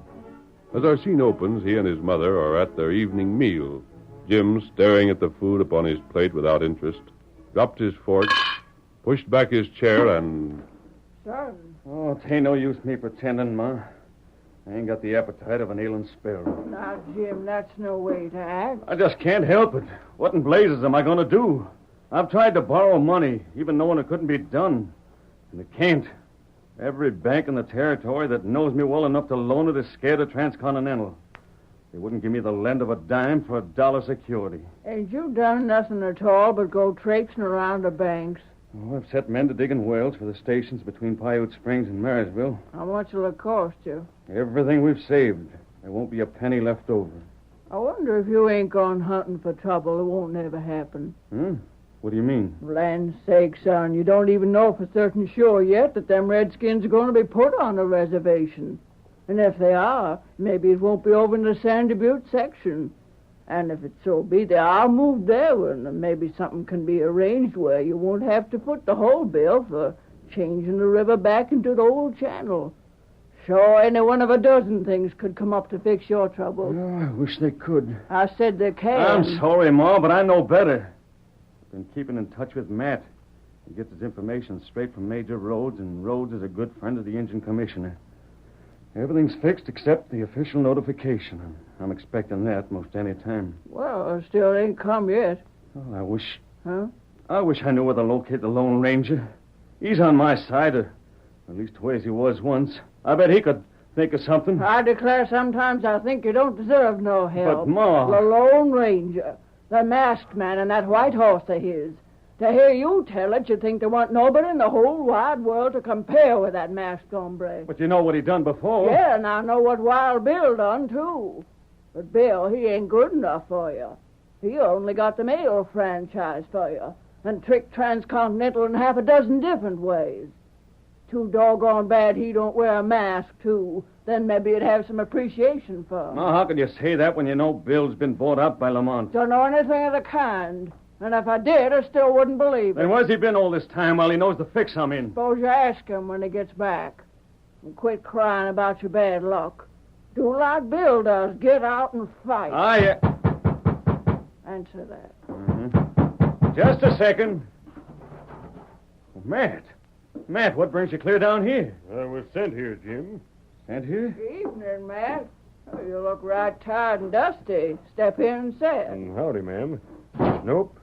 You better hear what I got to say first. And maybe then I won't be so welcome. Spit it out. Well, it's all been decided.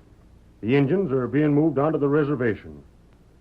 Jim, I'm here representing the law, though I ain't got much stomach for the job. Go on. You got a week in which to begin work on the river. If you don't start by then... A week? If you don't start by then, the government will do the job. Assess you for the costs and take over your stage line till the claim is satisfied. Great day. All right, Matt. Tell him to take over my line. Tell him to bust me. Tell him I can go smash 1,000 times easier and I can raise the cash to pay them costs. Oh, well, that's that. You done your duty. Now, come on, have some grub.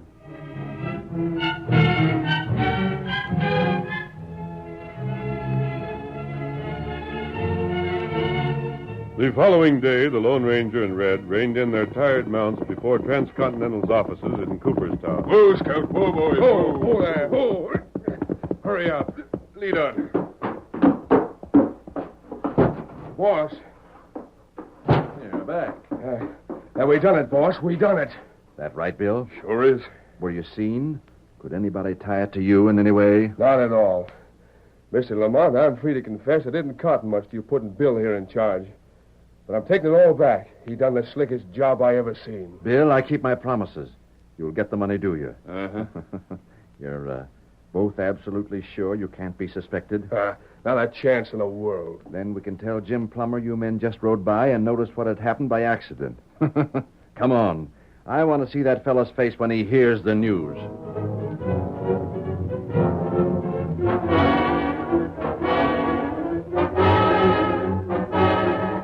The next day, the United States Marshal stood beside Jim as the latter stared glumly from the window of the modest office belonging to his Gold Flat stage line and... Jim, I sure wish I could help somehow. I know you would if you could, Matt. It's just my bad luck is all. You tried talking with Major Rhodes? Oh, I talked to him, sure. But that's no good. He's a soldier. He gets his orders and he obeys them without asking questions. Besides, there ain't no denying them redskins belong on a reservation.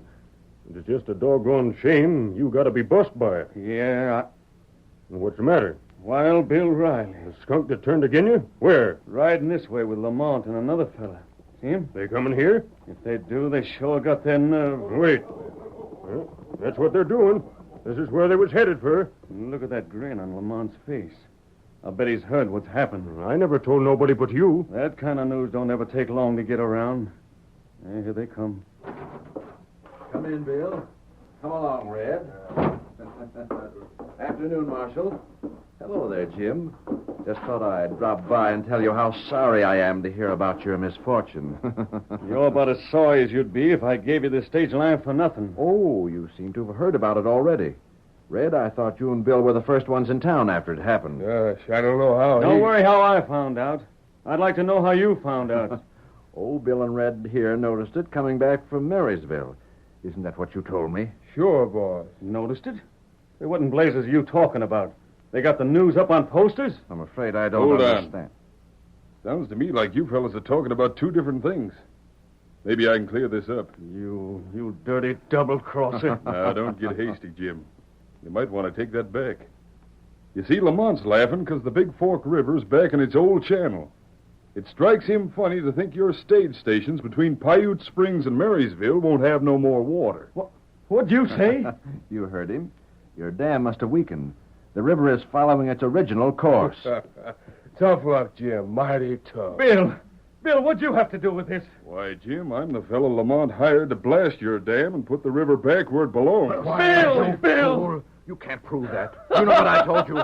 Marshal, he's lying. I'll bet $1,000,000 he ain't. You can't hold me to blame. To blame? Why, Lamont, I'm thanking you. You done me a favor. What? Boss, he must be hit so hard he's going local. I don't know what but you two fellas don't savvy. The river had to be turned back. The government was going to do it and take over my stage line till the job was paid for. But you beat him to it and saved me from going smash. Bill, you tricked me after all. Yeah? And I'm going to tell you. Careful. Just hold on, Lamont. You're in a pretty bad spot. You claim you had nothing to do with turning back the river like you figured on first. And you can't accuse me of nothing either. What's more, you can't charge Jim for the expense you went to. Bill, I had you figured all wrong. Wait a second, Jim. Lamont, if you decide the other way, you decide to admit you're responsible for blowing up the dam, then you done it without permission, with the intention of hurting Jim by it, and you'll be open to jailing. Now make up your mind. Which is it going to be? You're going to keep shut and swallow your medicine? Or talk too much and go to jail besides? Red, let's get out of here. Sure, Mr. Lamont. You fellas think you've been mighty slick about this, but I'm not beaten yet. Bill, you clipped that hombre's wings so doggone close he's aching all over. Gosh, Bill, I know there ain't no use apologizing. No use and no need. We're friends, Jim. And the best of friends have their misunderstandings. We'll forget what's past and look out for what Lamont will be scheming in the future.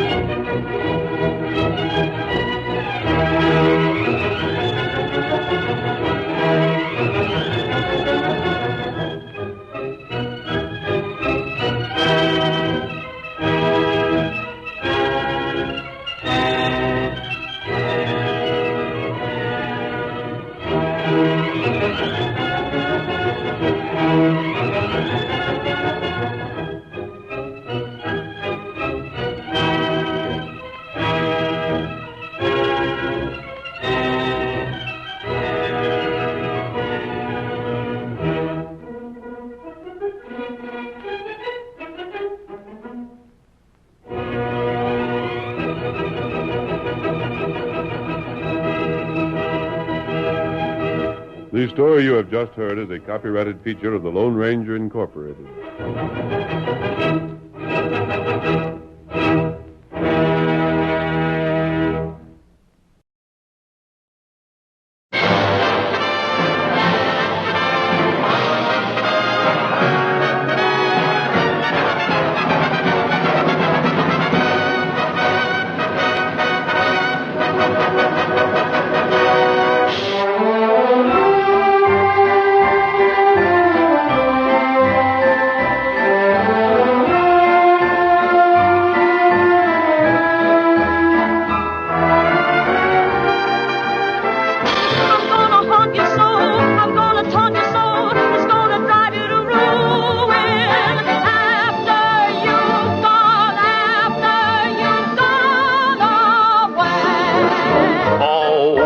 Beautiful doll, you great big beautiful doll. Let me put my arms about you. I don't want to live without. When you wore a tulip, a big yellow tulip, and I wore a big red rose.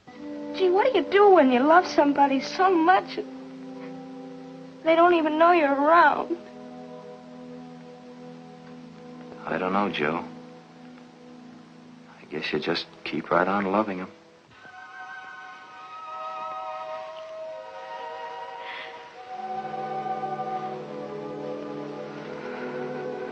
Say, what hit us?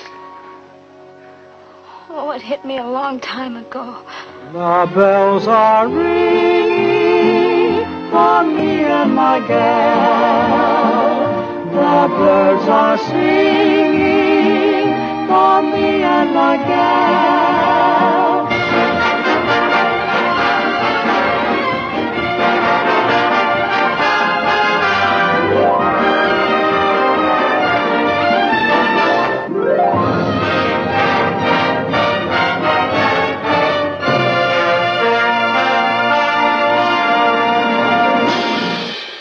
Let's check what's coming the mail at Box 13 next.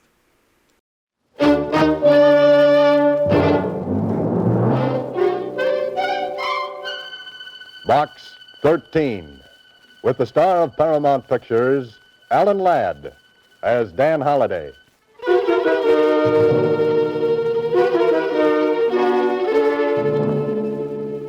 Box 13. Box 13. Box 13. Box 13. Well, this is great. I come to the park to get a hot idea, but the day turns out hot, and my idea turns out cold. Idea. Well, I thought I'd find something different in a public park, and I did. A small boy mashing his ice cream cone against my brand new trousers. And all to meet a deadline. Deadline. Story idea. Why didn't I do what I should have done in the first place? Copy, boy. Hi, Mr. Holliday. Hiya. Hey, Smith, where's the lead on that fire? Hiya, Mr. Holliday. What do you say, Bill? Where's that interview? Hiya, Dan. How are you, Joe? Where's the makeup on page 4? Hiya, Holliday. What's a good word, boy? Hiya, Mr. Holliday. Hiya, Susie. Anything in box 13? Box 13, starring Alan Ladd as Dan Holliday.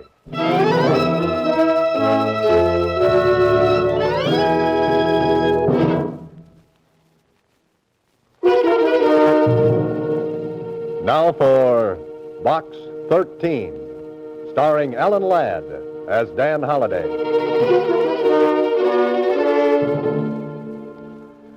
Go to the park and get a story idea about romance. Sure, why not? What do I come back with? Gravel in my socks, sand in my shoes, and a June bug in my hat band. Holliday, why didn't you pick a different profession like driving a coal truck? Mr. Holliday, What's that, Susie? I said there's a message in box 13 for you. Oh, thank you, Susie. Thanks so much. Don't mention it. Say, you got a faraway look in your eyes today. Yes, but only as far as the dry cleaners. Dry cleaners? Have you ever had a small boy wipe his ice cream cone off on your trousers? Oh, girls don't call them trousers. In our set, it's slacks. So it is, Susie. So it is. Well, see you later. Okay, if you say so. But I still don't like that look in your eyes. You look like you might get into trouble. You know what I think after spending the day in the park? What? Trouble will be a welcome relief.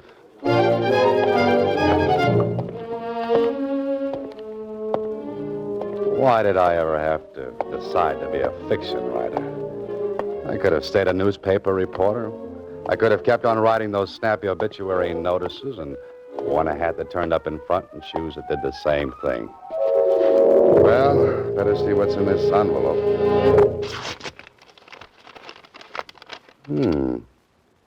If you want real adventure, be at the corner of 7th and Main at 10 p.m. tonight. A black limousine will pick you up at that time. Do not try to engage the chauffeur in conversation. What's this? No signature. Oh, no signature.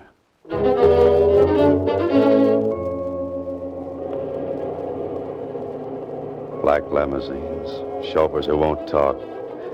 Meetings on street corners at 10 o'clock at night. Well, this should be interesting. Oh, there it is, a black limousine. And look at that chauffeur. This way, Mr. Holliday. Oh, thanks.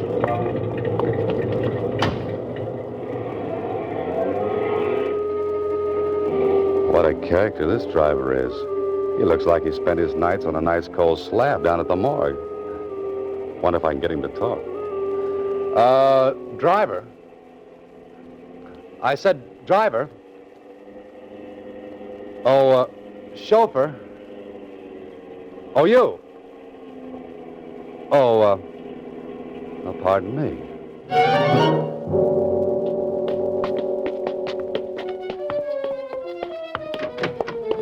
Through there, Mr. Holliday. So you do talk. I was beginning to wonder about that. This way, Mr. Holliday. Who's that? It's only me, Mr. Holliday. That black suit, Makes you almost invisible, you know. Yes, I know. Follow me. You're curious about the way you were brought here. Did it frighten you?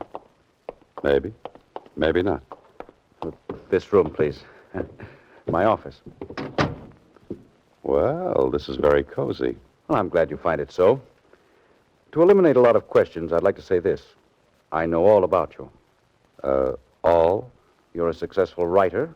Apparently you fear nothing, and I would presume that some of your adventures spring from that ad you run every week in the Star-Times. Did you find it interesting? Adventure wanted. Will go any place, do anything. Do you catch many people with that ad? I caught you. Or is that vice versa? I had you investigated, Holiday. I know where you live, what you do. The newspapers have told me of your experiences. What are you leading up to? You'll notice I had you brought here by a devious route. I wanted to be sure no one knew you were here. Go on. How much do you know about insurance, Holiday? A great many people buy it. A great many don't. And of those who do buy, a great many intend to defraud, to steal from their insurance company. Now, look, if this is a racket, I'm not interested. My name is Abner Blake. I'm the chief investigator for Northern Insurance. Oh. Do you remember the disappearance of Dr. Max Alexander? I read something about it. Why? He carried a very large policy with us. He's been gone almost 7 years. When his 7 years are up, the law will permit his widow to collect. And Holiday. Yes? I don't think Alexander is dead.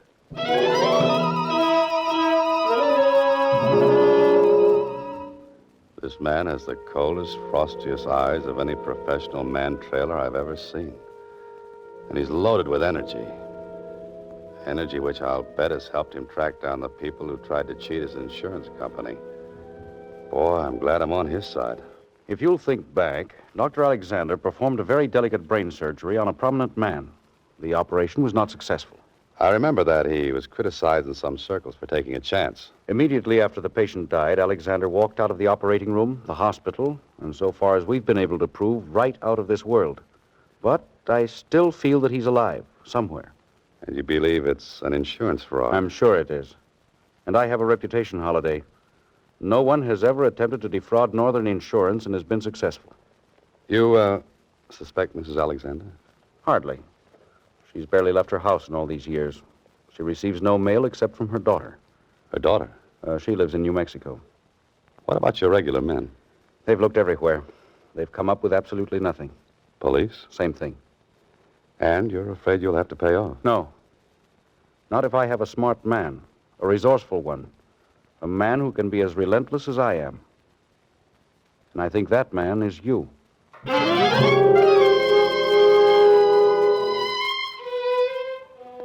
If Shakespeare were alive, he would cast Abner Blake in the role of Macbeth and throw him an extra part as one of the witches. But that's no affair of yours, Mr. Holliday. You've got to find a man who's been gone for almost 7 years. And if you were the hero of this story, you'd go to the files of a newspaper and look into the past. Well, if it isn't Dan Holliday, what are you doing down the morgue of the Star-Times? What would anybody be doing down in the morgue, Mac? Well, some of them just lay there. You know me, Dad. I just got to have my little joke once in a while. Now, what was it you're looking for? Oh, the clips on a citizen named Dr. Max Alexander. What have you got on him? The works, Dan. The whole works.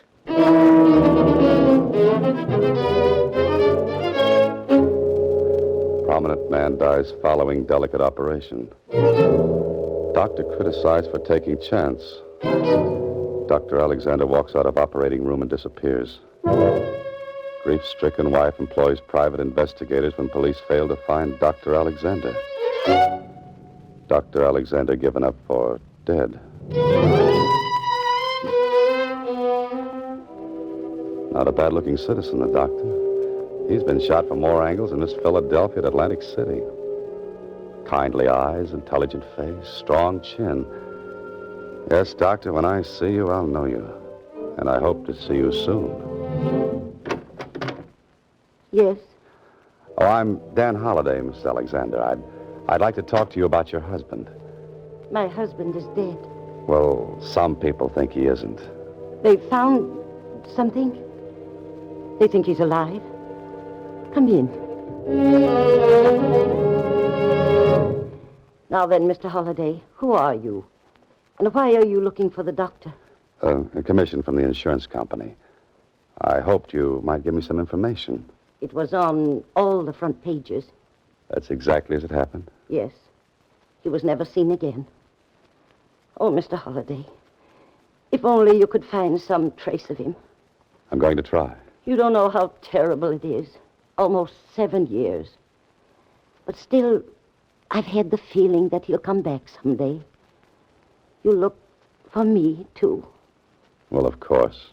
I miss him so. What about your daughter? After her father's disappearance, she couldn't stand it here in town. She went to our ranch in New Mexico. Oh? Her father's disappearance broke her heart. I pray you find him. Mrs. Alexander, so do I. Mrs. Alexander is a grief-stricken old lady. One who sincerely wants her husband back. So, where to look first? This is the build-up to the main story, Holiday, and if you're smart, you'll bring in all the characters. Where to, mister? I want a drawing room to Albuquerque, New Mexico. Well, Holiday, you've got a railroad ticket and an hour to make the train. Better get back to your apartment, a quick shower, pack your bag, and get on your way. We've been waiting for you, Mr. Holliday. Well, gentlemen, is this a pleasant intrusion? And I hope you are gentlemen. We were positive you wouldn't mind. Oh, of course not. People break in here regularly. Good. Sit down. If you don't mind, I like the air up here. As you wish. I understand you like to travel, Mr. Holliday. Travel? A wonderful pastime, travel. Ever think of South America? Often. You see, I'm a Carmen Miranda fan. How would you like to go to South America? For me. All expenses paid. For as long as you want to stay. What would I have to do? Just forget a few things. Like New Mexico? Particularly New Mexico. Give me about 2 weeks and I'm your man. You don't seem to understand. You're leaving. Tonight. Well, that's what I mean. But I'm going west. No. South. You and I would make a nice compass together. Now, suppose you point north and walk right out of this apartment. Oh, and don't forget your gorilla. You mean Spencer? If that's his name, I mean Spencer. You'll hurt his feelings talking that way. Well, that makes us even. Just looking at him hurts mine. Is it, South America?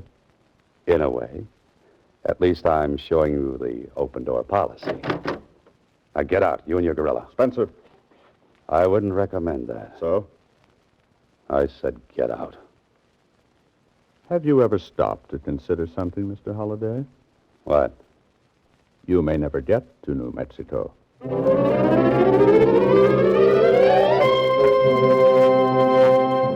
You are listening to Box 13, starring Alan Ladd as Dan Holliday.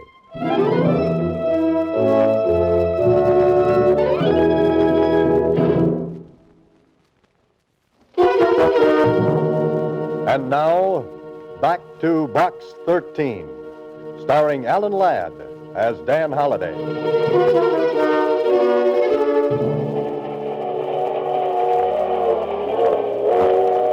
Well. Now you've got all the ingredients for a story. Insurance investigator doesn't believe doctor is dead. Wife doesn't believe doctor is dead. 2 men try to stop Ryder from making further investigation. All right, Holliday. Write the rest of the plot. Or maybe you'd better hit the sack.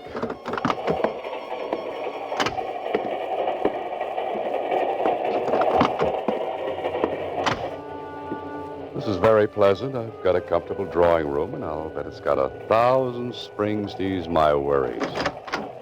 Uh-oh. The man with the urge to send me to South America. Well, I've got something for him. Let go. Now, fellow, what's the big idea breaking in here? I'm sorry. I must have come into the wrong drawing room. You came into the wrong apartment a couple of hours ago. Now, what do you want? I just want to go to sleep. In my traveling bag? I was looking for my razor. I wanted to shave. You just had a close one. Come on. Where? To find out if you got space in this train. If you haven't, we'll make some for you. Under guard in the baggage car.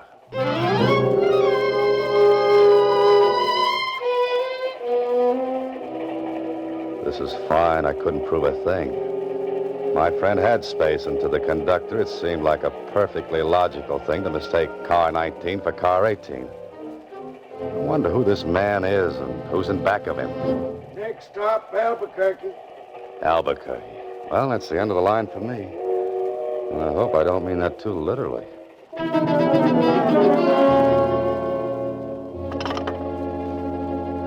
Long distance? I want to speak to Catherine Alexander at the Bar Cross Bar Ranch just outside of Valmont. Yes.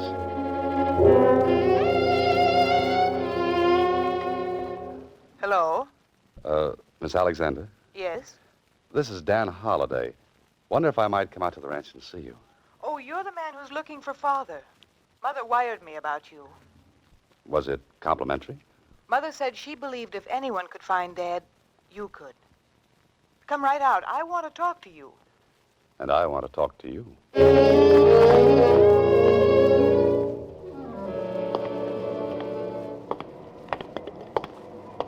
Cab, mister?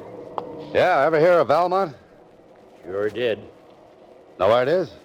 Sure do. Very far? Sure is. Can you take me there? Sure can. You got enough money to pay for the trip? Sure have. Let's go, then. Sure thing.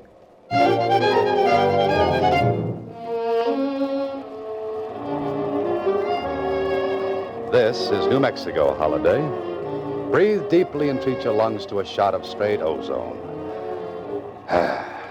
20 miles to Valmont, and all you've seen on the whole trip is 4 buzzards, 3 in the air, and the 1 driving.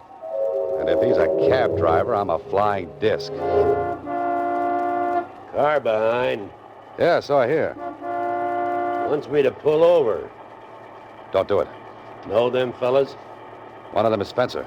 Friend of yours? That depends on what you mean by friend. I gotta pull up. Those guys are gonna run me in the ditch. Can you fight? Nope. Then can you recommend a good dentist? What for? Something tells me that when this is over, I'm gonna need a new set of teeth.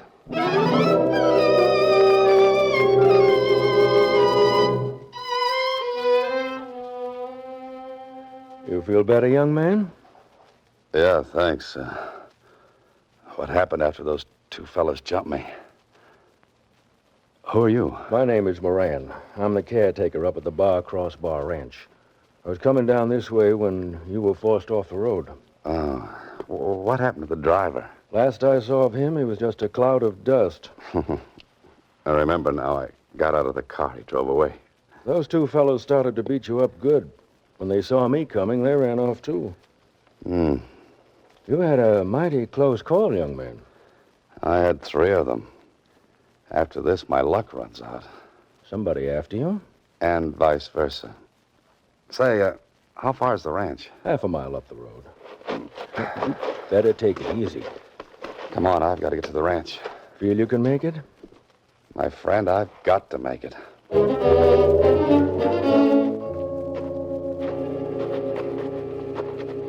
This is not good.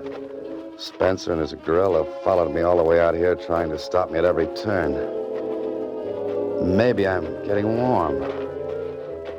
But if that's true, why hasn't someone else found Dr. Alexander? Here's the ranch house, Mr. Holliday. They say Miss Catherine was expecting you? Yes, but hardly in this condition. You're Dan Holliday? Well, what happened? You're all beaten up. So this is Catherine Alexander. What a beautiful girl. And what beautiful eyes. You'd better lie down, Mr. Holliday. You're badly hurt. Oh, no, thanks, Miss Alexander. I don't feel that bad. I just look that way. Anything more I could do, Miss Cathy? Oh, no. No, and thank you so much. If you hadn't come along, Mr. Holliday might have been badly injured. Perhaps fatally. Thank you, Miss Kathy. Now then, how about a hot shower? You can get a rub down and change of clothes. Miss Alexander, you read a man's mind. Sometimes that's a pleasure. Depending on the man. You're depending on me? What do you think?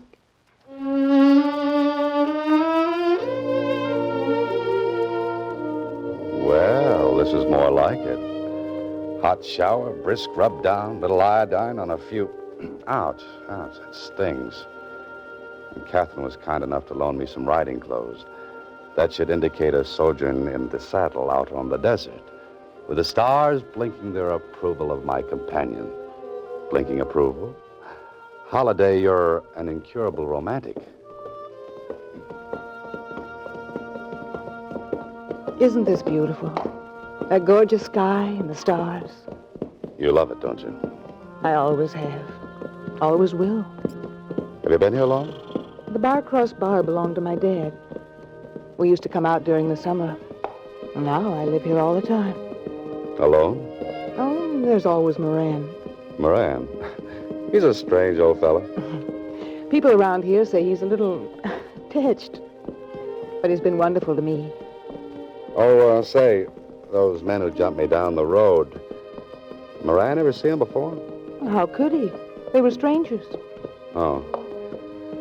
Your mother told me you've been searching for your father a long time. Yes. Mother and I have spent a fortune on private detectives, investigators, following up leads, but nothing ever happened. Yes, I know. Oh, tell me, Miss Alexander. Kathy, please. Kathy, have you any idea where I might begin to look? I thought you might give me a starting point. Not unless he would be back in the city. He just walked out one day. No one ever saw him again. Well, I'd better go back there and start from scratch. You don't have to leave. Right away. I'd enjoy staying a while. Maybe I have been lonesome. Perhaps I've forgotten what companionship can be. Perhaps. You'll stay a while? A while. Good. Say, the time. We'll be much too late for dinner. Come on, I'll race you. You're on. Hurry or I'll beat you. I'm at the corral gate already. Kathy, look out!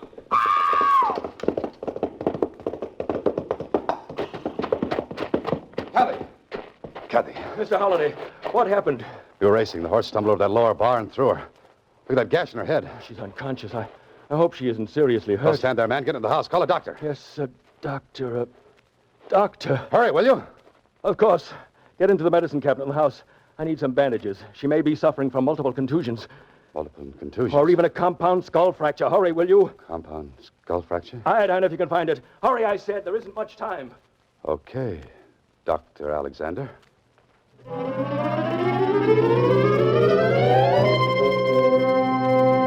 You are listening to Box 13, starring Alan Ladd as Dan Holliday.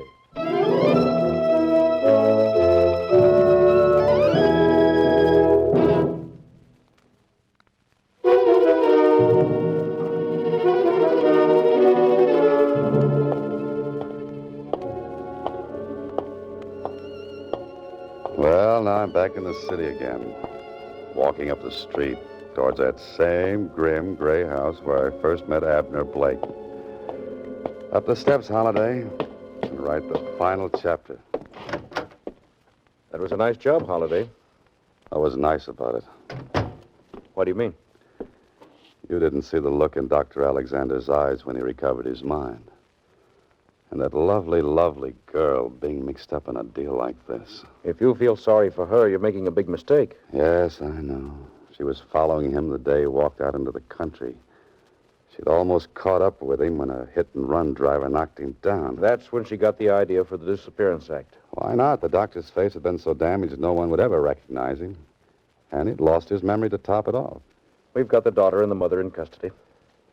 Just think, if she hadn't have fallen off that horse, I might never have been able to prove that Dr. Alexander was alive. I know.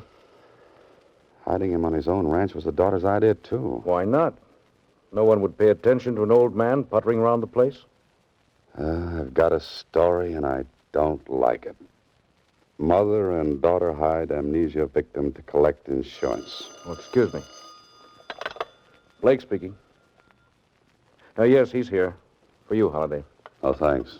Hello. Mr. Holliday, this is Susie. Oh, yes, Susie. There's a message for you in box 13. Shall I read it to you?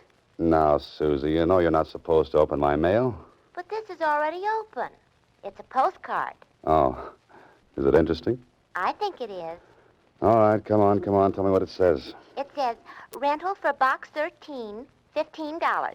Oh, fine. Goodbye, Susie. Next week, same time, Alan Ladd stars as Dan Holliday in Box 13.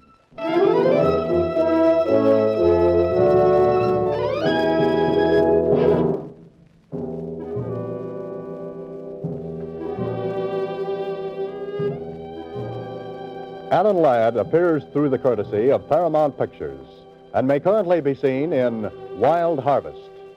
Box 13 is written and directed by Ted Hediger. Original music was composed and conducted by Rudy Schrager. This is a Mayfair production.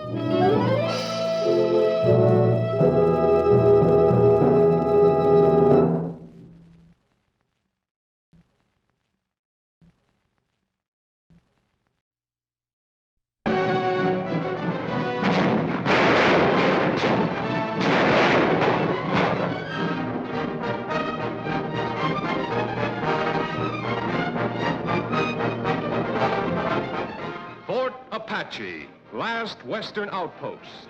Here live the long, lean cavalrymen who fear no living soul. Here, too, are their women, wives, mothers, sweethearts.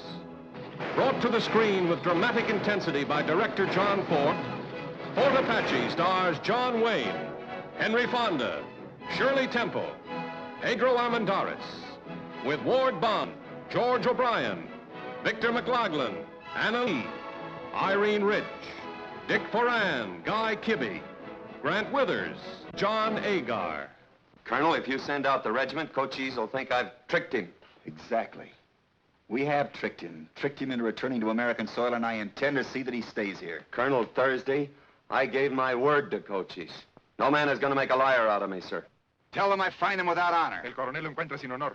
Tell them they're not talking to me, but to the United States government. No le está hablando a él, sino al gobierno americano. Tell them if they have not started by dawn, we will attack. Y le da de Tell them en that. alba, si no atacará.